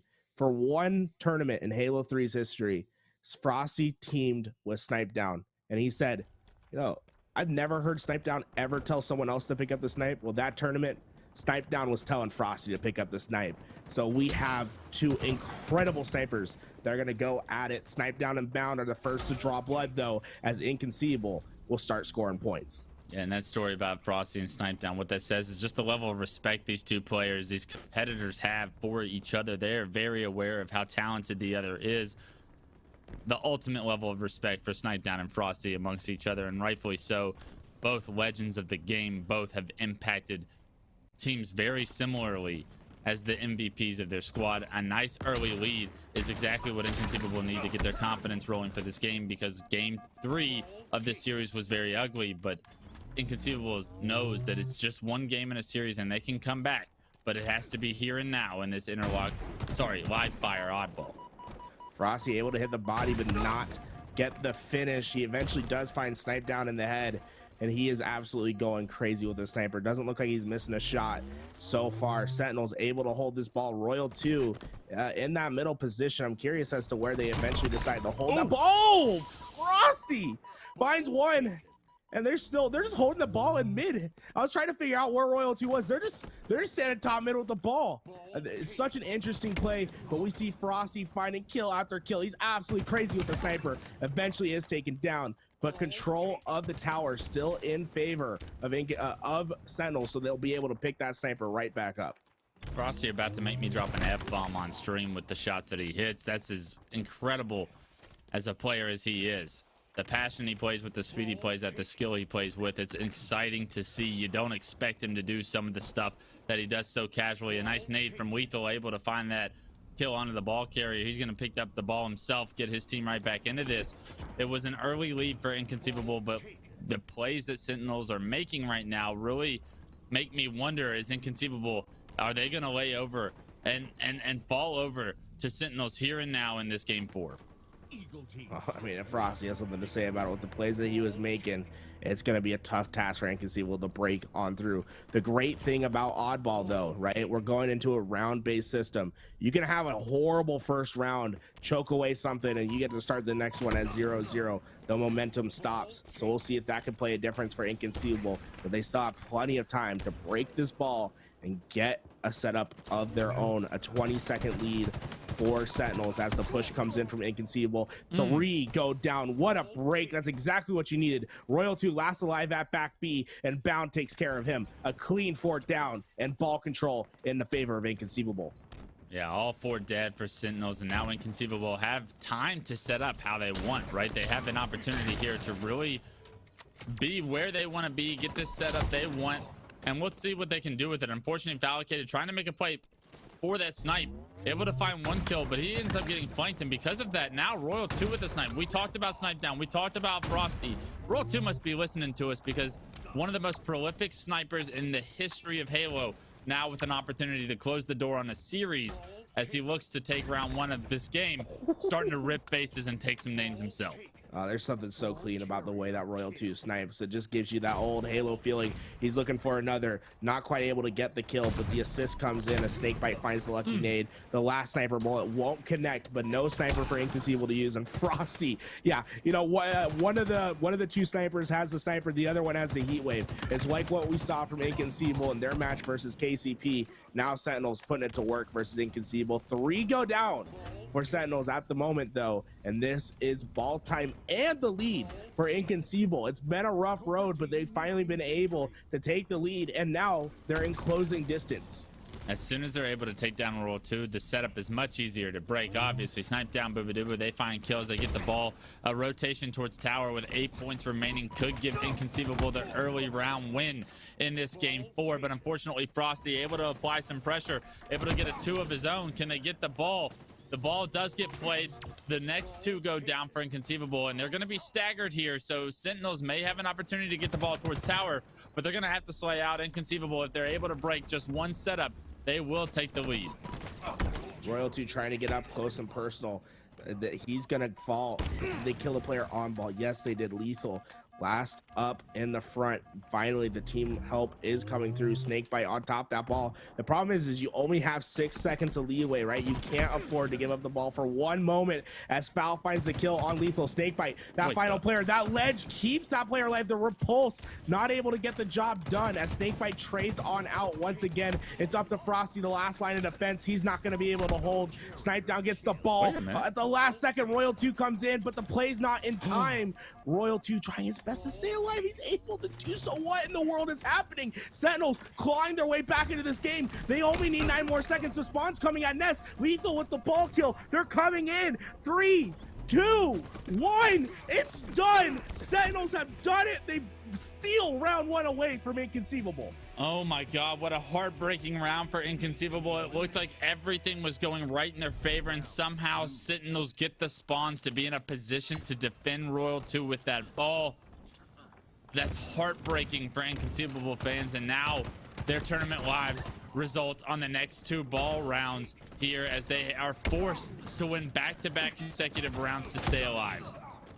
Pound hits the last second snipe on that player bottom mid. Frosty is gonna go down as well as Lethal, as now Snipe Down as a sniper playing some hot potato with the snipe so far, but it looks like Snipe Down is gonna be able to secure this for his team. Camouflage is coming up as Inconceivable makes the play for it. It looked like Snipe Down dropped that sniper in the back hallway, maybe not wanting to give it. No, he has it in his back pocket. Okay, it looked like he dropped it. He didn't drop it. I'm just being crazy. But here we go. Snipe Down, he has both the goodies. He's trying to make the play happen. He's soaring right on out. This is a man that has no fear, that has supreme confidence in his shot. Unfortunately, not going to work out for him. But I love that sort of play from Snipe Down. It's loose, it's risky, but man, it's fun to watch. Yeah, it's risky, as you say, right? Like, Snipe Down with both power weapons in his hands knows that he's the guy on his team in position that's forced to push that ball carry. Unfortunately, he's going to have to hit a nasty shot. He misses that shot, loses those power weapons, but it does look like Inconceivable has broken this setup, has gotten the play ball that they needed. So Snipe Down, you know he hates to use that sniper and that heat wave, but it was a play that he was forced to do. Lethal with some great shots on screen on the foul kit. It spots another player bottom middle, but wisely waits for his shields to recharge before trying to engage with this player. And now it looks like his teammates were potentially going to have a sandwich, but that player gets out, and with it, 2 kills in favor of Inconceivable. And right now we're seeing Bound get away with the ball back to tower. Kills come back in Inconceivable's favor, and they're going to jump out to an early lead here. Sentinel's going to be forced to try and break this Inconceivable setup. Inconceivable wasn't able to really hold a great setup in round 1. Let's see if the stories change here for round 2. When the ball's in this back tower and you have full control, it can be an absolute pain to break in. Bound just keeps that ball time. Foul gets the heat wave. He has a player in sight. He knows he's going to wait for his opportunity.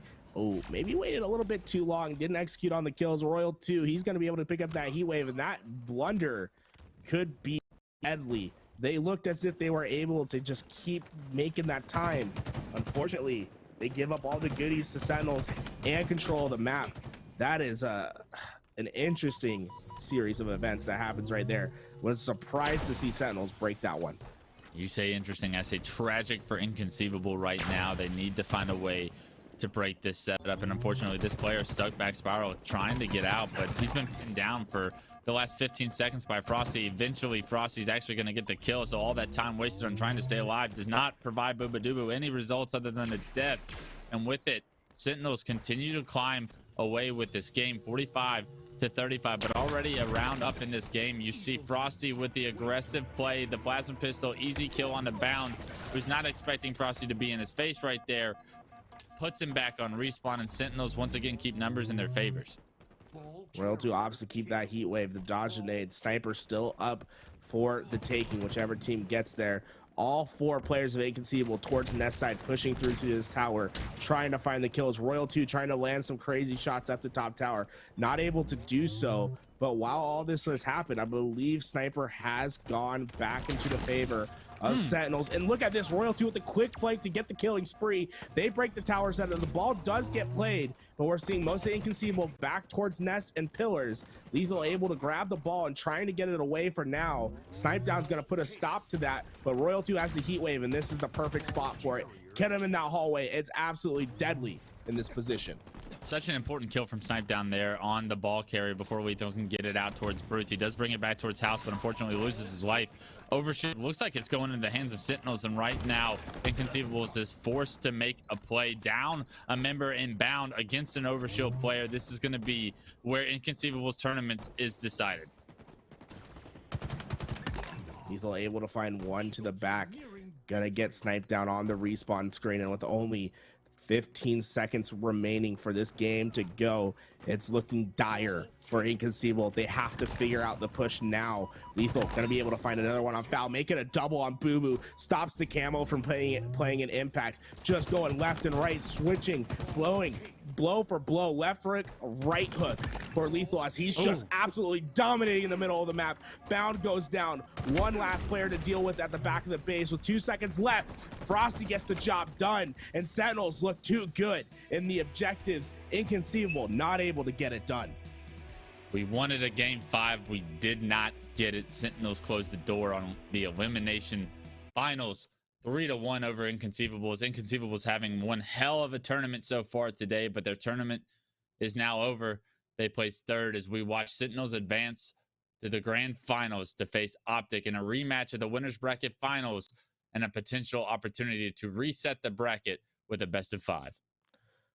Man, what an incredible series. And what I love to see from that is how well Sentinels is playing, right? Inconceivable, they had their moments. They did well on the Slayer, but the objectives in Sentinels looks infallible at the moment.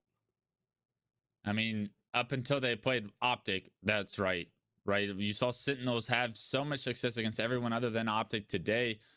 Inconceivable has played very impressive, to your point, and have a lot to grow on here, right? That team has made leaps and bounds since Halo Infinite has come out. They've had nothing but success, I feel like, in every single tournament that they've competed in. They are continuing to get better and better and better, and with the third place finish, you're hoping that when Raleigh comes, you can even improve on that placing of third place. But for now, they're going to have to go back to the drawing board, review some tape. Sentinels, like you said, they had a very strong series there against a very strong Inconceivable team, but there's this one monster that's been waiting in the grand finals for a while now, and that's Optic Gaming, and they've been waiting to see who can come. They've been ready to see who can come, and now Optic Gaming get another opportunity to prove that they are the best team in Halo Infinite to this point. Inconceivable, they make their exit in third place. Optic Gaming, Sentinels, grand finals coming up next. Do not go anywhere. In fact, let's go throw it over to the desk and see what they have to say. Thanks, gents. We're down to just 2. We started with 16 teams, and only the final 2 remain. It will be Optic and Sentinels duking it out in the grand finals for the lion's share of that $25,000 prize pool. It's been an incredible day, and crazy to think that we are almost at the finish line here, but let's talk a little bit about that series. Now, I said in my last segment that maybe Inconceivable was overachieving a little bit. Chat didn't quite seem to agree with that opinion, and I think that is totally fine. At the very least, I think Sentinels made quite a statement here. Couple of good flashes from the side of Inconceivable, but they really looked throughout the entirety of that series to be outmatched. Sentinels looked incredibly controlled. They dictated the pace throughout this series, and taking a strong 3-1 win here moves them on, and they secure at the very least second place. They will have a tough test ahead of them, of course. They're going to have to force a reset. They have to win 2 best of 5s here against Optic, and obviously they will have the benefit at the very least of carrying the momentum from playing this matchup against Inconceivable into the match with Optic, but it's certainly going to be a tough test. Optic look like the best team in the world right now. They are, I would say, favorites going into Raleigh next weekend, and I would say they're favorites going into grand finals here. So let us know in chat who you think is going to take it. Loved that series. Shout out to Inconceivable. They were fun to watch today. Snipe Down and the entire squad were really, really good. A lot of fun matches from them. And interestingly enough, if you guys look at the bracket, there was only a single upset win on the winner side of the bracket in terms of seeding, and that was Inconceivable taking down Cloud9. They've had a hell of a run today. They finished in third place, so well done. Now, Optic and Sentinels up next. We're going to go to a quick break, but when we come back, Tools and Clutch will get you ready for the grand finals. Again, the lion's share of $25,000 on the other side of this break. On, ladies and gentlemen, and welcome to Eat, Speak, Compete. Eat, speak, compete. Yes. Name, incredible. Logo, even better. I'm your host, as always, Yeso, joined by my co-host, Luke Shimone Brew. There's a lot to unpack there. I don't even know where to start. If one of the North American teams doesn't win, their 2021 season is done. I got my fingers crossed. I think you got this. Let's turn more towards the competitive side. They finished strong. Sure like 35-2. They finished strong. They looked. If the only intent is, hey, let's make this game as esports as possible, then sure, but that's never going to be what Nintendo does. And I'm very curious to see what kind of their first take on what a Valorant World Championship should look like. Dang. That's super fun sounding. Yeah, I think it's going to be awesome. That sounds super fun. I think that, like,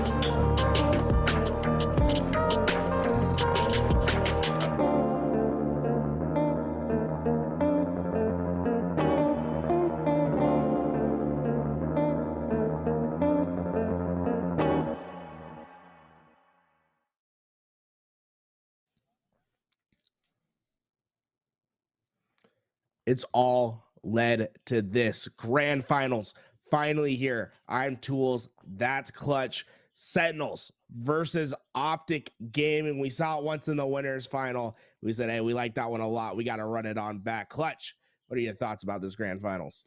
Yeah, I think it's going to be a very uphill battle for Sentinels. Imagining trying to beat Optic Gaming in another two best of fives. Honestly, if they want to come away with the win, they have to win both. Well, the camera's down, but ignore that. I mean, if you saw the setup, you'd understand what's going on. But either way, I think it's going to be an uphill climb for for Sentinels. Optic Gaming in the driver's seat here has a lot of confidence coming off that winners finals performance, and wouldn't be shocked that they're able to continue the momentum they were able to build. Although a few of those games were just based off very small moments in that game. So if Sentinels can turn that story around, they'll have a real opportunity to potentially steal the first best of five, push this series the distance. Man, guys, I just have to say, whatever happens in this grand finals, it's going to be incredible. It is currently past midnight on the West Coast, 3 a.m. on the East Coast, and we're still maintaining 3,000 viewers in the chat. So I just got to take a second and say, guys, I respect your dedication to Halo. I absolutely love what's been happening, the excitement that's been around the game. And Clutch, hey, look at that. We have you back and in small action. Small earthquake won't stop us from getting the show on the road, right? But a great shout out to the production team to be able to switch it to the graphic full screen of the game map mode combos as quickly as they were, because yeah, you just can't predict what's going on with this setup. The camera is on a very vulnerable spot. Speaking of vulnerable spots, though, Sentinels needs to start the series off right? They've had a long day. You got to question how much gas is left in the tank for them. Optic Gaming, they've been sitting around for a while as well. So will they be warmed up and ready to go here in this game one? Aquarius CTF has been a very strong point for both these teams coming into this series, and only one team can come out on top, right? So getting off on the right foot for both these teams in this series, I think, is extremely important, and only one is going to have that advantage going into a game two. Well, that always leads to the interesting question. There's always the dilemma that everyone asks. Is it better to wait a couple hours, have to like really milk your time and not be warm anymore? Or is it better to drop down to losers final, have that warm up before you get into the grand finals? I think most people, you know the actual answer. You always take the extra series when you're able to, but it always leaves that question. Optic, they haven't been playing for a while. They're going to need to come out strong. And, we're starting on CTF Aquarius. And if you recall back to our winners final, that wasn't a pretty one for Optic Gaming when Sentinels was on that map. Yeah, I don't expect that to be the same case here and now. Although how strong Sentinels has looked in CTF throughout today's tournament, it's very impressive. Optic Gaming, I do not expect to lose in the dominant fashion that we saw them lose this one map in that winners finals again, right? They have typically been the best team at Aquarius CTF. We've seen what Lucid can do with that heat wave thrust camouflage combo. We've seen the openings he can create. I expect to see a Lucid show here as well. So, I mean, it's going to be such an uphill climb. We did see Sentinels come back and win 2 best of 5s in the last tournament, ACS kickoff qualifier for Raleigh, that these teams matched up against in the same exact position for both these teams. But for Optic, you have to think that they learned from their first opportunity to kind of experience that, right? You have to think that they're not going to let that happen twice in a row. These guys have so much experience when it comes down to just being a veteran and years of a professional player that's been able to weather storms, that have created comebacks themselves, that have dealt with situations like this. I don't expect that kind of momentum to be allowed to build against them twice in a row, back-to-back tournaments. Well, guys, take a look towards your right. We're on our final 2 teams, so we're playing for $10,000 split between the 4. Congratulations to our rosters that did place within the top 6. They're all going home with a little bit of cash. KCP, they took that 4th place spot, so $2,500 between them, and then Inconceivable will take that 3rd of $4,000. But Les, this has been an incredible tournament. $25,000, the most that we've seen thus far. 16 teams duked it on out. And finally, it's past midnight over here on the West Coast, 3 a.m. on the East Coast. We're finally in our grand finals, and it's going to be an exciting one. We've seen the best of the best go at it. And for the first time in this tournament, what we did witness was international play. Navi was in this tournament. The Pittsburgh Knights were in this tournament. We've seen how these guys stack up against each other, and it's been very interesting and telling about which teams have taken on the others. Yeah, I mean, we're seeing upsets left and right. We're seeing teams rise to the occasion, teams improve so drastically. Inconceivable is being one of those teams, right? That's really stepped up every single weekend and gotten better, placed better, had more success. They put in so much practice throughout the past week. It's no shock that they got third place. It's actually a shock that they don't find themselves in the finals, right? Like, you expect to see that team eventually make it to the finals. We're gonna have to wait and see. Cloud9 a little bit of a letdown today, but who knows what's going on there, right? I expect that team to be a very strong LAN team as well. So a lot of excitement going into Raleigh, but we still have this grand finals in front of us to decide the battle between these two juggernauts. The literally, we are building one of the biggest rivalries that we can going into Raleigh right now as these two teams match up against each other. Jumping into game one of our grand finals, we're going to start this one none other than Pistola's point of view. And you'll love to see that because he has so much grand final experience. You have to think he's going to be damned if he lets another grand final slip through his fingers, especially with this rivalry that's forming. Well, Lucid's going to come in and find 2, and that's going to allow Ola to start pushing on through as the damage has been done. It looks as if, like you said, is true. Optic's not going to allow themselves just to get absolutely whopped again on this map. They're starting off hot. They have the utils control, the ideal spot for them to run, and the first flag is out. Although we did see 2 players from Sentinels already on the overextend, we're going to see a fight in the opposing base.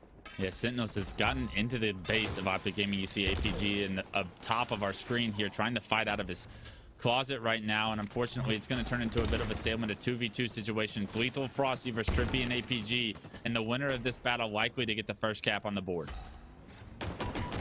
Push comes through, and it's Lethal that comes out on top. Trippy not able to stay alive. APG is gonna trade out with that flag. The double melee comes through, and now both flags are out. Ola has a decision to make, and he takes the right one. He finds Frosty. He's pushing for the second, but the return comes in just in time. Unfortunate, and the flag is going out at the same time. The players are here. It is Optic Gaming does have the angles, but can they keep the team off the flag is the question. No, they cannot. What a turn of events for Sentinels to get that flag in. Yeah, Ola was stuck in such a hard spot there to make a decision. Does he play offense? Does he play defense? Which flag does he play for? Unfortunately, he's just a second late to get the touch, but the counter cap opportunity here now for Optic Gaming is a very realistic possibility. Their fight doesn't get pulled, but return does come through as well, and already you're seeing that counter cap produce results. A tied game now with 9 minutes and 50 seconds on the clock. Camo was up, but a great job by Optic Gaming to immediately respond to the cap of Sentinels.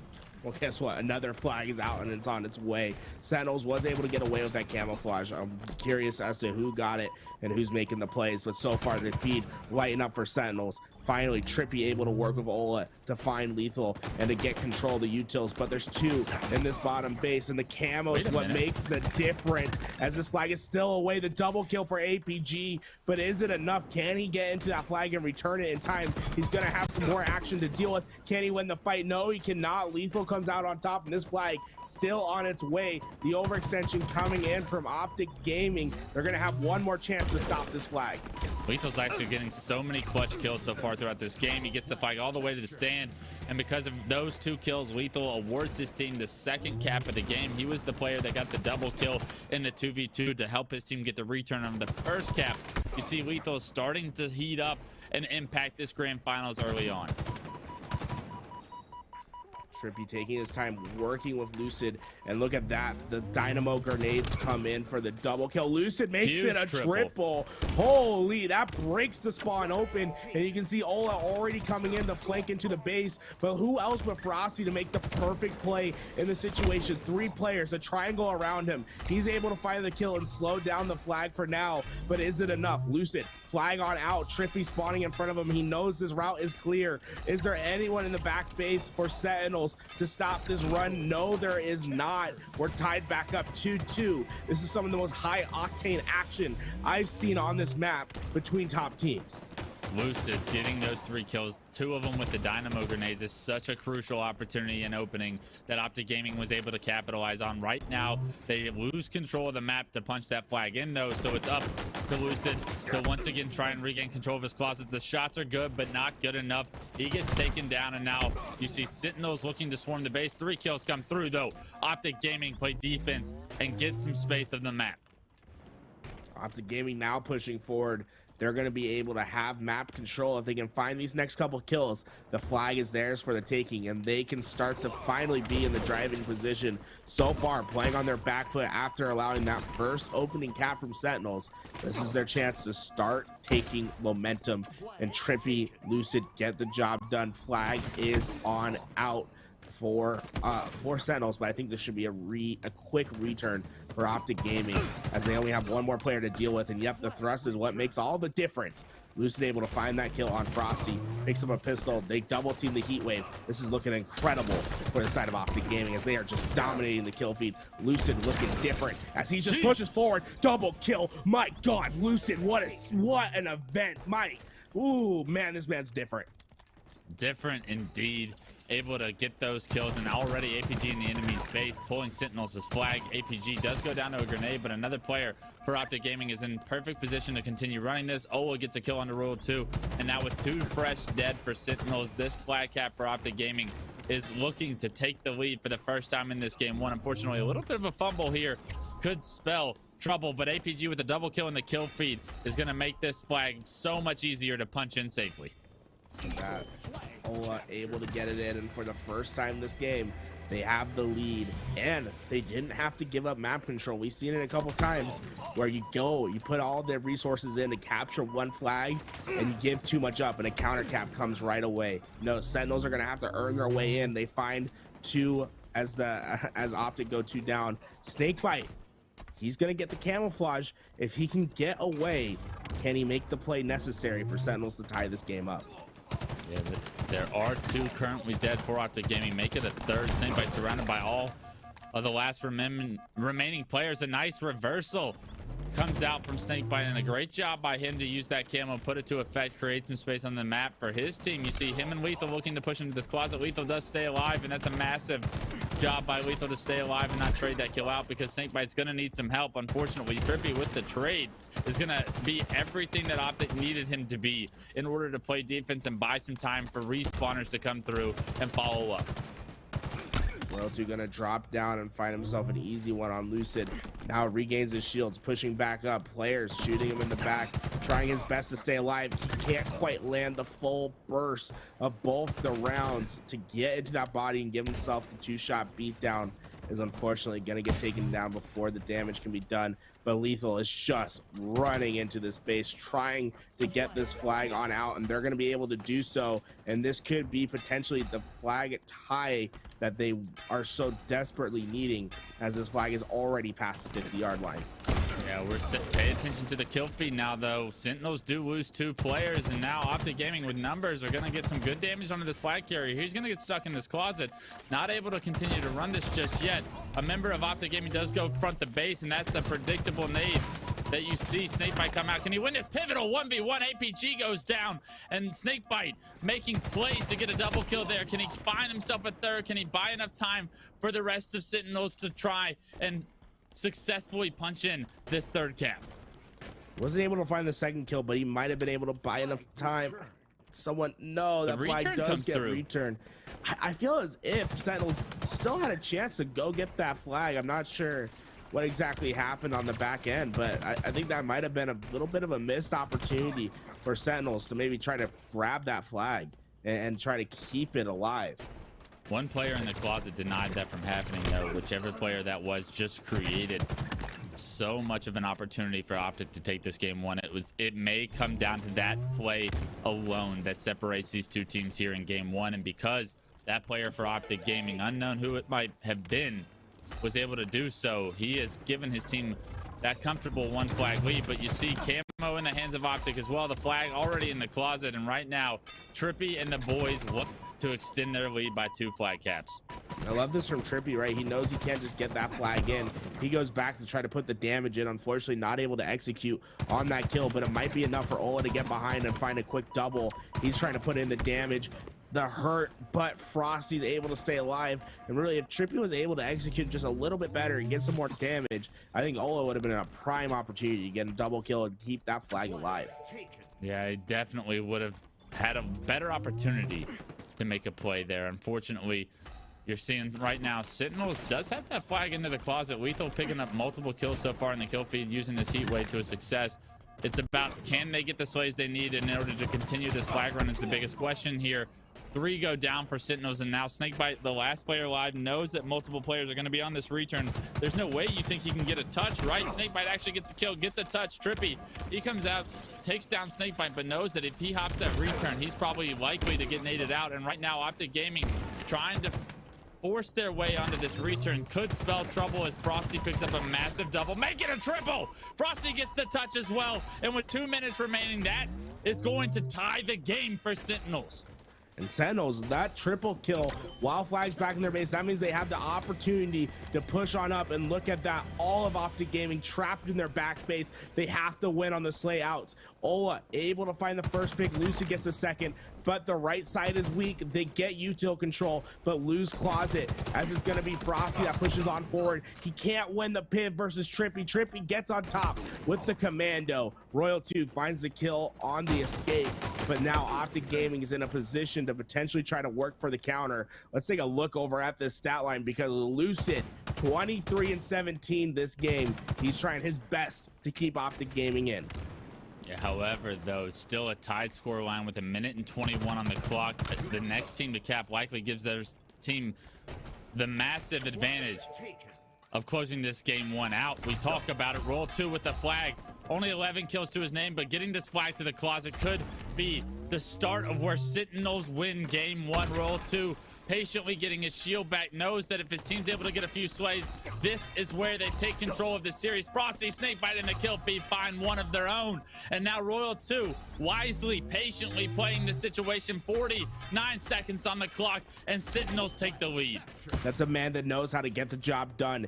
Patiently waited for his opportunity to have the best flag run possible. If he played too fast, he would have costed his life and potentially the game for his team. Now they have a 1 flag lead and control the map. It's going to take a miracle for Optic Gaming to get this done. The kill feed needs to light up red right now. Trippy pushing on in. He's trying to find someone who's going for that flag. He's going to be able to get the assist. And now, with only 12 seconds left, they have to get into the base and get a pullout. You don't really have any opportunity to look back. It's all forward. Push on through and get the flag out in 3 seconds. Is anyone there? The flag did get pulled out for the time being, but Snakebite's in position. It should be a quick, oh no, the kill comes in. The flag's still out. What? There's the pie chart. Oh, no, it's done. It's done. My God, it was close. But Sentinels, they're able to secure the first game behind an impressive performance from Snakebite. It wasn't as pretty as the winners finals Aquarius CTF, but the result in the score line remains the same. Sentinels take that Aquarius CTF, give themselves the lead for the first time. And today, against this Optic Gaming team, they have so much further to go, but that could be the first step up the hill that they plan on trying to achieve this Grand Finals championship. The money, it's secondary. The pride, the recognition of the best team in the world, that's the primary goal here. And both teams have so much further to go if they want that title. Sentinels has looked damn impressive on flag today, but man, it's been a different story on the Slayer. This is by far their weakest link, and last time we saw Optic Gaming take full advantage in the Slayer. Question is, does it run back? We're going back to Bazaar once again. It really is the story of the sandbox on Bazaar. You have all the goodies. You have an overshield, rockets, shotgun, mangler, assault rifle, grapple, thrust. I mean, there's just about every single weapon in the Halo sandbox is on this map. Yeah, this could just be me, but I feel like every time I watch Optic Gaming play Bazaar Slayer, they win. I feel like they've played it twice in Grand Finals. I wasn't they won the first grand finals they won that game 5, and then they came back and played another Bizarre Slayer where they staked that team. And then I feel like every time now Optic Gaming loves seeing this game type come up in the series list, right? Like they've had so much success. When I think of Bizarre Slayer, I think of the dominant performances I've seen from Trippy, that I've seen from Lucid and the boys over in the Optic Gaming squad. Sentinels, if they can steal game 2 in this series as well and go up 2-0, they're going to reset the bracket. It's just a matter of what will happen when that happens. So Sentinels fans, you want to win this one so bad to give your team that opportunity. An early lead for Sentinels as Lethal's trying to put the damage in. Overshield on the body of Snakebite as he's going to be the first one into that bar, trying to find the pick. Royal 2 able to take down Trippy, and so far looking advantageous for this Sentinels roster. The Rockets did go in favor of Optic Gaming, but is it enough to stop the map control that Sentinels had early on? Yeah, this is the first time I feel like we're seeing Sentinels get off on the right footing in the Slayer. The first time I feel like we're seeing Optic Gaming get off on the wrong foot in a Slayer as well. So a much different story here in our grand finals right now. We're on board with Trippy. He's trying to figure out a way to get out of the base, but the Dynamo grenades are going to deny him from being able to leave just yet. Frosty does go down, and that could be Optic Gaming's point of how to get out of this base. They have potentially a little bit more space now with numbers that they can create and look to take the lead here. Lucid pushing forward. He's going to put down the initial damage. He was counting on Trippy to find the kill. Unfortunately, not able to do so. Lucid's gonna die and not get traded out. And those are the type of deaths that you just cannot afford on this map. You cannot let Sentinels get a lead. Keep this game close. And oh my god, every piv is going in the favor of Sentinels thus far. It does get traded out though, so that's a massive kill. But you want to see Optic, when they get that kill, when they get a numbers advantage, when they get an opportunity to create some space, you have to take advantage of it. You have to figure out a way to get out of these side bases on Bizarre Slayer. Unfortunately, APG is going to have so much pressure in his face from Royal 2 right now that that's not his job. Overshield coming up right now, and Ola can't quite stay alive in order to did that. Royal 2 denies him, and with a 5-0-1 scoreline, Royal 2 looks to continue his slaying prowess here on the player bottom middle with shotgun. Oh wow, Lucid. Jeez, what? Lucid one-on-one with the Overshield player. Hey, he says no problem, I'll get it done with my shotgun, and that's exactly what happens. That could be the turning point in this game, to be honest. Like that Overshield, it looked like it was all going Sentinels and they were going to start running away with the game. All of a sudden we're tied back up and it's a fight for map control. Yeah, it wasn't necessarily a 1v1. Lucid did have a little bit of help, but I mean, just getting rid of that Overshield is so important. Roll 2 not finding a kill with an Overshield is almost unheard of. But Optic Gaming's teamwork provide enough of an opportunity for them to not only get back into this game, take the lead here, 15-14. They start to get control of the map. Actually, it's Frosty and the boys that have taken the lead, 15-14. A trade comes through, an awkward situation where both players are trying to get into the tunnel to drop down bottom Rockets. They both end up trading, and with that, Rockets have become ready for use. It's just a matter of which team can get to those Rockets first. Rockets still up in play. It's APG, the one able to get away with them. The question is, can he execute with those Rockets? Halo Infinite's Rockets, much harder to use than others. He's going to be able to find the first on Snakebite and the second on Frosty. Beautiful execution, and because they kept the rock control, it has allowed Ola to get the Bulldog to go. This could be the turning point for this Optic Gaming roster as the kill feed starts to light up red as it's kill after kill for Optic Gaming. Ola waiting for someone to push from bottom Rockets. No one to come at the moment. Player at truck trying to cross the map. Shots able to get that player weak, but not survive as Frosty is able to pry himself into that position and get himself the Bulldog. I mean, nice shots from Lucid there. 3 go down for Sentinels. Overshield, I believe, was up, but there's going to be a player for Sentinels that's bottom middle with this Overshield. Unfortunately, his entire team is going to be coming off respawn, so it's a very difficult situation yet again for an Overshield player for Sentinels. How do they get out of this situation? How do they put this to use? Because Sentinels has dominated the power-up story so far throughout this game, but we're looking at an Optic Gaming 1-kill lead as of now. Lucid's going to be able to expand that to 2 as he finds Snakebite on the escape, looking for the dynamo grenades. Not quite up yet because he knows there's a player in library. He so desperately wants these grenades just to push that player out. Finally able to grab him. You see him throw both of them in there. Is he able to get the kill? Not quite. That player going to stay alive for now, but you got to know that those dynamos, so smart from Lucid to be prioritizing them to make sure players can't just live their life over in the lockers. I mean, every time we flip to someone's screen, they're trading. Every kill being traded, every piece of damage being capitalized on by both these teams. Such a chess match for this middle of the map.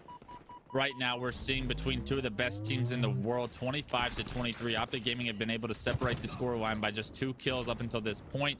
You see Ola goes down, making it just a 1-kill game. And right now, Trippy trying to figure out how can he gain control of the Rockets out of this map. Finding Frosty front the base is a great start for that.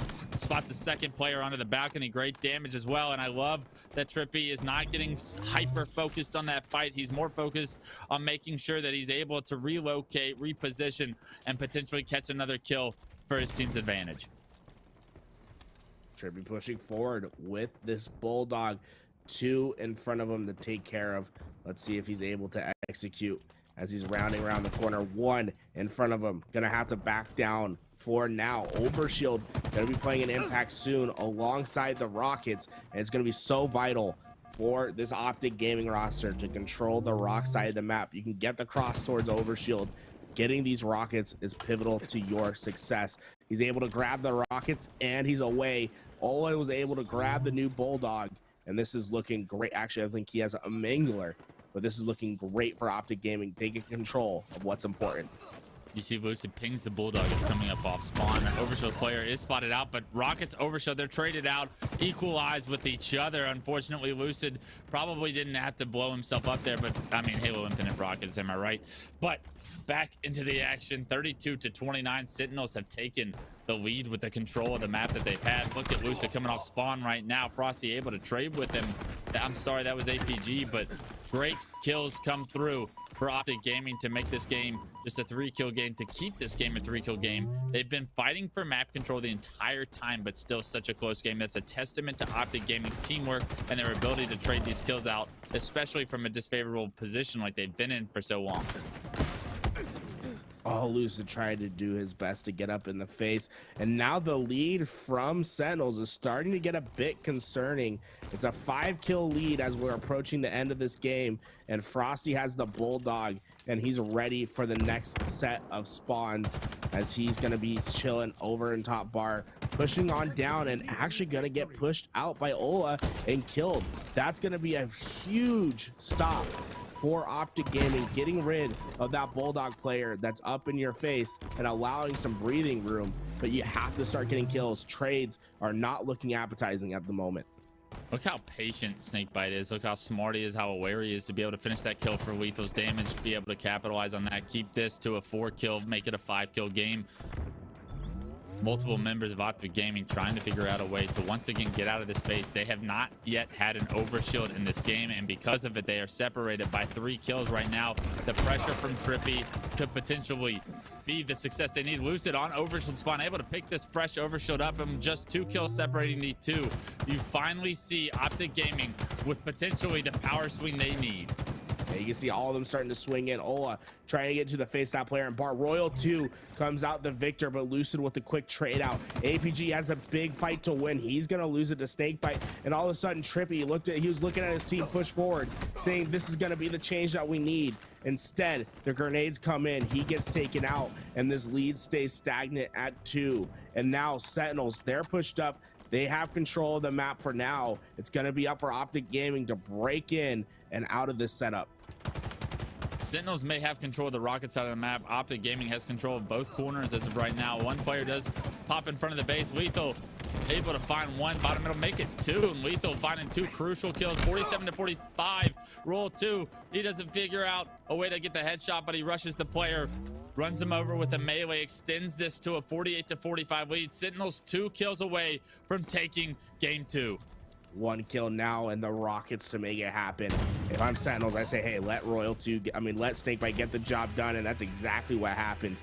Talk about coming out in the clutch. Sentinels go up 2-0 in this series, trying to force the bracket reset and looking damn impressive at it. That was exactly what we needed to see from Sentinels. Have a definitive game 2 where they really felt like they had the lead. It was a close one, but I definitely give the edge to Sentinels. I think they played the better game and they came out on top. They absolutely did. They controlled the middle of the map. Every overshield but one was in their control. Optic Gaming need to figure out a way to regain and very quickly, right? You lose this first series in a best of 5, 3-0. That's a much different experience than competing and pushing the series the distance and losing this series and then having the bracket reset again, right? It's momentum in Sentinels' favor. The confidence is building in Sentinels' heads, and you have to figure out a way to shut that down if you're Optic Gaming. This game 3 could be very important. One of, I would say, Optic Gaming's most strong game types is Street Strongholds, and for them to see this on the list, they need to figure out a way to extend this series and build some momentum themselves, even if they're to lose this first best of 5, to go into the second best of 5 confident and ready to go to claim this title and this cash. Well, last time we saw Sentinels on Strongholds playing Streets, guys, remember, it was the unorthodox AC hold that we saw that they rotated between, and it blew both of our minds. Something that we haven't seen, maybe a meta-defining change that Sentinels has developed, and it was a filthy hold. And I'm excited to see it again. I want to see how true this AC meta change can be as Sentinels opts to push for that same hold, and to see how devastating it can potentially be versus Optic Gaming. Yeah, I don't expect it to be like a preferred setup, right? I think, if anything, they just found themselves in that situation and played off of each other very well and were able to find success with it. But I don't think that they like performed that as part of the strategy. It was just like, well, this is the situation we're in now. Let's make the most of it. But that just shows the versatility of this team. And when you have that versatility, what you're able to do resulting with the score is just so important, right? It's up to Trippy and the boys to see if they can combat and continue this first best of 5, or if Optic Gaming's going to go quickly to the second. Trippy opting to go straight for that Bulldog shotgun, finds himself in front of a player and immediately takes him off the map. That was Snakebite, and potentially now Optic Gaming with numbers can jump out to an early lead here in game 2 or 3 of this series. That fight for Bulldog is so important because now Trippy's going to be able to bring it back towards B, and it's going to be so tough to break into that B hill when you have a Bulldog staring at you on the other side. Such a versatile gun. And once again, it's Sentinels that's pushed back into C, and they're playing for CA once again as you see the rotation come towards A. Lucid able to break the setup at C. Royal 2 not able to stay alive. So far, Optic Gaming out-rotating and outplaying Sentinels early in this game. Yeah, but Frosty finds 3 in the kill feed right there, and that's going to be B Stronghold going over to Sentinels' favor. Unless it is one player on Optic Gaming that has something to say about it. Unfortunately, he actually only gets traded out. Spawns do come in over towards A, and I guess B Stronghold still in control of Optic Gaming. Actually, it was Trippy that gets the kills, and because of it, he keeps B in control for his team. He denies that stronghold from Sentinels, and right now Sentinels was at risk of a trip cap for a second. One player does spawn C, recaptures it for Sentinels, but right now it's been all Optic Gaming early on. Lucid trying to work with Ola to get A. They're going to be able to win that fight and finally put the score back in their favor. Rockets going to be coming up in 15 seconds, and Rockets can make the entire difference on this map. Getting those 1, 2 critical kills and getting your team set up is so valuable. Who's going to be able to grab these rockets? How are they going to set up is what's going to be determined in the next 10 seconds as we see 2 kills go into the favor of Sentinels as it's 3 down for Optic Gaming. Lucid by his lonesome and back C has 1 player to fight, and it looks like these rockets are going to be going over to Sentinels. Yeah, the longer Lucid sits back here, though, the more trouble he builds for Optic Gaming. He's unable to get the stronghold, unable to start that transfer. Lethal actually gets fried. And a good job by Lucid, I guess, to stay alive, buy some time, and play the situation right instead of rushing into something. Unfortunately, he tries to get into the stronghold. Snakebite shuts him down, trades that damage out correctly, and with 2 dead from Optic Gaming, you see Sentinels now start to get control and finally start to clock points in their favor. So again, the AC hold for Sentinels right now. Lethal going to be able to find the trade out. Lucid pushing towards C. He has 1 to deal with. Frosty's going to be able to find the kill. He's just putting himself in hard to kill spots at back C. If they push, he's going to try to get the drop on them. This soccer rifle can be absolutely deadly, especially when you have someone with such a great aim like Frosty. 3 shots to kill if you land the last one as a head. We'll see what Frosty's able to do as he starts to push out towards B. One player pushes on out. He's immediately made 1 shot. Can he get the finish? His teammate's there. That player should die eventually. One more deal with the double melee comes in. Frosty making big plays as they're breaking their way through A.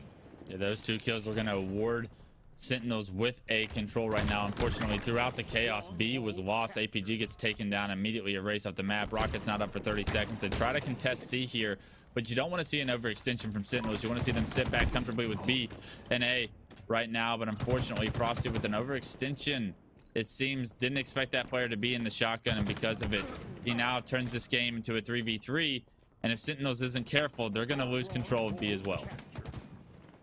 Royal 2 has the B-bow control. Unfortunately for them, they're not scoring. Bulldog in hand, ready for some push. Rockets are coming up. There we go. Royal 2 with the easy pick on APG. Rockets go into the favor of Lucid, but can he find the kills? First player in front of him gets 1. Can he get the second? No. Rockets are going to go down for the time being, but a quick trade out in favor of Optic Gaming should allow them to regain control of Rockets and have control of the map. Yeah, big timing by Ola right there with the Bulldog to get into a position to trade out that kill for Lucid. They should be able to get that last rocket. You see Ola in the kill feed with that rocket, putting it to use already. 2 members go down for Sentinels. Optic Gaming continuing to score points and be aggressive. They are not satisfied holding C and B. You see them looking to push A immediately after those 2 kills come through. Lucid trying his best to stay alive at the moment, is made 1 shot, will regain his shields through the middle of the map as Ola finds himself a double. Lethal able to find the kill on Lucid in mid-map.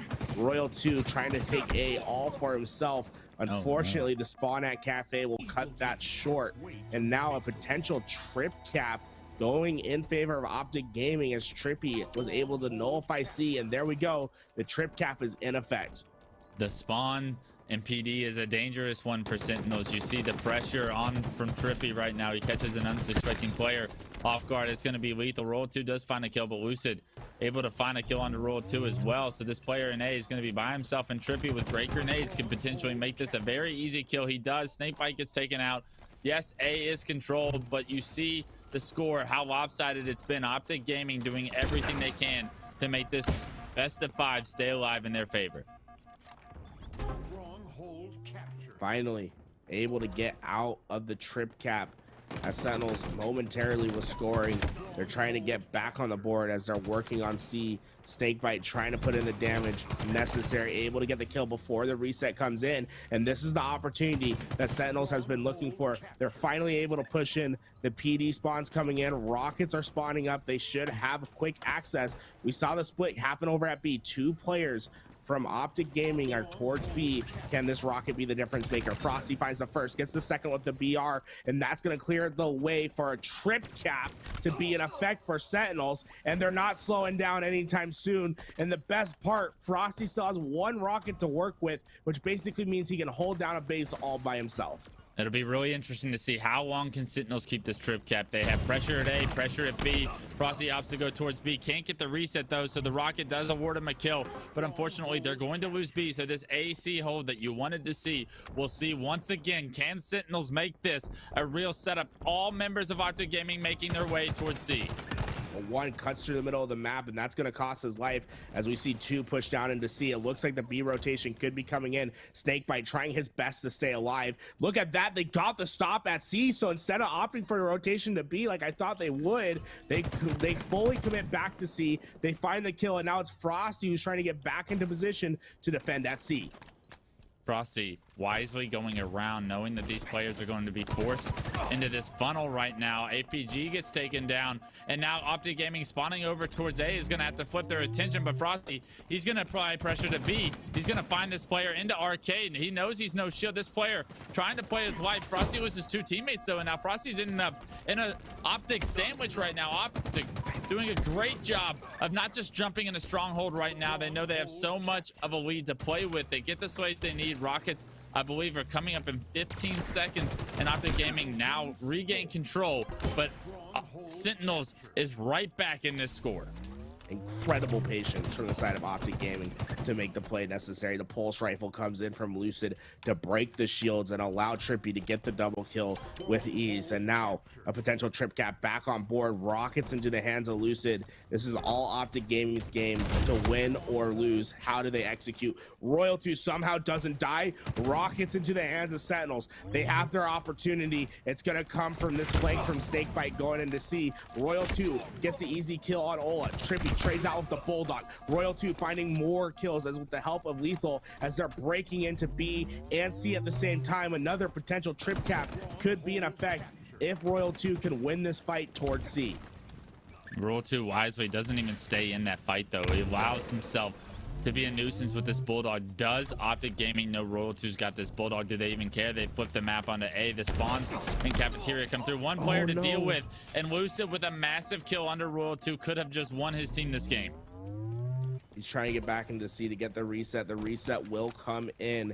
A still not captured from Optic Gaming though. They lost that fight, and Lucid's all the way at C, forcing spawns back towards B as he's trying to find the kill on Lethal. And there we go, one down for Sentinels. Lucid trying to do his best in B, but not quite able to get the stop. Doesn't get it.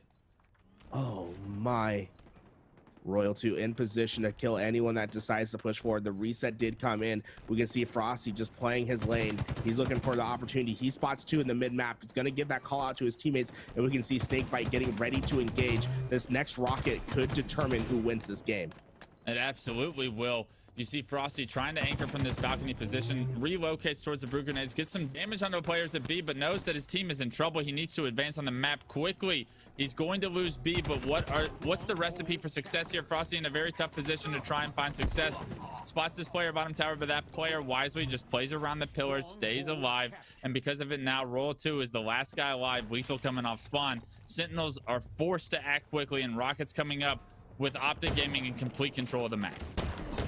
Royal 2 opts not to just get on those rockets, fearing that someone could be ready for the push. 2 go down for Optic Gaming. They're winning the fights over at A. One more to take down. Royal 2 is able to do so. Lethal is able to secure the rockets while at it. The AC hold once again staying strong for Sentinels as they're spawning over at back purple. 2 pushing towards C. This fight over at C is going to determine the game. Most likely Frosty finds 1. Lucid trades out with Snakebite. Frosty finds the second. They stop C, but now it's Royal 2 by his lonesome at A. The PD spawns came in. He needs to win this next set of fights. There's 2 pushing towards him. He comes into A, not quite able to get the kill. C has been stopped for now. How much time does Sentinels have to make this a reality as they get another 3 down? And look at that, it's a 4 down for the side of Sentinels. They're going absolutely ham with it. They still have C and B. They can rotate for the trip cap, and that does it. They take the first best of 5 in a 3-0 fashion. What an incredible game 3 to witness. Oh my God, the comeback to finalize the 3-0 in Sentinels' favor. Optic Gaming, the entire lead that they brought themselves coming into the grand finals is erased in just 3 games. The best of 5 is not needed for Sentinels. They close the door on that. They restart, reset the bracket, and now one best of 5 will decide who our grand finals champion will be between these 2 juggernauts. Man, talk about the adaptability of Sentinels in that last game. No matter what hold they had, they figured out a way to work with each other to get the job done. And when they were able to push for trip caps, it was absolutely devastating. That's what we love to see. If you're sitting at home and you're wondering how to become a better team player, just a better player overall, well, take down the notepad, try to see what Sentinels is doing and replicate it in your own gameplay, because these guys are playing out of their mind. And you know, there's one great way to shut up all the haters, Clutch, and that's to win a grand finals in a 6-0 fashion. Absolutely. I mean, it doesn't even have to be in a 6-0 fashion. Winning this tournament shows that you once again proved that you were the best team on this day. And what that does for people's confidence going into Raleigh, whether you're Optic, whether you're Sentinels, no matter how the job gets done, it's so vital that they go in with a great headspace, knowing that they are the favorite for HCS Raleigh. Here and now, this will be decided in this best of 5. Man, I cannot wait for our next best of 5. We'll have to see what the new map rotation is. Well, we played Aquarius Flag, so I imagine we're going to Bazaar Flag in the next best of 5. Oh man, Sentinels just look so much better on objective than every other team this tournament, especially on the flag. I'm not sure what it is, but they are by far the best flag team in this tournament. I mean, how close were two of those games in that series? You're talking about game one separated by one flag, just as close as it could be, a nail biter, as Sentinels was actually down very late in that game to be able to come out on top and win it.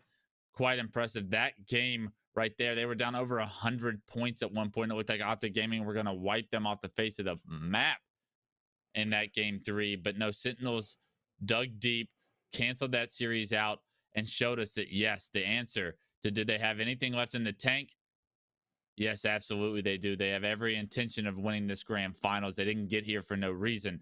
And now Optic Gaming, you have to feel, how can they reverse this ship? Because they've been the team that came from the winner's bracket in that HCS Raleigh kickoff qualifier. They have had the advantage against this exact Sentinels team, and they have lost that advantage before, and they have lost the grand finals when that has been experienced.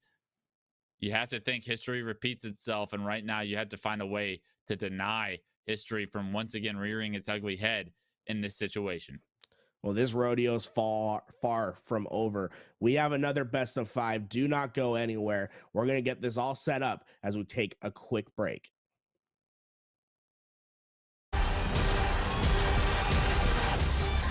One shot, not a future for sure. Verses coming daily under pressure. Working on the plot and the scheme. The true style trademark is at the edge of your dreams. I'm talking, yeah. One shot, now the future is yours.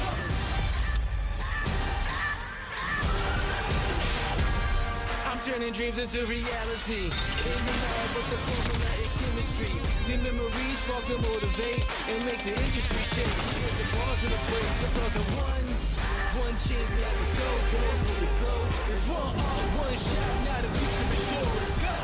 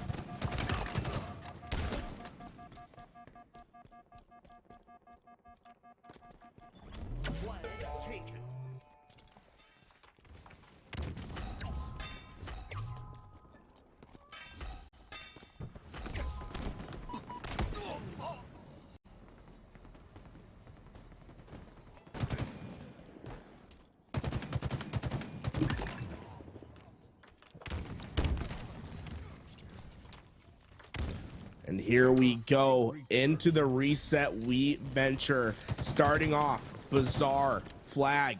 This has been this has been Sentinels bread and butter all tournament. It really seems as if they're built different on these flag games. Optic Gaming trying to change the narrative. Optic Gaming knows what this series means to them. Will they be able to rise to the occasion, have the success we've seen them have so far throughout Halo Infinite, or will Sentinels once again change the outcome of the event with a loser's bracket run, a massive kill from Frosty onto Lucid, who potentially would have gotten an upper hand on him if he had not expected that player to come in. Unfortunately, Frosty's teammates go down across the map. The flag is no longer being run from Sentinels, but the map control still in their favor for now, as we see these two teams combat for the middle of the map. Snakebite, he went and prioritized that Mangler, now getting back into the action as he's pushing forward. The overshield coming up soon. He has the grapple to put it right on.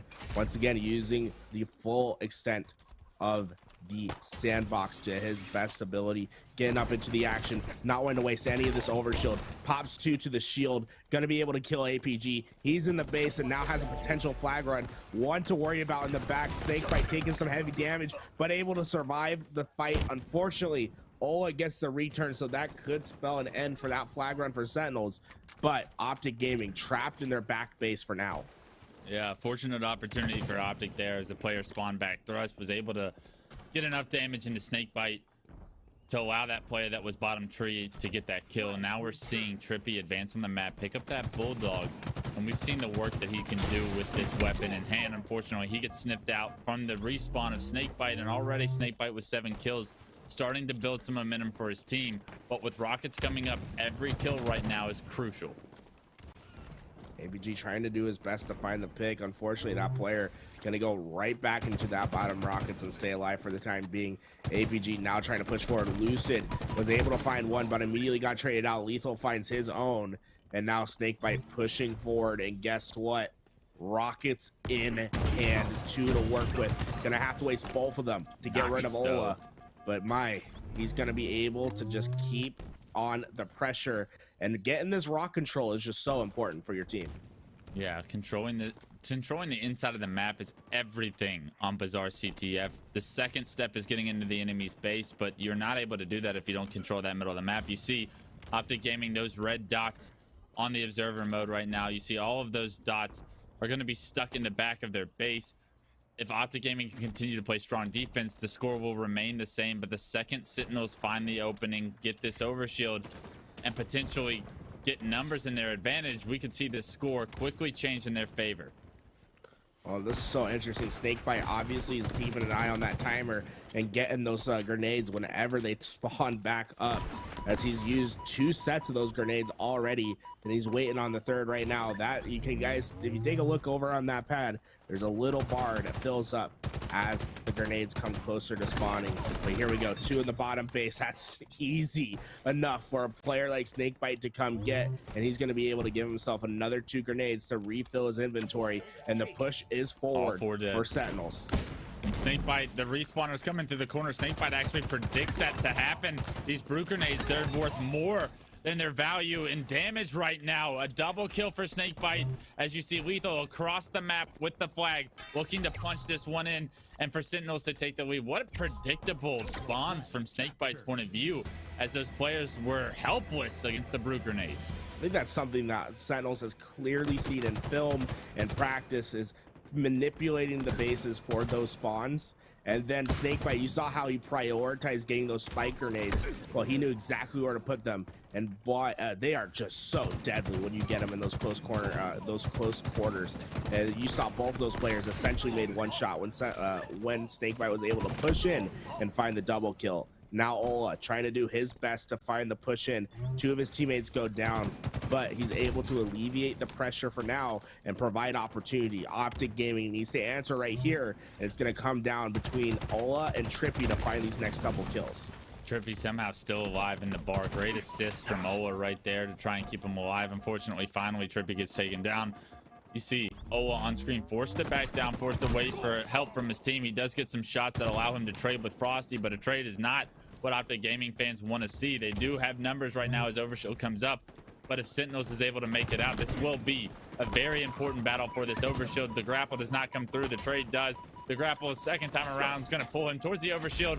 Does get knocked to no shield, but Frosty's there to keep him alive. And Snakebite and Frosty, the dynamic duo at it once again, creating pressure on Optic Gaming once again.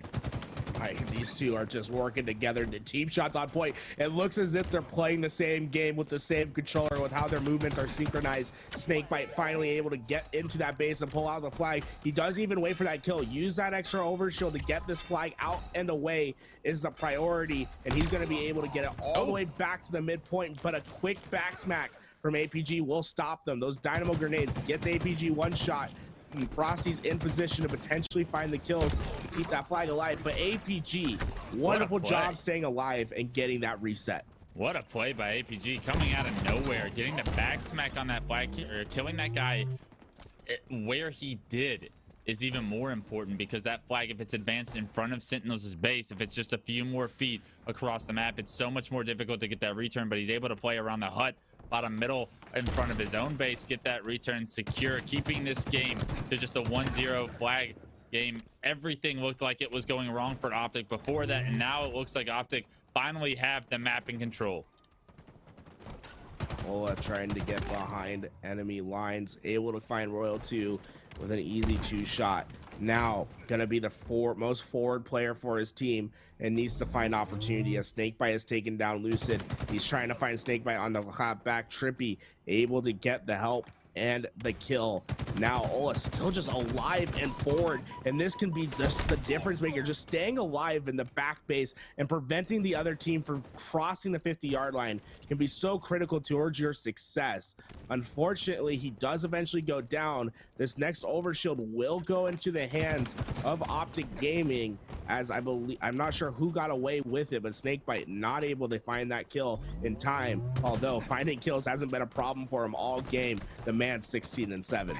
Yeah, but forcing that overshield player to activate it immediately is honestly a big deal, right? You're able to make sure that he uses it quickly and doesn't save it for an opportunistic chance where he can change the tide of a battle where he's already received damage. So a good job by Snakebite to apply that little bit of pressure, but right now Optic Gaming look like they have a great chance to cap a flag and tie this game up. Kills coming in their favor, Snakebite being taken down, give them that 4-3 advantage right now with the players, but they do have to flush out their base, and there is a player for Sentinels in the back of their base. It's Lethal. Lucid takes on the kill. Trippy finds one of his own, and it looks like they've done a great job to flush out the rest of their base. Frosty and Lethal being taken down. That only one player alive back here isn't enough to stop this flag. Wait! Well, we say it's not enough, but that player played patiently. He's going to pull out the flag. Look at him, head down, sitting in the circle, and the return to boot.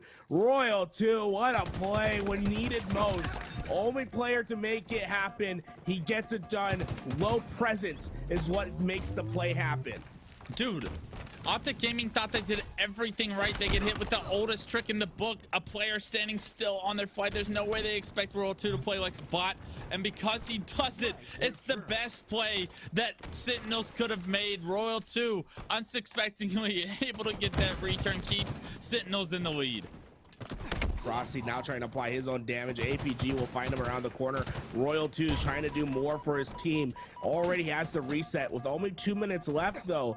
They can really start to maybe focus on the defense. 2 minutes is quite a bit of time, but if you can keep this team back on their side of the base and not allow them back in, you're really preventing the opportunity for a flag cap to happen. Royal 2 with a massive double kill, and now Overshield coming up. It goes into the hands of Optic, but not on the body. Oh, what a big kill, preventing the Overshield from getting away. This is Sentinel's opportunity to start running away and closing out this game. I mean, all they have to do is play defense for 1 minute and 40 seconds, and on a map like Bizarre CTF, it is so easy to hunker down in your base, lock it down, and not allow Optic Gaming the opening they need. You already see multiple members of Sentinels have advanced on the map. Lethal actually across the rocket side of Optic Gaming. They need to be careful they don't overextend, but right now Sentinels have everything going in their favor. Snakebite doing his best to stay alive, not able to grapple on away. The back smack comes in from Royal 2. He's looking for more at pillars. That player staying alive for now. Lucid has one at the double doors. They only have a minute to pull the flag out and to try to get it away. And Frosty, talk about going big. Double kill in the clutch. A massive kill for Frosty right there, taking down Lucid, probably the most impactful player on this Optic Gaming roster, looking to shut down them in this game one. An aggressive push from Frosty, maybe too aggressive, but right now, 40 seconds on the clock. Every single kill for Sentinels is another step in the direction of stealing this game one. A triple kill from Lucid, though, right off spawn. He's able to impact this game, and that is the opening that we could potentially see. Optic Gaming need, they're in the base of Sentinels, looking to pull this flag with 23 seconds remaining. They're swarming in. We know for sure that this flag is going to be out and away. The question is, can they get the slays on the way back? Bazaar is a map where you're going to have to slay 3 or 4 times to get a flag out and fully away, and you can't afford to trade right here. This flag is too valuable. Trippy, he's made absolute. Can he leave the flag behind, though? As now we're in extra time, and you can see at the bottom, there's a little bit of a pie graph, and as that goes down, your time diminishes, and that is it. Optic Gaming fall in game one. Sentinels get the job done once again, showing their dominance on flag. I mean, that was as close of a flag game as we're probably ever going to see. A 1-0 score line, but I mean, such a highly contested match. And it all goes down to Royal 2's play. He literally watched his teammates die trying to stop that cap, hiding in a corner on their flag, because he had the confidence, the awareness that if they clear out those 2 players on his team and he's able to stay alive and go unseen, unchecked, maybe, just maybe, he can kill the flag guy right before he punches it in, hop the return, put his head down, and get the return before anyone else is able to react in time. And that just so happened that works. I cannot believe we just saw that. That was an unbelievable, either it was a 5,000 IQ play or it was one of the lowest IQ plays I've ever seen, and it works out. But Roll 2, once again, just, I mean, it always seems to work out for this kid, and another play in the books for this kid to clutch a win for his team, because that flag, that ties the game, and Optic Gaming rides some momentum there, you have to think. Man, like you said, yeah, I think they do ride the momentum if they get that flag in. And like you said, it was really like Royal 2, it was his only play. Like, it was his only option. He's in the back of the base. 3 players from Optic Gaming had just cleared everyone. They're starting to come back, and you just see this one blue dot there, and he's just standing still. He's waiting. He makes them feel secure. And just like the bad man he is, he waits till the lights are off, gets you in the back, stabbed right there, puts that flag back home. Man, Royal 2's a bad man, breaking and entering. I mean, if that happens to me and I'm on Sentinels' team, I'm literally like, dude, I just died front their base, like fighting 3 of them. I needed your help. Like, now they're gonna cap, and all of a sudden Royal 2's like sitting there in the back of his head, like, chill, I got this. But Trust. I mean, it's an unbelievable play. No one on Optic Gaming saw that coming, and unfortunately, they thought the coast was clear. You got to dot your I's and cross your T's, because I mean, all it takes is that one player to mess everything up, and Optic Gaming going to be kicking themselves after game one. They need to be able to refocus and quickly do so, because Aquarius Slayer being the next game type, having lost 4 straight games to the Sentinels roster, they are in desperate need of some momentum, and what better way to do that than on a Slayer? What we have seen from Optic Gaming is on Aquarius, they value those pistols so much. I've seen Lucid really go after those pistols, Trippy as well, and they use those to the best of their ability. Watch out for the sidekick this time around, as we're going to start on board with Trippy on this Slayer. Sentinel's weakest game type by far. If Optic Gaming is going to start getting back into the series, it's going to come off this second game.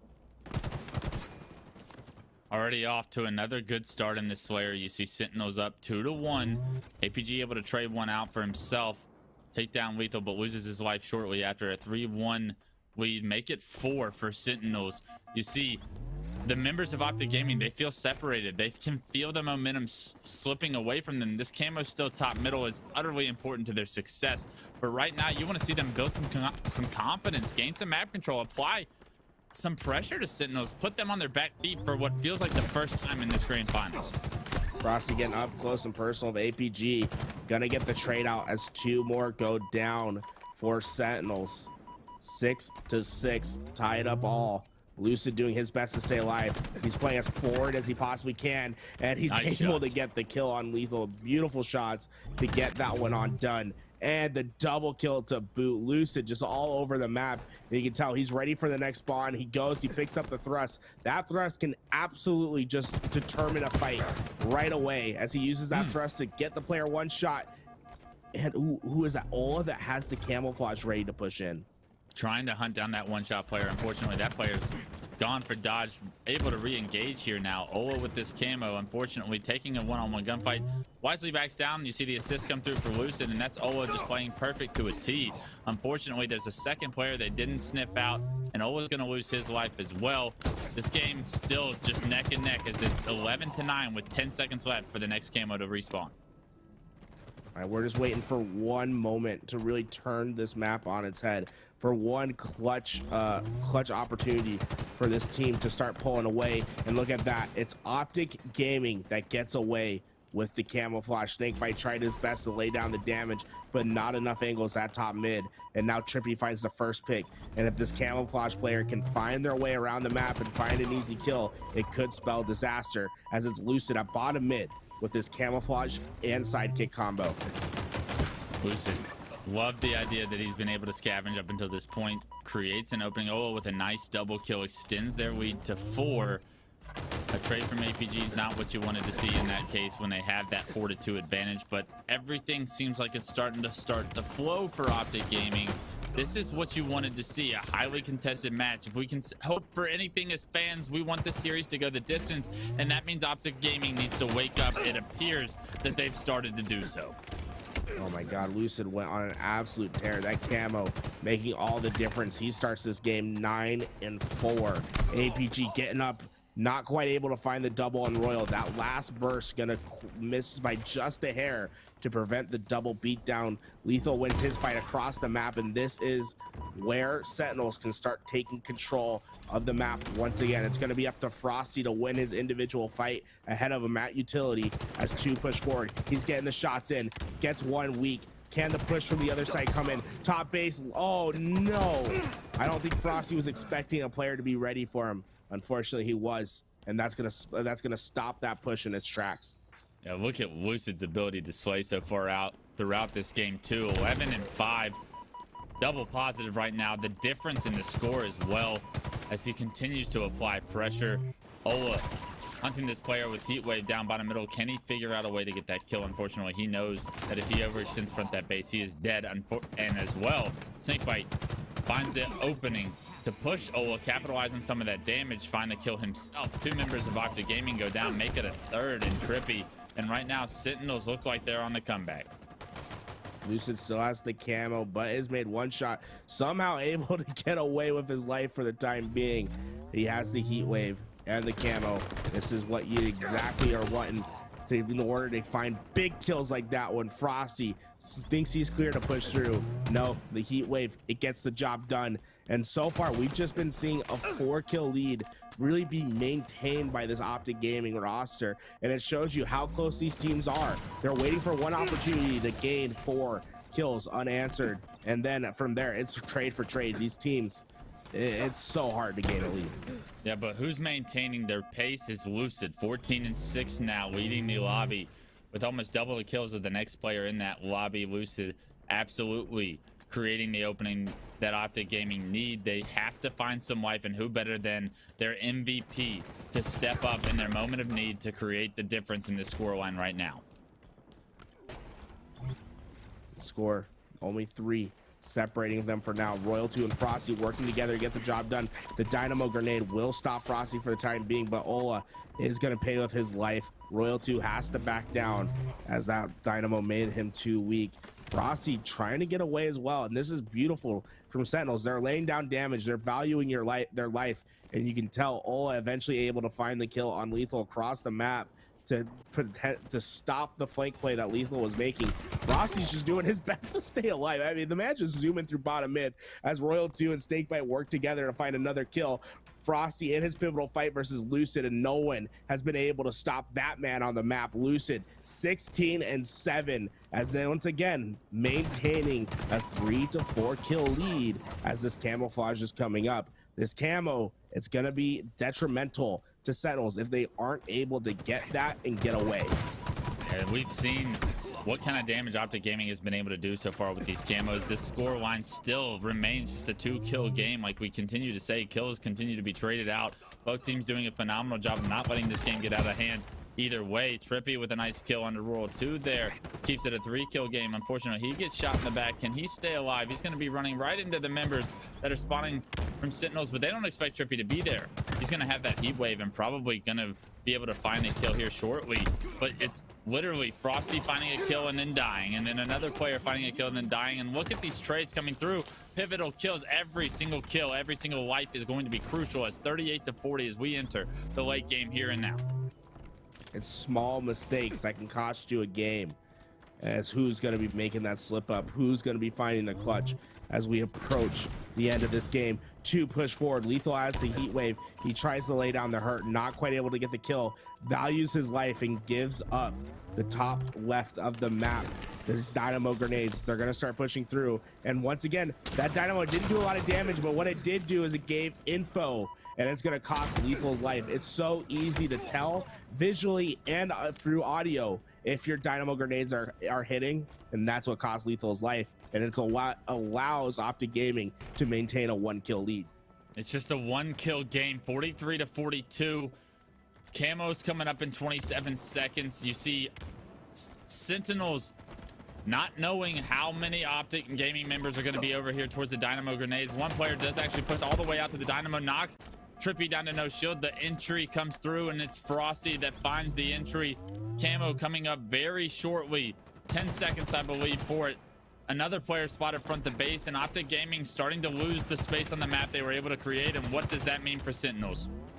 What it means is they're free to push. Look at this. They're getting into that back base. These players stand no chance. Royal 2 is able to find one on Trippy. Ola backsmack Snakebite, but Royal 2 quickly picks it up. And that 3-kill lead that we saw from Optic Gaming, well, guess what? Christ. It's all gone. APG able to find the kill on Lethal. Frosty playing a dangerous game by patrolling this bottom mid, but he's looking for any opportunity to find a player with his back towards him. He's pushing forward. Dynamo grenades are out. He has to dodge for the time being, trying to stay with his life as we're tied up 47 all, and we see 3 players from Optic Gaming starting to push.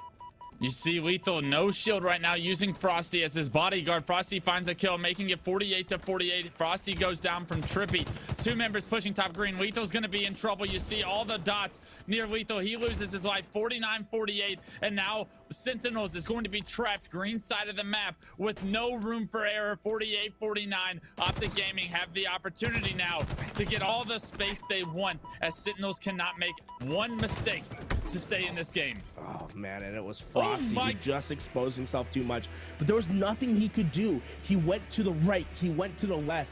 He was trying his best to stay away, but at every corner that he turned to, there was a player from Optic Gaming ready in the shadows to take him on out. What a beautiful setup to really finish out that second game from Optic Gaming. They choked their lead a little bit, but man, they made up for it in spades in the second half.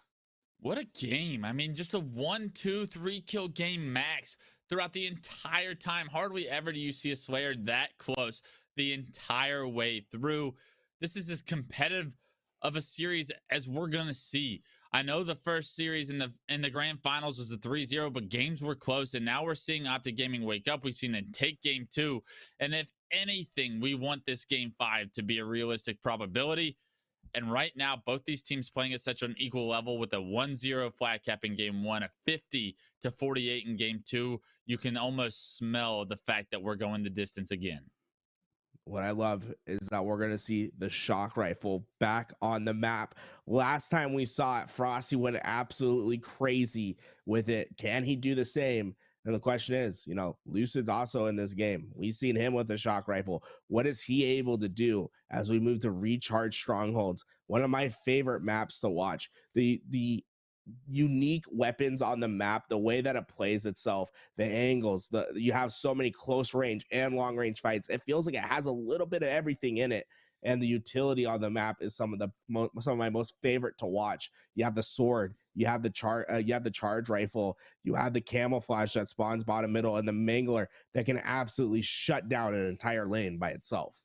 Really, the biggest difference in that game too, to me, was the power-up control. It was heavily in Optic Gaming's favor. Can they repeat that? Will Sentinels let them repeat that? Because game one, Sentinels dictated the overshield control in a dominant fashion as well. I think that that's going to continue to tell the story of how this series goes. Recharge Stronghold's going to have camo bottom middle. It's going to be so crucial for both teams to control that camo and make sure that they're not only competing against an invisible player for periods of time on the map, but they're able to use that as creating opportunities and space for their own selves. One thing I've seen from both of these teams in previous series is their ability to push for trip caps. And it shows how well they play as a team, because this isn't Halo 5 where it's more forgiving, where you're always wanting to push the trip cap. You have to find your opportunities. And so far, Sentinels and Optic Gaming have done it to each other in both the winners finals and the previous grand final before the reset. Guys, we're going to see some incredible things this Strongholds. I'm ready to see what kind of trip cap holds these guys can push, because everyone keeps saying, you see it in matchmaking, you see it on the Reddit threads or Twitter, wherever you're at, everyone's like, oh, you can only hold 2. Why do my teammates always push for 3? And we're going to see why you push for 3 in this game. It can be absolutely devastating if done right, but you have to have the team coordination to get it done. Yeah, we're already hopping into game 3 here and now. You see Lethal's point of view, spots this player top control, but APG gets the better of Lethal this time around.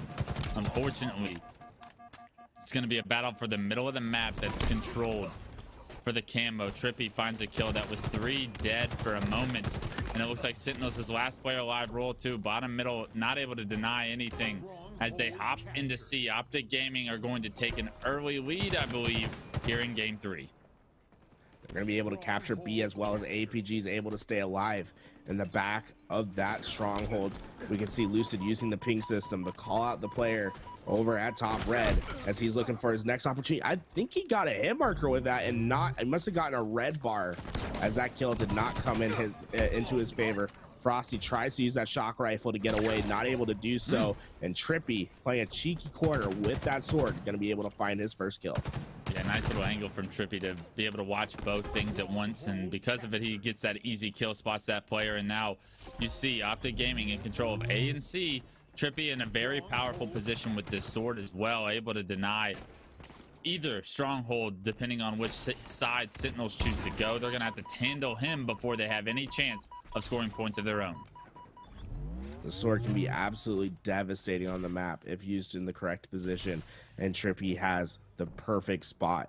This tower, if you're gonna try to push him, you're gonna be within sword range. A and B in the favor of Sentinels for now, but we can see a B push coming from Optic Gaming as they have confidence that Trippy can hold the tower by himself. Unfortunately, the one angle that can cost Trippy from the bottom base comes in. Trippy able to find one on Royal 2 and tries his best to stay alive, but C being captured by Sentinels, and they have to push in. Trippy needs to find this kill. 1 to go. He's able to do so, but C was captured in the meantime. If you're Sentinels, you have to find a way to shut down Trippy. He's only got 6%, so one more swing, one more kill of this sword until it's over, but he's done the damage with it, right? He's been able to control right now, and that's given his team so much space, so much opportunity. Sentinels need to figure out a way to take him down, and there it is. The kill comes through. 2 go down for Optic Gaming, and now Sentinels look to potentially start to crawl back in this game, now down 25 points. Ola repulses himself up to top glass, where he's going to have a couple engagements ahead of him. Tries to get the cross map into the turbine, not able to get that kill. Now has the one-on-one fight and wins it because of a well-placed grenade on Royal 2, and that's going to allow his team to start pushing forward. Unfortunately, a well-placed stick. Actually, was that a team stick from APG? I'm losing my mind. I'm not sure what happened over there, but nonetheless, the sticky grenade going to cost the life of Ola. Yeah, 2 members of Optic Gaming are able to hop in the top elevator in the A Stronghold here. You see Sentinels trying to fight out of pipes. Very difficult situation for them to be in, and now only controlling B.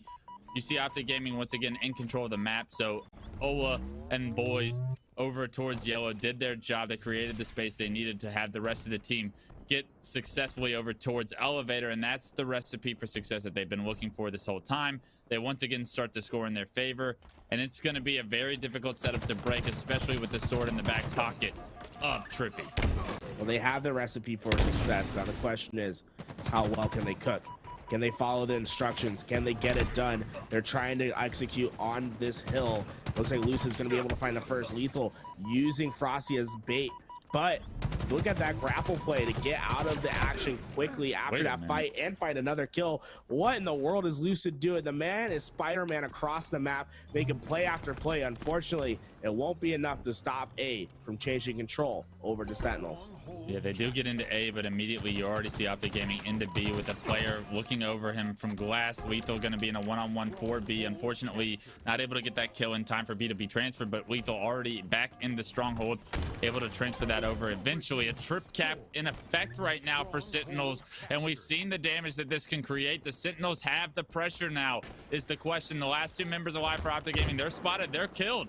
3 go down. Trippy, the last guy alive, is going to be back blue by himself. He's by the sword, but are they going to know that he's here? They do. They sniff him out. They take him down. Optic Gaming spawn an elevator. They push out. They get A control, but damage has been done. Their lead is now dwindled. Yeah, that trip cap is absolutely devastating, and they cheated it. They played for the trip cap earlier than most teams would, and they just had confidence that they were going to get the slays while the trip cap was potentially happening. Exactly what happens is Frosty now uses the sword to find 2 kills of his own. Trippy dominated the first half with this sword. Now Frosty looking to do some damage of his own. We see the back pipe spawn coming in for Optic Gaming. Can they get into B? This player that's capturing C is going to help alleviate some of that pressure towards B. I am so... Dude, what is going on in that hill?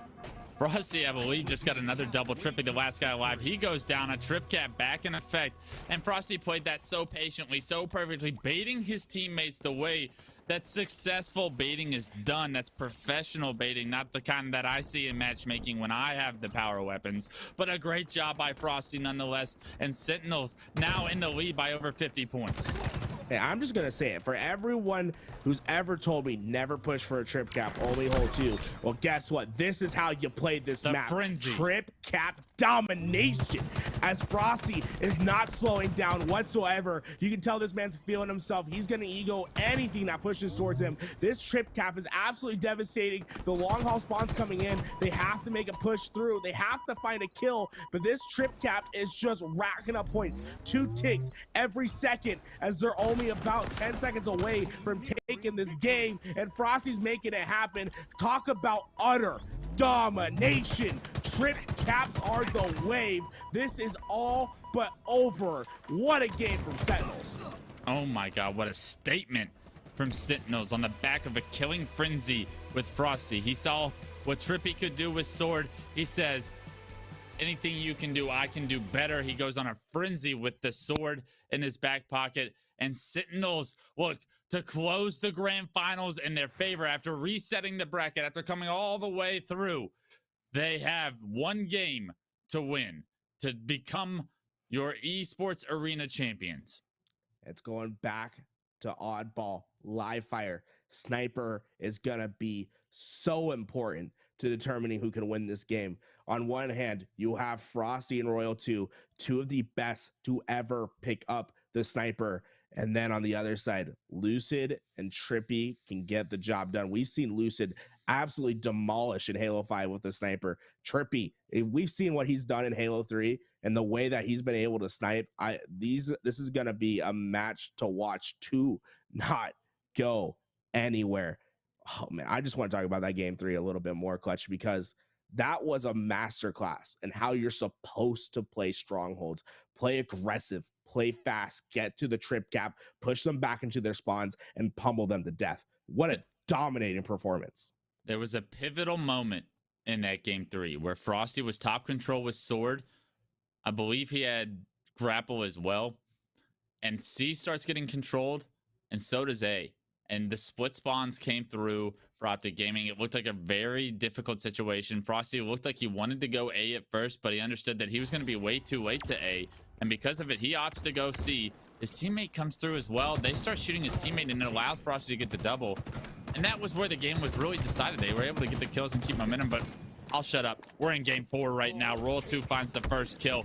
And when it's oddball here on live fire, and you have to see Optic Gaming come out on top if you want a game 5. Everybody in the chat, you've already stayed up this late. If you want a game 5, type game 5 in the chat. Create it, manifest this game 5, because Optic Gaming needs your help now.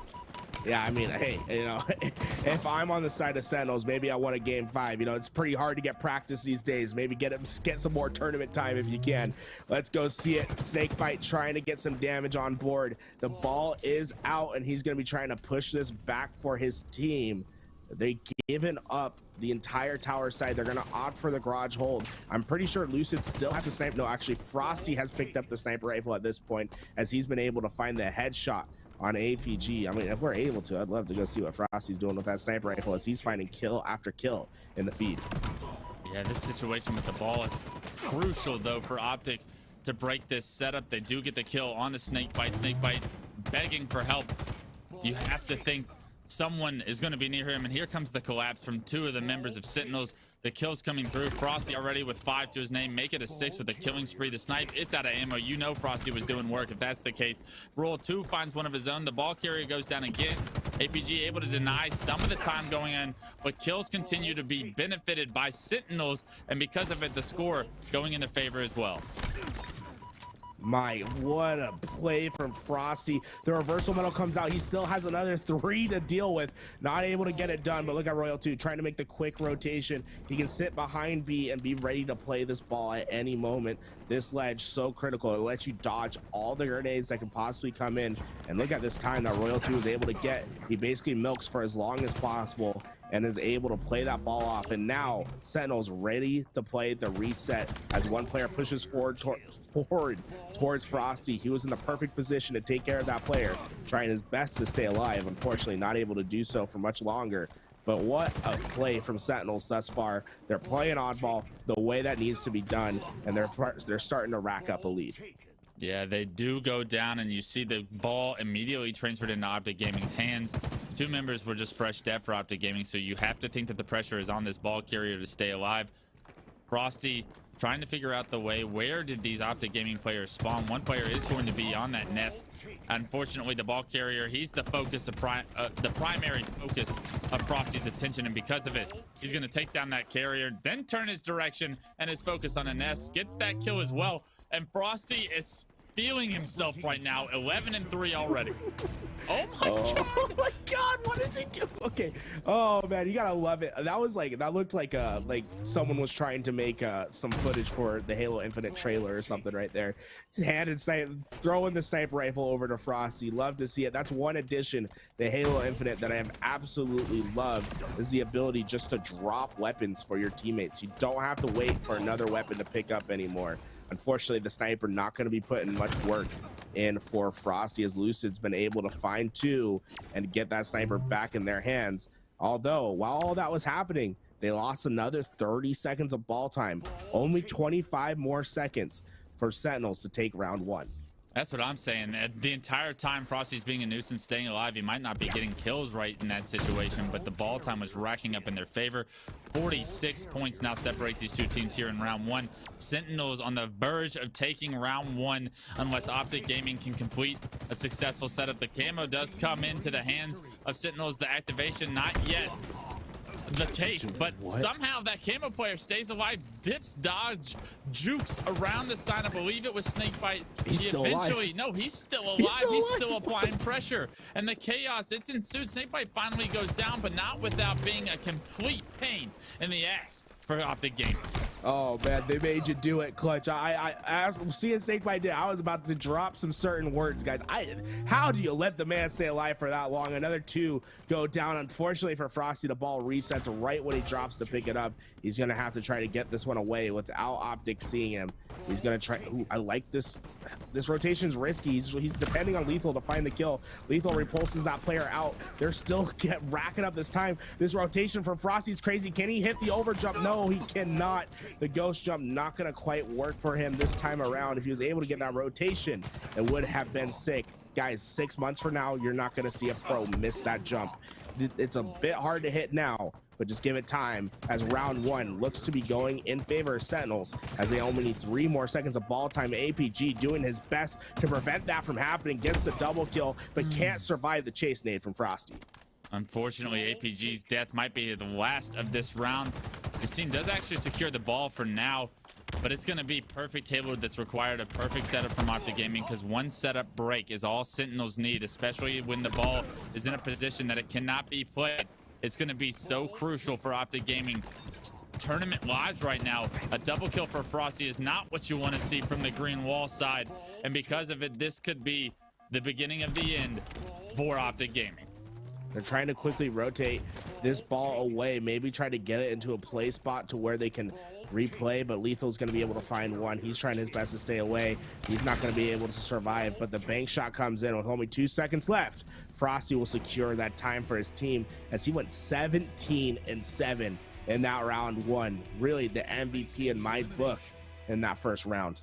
Yeah, I mean, it's no surprise Frosty dominating this game, but really all of Sentinels playing at such a high level, and that's what's required to beat a team as the caliber of Optic Gaming.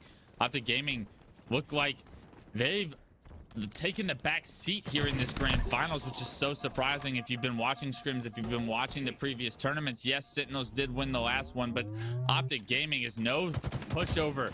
They are no slouch when it comes to their opportunity here in Halo Infinite, but right now Sentinels have no concern to who their opponent is. They have every bit of the opportunity to call themselves Grand Finals champions, and Royal 2 hits one of the most disgusting no-scopes we've seen today. Man, you just always have that feeling when you see a player's reticle just all of a sudden go still, and he's lining up the headshot, the no-scope. Royal 2, you're seeing why he's widely considered one of the best snipers to ever grace the sticks of Halo, as he's trying to get his team one step further to victory. Finds one more, misses the first no scope, but Frosty has the help. Now going back and pushing forward, no ball time for Royal 2. Sniper and camo in hand. He has more important things to take care of.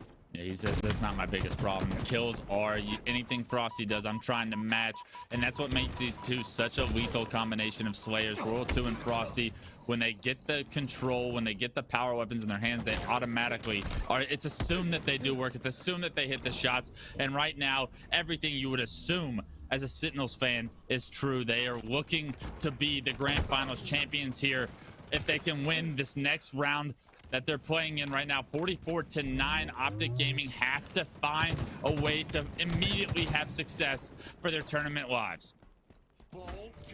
If Sentinels can get this done, I believe that this, in my opinion, would change it to being the undisputed best team, being Sentinels, just absolutely dominating in this grand finals for right now. Royal 2 trying his best to stay alive. Unfortunately, he will go down. Camouflage is up. APG will lose the fight for Camo. Can Snakebite get away? Lucid trying to get the angle. Lucid chasing away that camouflage. Snakebite will go down, although the camo is burned. Not in Optic's favor anymore.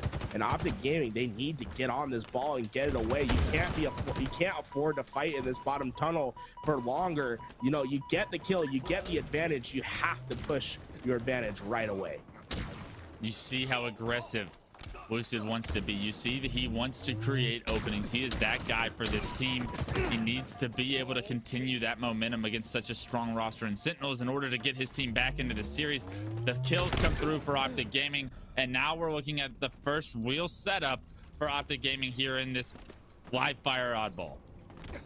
APG trying to rotate out. He's ready for the play position. That ball is going to go off the map. A nice 26-second chunk of time, but Sniper is up. And guess who's ready for it? It's Frosty. His teammates go 2 down, but Frosty going to be the one that's trying to make plays for his team. Jesus. Misses that first no-scope, but boy, was that one close, as he's looking for another lethal. Going to be able to take that first fight. Gets the trade out with Trippy. Frosty knows that he just needs to hit one shot and open up this setup. I mean, all of these shots, you just almost expect him to hit. They're all so close to the heads of Optic Gaming. Lucky for Optic fans right now, Frosty not able to connect on any of the no-scopes so far, but With Frosty pushing into the big door right now, he's going to look. He's going to snipe the ball guy, lands the body shot, the double kill comes through, and the highlight reel of Frosty might be what we showcase as the last dying moments of Optic Gaming in this tournament. 8 seconds for camouflage right now, and it looks like it's all Sentinels that's able to secure this as Frosty finds another pick and creates even more space for Sentinels to take the lead. Yeah, Frosty just single-handedly bought about 30 seconds of ball time for Sentinels. That double kill is absolutely pivotal to their success, and what it also allowed was the camouflage to go into the favor of Sentinels. 15 seconds, they're trying to get the quick rotation. 3 go down, make all it 4. Huge. Huge for Optic. This is the opportunity they need. They're down 40 seconds. I love the aggressiveness out of Lucid. He has the heat wave in his back pocket, expects this player to be back tower. He needs to get this kill. Snakebite takes him down. The missed shot from Lucid could be where he's wondering where this whole tournament went wrong. Unfortunately, Snakebite actually gets taken down. That was 3 dead for Optic Gaming. The majority of Sentinels' combat is here. They're able to provide help to each other. Trippy with a massive kill top tower is going to make this a very difficult situation for Royal 2. And with that, it looks like Optic Gaming down numbers were able to combat Sentinels' back tower, get the ball back in their hands. But 20 seconds still separate these two here in round 2. Well, when the going gets tough, how do you answer? Optic Gaming showing that they are resilient as ever. This is the hardest position to play, where you can't make mistakes, but somehow they still get the job done. APG closing the gap. Only 5 seconds really separating these two teams, and APG plays the ball early and is rewarded with a kill for it. 2 players ready for the ball reset. Lucid comes in, Snakebite finds the first, the trade out comes in, but the chase grenade will find the kill. Lethal getting away with the ball. 10 seconds and counting. Can Optic Gaming get there fast enough? Where's the push coming from? They only have 3 seconds to do it. They aren't able. Sentinels with a statement in the grand finals. 6-1 map count as they are your $25,000 winners. 10,000 split between the 4. What a series to witness. What an unbelievable performance on the back of Sentinels. Optic Gaming was unable to push that to the best of 5. They're going to take home that 2nd place, but it was all Sentinels in the grand finals. In the scheme of things, they got momentum from that losers bracket finals against Inconceivable, and they never looked back, only losing 1 game in 2 best of 5s to what most people consider the best team right now in Halo Infinite. Sentinels want to get rid of that rumor and dispel who the best team in the world is, and they did so here tonight, going in as the favorites, I would say, into HCS Raleigh. You see Sentinels is back, baby. Yeah, to me, that makes them the undisputed #1 team.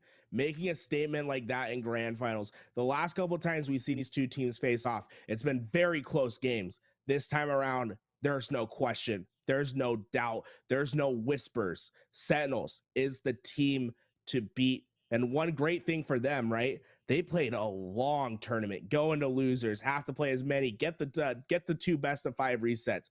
That's enough scrimming for about a week right there. So I think these guys will be just fine with the amount of practice that they got today. They're heading into Raleigh champions, a little bit richer as they win the biggest prize pool yet. And now $250,000 over at Raleigh as they're going to try to make some more magic happen. Yeah, I want to give a big shout out to Sentinels for the grand championship. Congratulations, you guys played lights out. Optic Gaming, another congratulations. 2nd place is nothing to be ashamed of. I know you're kicking yourselves for letting that lead go from the winners bracket finals onto that grand finals. You want to come out on top. You want to make statements as you're the #1 seed going in to HCS Raleigh. Unfortunately, you're going to have to wait till the land to make that statement, but you're still just there, right? We saw them beat the Sentinels team in that winners bracket finals. We see how strong Optic Gaming can be when they have the momentum in their favor. Inconceivables with another lights out performance as well, placing 3rd, falling barely short to these 2 teams, as well as great performances from all of our 12 teams that were invited to compete today. We saw some of the greatest Halo Infinite action I've witnessed so far. I know it's still early in the game, feels like it just came out, but every single match feels like it's highly contested. Every single game has some exciting boom moment that you just take in and you can just like feed off of the dopamine, the energy from these players, the plays that they're able to create. We got something special cooking in the books, and I couldn't be more excited to say that we started the E-Series off the right way. Oh, man. We are going to be locked in. Guys, this has been an incredible time. Me and Clutch, we're going to say goodbye, but you get to go see the handsome face of Yasuo as he's going to wrap this up for us. Congratulations, Sentinels, on your victory. Did Tools just call me handsome? My man got me blushing in the studio before we close the show here. Folks, welcome back here into Studio Blue inside of Esports Arena HQ in beautiful Irvine, California. I'm back once again to close out the show. Please give some love to both Tools and Clutch. They absolutely crushed it today. They were warriors on the mic all night. A 10-hour tournament start to finish. They brought us all of the action through the entire thing. They were incredible. So both of you, honestly, it was a blast to listen to you both. Incredibly fun show.